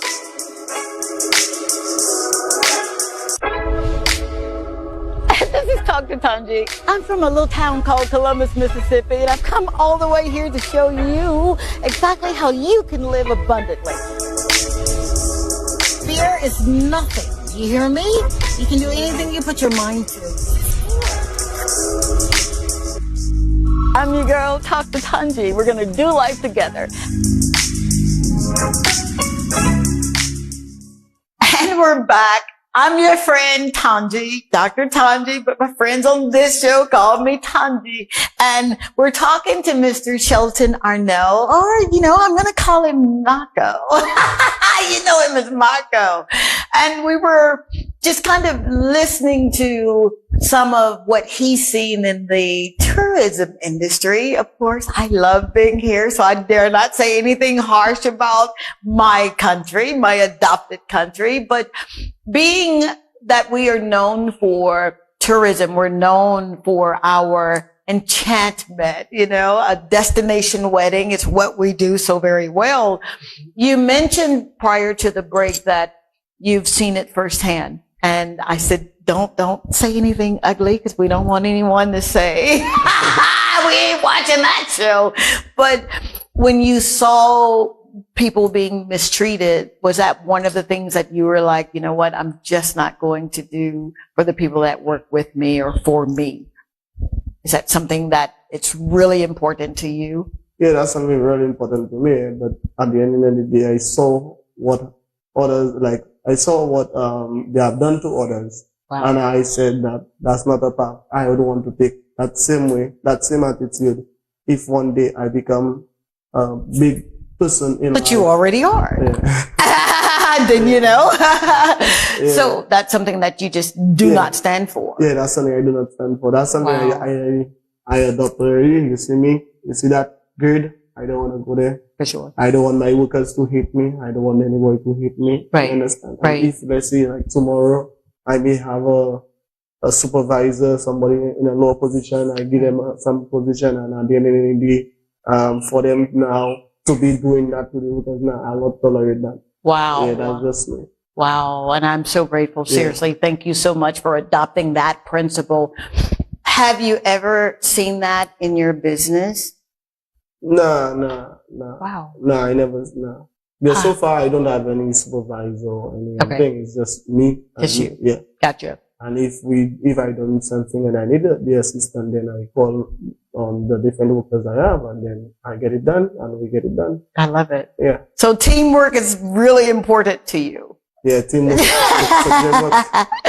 What's a typical day in the 76 Savage world? How do you start your morning? What time do you start your morning? Yeah, well, right now I work from Castries right now, so I have a time of like, I work up to like, I wake up maybe 5:30, I get down to the market by 9. I want to get there.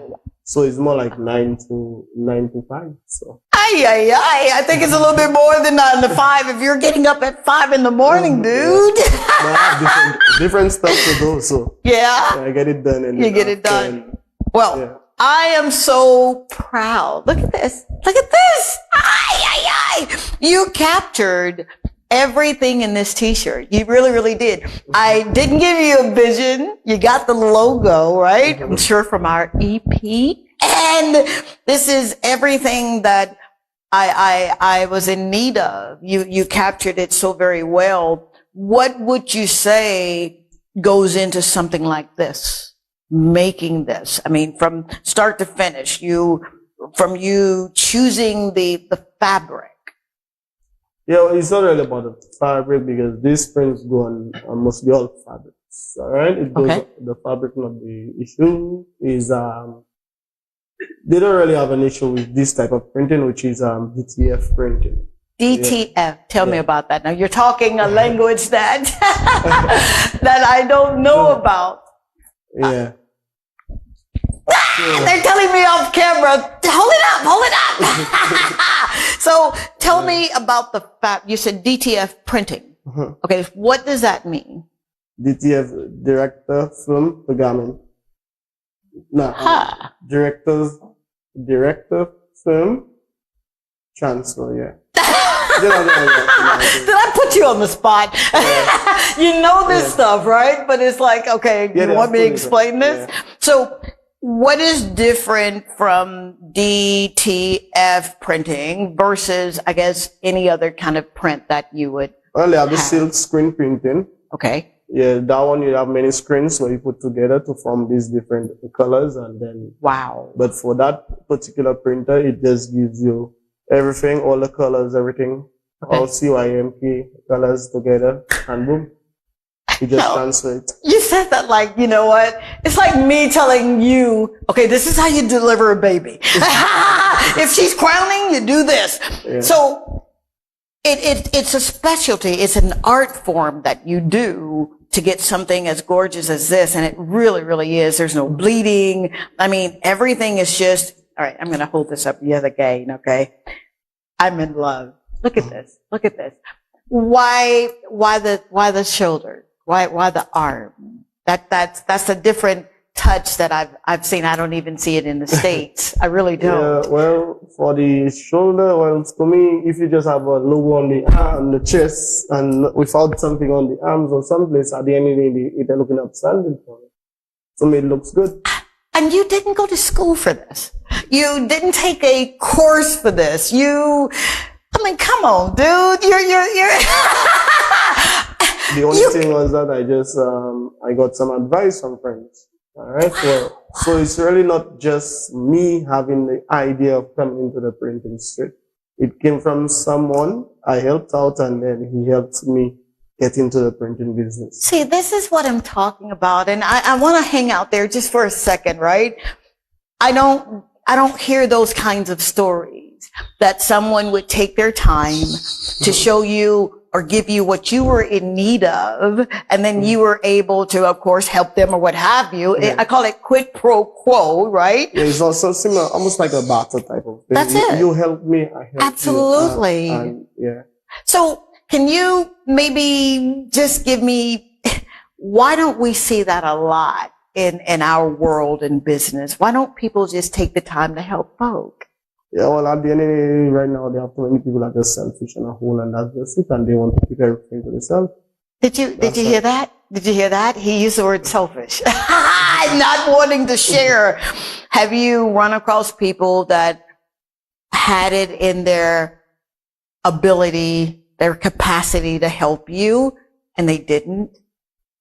Well, I could say it's only, for me, just trying and build my little business. All right. You know, I came from a family that was not really all that, but at the end of the day, it's just finance, like wise, money wise, and stuff to get it going. Yeah. And then after, well, you know, in St. Lucia, it's very hard for a small business to get a little help.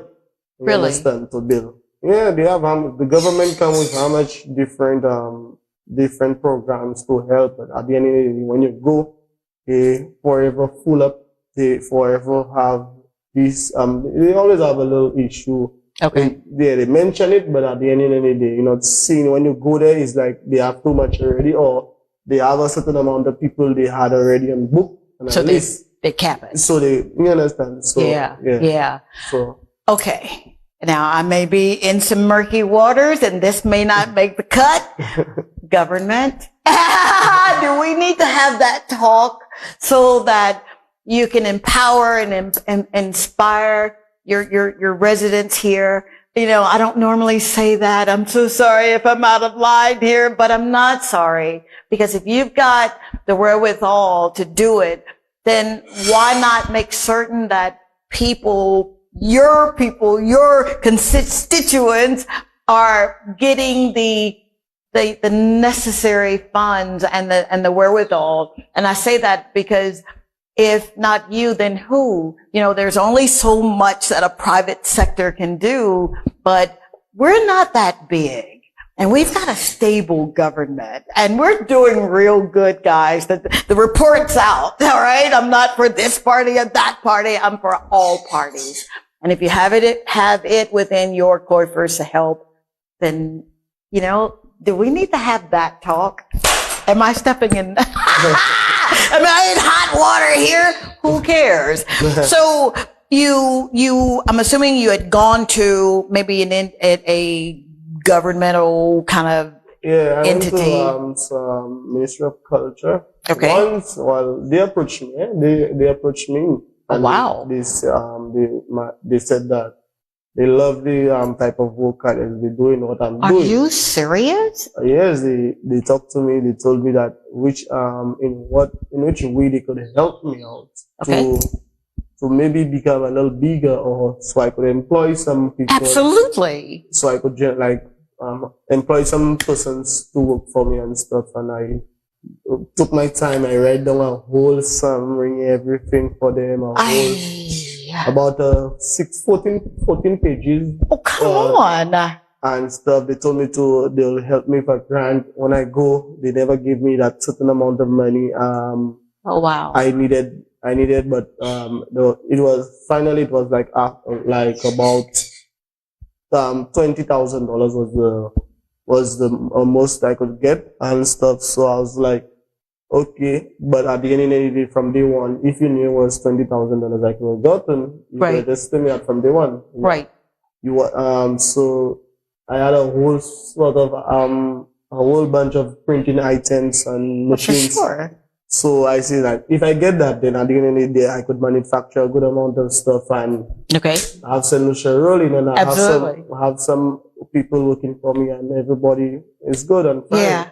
All right, the economy goes down a little bit. Absolutely. At least maybe I move 2 criminals on the road. Yeah. Yeah, and that is it. But At the end of the day, I never got the grant. I was up and down. Oh, come on. Not even the $20,000. Every time you call, I had somebody to liaise with. Up to now, I have not even get a call from him. So at the end of the day, I never make that turn me down. I always stand firm. Yeah. And then just recently in 2023, I SLDB. Okay. SLDB. Tell me about the SLDB. Yes, Social Development Bank. Yeah. No way. Yeah, they gave me some funds to help me out, and so from there, right now I have my own big machine coming down, so I could maybe provide some more stuff. You don't see the chill bumps, but I'm about to do the happy dance. I've got happy feet. Are you serious? Congratulations. Yeah, thank you. So you didn't quit though? No, I never quit from any government. Well, I'll not say government, but I didn't get the access to it. So at the end of the day, I never quit. I always keep my head up high and I do whatever I have to do to move forward. So, and that's just it. So if one door closed, the next door open, some way, somehow. I'm about to jump off of this bar stool. So what do you tell someone without bashing the government? Because you and I are going to talk, all right? What do you tell that man or that woman that's saying, but you don't understand, Mako? I was expecting $25,000 and this was going to get my rent paid for the building. And now, you know, after writing this 14-page dossier or business plan, these guys are telling me no. What do you say to that person that says, how do I pick up those pieces because my world is shattered? Well, I just tell them, never, just don't give up. You understand? Just keep pushing and that's it. Wow. Yeah, just keep pushing. Did you hear that? Did you hear that? This camera right here. Never give up and keep pushing. And I'm going to say it once and I'll say it until I take my last breath. You know, to whom much is given, much is required. And God requires a lot of us. He really does. Yeah. For you to say that and to mean it, was there ever a period in that moment? We know, you know, this is the finished product and I'm grateful, but in that moment of despair, heartbreak, did you ever have a flicker of, this is not going to work for me? Did you ever think that? Oh, no. I never said that, like, this is not going to work for me. Are you serious? I just keep going. I find ways and means to just make things go. I don't want to cry on this show. I do not want to cry because someone wrote it and said, Dr. Tongie, you cry on every show. But to hear these stories of resolve and to hear someone say, I can't quit. No, you can't quit on this kind of things. You can't quit if you have a goal, if you have something in mind, wherever you want to reach. You can't quit. You have to just keep going. Wow. Yeah. All right. What 3 things that you would say that helped you not to quit? 3 things? Yep. Well, number 1, my fans, my customers. Wow. All right. Number 2, my friends. All right. Number 3, believe in God, and then I get going. That's my way of saying, oh my God. You remind me so much of me. You really do, because you're in the business that God is in, and He's in the people business. You serve people with your gifts, your talents, and your skill sets. Yeah. That means something, you know? You have a belief in Him, and it's easy to say, all right, that I believe in God when you've got $40,000, $50,000 in the bank and you're riding good and looking good and smelling good. Yeah. That's easy to say, oh, I believe. But what happens when the rug is pulled from under you? Or it could have been a situation where you said, I'm done. I was expecting this $20,000 and I didn't get it. You really are a man of principle. Yeah, at the end of the day, that's just me. Look at that smile. Look at that smile. Wow. Yeah, that's just me. Wow. Yeah. My. Okay. All right. I'm trying to be cool here. All right. One last question and then we're going to go for break. What do you want people to know you for now?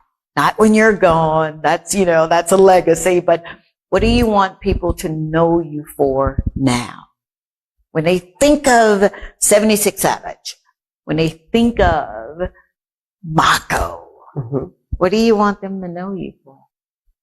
Well, the good I've been doing, and that's just it. The good I'm doing. Yeah. Wow. So I don't when somebody mention my name and they'll be like, that guy is this, that guy is that. No, no, just good stuff only. And that's just it. Wow. Yeah. Oh, I love you so much. This is my son. All right. I've got a couple of more questions before the end of the show. And I am so grateful that you're here. I am so grateful that you're here. Thank you. Seriously, thank you. It's not over. But I just want to stop and say thank you so very much. If you want to make a comment, you know how to do it, right? Talk to Tongie on Facebook and Instagram. I'm going to have Twitter up before long. But I've got a few questions for the man of the hour. Stay tuned.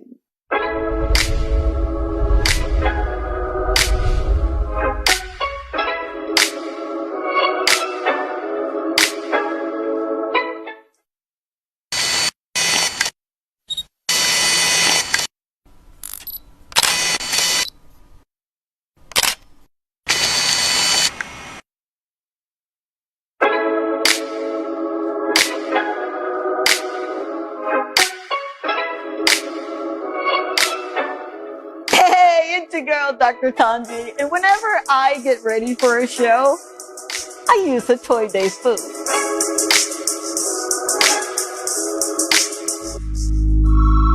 A Toy Day food is a proud sponsor of the Dr. Tongie Show and Talk to Tongie.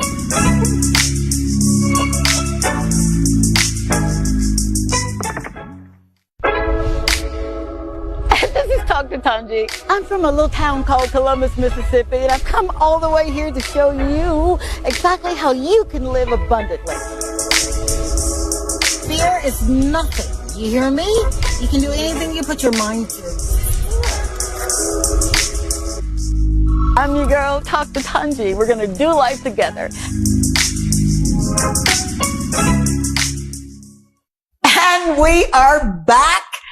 Again, I'm your girl, I'm your friend, Dr. Tongie on this show, and welcome to the last part of the Talk to Tongie. All right, I'm here with Mr. Arneau, Mr. Shelton Arneau, and he's known as Mako. And if you've not learned a thing or two during this program, shame on you. I am so excited that he took time out of his busy schedule, and he don't normally do things like this. And we got him over here smiling. And he's given us a soliloquy of how to do this. And it's not easy. He makes it look easy because he's so like mal-mannered and, he's a good guy. But we know that whenever you launch a business, there are calculated risks that you take. Yeah. But one thing we don't do is have fear, right? Yeah, we don't fear anything. Yeah. And I love how you said that, those three things that are really important to you, which were your fans, the people that you serve. Yeah. The second one was my friends. Your friends. Yeah. Let's start right there. Friends are so important. Yeah. Especially when you are doing something that nobody in your family has done, my father was, but I'm a product of a love child. So I didn't really get to see my dad. And to know that, it's my mom, my sister, and I. And here I am at 24 years old. 22, I was diagnosed with cancer. 24, I went through the cancer and had the radiation therapy. and I knew that I didn't want to go back to work for anyone. I was doing a 9 to 5, and I think I was a paralegal case manager, and the money was good, but I wanted freedom. Tell us, if you will, and I've got to show this shirt right here, because I swear to you, the only thing that was done was the logo.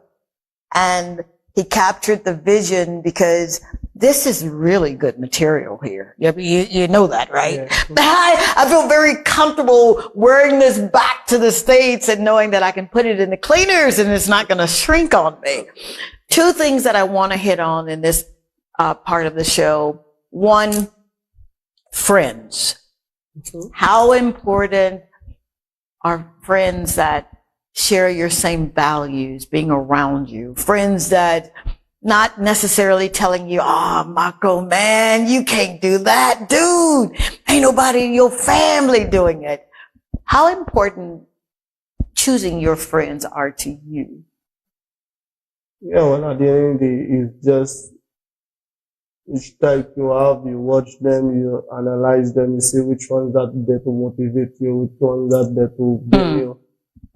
Those that there to bring you down, those that will just want from you, and you just choose the right ones, whichever ones you may want to.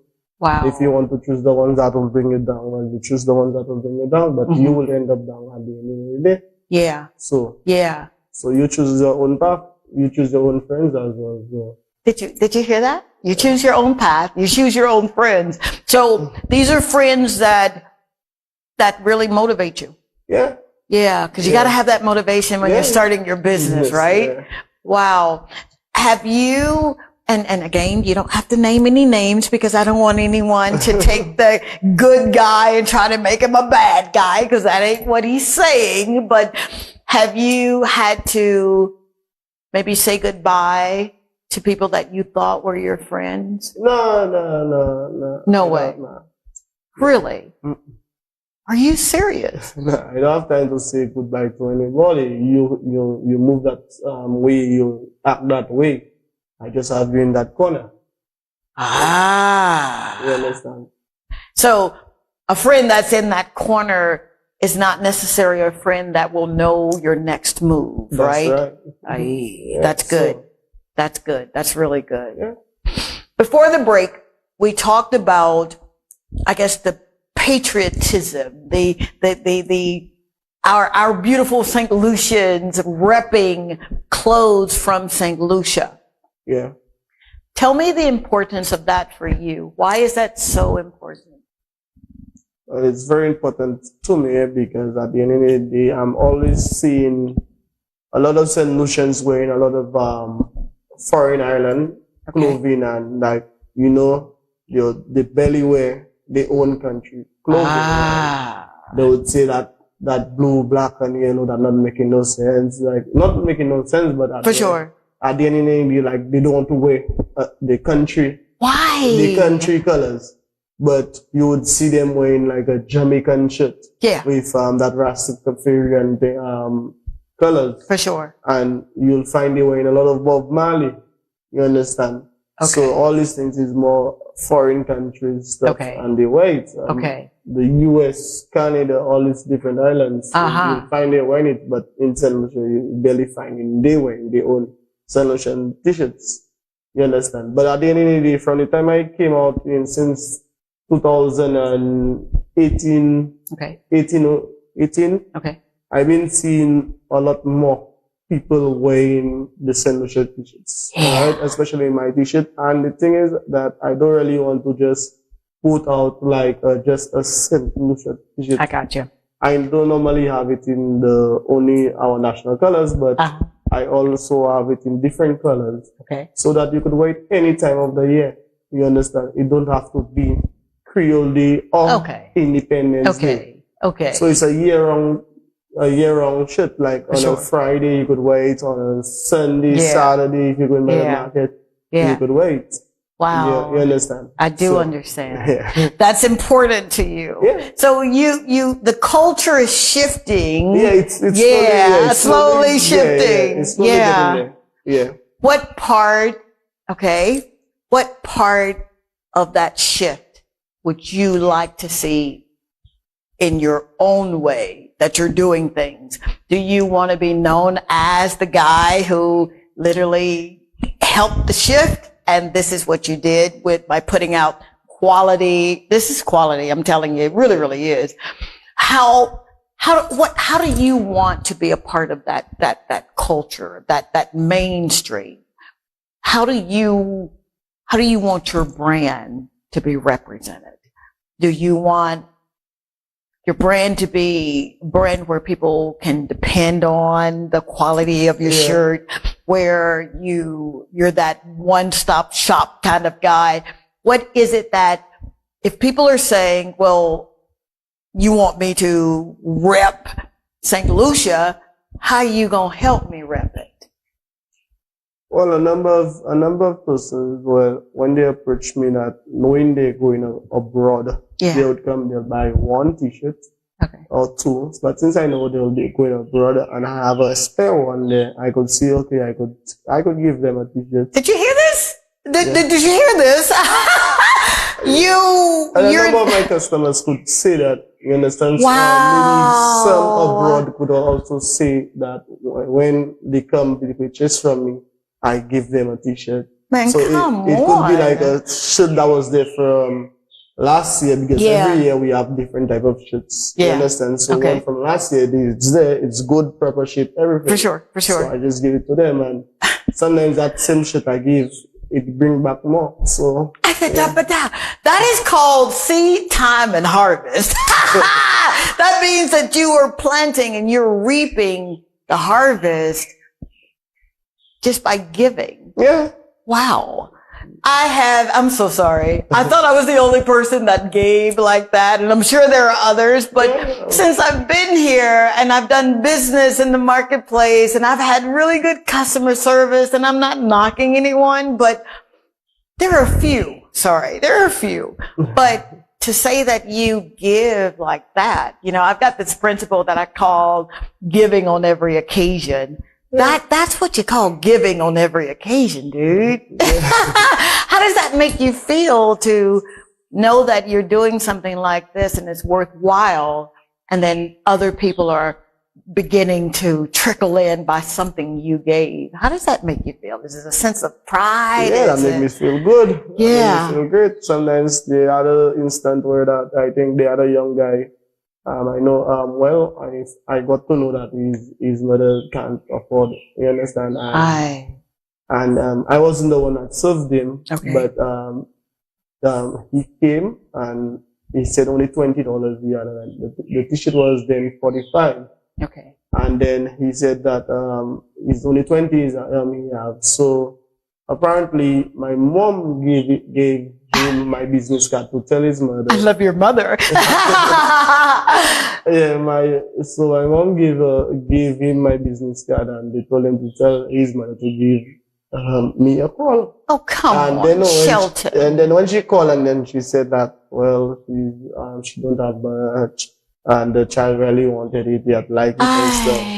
So I just said to her, that's okay, mom. I didn't even know that. I'm not aware. So I didn't ask. Now you call and you've been so honest and you've been so real.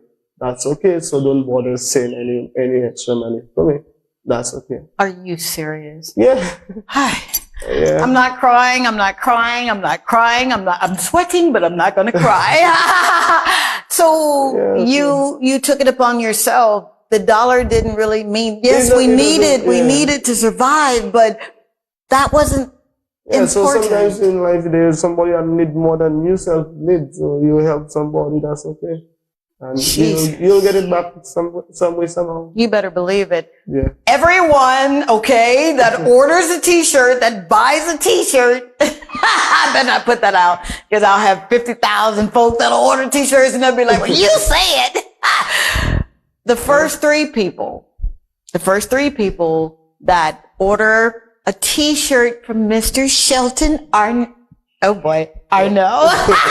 Mako, I'll take care of the cost, because I really want you to not only support your very own, who has a mission to have you guys, have us more patriotic and wear our brand, but you're going to feel what I'm feeling just being in this man's presence. It is truly an honor to meet someone of your caliber. It is truly a blessing to have you right here in our country. You better say it's ours because I'm part of it too. Our country. Now, in our closing, and I hate to close, I really do because I'm learning so much from you.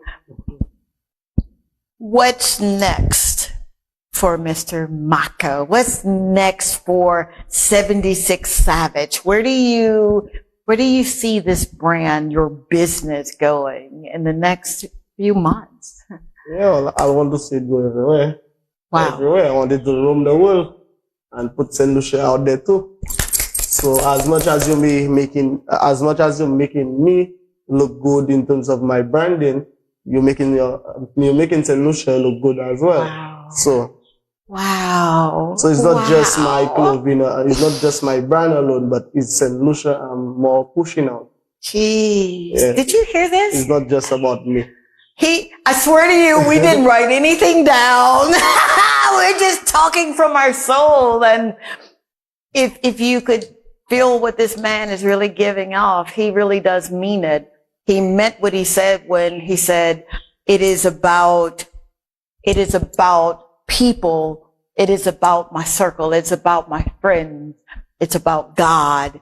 And for a young man to have that kind of wherewithal to even say that speaks volumes of who you are. Yeah. I want you to be everywhere. I do. I want to do my part and make certain that I do exactly what I was sent to this island to do, which is to get your brand out there, to make people understand and make them aware that they've got someone right here that loves love. Yeah, that's what you do, dude. You love love. Now, how can people find out how to order these shirts? How can we stay engaged with you so we can know what's going on with Mr. Arneau? Well, they could contact me at 715-1899. 715-1899. You heard that right? Take that note. I'm sure that our EP is gonna have that on the screen for you. Social media. I'm doing a little something in that space. Where are you on social media? Well, I'm on Facebook and Instagram. Yeah. So what's your Facebook? I'm telling my age here. What's your Facebook and social and Instagram handle? On Facebook, 76 Savage. Okay. On Instagram, it's _76 Savage. Okay, whoever's doing my social media, get me hooked up with him right now, please. It has been an honor and a blessing and all that good stuff to have you come and be a part of my journey. I pray that God blesses you in such a way, and he's doing it now, that he increased your territory, that you put the stakes down because you're worldwide now, Jamaica, watch out. You are a breath of fresh air. Yes, and I am so proud of you. I could not be more proud of you. I know you're your mama's boy, but boy, you could be my son too. You really could. I'm honored to be in your presence, and I'm really trying not to cry, so I'm biting my tongue in the back. I really am. Be strong. Yeah, be strong, he says. How can you not sit in your presence and not feel what you're giving?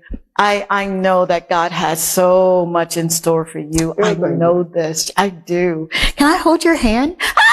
He let me hold his hand. I'm your girl, I'm your friend, Dr. Tongie on this format platform. You know me as Tongie. It has been an honor to come into your home, and I pray I've said something to inspire you, to motivate you, to show you that you can do it. You really can. And until next time, God's willing and the creek don't rise. We'll see you real soon. Thank you for being here. And he's smiling. Bye.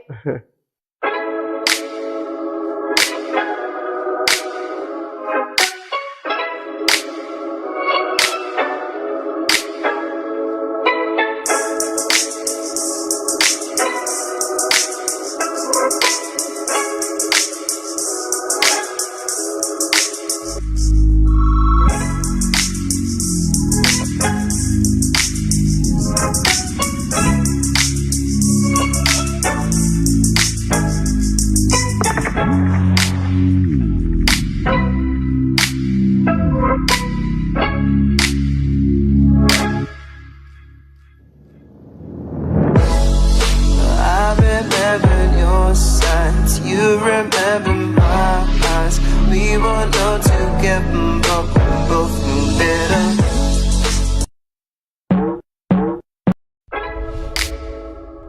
This is Dr. Tongie. I'm from a little town called Columbus, Mississippi, and I've come all the way here to show you exactly how you can live abundantly. Fear is nothing. You hear me? You can do anything you put your mind to.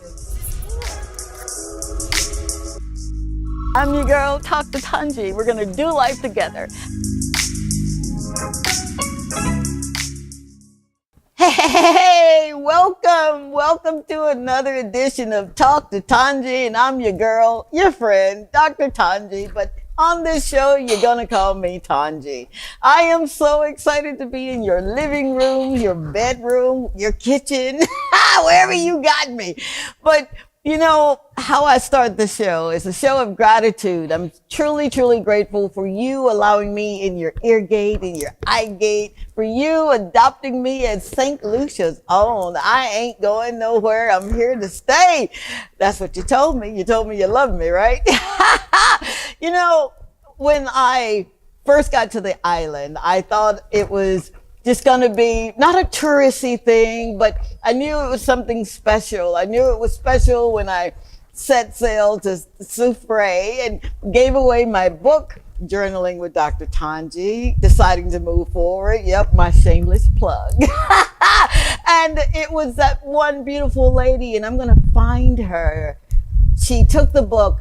She told the resort owner, you gotta meet this woman. She's causing me to dream again. And that's what we do. We're dreamers. I'm a dreamer. So I didn't come over here to do anything other than to unlock those dreams. You've got so much potential. You really, really do. And if you're thinking about starting a business, you're thinking about going to culinary school or whatever that looks like, then I want you to do it. I want you to live the life that you're supposed to live. I really, really do.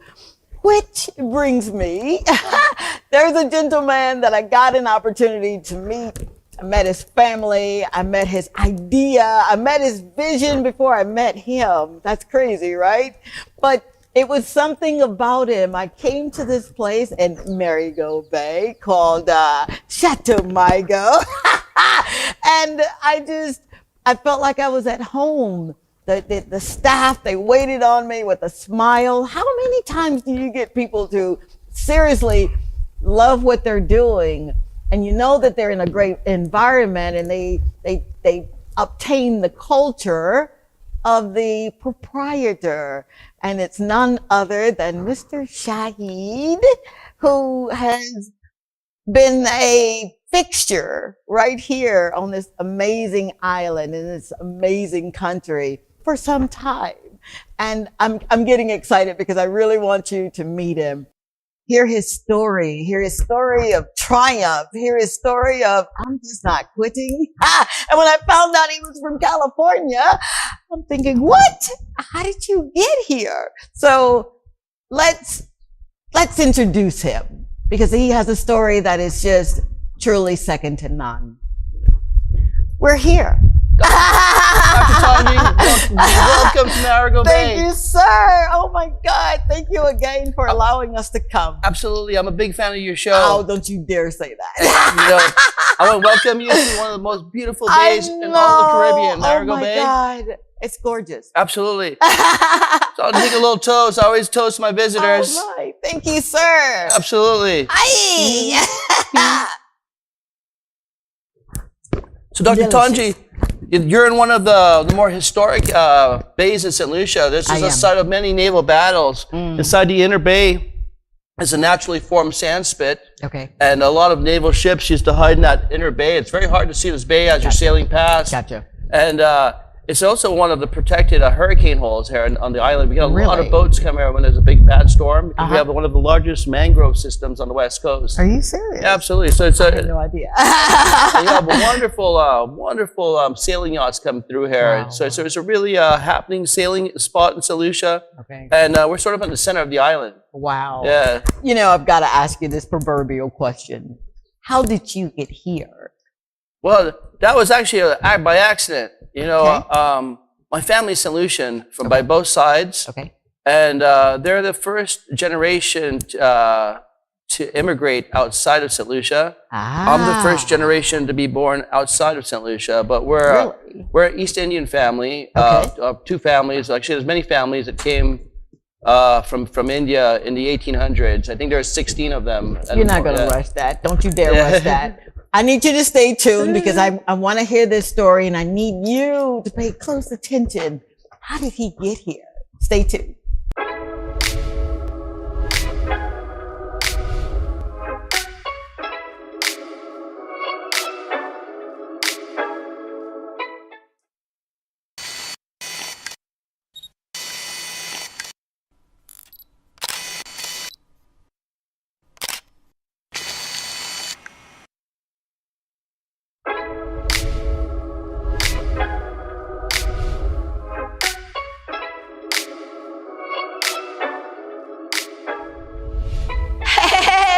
Your girl, Dr. Tongie, you know, from the Talk to Tongie show. Are you ready to maximize your business exposure? Of course you are. Why not consider placing an ad right here with me on the Talk to Tongie show on DBS?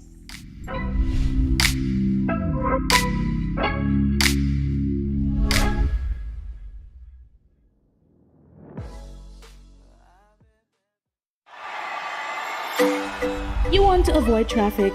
Avoid the stress of finding parking?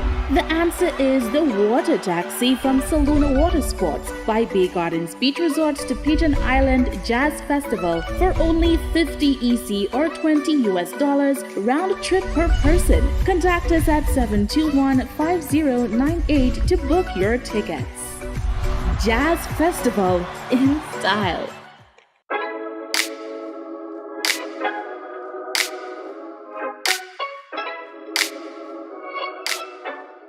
Hey, it's your girl, Dr. Tongie, and whenever I get ready for a show, I use a Toy Day food.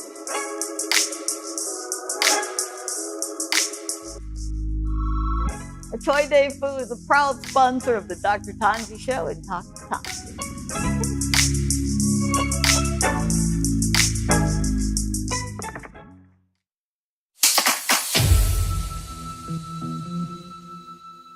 Are you tired of dust and an unclean space? Look no further. At Fine Line Cleaning Services, we take care of you. From house cleaning, property management, power washing, landscaping, maintenance, and so much more. Contact us today at 758-486-3083 and allow us to put your mind at ease. At Fine Line Cleaning Services, your satisfaction, our sparkling success. This is Talk to Tongie. I'm from a little town called Columbus, Mississippi, and I've come all the way here to show you exactly how you can live abundantly. Fear is nothing. You hear me? You can do anything you put your mind to. I'm your girl, Talk to Tongie. We're gonna do life together.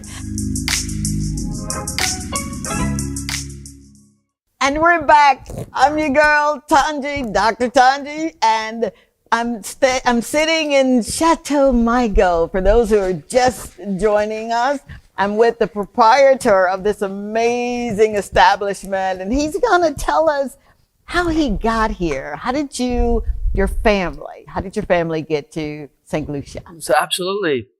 So as we were discussing, in the 1800s, there's approximately 16 families from India that arrived here, and we were one of the original families that came here. And throughout the generations, we slowly started to integrate into the St. Lucian Culture Society and started raising generations of descendants from India. And my mother is the first generation to immigrate outside of St. Lucia. So there's a lot of immigration, I believe, like to England, Canada, United States, different parts of the world, just in that time of the year. I think it was like the 70s. And I was the first generation to be born outside of St. Lucia. And I was actually raised in California, in Santa Barbara. in a small little town north of Los Angeles. And then later on, we moved to Central America, to Costa Rica. Wow. And that's where I went to high school. So really? Yeah, so it was a real, I would always live near the ocean. Okay. And growing up in California, you know, there's surfing, sailing, skateboarding, all these skating, Big Bear, absolutely. all these different activities, and I just carried these things with me from growing up in California. Okay. And I sort of came here by accident to take over the family business. The family business. Yeah. So you guys, when you left Costa Rica, yes? Yeah. Okay. Yeah. Was it planned that you would establish a business here? No, this happened by accident. My mother was a flight attendant at the time. And she retired with Delta Airlines for working over 20 years. Delta. Absolutely. And we were living in Hawaii before. That's where when she retired, she was living there. And, and she got an opportunity to come back here to take over for my grandmother. So this was already here? Yeah, not all of it. It was very small. My grandmother had a very small spot. Okay. She was also very religious. She didn't serve alcohol, you know. Ah. So it was she didn't open up on certain days. The church days. Okay. And when my mother came, she came over and then she started to expand it. And I also got an opportunity to also go work in the Caribbean in Puerto Rico. So she came down here and started this business, and I was working in Puerto Rico. And then we sort of, I decided to leave Puerto Rico and come down here and give her help. And then we expanded here. How frightening was that? And I use the word frightening because whenever you're going to do something that's out of the norm, you've got your comfort zone where you are, right? Yeah. What was the challenge of leaving where you were to come here, even though your nana, your grandmother had established something? But you're picking up and you're moving. Yeah, you know, it was actually that time was after 9/11, so there was a lot of uncertainty. For sure. Tourism was down. Flying was everything was really restricted. For sure. And but you know, it was I could see the potential, and I knew that my mother and my grandmother needed a lot of help to like sort of accomplish what we're trying to do. And I saw that, I saw that I had a little touch for it, and I enjoyed cooking, I enjoyed the food business, and and I enjoyed the industry as well. You meet a lot of different people from all around the world, absolutely. And we slowly started expanding the business once we started getting the restaurant on track. I come from a sailing background. I actually grew up on a 42-foot Norman Cross trimaran. And we used to sail that all around the Caribbean and Central America. Are you serious? Yeah, so we I was homeschooled after a certain age. Okay. I finished school, and then that was done on the boats. Wow. So I took that same nautical endeavors, and I brought it here, and I created a small charter company. Doing primarily was kite surfing and surfing, and I moved into the honeymoon weddings, and it was real nice. And wow, I'm getting goosebumps here because I love being around people that are movers and shakers, but are calculated risk takers. Yeah, what you gotta do. What I find is, if you follow what's your passion, and you sort of work on that, everything will be okay in the end. And when I first moved to the island, I noticed there was a lot of great activities to do on the ocean, from the sailing, the diving, the fishing, the surfing. We have waves there. Of course. I don't tell too many people that, but one or two waves.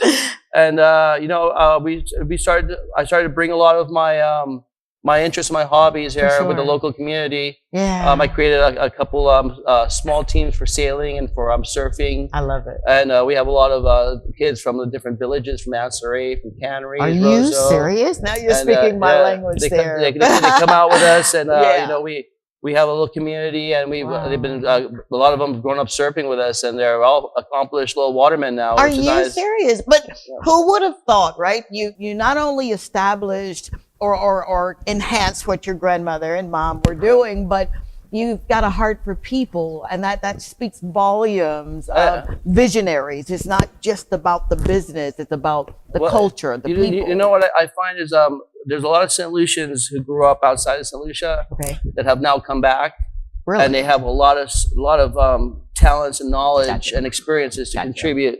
Wow. And like you could bring for example, we bring a little bit of California straight here in Marigold in Really? St. Lucia. We got kids skateboarding, playing guitar, surfing, sailing. Are you serious? Absolutely. So you've created a little bit of heaven on earth. I'd like to say. Absolutely. I enjoy watching the cultures fuse together. Yes. And especially the solidarity in the sports and the music, and it's really interesting because St. Lucia is really it's becoming very multicultural now. I know. And not only with the tourism, but also with the locals that come back and the expats, and it's good to expose our local youth to all sorts of aspects of different cultures. So when they meet guys from the UK or from France, or for the US, they can pinpoint, man, is he from New York or is he from California? You know, which kind of, you know, then they can. And that's because of you. Yeah, exactly. So that's a good thing. Yeah, it is. Absolutely. You know, I grew up in small town Mississippi, and where I'm from, we didn't even think about surfing because there's no waterway. We had we created a waterway called the Tom Bigby Waterway. Yeah. But for you to bring what you really love here, what facets, what aspects of, you said you're merging the cultures, which is wonderful. What's the why? You know, I see that here in St. Lucia, our youth, we have so much potential with our youth, and it's being underutilized. And I'm sort of copying models I've seen in other islands in Barbados, in Martinique, and Trinidad, and Puerto Rico. And they're the traditional sports like, you know, football, which is called soccer, cricket. They also have, because of our natural advantage with the ocean, there's all these other sports like the sailing. We can produce some of the best sailors in the world, the best surfers, kite surfers. These are all Olympic sports. Absolutely. So we have a lot of potential, and for me, I could see that St. Lucia, I could introduce a lot of these things here and create a culture, especially as I have my boys are growing up with the same. I was about to ask you. You're a family man, so surely you're passing down what you love and what you were able to experience as a child to your sons. So that way we know when we go on a family trip. We do something that I like. But of course, you're listening, sons, right? That is so amazing. Absolutely. Tell me what it is about cooking, preparing food, the spices. What is it that brings you in the kitchen? Why the love of cooking? I think one of the biggest love here in St. Lucia is the abundance of all the fresh ingredients that we get. Not only like one of my uncles have one of the largest farms in the volcanic region, and he gives me some of the best produce. Are you serious? Yeah, my uncle Clarence. I get my tomatoes, my bell peppers, my potatoes. I love it. He delivers everything fresh for me. He also does a lot of fishing as well. Oh wow! So I get a lot of fish from him. So we get big mahi, yellowfin tuna. Oh, get out of here! Yeah, I'm hungry already, man. And the other thing I like about cooking here is because we live on an island. You can't always rely on imported ingredients. So the biggest challenge here is to make a menu where you could incorporate a lot of the local ingredients and use a lot of the local farmers, local agriculture, and get everyone together. So we're all in it together. Absolutely. So I support a lot of local I was farmers, about to say agriculture. that too. You still have a heart for people. It's like everything you do. Yes, you're doing it, and you're a businessman. We always want to have a return of our investment. But you still have that number one component, people. But I think if I'm doing good and everyone else is doing good, then it's always better that everyone's doing good together. Wow. So we all, have a common interest in the industry. And the other thing I do that's like if I travel, I love traveling and sampling different foods from around the world, and I'd look at it and I'd try to make it like, how can I make that solution?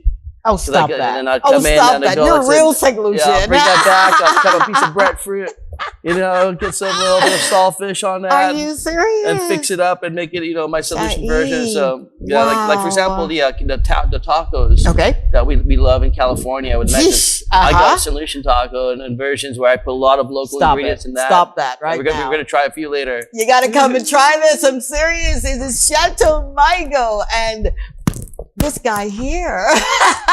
Wow. What does your wife, you're married, your wife, absolutely. What does she think about all of what you guys have been able to accomplish? My wife is from Costa Rica, and she came down here with me early, and she actually helped me do everything, you know, so she's actually a big support factor. Wow. Along with my mother and my grandmother. They're so here? Yeah, absolutely. What? So I have there's a lot of people behind the scenes that, you know, really help, you know, push Chateau Go forward. But we got a great team, you know. Yeah, just definitely she does all, like my wife and my mother and grandmother, they do all the important stuff. They just let me, you know, come on TV every once in a while and they put me in the back. You know, they don't let me do anything important. I absolutely love it. So if someone was saying to you, I hear what you're saying, you know, you're making it sound real easy, man, but I don't have all of the means, but I have the idea. Yeah. What do you say to someone who says that to you? Well, you know, the means will come. You have to always have the idea and the passion. You got to constantly be out there because you never know what opportunity might present itself at any given day, because it's never a constant situation. The situation is always evolving. Yeah. And as long as, like, I find whatever interest you have, you know, it could be anything. Like, you could be into watchmaking, or you could be into, like, you know, auto body car work, or whatever you have. Once you have a passion for whatever business you do, it doesn't become work. But without the means, that always happens. Everyone starts out without. It really does. You know, that's part of the game. Absolutely. You know, that's level one. Yeah. And once you get that, then all of a sudden you got to figure out, you know, like you know, maybe you're a taxi guy, and then you finally get the means. You got one taxi. Okay. You think your problems are done? Yeah. No, your taxi is booked all the time. Now you need two taxis. You hear this, right? You know, now both of them booked. Now you need guys driving for you. It's always evolving. You're never, like, when you're in business for yourself, you got to always be participating and be in your business. I love that. I absolutely love that. Spoken from a man who is a true visionary. Well, I'm lucky. I have a lot of uncles who do business there, and you know, I get a lot of good lessons from those guys. Really? So you're not opposed to having a mentor? No, I think it's important. You know, especially especially when you're starting your own business, it's important to talk to a lot of different people, get as many ideas, and get a lot of input. You know, it's because you never know which point of view you might take into consideration that might change something. Okay. Yeah, so you've dispelled the myth of you can do it by yourself. Just work behind the scenes and work in you know, with a family of one, and then just deploy yourself. You're saying that it really takes a village. It takes people. No one's an island. Or is that the saying? That's exactly where I was going, man. Yeah. You took it from me. Yeah, no one's an island. Yeah, especially when you live in a small community like this. Right. It's important that you integrate, and because it's a small community, you see everyone every day. Yeah. So it's really important, and it's a good community we have. If you know the Solution Society, we're really friendly people. If you yes, I'm going to say we are, because always I smiling, feel like I'm always here ready to now. help. Yeah, that's one of our biggest assets as a society, and especially when people visit here, they always say how friendly we are and how nice we are, and we're generally, a lot of the Solution, they're really into promoting St. Lucia. We have a nationalistic pride. And even with all our different industries, from tourism, and we have a few athletes that are starting to make little names for themselves. Really? So we have a lot of things to be proud about. Absolutely. Yeah. So I want to touch on, because in America, and I love America, don't you guys dare ban me, but there are sometimes race relations, and sometimes it's not always pretty. And we don't want to have that talk at the table, because we just feel some kind of way it's just going to work itself out. Yeah. What would you say to someone who says it's easy for you? I'm born here, and I'm socioeconomically challenged, and the farthest I can see is throwing my net into the water. What would you say with that kind of mentality? How do you move past that, or how would you give not an opinion, but advice? Yeah, you know, the best thing is, like, those visions, like, sort of, they have a lot of shortcomings. You have to look at the world, because whatever you think, there's a lot of countries that have it worse. You hear that, right? A million people. Like, we're real lucky to be in the United States, lucky to be here. Yeah. You know, I've been to a lot of different places where people are not as lucky. You know. I know. So, but that's like what you call a high class problem. Yeah. I like that.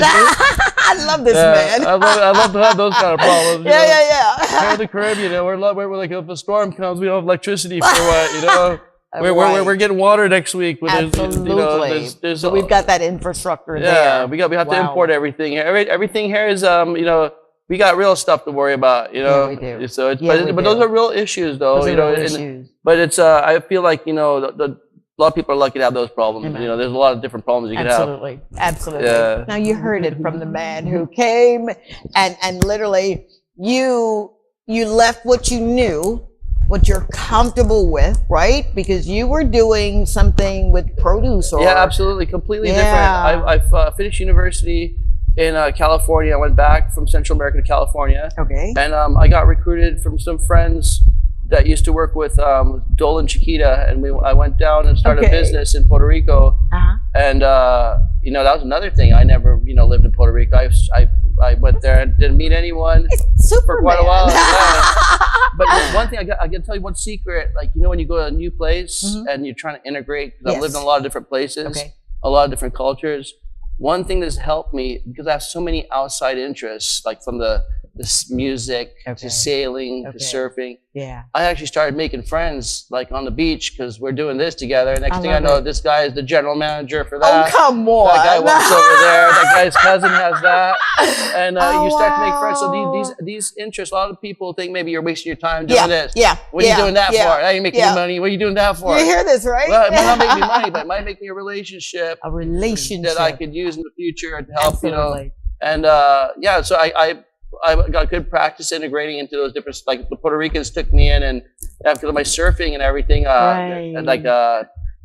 they'd take me to places, and I kind of look Puerto Rican. So you do, I keep quiet, don't say anything. You do, sir. I get to go all over the spots, real nice. And I find that's a very good thing, having these outside interests, because sometimes I used to do a lot of sales when I started off with my first company. Okay. And you have like 5-10 minutes to talk to someone. For sure. Sometimes I don't even talk to you about what I'm selling. There you go. I see a fish on your wall, and I'll talk fish with you. Yep. And next thing you know, the last minute, it's like, all right, sign me up. Right.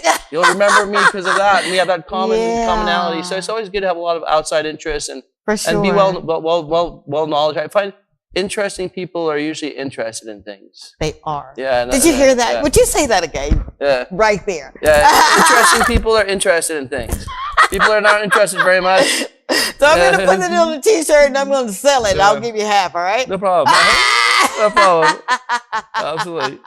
I like that because it just speaks volumes of who you are and what you bring to the table. Yeah, absolutely. It's a good philosophy, I think, Absolutely. Yeah. Speaking of philosophies, so you're starting to cook now, and you went to culinary school or no? No, I went to the school of my grandmother. Yeah, she's the one. I'm done. Yeah, she's the one that really came in, and my mother as well. And I specialize mostly in like local recipes, and we've actually been so lucky. We've been for the Food Network, we've had Paula Dean down here. We did a special with her. Oh, come on. I love you, Miss Dean. Yeah, absolutely. With our whole family.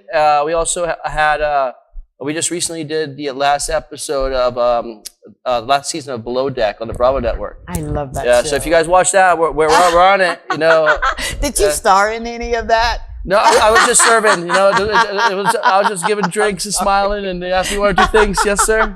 No, sir. But I'm the waiter. I'm the guy. I'm the cook. I'm every guy in the video. Wow. Yeah. So you were integrating local dishes. Local dishes. All right. Local seafood. Local seafood. And, even we do a lot of like local organic meats as well. Like we do a great organic curry beef that's slow cooked throughout the day. Really? And we I think one of our main dishes is our rotis. Those are like an Indian burrito. We make our own shell. It's like a tortilla shell. I can't play with you, dude. Yeah. Are you serious? Absolutely. We curry some potatoes, some meat or seafood. Yeah. And we wrap that bad boy up.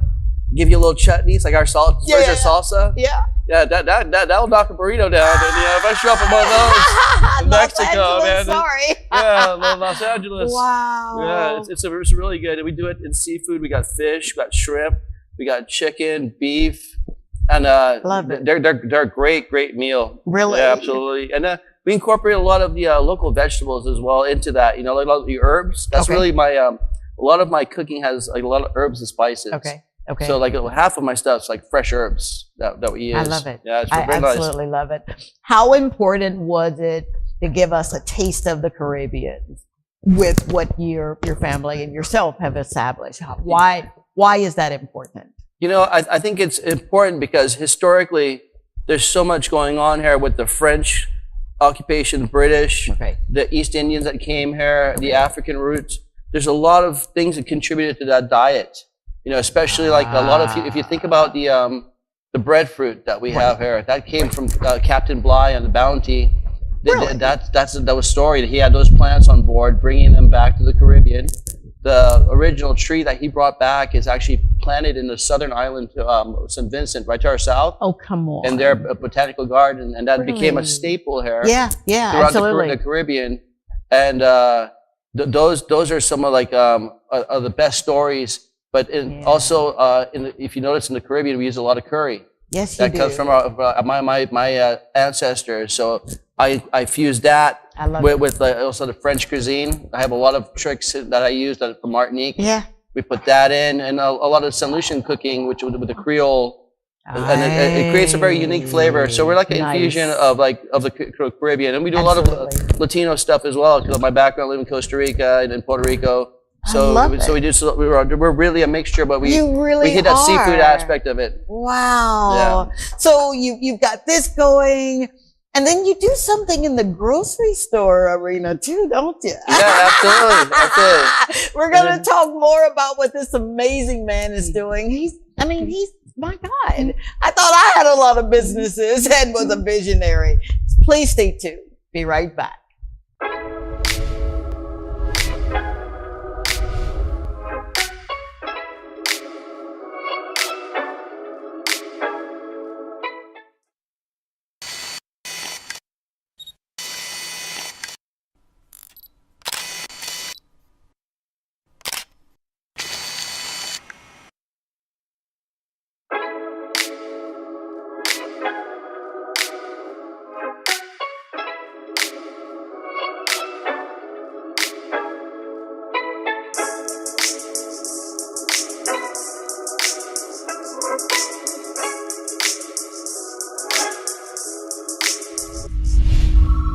I never leave home without my lip conditioner and lip scrub from T2T. It's perfect for this kind of weather and any activity. I'm Dr. Tongie from the Dr. Tongie Show and Dr. Tongie, and I endorse this product.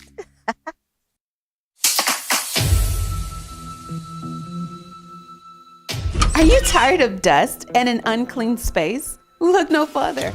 At Fine Line Cleaning Services, we take care of you. From house cleaning, property management, power washing, landscaping, maintenance, and so much more. Contact us today at 758-486-3083 and allow us to put your mind at ease. At Fine Line Cleaning Services, your satisfaction, our sparkling success. Dr. Tongie is on a mission to help you rediscover God's purpose for your life. And she does this by teaching you how to change your perspectives according to His original plan for you. If you are experiencing bouts of failure or an inability to do things right, she is here to assist you in ending those thoughts that can indeed lead to a depressing mindset. She calls you to emulate the processes a full-scale mind shift requires by replacing religious ideologies and traditions that oftentimes create a sense of struggle. Dr. Tongie provides you with much-needed insight, encouragement, and motivation to not only assist you in rediscovering your dreams, but she systematically shows you how to no longer chase them, but how to manifest them. Dr. Tongie is the Caribbean's very own inspirational and motivational speaker, our life and spiritual coach, and someone who delivers hope, encourages our faith, and showcases that we must live a life that is.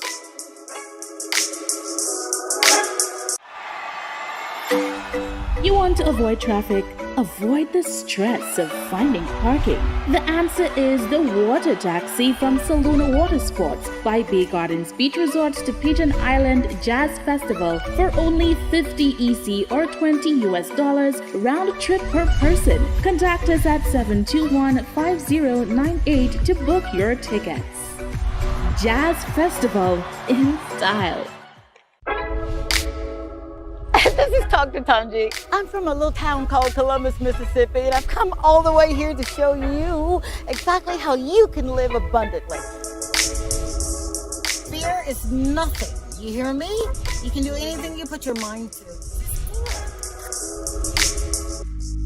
I'm your girl, Dr. Tongie. We're gonna do life together. All right, we're back. I'm your girl, Tongie, on this platform. But those that don't know me, I'm Dr. Tongie, and I'm really, really excited to be here again because this gentleman, Shaid, is a visionary. He thinks of it and then he does it, and he's not afraid to do it. We were talking about this grocery store. I remember the last time I came, you were like, I'm working on a project here. How have you done with that? Very good. We just recently opened a small grocery store. And the grocery store, not only is it servicing the local community, but we have a lot of the super yachts and boat traffic that come in. So we actually we started a delivery service where we have little boats come out. We got they have I can't with you, dude. Polar bears, you get your ice. We got bread. You want milk? You want eggs? Are you serious? You can put your order in with us, and we drop it off for you. Your Uber Eats or Instacart. That's right. That's right. Even if you want to come in, and eat in the restaurant, we'll pick you up. We'll bring you in. Oh, stop that. So we got the you know, if you need to sail away and you need enough beers to last you to the next destination, we got that. We got fresh fish. We got vegetables. So a lot of the same stuff we offer in the restaurant. We have a version of it over there. Oh, wow. We also have a little few souvenirs, and it's conveniently located right here in the bottom of the bay. So it's a great business. I am so happy for you.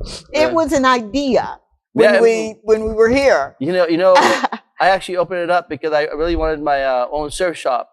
But then I decided I got to actually put stuff in it that will sell. So this guy. I got a couple boards in there, you know. So anyone needs a board, I got boards. I got, you know. Oh my God. Absolutely. Let's juxtapose into the resort. Yeah. You said your grandmother. I don't know why I want to call her Nana. Yeah. Maybe because my children call my mother Nana. Yeah. She started with a hotel, is that right? Yeah, it's actually a few small properties. It's more like villas. Villas? Yeah, so we have several locations available in Marigot Bay. Okay. One of our premier locations is located on the highest point of the southern side of the bay. We have a 360 view of the ocean, the Roseau Valley, all of Marigot Bay. Wow. We have a 50-foot swimming pool that's designed for laps up there. I can't do this. Are you serious? That's real nice. And we have from 3-bedroom houses to 2-bedroom to 1-bedroom units. Wow. And in addition, we have some properties located right here near the water, right across from the marina.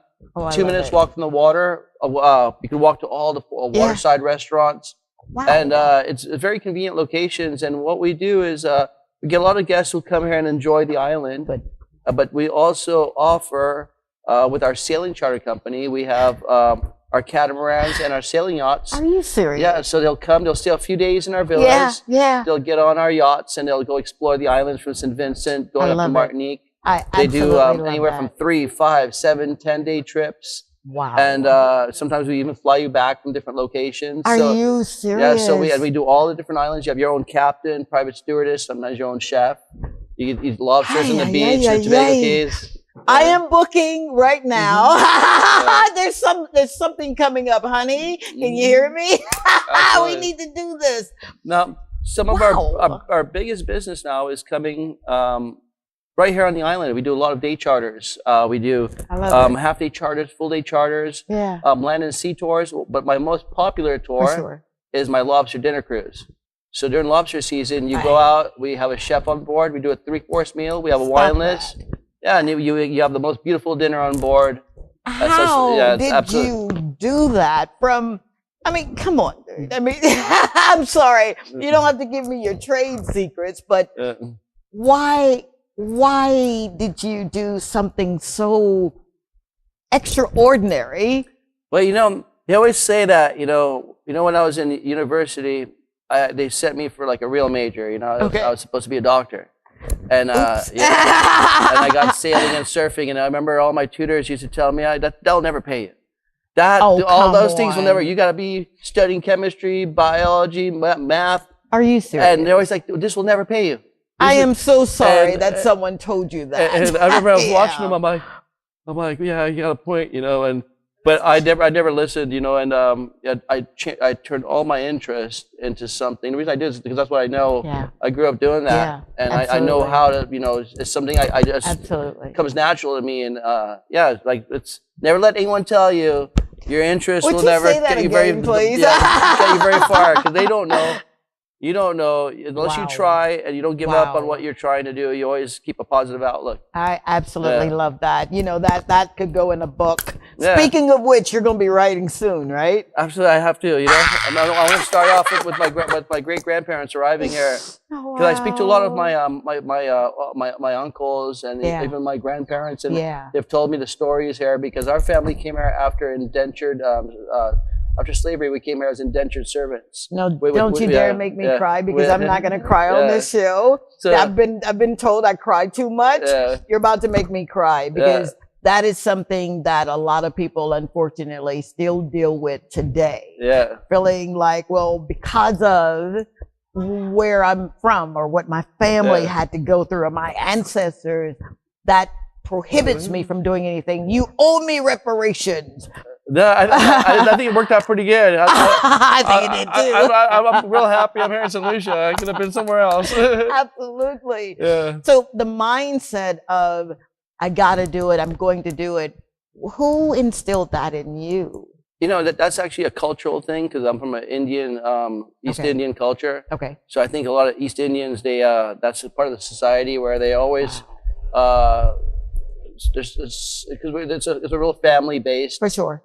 And that's sort of like from my grandmother, my mother, my father, like everyone. It's sort of like it's all we really know. That's how we're raised, Wow. Yeah. So it's all my cousins. I have cousins that live in different parts of the world, but we all have the same mentality. Even though we haven't been to India, or for sure, we still have the culture, and I think still have the culture. It's something that we all are very absolutely driven to make it happen.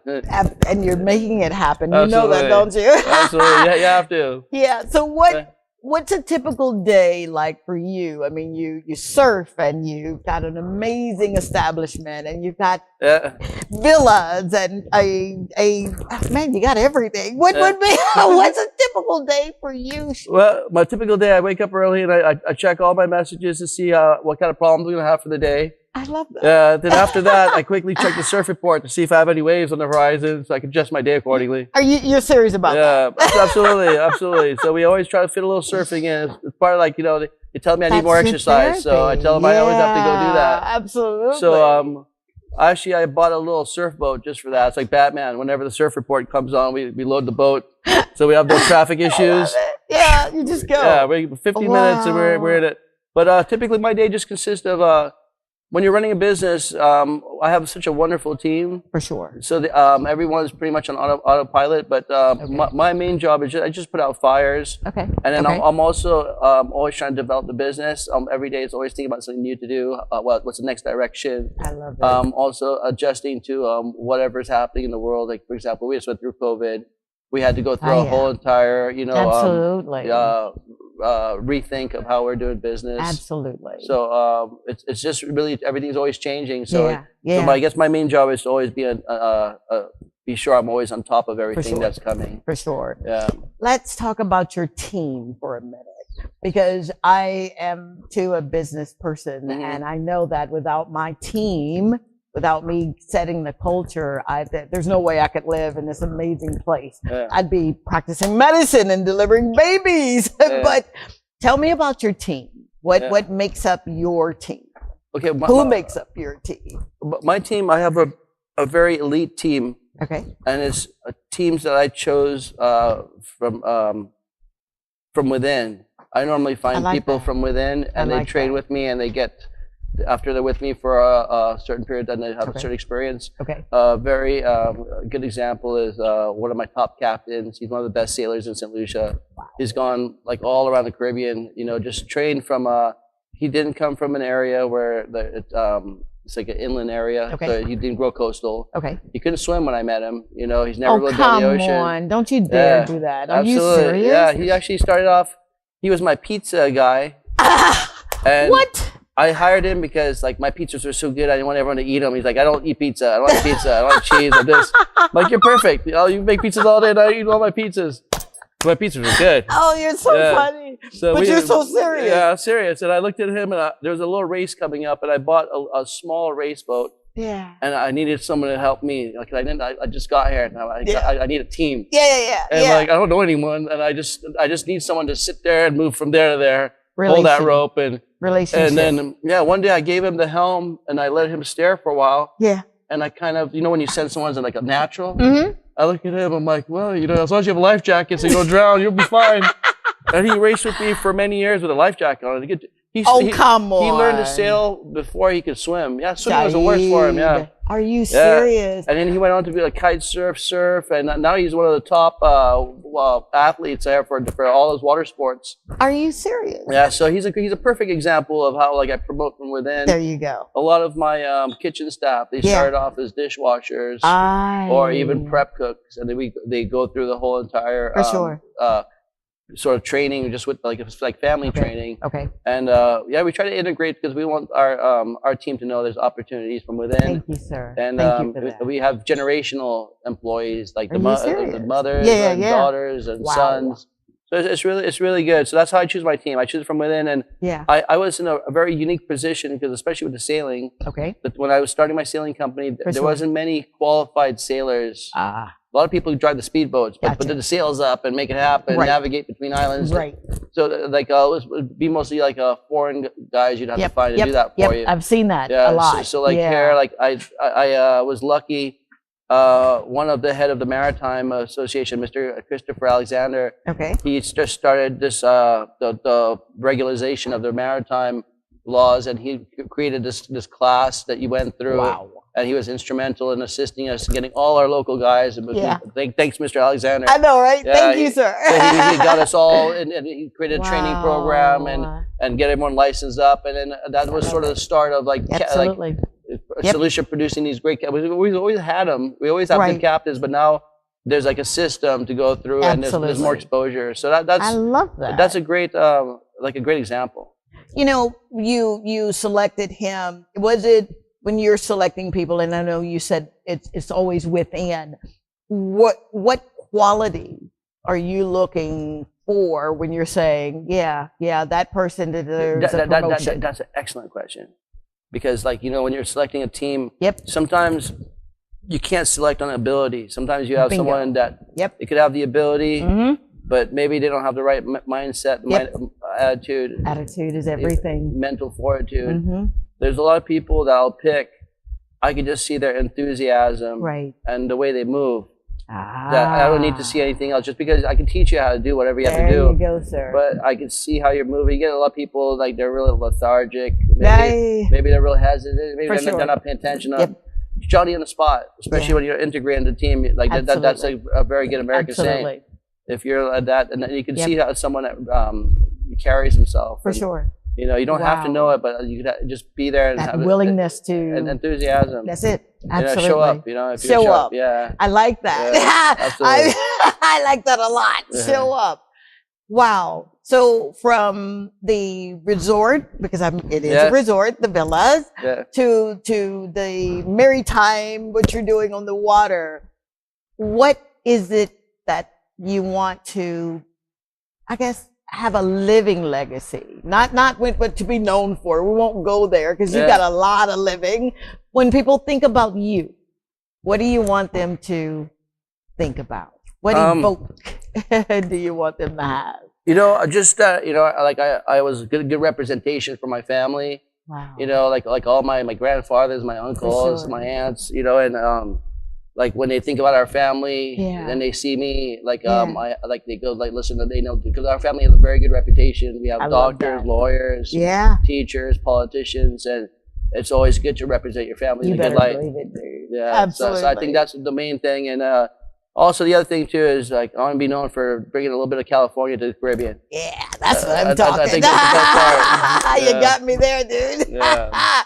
You know, I'm sitting here and I'm literally, you don't see the sweat, but I'm sweating. Whenever I'm around great people, because I'm like a sponge. I want to know what drives you, what makes you get up in the morning. I understand you're putting out fires, but what's that drive?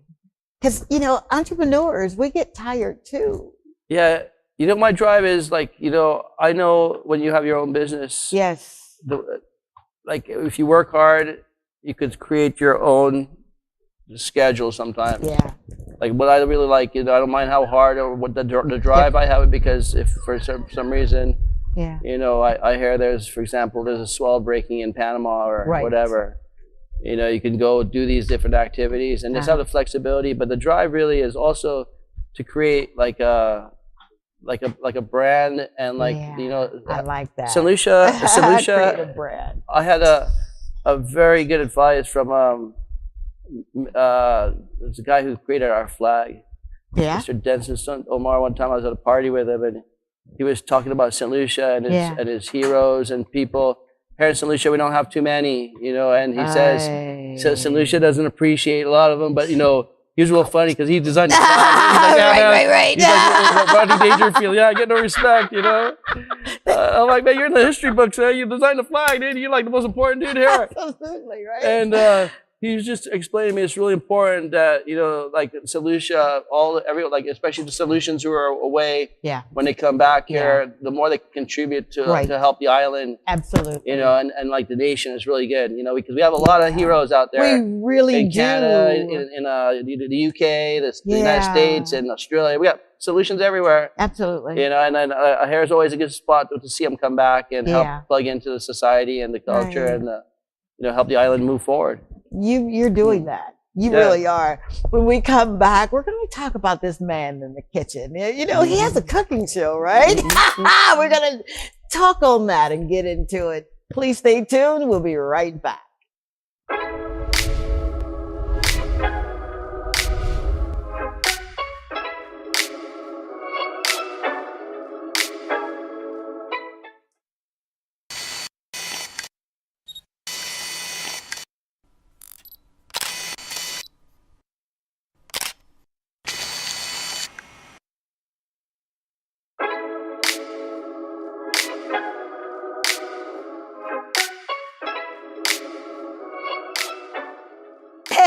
It's your girl, Dr. Tongie, and whenever I get ready for a show, I use a Toy Day food.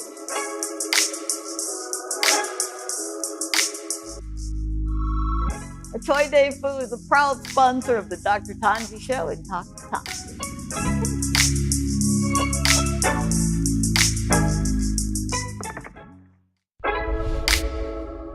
This is Talk to Tongie. I'm from a little town called Columbus, Mississippi, and I've come all the way here to show you exactly how you can live abundantly. Fear is nothing. You hear me? You can do anything you put your mind to. I'm your girl, Talk to Tongie. We're gonna do life together. And we're back. I am so excited.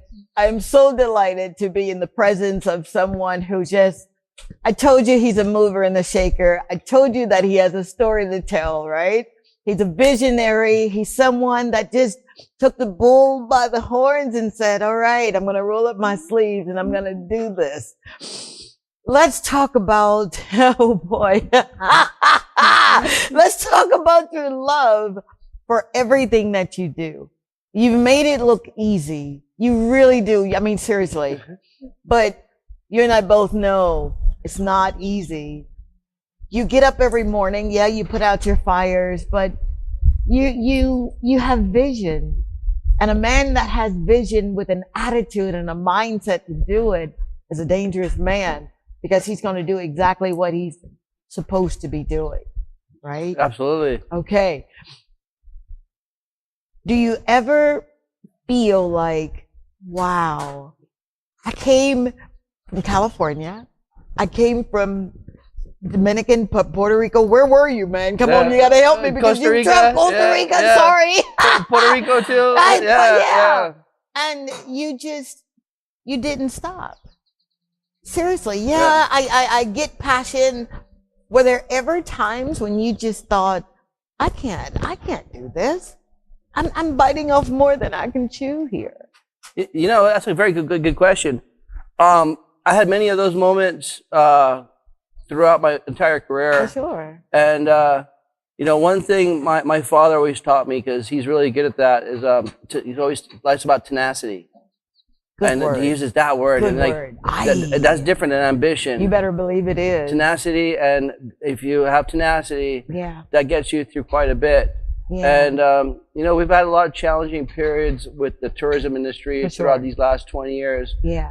The most 20 years? Yeah. I think more than 20 years we've been here. Almost 20 years. Wow. Yeah. Now, the most challenging was just recently with the COVID. Yeah. And I think the COVID showed everyone how resilient you can be. You can be. So right. like, I think that really changed the attitude, because that was such a major event. For sure. You know, that basically, that event really changed the way I think I look at a lot of things, because a lot of things won't bother me as much because I went through that experience. You know? Now, I don't want to rush through that. You were someone who maybe didn't worry a lot, or you just really didn't take on a lot of concern because you knew exactly what you were going to do. Is that right? No, or what was it that changed? You know, I worry all the time. I should tell you the truth. That's what I can't believe that. I'm sorry. That's one thing I think that really helps me, because I always worry, and I'm always thinking about every possible problem I could always have. And I think that might be a handicap, because I think that's just my personality. But I'm always, because of the kind of sports I do, I always have to be very cautious and preparation. Oh God, yes. And I treat the business the same way. I'm like, you know, did I check this? Did I check that? Did I check this? What if this happened? What if that happened? So I have all of those questioning, but you know, I do have that big picture, and I just know that the one thing that gives me a lot of faith, St. Lucia is a great product. It's a great island. The people are great people, and I'm selling a good product. So at the end of the day, I think no matter how, if I just keep at it, you know, it'll be okay in the end. Because we got a great product. You better believe I'm selling St. Lucia. What else is better than that? Wow. Yeah. So COVID hit, and like all of us, you know, I'm in home care. There were some patients that said, nope, we don't want you here. Don't send your nurse. I'm sorry. Absolutely. So we took a downturn. Big time. What was the, yes, I get resilience, but what were, and you don't have to go into too much detail, but what were some of those thought processes for you with everything that you've built? I had many. The business side was one of it, but we had a very personal side of it, because my sons, they were sailing for St. Lucia in the sailing program. Okay. And we were traveling quite a bit representing St. Lucia. And we even we imported some of the same boats that we used to compete. Oh, wow. And we were doing it out of Marigot, Rodney Bay. Okay. And we had a great little team. And it was really funny. Right before that happened, I was I got them accepted into the Fort Lauderdale Yacht Club. Come on! Congratulations! To compete with the state team that's training for the state finals. So they would train with that team for like a month and a half. Yeah. And I remember speaking with the trainer. I'm like, hey, this thing on TV, you think it's gonna be something? No, he's you like, did not. yeah. He's like, No. I don't know. I'm like, I don't know. And then I literally flew back because I was worried about it, and I flew back. And literally a few days after, they closed all the borders, closed everything. Come on. So I barely got in, Yeah, you did. And that was a big surprise. And then that sort of changed because it lasted so long that it really affected. They had a personal dynamic, you know, with all the activities and sports and family, whatever. For sure. But then the business side was pretty hard, and then you just had to, you know, be resilient. You had to, absolutely. Constantly, that's where your reinvention takes place. Absolutely. And adaptation. Adaptation. Yeah. Was there ever a time, and we're going to close in just a second here, but was there ever a time, Shahid, that you said, enough is enough? I can't do it. COVID, it was a good run. Yeah. Did you ever think that? Yeah, absolutely. I had a point where I actually started calling all my old contacts and go, hey, I think I might need a job or something. I think tourism is over. You know, I was looking around. I'm like, man, I was like looking back in Los Angeles. Like, it's not so bad there. It's not so bad there. But how can you do what you've done here and even think of? I love Los Angeles now. I'm still there, but there's no way you could have given up this. Yeah, I'll tell you what I did actually. Okay. When we had to close down,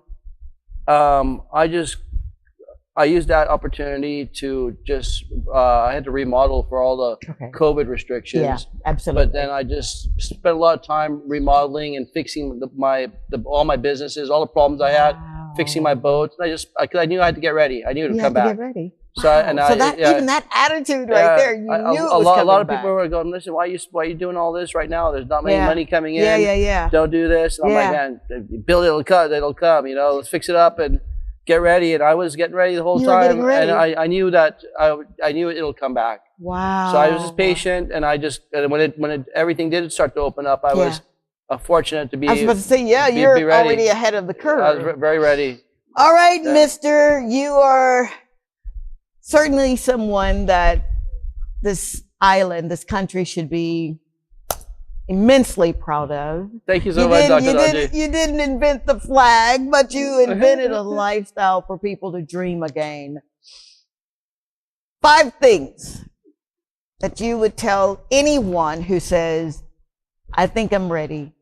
5 things, anything. It doesn't have to be textbook. What 5 things would you say from your heart that you would tell someone when they say, I think I'm ready now? You know, the most important thing, the 5 things I'd say is, you know, you have to always read up, be up to date in whatever you're doing. All right. You know, never lose that passion. Okay. Never lose that passion. Mm-hmm. The 3rd thing is surround yourself with good people, because you'll need that team. That's good. Yeah. You know, the last thing is the mentor. That's 4, sorry. The mentorship. You know, you need to get good mentorship from someone in your industry that's done it. For me, I was lucky. I have my uncles. Those guys, a little 10-minute conversation, they'll put me, you know, I learned so much from those guys. Absolutely. And they're always, you know, any little comments, I appreciate those guys giving me any, I'm a person I always take advice. Yeah. You know, and the 5th thing is, no matter once you love it, and then you keep at it, you know, and don't give up. Yeah. You'll get through. A lot of people say it's too hard to say, but don't ever give up. If you love it, and that's what you're about. And there's something about like what you're good at and what you love. That's it. I'm good at a lot of things that I don't love, you know. And most of the things most of the things I love, I'm not very good at. Yeah. You know, everyone looked at me. I'm like, you've been surfing forever. You can barely get up on the board. I'm like, I'm trying my best, you know. You know, so the things I love, maybe I'm not as good, but I love them. You know. You love them. You know, but it's a big difference, and you have to find exactly a good balance between the two. You heard it from the master himself. I say that because you have truly mastered the game of life. Thank you so much Dr. for Tongie. letting me be a part of It's always a pleasure. your life, dude. I love your show. I'm Thank looking you forward so to watching all the episodes. You heard that. I swear I didn't pay him to say that. So, if there's anything that you believe that you were destined, you were born to do, do it. And if you tried it and you failed and you tried it and you failed, try one more time. Try 2 more times. I can't tell you the number of times I've failed and gone broke. I didn't get a t-shirt. But I love you and I'm proud of you. And you can do anything that you put your mind to. You really, really can. Just ask this gentleman right here. All right, until next time, the Lord say the same and the creek don't rise. We'll do it again. Same time, same station. Thank you for your support. Bye.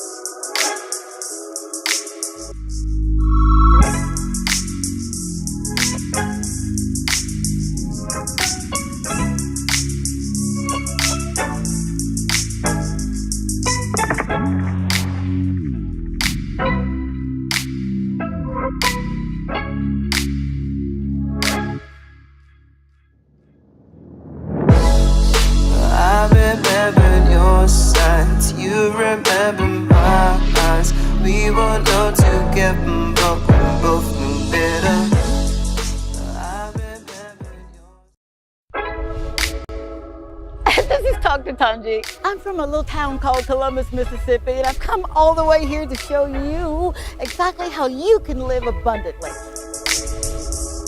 Fear is nothing. You hear me? You can do anything you put your mind to. I'm your girl, Talk to Tongie. We're gonna do life together. Hey, welcome. Welcome to another edition of Talk to Tongie. And I'm your girl, Dr. Tongie, but on this show, you call me Tongie. It is so exciting. I'm excited to be in your living room, in your kitchen, in your bedroom. Thank you. I never, ever take for granted. So you know how we do it on this show. With the spirit of gratitude, thank you very, very much for allowing me to be in your home. Everywhere I go, I get, hey, I saw your show, or wow, you're going into the community. And I'm like, yeah. So thank you, thank you, thank you. I told you that I would forever make certain that I always go into the community and just hang out with folk that are movers and shakers, and that's what I get to do, man. So it's because of you that I get to do it, and I do it from my heart. How about that? I am not going to disappoint this gentleman that is coming on the show tonight. Oh my gosh. His food is amazing. His personality, second to none. He hails from a beautiful country and he came all the way here and he's making a difference right where he is and in the community. And he has a beautiful wife to tote and a beautiful family, and we'll get with her the second part of the show. But without further ado, I'm going to introduce you to someone who is just, again, he's doing amazing. It's none other than Mr. Matthew Chambers. Thank you so much. Thank you, sir, for coming, for allowing me to be a part of your environment. Okay. So, tell me, you know, I've got this proverbial question that I ask all of my guests. How did you get here? Yeah, the short story. The short story, yeah. Well, I think I come down to St. Lucia and thought, you know, it's a lovely country, nice people, good vibe. And I just wanted to get out there. I originally am from London in the United Kingdom. I wanted to get out for a while of the hustle and bustle and the rat race and come and, you know, try something a little bit different in a different part of the world. So St. Lucia ticked a lot of boxes. And before you knew it, I was in St. Lucia. I know it happened very quickly. Yeah, very fast. Did you look at a map and say, you know what, I think I want to go here? No, not quite a map. I think it was always going to be the Caribbean. Because I've always had like a love affair and a closeness with the Caribbean. Aye. So it was just which island. Really? And, yeah, I think I've never heard of that before. Seriously. Yeah. You knew the Caribbean. You knew it was going to be. I say the Caribbeans, potato. You say Caribbean, I say Caribbean. Right. So this could be a debate. For sure. Yeah. What drew you to the Caribbean? Originally, or for this particular business? I just like the people, I like the vibe. I'm comfortable with it. I've grown up with it in London. I'm used to the color. It's not alien to me. Really? So this is just the next notch up from having it in London. Wow. This is like the authentic as it can get. This is the real deal. So yeah, that's basically it. With your restaurant, and we're going to get into that, all right? But knowing that you wanted to come here, that means that you kind of assimilated into everything, yeah? Well, yeah. Really? Yeah. So, yeah. Wow. So had you ever maybe launched a restaurant like this where you're from the UK? Actually, originally, my original background, two things I did originally. My very, very original background is actually music. Oh, come on. Yeah, I was heavily involved. Come on. Yeah, people don't know this about me, but I was massively involved in the music scene. Really? Events, music selling, radio stations, all sorts of stuff. I was quite involved in music. Come on. Yeah, I mean, it's another story, but from music, I went into banqueting and functions. Are Are you serious? So I was doing a lot of weddings and business functions. I absolutely love it. All sorts of special occasions. That's where I learned this trade. So I did that for maybe 8-9 years in the UK. Are you serious? Yeah. I don't want you to rush that, all right? Did I tell you we got someone inciting and inviting? Yeah. I need you to stay tuned. We'll be right back, and we're going to unravel that story. Be right back.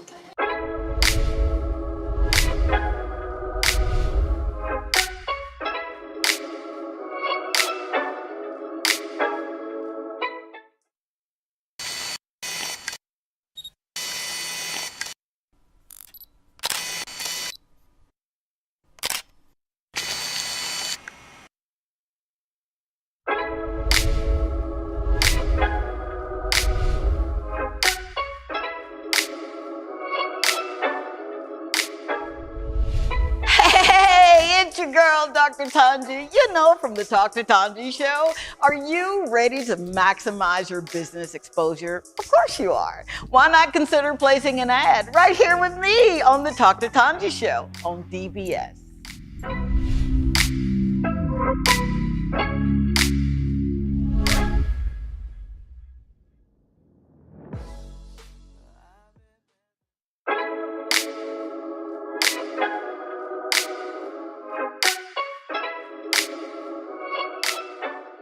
Hey, it's your girl, Dr. Tongie, and whenever I get ready for a show, I use a Toy Day food.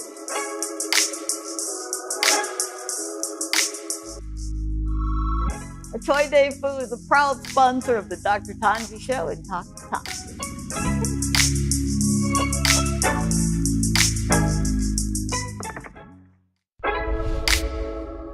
This is Talk to Tongie. I'm from a little town called Columbus, Mississippi, and I've come all the way here to show you exactly how you can live abundantly. Fear is nothing. You hear me? You can do anything you put your mind to. I'm your girl, Talk to Tongie. We're gonna do life together.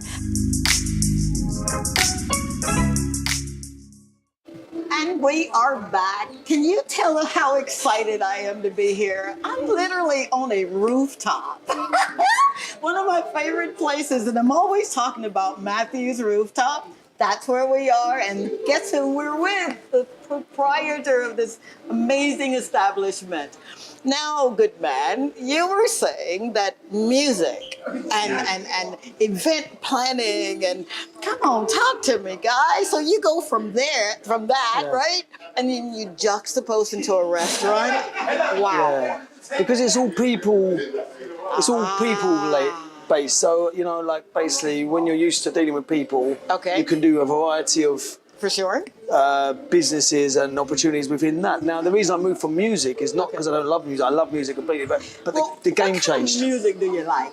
Well, actually, the reason why I've got the connection with the Caribbean is because I used to have to go to Jamaica a lot and buy reggae. So I was actually quite involved. Yeah. People don't know this, but I was massively involved in the reggae scene. Yeah, in London. Are you serious? Yeah. So that was a big part of my life. Oh my God! Yeah. So reggae. Who are some of your favorite artists? I've got many favourite artists. Give me three favorite artists. I like Dennis Brown. All right. I like Beres Hammond. Okay. I like Bridget Bannon. My God! I like Damian Marley. I like Bob Marley. I like Peter Tosh. You're I like real. Chronics. I like a lot of us. I like some of Stacey's. I miss my friend Stacey. That's a lot of us. You sound like your friend Stacey right about now. So there's so many. Wow. So people. I love when you talk about people because I'm in the people business too. What is it that really it gets you into that people business? What is it about people that you can say, you know what, I want to go into that business? Well, I think some people like to be indoors and close their door and work on their own. But I'm not so much that kind of character. I'd rather be out with people and mix in and integrate and talk to people. Yeah, I'd rather be around people than not be around people when I get the opportunity. So that's why I like to do a business that goes with that. So music and food to me is not as far away from each other as people think. Remember, I went from music into banqueting and functions. Right. So there That's was a progression. Absolutely. And then and what happened there was I had a demand to do food, so I had to in my last business in the UK, I had to make a kitchen. And then employ chefs. So before I knew it, I fell into the food industry or food business without meaning to, actually. It wasn't actually a deliberate move as such. Are you serious? Yeah. It sounds like you're the kind of guy that kind of sit down and strategically plan everything. That's not completely, you? no. Some things like menus I will, and some of them, some factors of the business that you have to be strategic with. For sure. But other parts of it are no. Other parts of it are just feelings and your gut instincts and this kind of stuff. So I'm not always good with the English, but whatever the words are. You're doing real good, guy. You're doing okay. really, really good. Thanks a lot. So you're here now. You came from the UK. You're in the people business. Tell me how hard or how difficult or how easy was it to assimilate? We talk about assimilating cultures and what have you. How hard was that for you coming from, you went to Jamaica, I get it, right? I was in Jamaica a lot. But now you're here and this is home, right? Yeah. All right? So how do you assimilate everything that you've kind of gone through, you've seen, and now you're adopting this way of life in your restaurant? Yeah, so kind of like to break it down. It's like there's a lot of similarities all over the world. Some things have a general thread, like a general trend all over the world, but there's obviously differences. So like in terms of try and break the question down again. You're assimilating everything that you know that you picked up in Jamaica, that you were doing in the UK. You opened your kitchen there, your restaurant there, and now you're here. And the food kind of, I've had oxtails the other day, and I had goat the other day. So, but is that on your menu? Yeah. Really? Yeah. So you were able to, every place that you've gone, you've able to offer that kind of service in your restaurant here? Yeah, basically, yeah. This is okay. So basically, with the foods, the food angle is that obviously I don't actually cook the food. For sure. Okay, I'm being honest. I've got chefs who do a great job. Okay. And shout out to the chefs. Yeah, no, seriously. they do a great job for sure. They do a great job. But in terms of like making sure that it's at the standards that we want and the quality and the customers, that's where I will be involved massively. That's where we're going, there. Because it takes a lot to run a restaurant. Yeah. It does. Yeah, it takes a hell of a lot. It's not an easy feat. Yeah. And what gets you up every morning that says, you know what? I've got to be here. I've got to be hands-on, because you're hands-on, yeah? So what is it? What's that motivating factor for you? I think like if you want to, I think for a lot of people who go into business, like you have to have a reason why you're going in. It can't just be the cash. There we go. Yeah, What's that why for you? Yeah, I think so. Yeah, I think it's nice to kind of like achieve some things. It's nice to achieve in life. Absolutely. And it's not always just money. It could be other reasons. Come on, yeah, man. you're looking for achievements. Yeah. So for me, it's like it was. When they said it couldn't be done when I first come to St. Lucia, that was great for me because that's exactly what I wanted to hear. Wait. Hold up. Time out. Someone told you. Many people. The great man that knows reggae, he knows Marley, he knows Brown, he knows all of these chronics, right? Someone told you it could not be done? I find when you're a new kid on the block, like the old guys don't like the new kids coming in. Is that so they'll right? try and throw you off, but I'm not easily thrown off. I'm not easily phased. I'm from London, so I'm brought up tough. Yeah. So it's worked out okay. It's not easy. No, it's not. It's not straightforward. No, it's not. I know. Yeah. I should know. When I first launched my business 29 years ago, and I told this story, the bank said to me, "Oh, that's a wonderful idea, but it'll never happen." And you're like, sometimes that's inspiration. Sometimes inspiration is when people, when your back's against the wall, or people say you can't achieve, that's when you achieve there the you most. Go. I absolutely love that. I absolutely love that. When your back's against the wall, for anyone who's watching, right? And you're saying, but he came over and it should be easy for him. You heard it yourself. It was not. No. And he didn't give up. No. And you were not going to give up. No, not easily. So what's a typical day like for an entrepreneur of your status? I say status because you've traveled the world. You have. I have, yeah. What's a typical day? In terms of this business or in general? Well, this business, I will also have to give a little mention to the fact that I've actually got good staff as well. I've got an excellent manager, excellent supervisor, and good waitresses and myself. So I can't take all the glory on the business. Okay? Absolutely. So when you say a typical day could be, we could have meetings before we start the shifts. Maybe the manager makes sure things are ready for the day. Gotcha. There's a variety of stuff. Some of it's quite boring. I don't want to see it on telly. You don't want to know everything. But it could be anything from checking over the stock, which is the kind of like the boring stuff. For sure. To exciting stuff like making sure we've got the tables ready for the customers, and that we might have bookings coming in. So you are really hands-on. I'm not as super hands-on as I used to be. Okay. But I am hands-on. Yeah. Now, what makes a good staff? What makes a good staff? Yeah. Wow. You're in the people business, right? So people who can learn, but that can take constructive criticism, and which is not for everybody. No, it's not. But can also think on their own feet and have their own way, their own style and their own personality, and be allowed to show some of the personality without overdoing it. There's always lines to things. So to me, and good staff are reliable as well. I like that. Good staff show up to work. That's my perspective on good staff. I love it. Yeah. Absolutely. Thanks. Have you ever had, I guess, a staff where you're like, oh dear God, what am I doing here? And you don't have to call names. No. I have many staff like that. Yeah, really? So how long have you been here? In Solution? Yeah.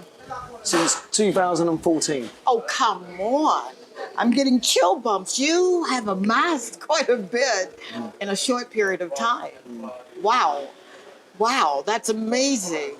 What would you say to someone who says, I want to do it, I really, really do, but I don't even know where to start? What would be the first thing that you tell someone? Well, first of all, it starts in the head. Yeah. So it doesn't start anywhere else. So first of all, it starts there. And then, so the head and the heart have to be together. Oh my gosh, he's talking my language. He's talking my language. It's the soul of the matter, right? Yeah, always. Wow. And then you can move it away from just being a dream and start to move into reality. Now the things, you don't have to start big. It's a misconception. You don't have to have the biggest business overnight. Okay. You can build up. Okay. You can start with something just that you can have an end goal. Yeah. But there's nothing wrong with starting within your means to start with. That is so paramount for what you just said. Seriously. Because oftentimes, you know how we do it, right? We always think we got to be bigger than what we are, but just start somewhere. Most successful people didn't start with the business that you know them for. You see, they started at a smaller, Yeah. They started way before that, doing, I don't know, whatever they did to build up their knowledge or their, skill set. So, wow. Yeah. What scares you, Matthew? What just gets you in your boots where you're like, oh my Scares God. me. Was that a good word? Probably nothing to do with the restaurant. I like your openness, honesty, and sincerity. It goes a long way. Scares a funny word, but I don't. Scares. Yeah. I suppose, like everybody, you want to be, you want to be healthy. You want to be financially secure. You want to be happy. There's elements to life that you want to try and hold on to. Yeah. So. Wow. Didn't I tell you that I had some great people on this show? I love this show. Not Great because show. it's mine, right? But because it gives you an opportunity to showcase what you're doing. People that will look at you or look at your establishment and say, well, he's just got it going on, and he probably came over with just a boatload of money, and he's just blah, blah, blah, blah, blah. But until people know your story. Yeah, no, it's far from it, actually. I was definitely was not born with a silver spoon. Was it a silver spoon? Silver spoon. I'm definitely more rags to riches. Again, I won't go into it on the show, but I can assure you, I definitely haven't got a tree with money on it. I had to make it all on my own from a very young age. Wow. I struggled early. I see that. I'm watching that. I do. Yeah. And I appreciate your saying that. Honestly, I do, because you have no idea the number of people that I'll meet that'll say, I want to do it, but I've got this fear. I've got this intimidation. I don't know how to move out of my own way. Was that difficult for you to move out of your own way? No, I'll be honest with you. No, I think we all have that fear, but I don't have that. The fear doesn't hold me back more than the desire. You see? Told you. Didn't I tell you? Wow. So you talked about passion. You're introducing us to us desire. What does that look like in terms of your legacy? Your living legacy, not when you're away from here, but a living legacy that you can say, this is what I live every day. What does that look like? Okay, it's a great question. I don't know how to answer this one. So like, let me try and break this down. So you mean like in terms of like legacy? You mean like I mean, what are you being known for? Not will be known for. What are you being known for? I don't know. Now? You'd have to ask people. Maybe asking myself. Is it? I think basically, just be yourself. Okay, be your best and be yourself, and don't get fazed, because people are always going to talk. Oh, honey, whatever you do, blinders on. I'm sorry, wrong person to say. They've always got something to say. Yeah, whether you're doing good or bad, right? Yeah, they're always going to talk. They're always going to say, just be you. Just be you. And be your energy and be your spirit, and don't worry about what, because everyone's got so much to say. So you know. Yeah. Who cares, right? Yeah. Just be you. As long as you're serving really good food. Speaking of food, what's on your menu that you've been able to assimilate with the culture, and then maybe bring some of your own? Yeah. So with the menu, we have like a balanced menu right now. All right. So we have Caribbean dishes. Oh, come authentic on. Caribbean dishes, but at a certain standard. So we'll have like the oxtail, lobster, red snapper, my and there'll be other things coming on. Some more seafood options coming soon. Oh wow! We do labby. There's curries, this kind of stuff. But we also have sections on the menu for people who want to try food that perhaps you don't get every day in St. Lucia, like pastas and maybe some good gourmet burgers, steaks, lamb. So these are So it's a nice balance. You really got a nice balance. Hey, you do. Was it hard when you were looking for your chef? Because you've got some amazing chefs. You do. Looking for a chef to have that kind of melting pot of good food. Yeah. Especially if they're from here. And you're telling them, listen, I want this and I want that. Was that difficult to... Yeah, the moments were, for sure, because obviously you're also introducing cuisine that you possibly know works, but perhaps not everybody's seen. Right. So, I have to make sure that the chefs are capable and they're able to do this. So it's not, we won't just bring on every dish in the world. Okay. There has to be it has to be achievable by the staff and the chefs. Yeah. I love that. But I've got some good guys who experienced overseas. Yeah. So you have people that have come over from overseas. Well, actually, I've got what I actually mean by that is the chefs themselves have worked. Yeah. They may have worked in overseas, so they've seen cuisine and standards of food. Perhaps, that they may not have seen had they not travelled. So that's been quite good for the staff. That is so wonderful. I will say this. as far as customer service, and I'm not just saying this because you're on the show, but you've got some of the best customer service, honestly. And I love the fact, especially when they know you, how they make you feel like you've walked into your home. Yeah. It feels good. It That's feels how it really should be. good. Absolutely. But that's what we believe in, Tongie. That's ultimately, I'm a customer.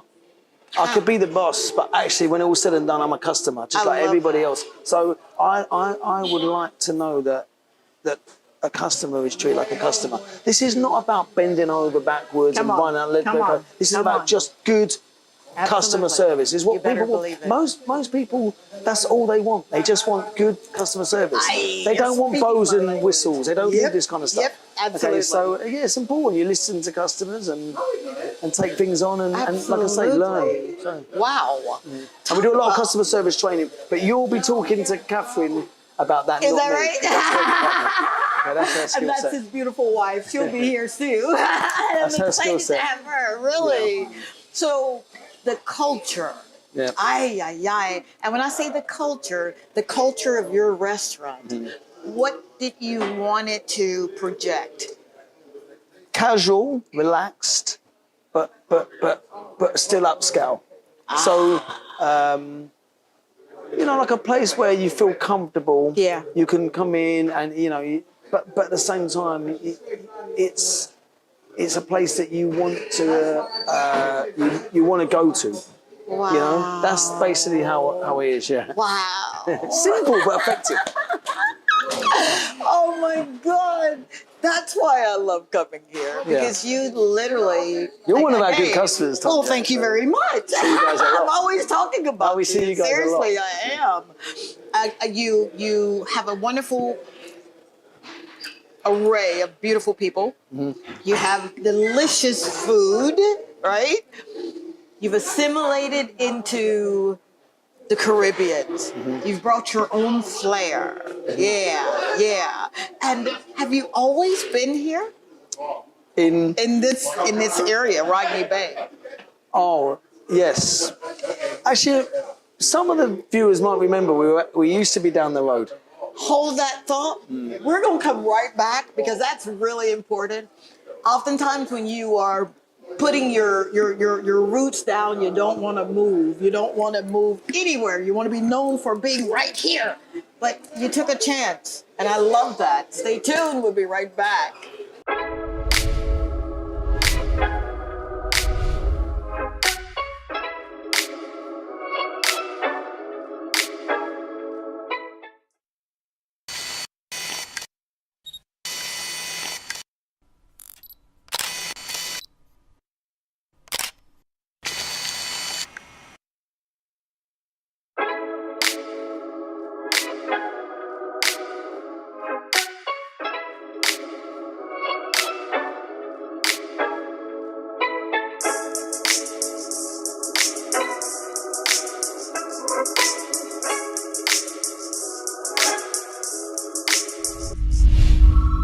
I never leave home without my lip conditioner and lip scrub from Etoile de Croix. It's perfect for this kind of weather and any activity. I'm Dr. Tongie from the Dr. Tongie Show and Dr. Tongie, and I endorse this product. Dr. Tongie is on a mission to help you rediscover God's purpose for your life. And she does this by teaching you how to change your perspectives according to His original plan for you. If you are experiencing bouts of failure or an inability to do things right, she is here to assist you in ending those thoughts that can indeed lead to a depressing mindset. She calls you to emulate the processes a full-scale mind shift requires by replacing religious ideologies and traditions that oftentimes create a sense of struggle. Dr. Tongie provides you with much-needed insight, encouragement, and motivation to not only assist you in rediscovering your dreams, but she systematically shows you how to no longer chase them, but how to manifest them. Dr. Tongie is the Caribbean's very own inspirational and motivational speaker, our life and spiritual coach, and someone who delivers hope, encourages our faith, and showcases that we must live a life that is.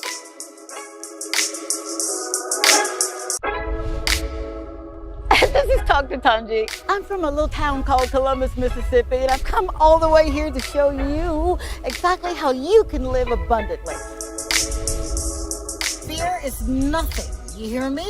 You can do anything you put your mind to. I'm your girl, Dr. Tongie. We're gonna do life together. All right, we are back yet again. Thank you so very much. I do not take it lightly or for granted that you allow me in your home. Numbers don't lie. So we must be doing something good, right? Okay, we're right back with Mr. Matthew Chambers, who's Matthew's Rooftop Restaurant that has become a fixture in Rodney Bay. And Matthew, you said you initially started where? Well, actually, when we first come down in, like I say, late 2014, okay, we were actually at a location on the strip, further down on the strip. Okay.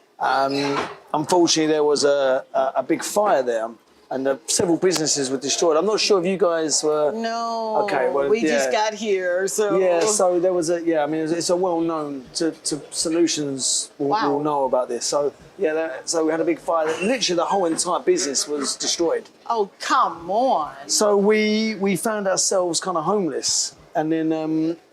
Been there. Yeah, we found ourselves homeless, and then we didn't know what to do, and this location was available, and we thought, well, it was actually a big change from where we was, because we were actually on ground floor, and it was more bar than restaurant. Okay. Although it was half and half. Whereas when we moved to this location, we've become more restaurant. Wow. So we've gone much more into the restaurant side of things. I'm not for sure you can come here and have a drink, cocktails and wine, no problem. But as a generalisation, we've definitely gone more restaurant. Wow. So we've been up here, I think, 8 or 9 years now. Are you serious? Yeah, a good while, yeah. So you're having to start over, and I've been there. I know exactly what that feels like. Yeah. Was there ever a time when you were starting over, when you were in the thick of it, that you wanted to say, you know what, I can't do this. Yeah. I'm done. How do you move? I think during the construction. Actually, there was the construction element was actually one of the most difficult periods, because it was quite hard. We made a good amount of changes, and obviously, you know, when you're dealing with construction guys and builders, they're not always on the same page as you when it comes to aesthetics and things that you're looking for. Okay. So they may not quite have the eye for detail, and that you perhaps are looking for. So that was one of the frustrations I had. Wow. Plus the fact, you know, there's only so much budget available to do so much work. So been there. Yeah, you know, and you know as well as I know, the budgets get blown very quickly. Oh, honey. And you think you've got a spare pot, but even that can get doesn't even work like that, does it? So and you have to be careful who you're using and you know how you're getting. For sure. You're supposed to be using them for their work. They're not supposed to be using you. Oh, come on. All right. So come on. Did you hear that? Yeah. That could be on a T-shirt for sure. Yeah. So this kind of stuff. So yeah, there was that moment, and obviously there's the whole again a bit like when we first come down here. The people like to remind you about the previous businesses that have been in the new location and how they didn't work and blah, all this kind of stuff. Come on. So there's your motivation, right? Yeah, well, yeah. I mean, you know, that was, you know, we're not responsible for other people's work. That's it. Absolutely. Yeah. Absolutely. That's how it is. So. Wow. Well, I am so glad. I am so happy that you literally said, you know what? I'm going to roll up my sleeves. I'm going to do what I said I was going to do. You're making a difference. You really, really are. 5 things that you would say to encourage someone who's at that place in their lives where they've got to start all over. 5 things. Well, first of all, I'd like to say to anybody who wants something, go for it. Okay, you know, you can get it if you really want. Okay, all right. So you really need to try. So, especially younger people, I like to see younger people really going for their dreams and trying their best. So that's the first thing I'd like to say. That's you know, wonderful. don't let the fear hold you back too much, because sometimes there's nothing to fear but fear itself. Come on, man. All right? Come on. But 5 words of encouragement. Absolutely. Wow. I suppose motivation. Motivation. Effort. Effort. You got this. No fear. No fear. Desire. Desire. And keep the hunger. That's actually talk 3 about words. hunger a lot. Keep the hunger. Keep the hunger, yeah. You have been so amazing. Not literally, if you're hungry, you can come here and eat. Thank you so much, Matthew, for doing this. Great. Man, Yeah. this is his very first time giving an interview, and he gave it with me. Yeah. Dr. Tongie, the Dr. Tongie means a lot to us. So. Oh my God, don't you dare make me cry. I'm already sweating. All right. You stay tuned because we've got a woman that, you know how it's spoken that behind every good man is a good woman. She's a good woman and she's going to join us next. Stay tuned.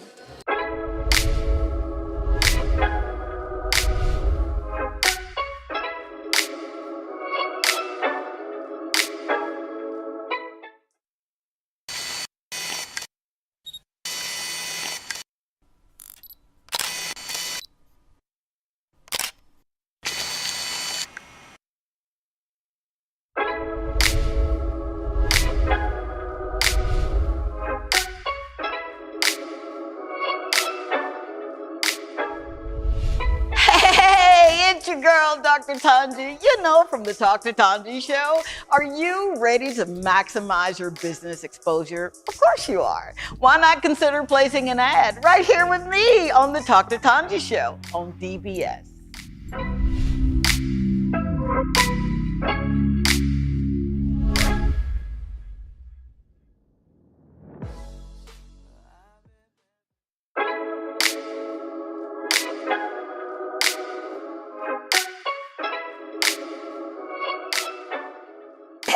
It's your girl, Dr. Tongie, and whenever I get ready for a show, I use a Toy Day food.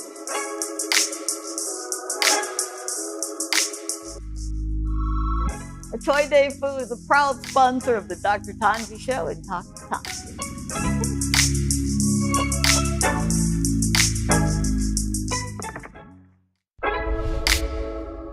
This is Dr. Tongie. I'm from a little town called Columbus, Mississippi, and I've come all the way here to show you exactly how you can live abundantly. Fear is nothing. You hear me? You can do anything you put your mind to. I'm your girl, Dr. Tongie. We're gonna do life together. And we are back. And I am so excited. Can't you see? Yeah. We're here in the beautiful establishment, Matthew's Rooftop Restaurant. It's where I love to come, and they know me by name. You remember when I told you behind every good man is a great woman?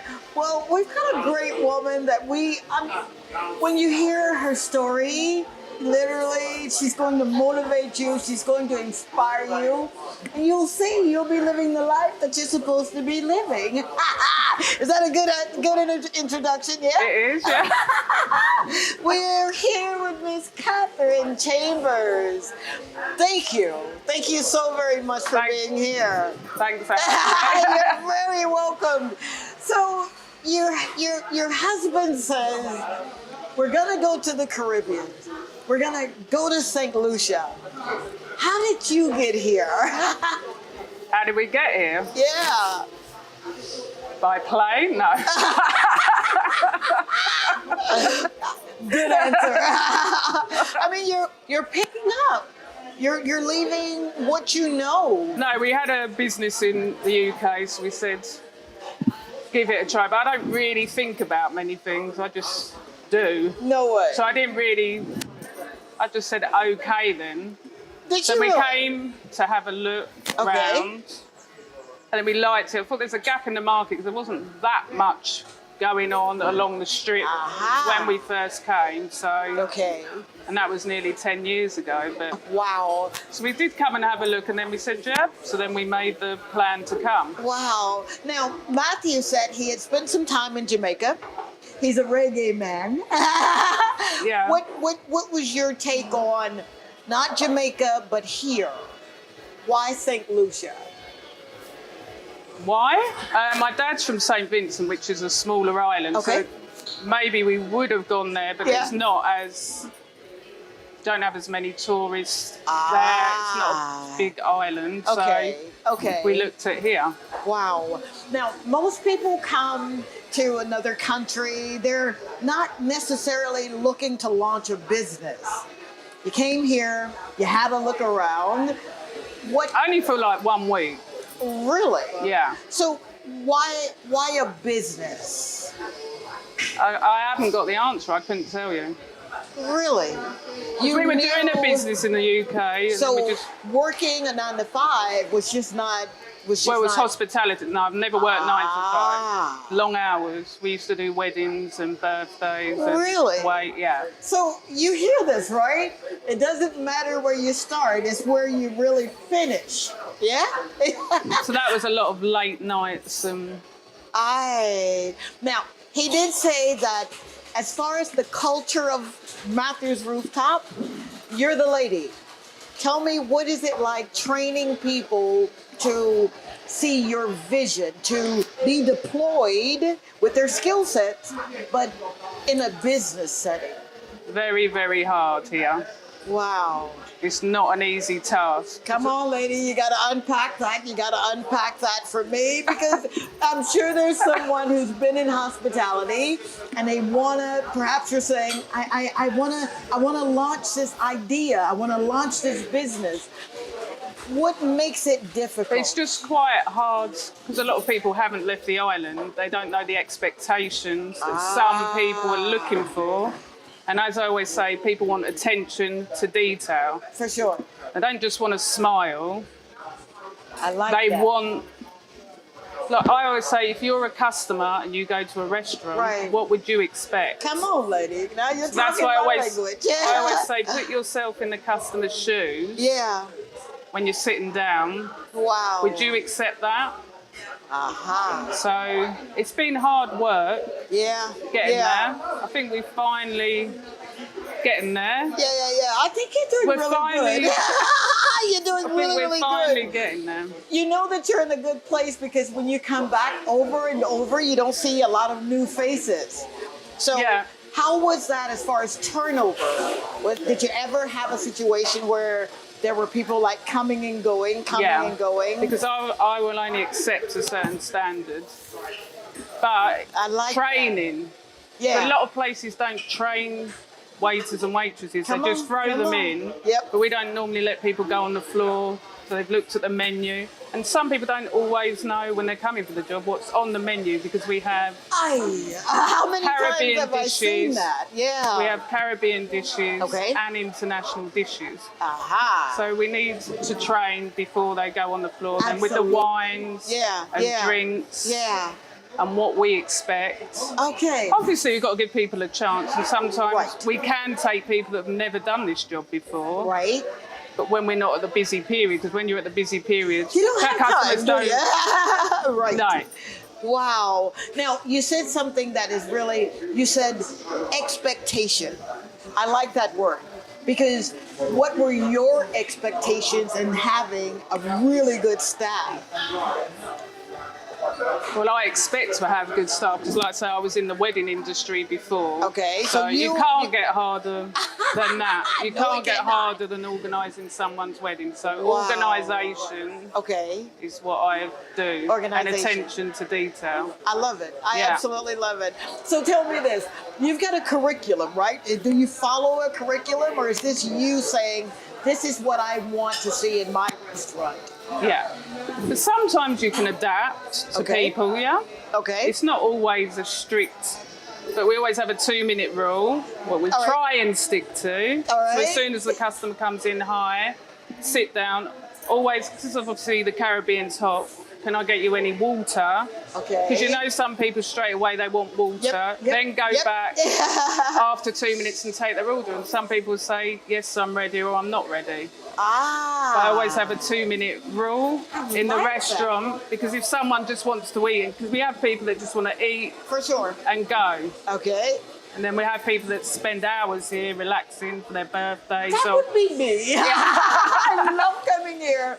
The 2-minute rule.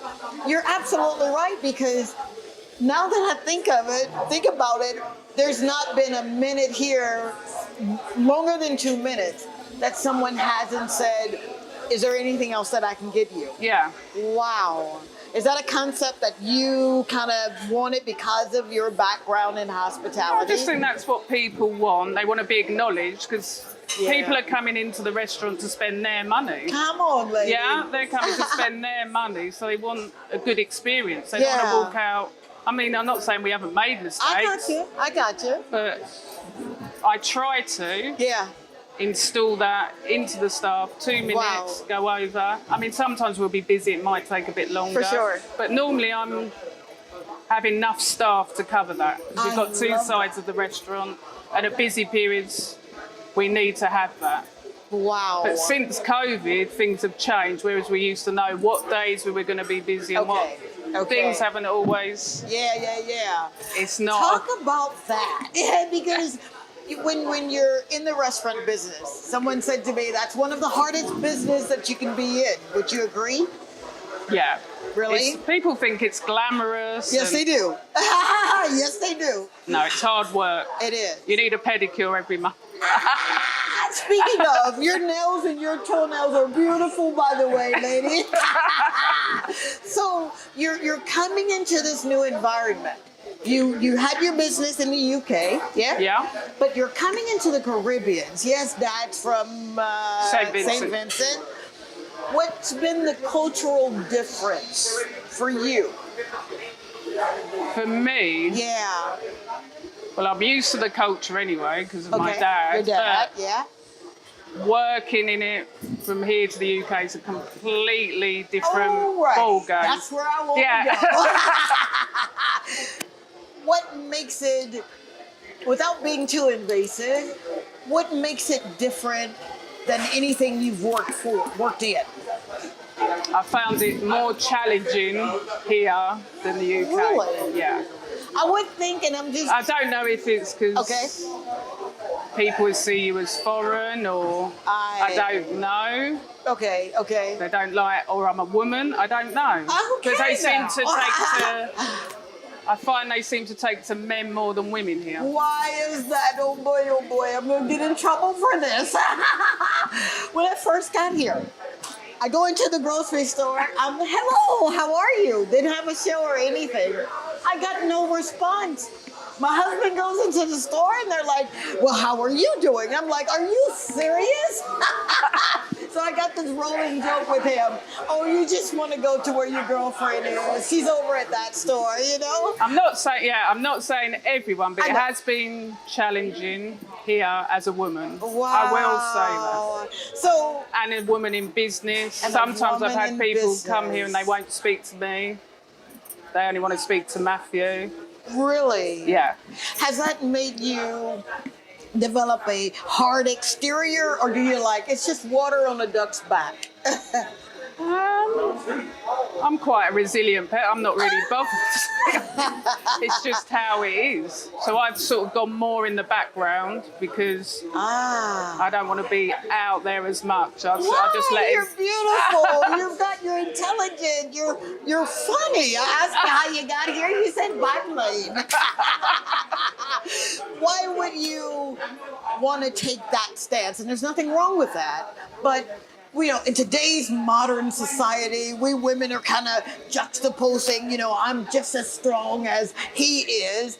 Why would you say, I'll take a seat here? That's just the way I feel about doing it. I'm here every day, as you know. I'm always here. I'm always putting in the work.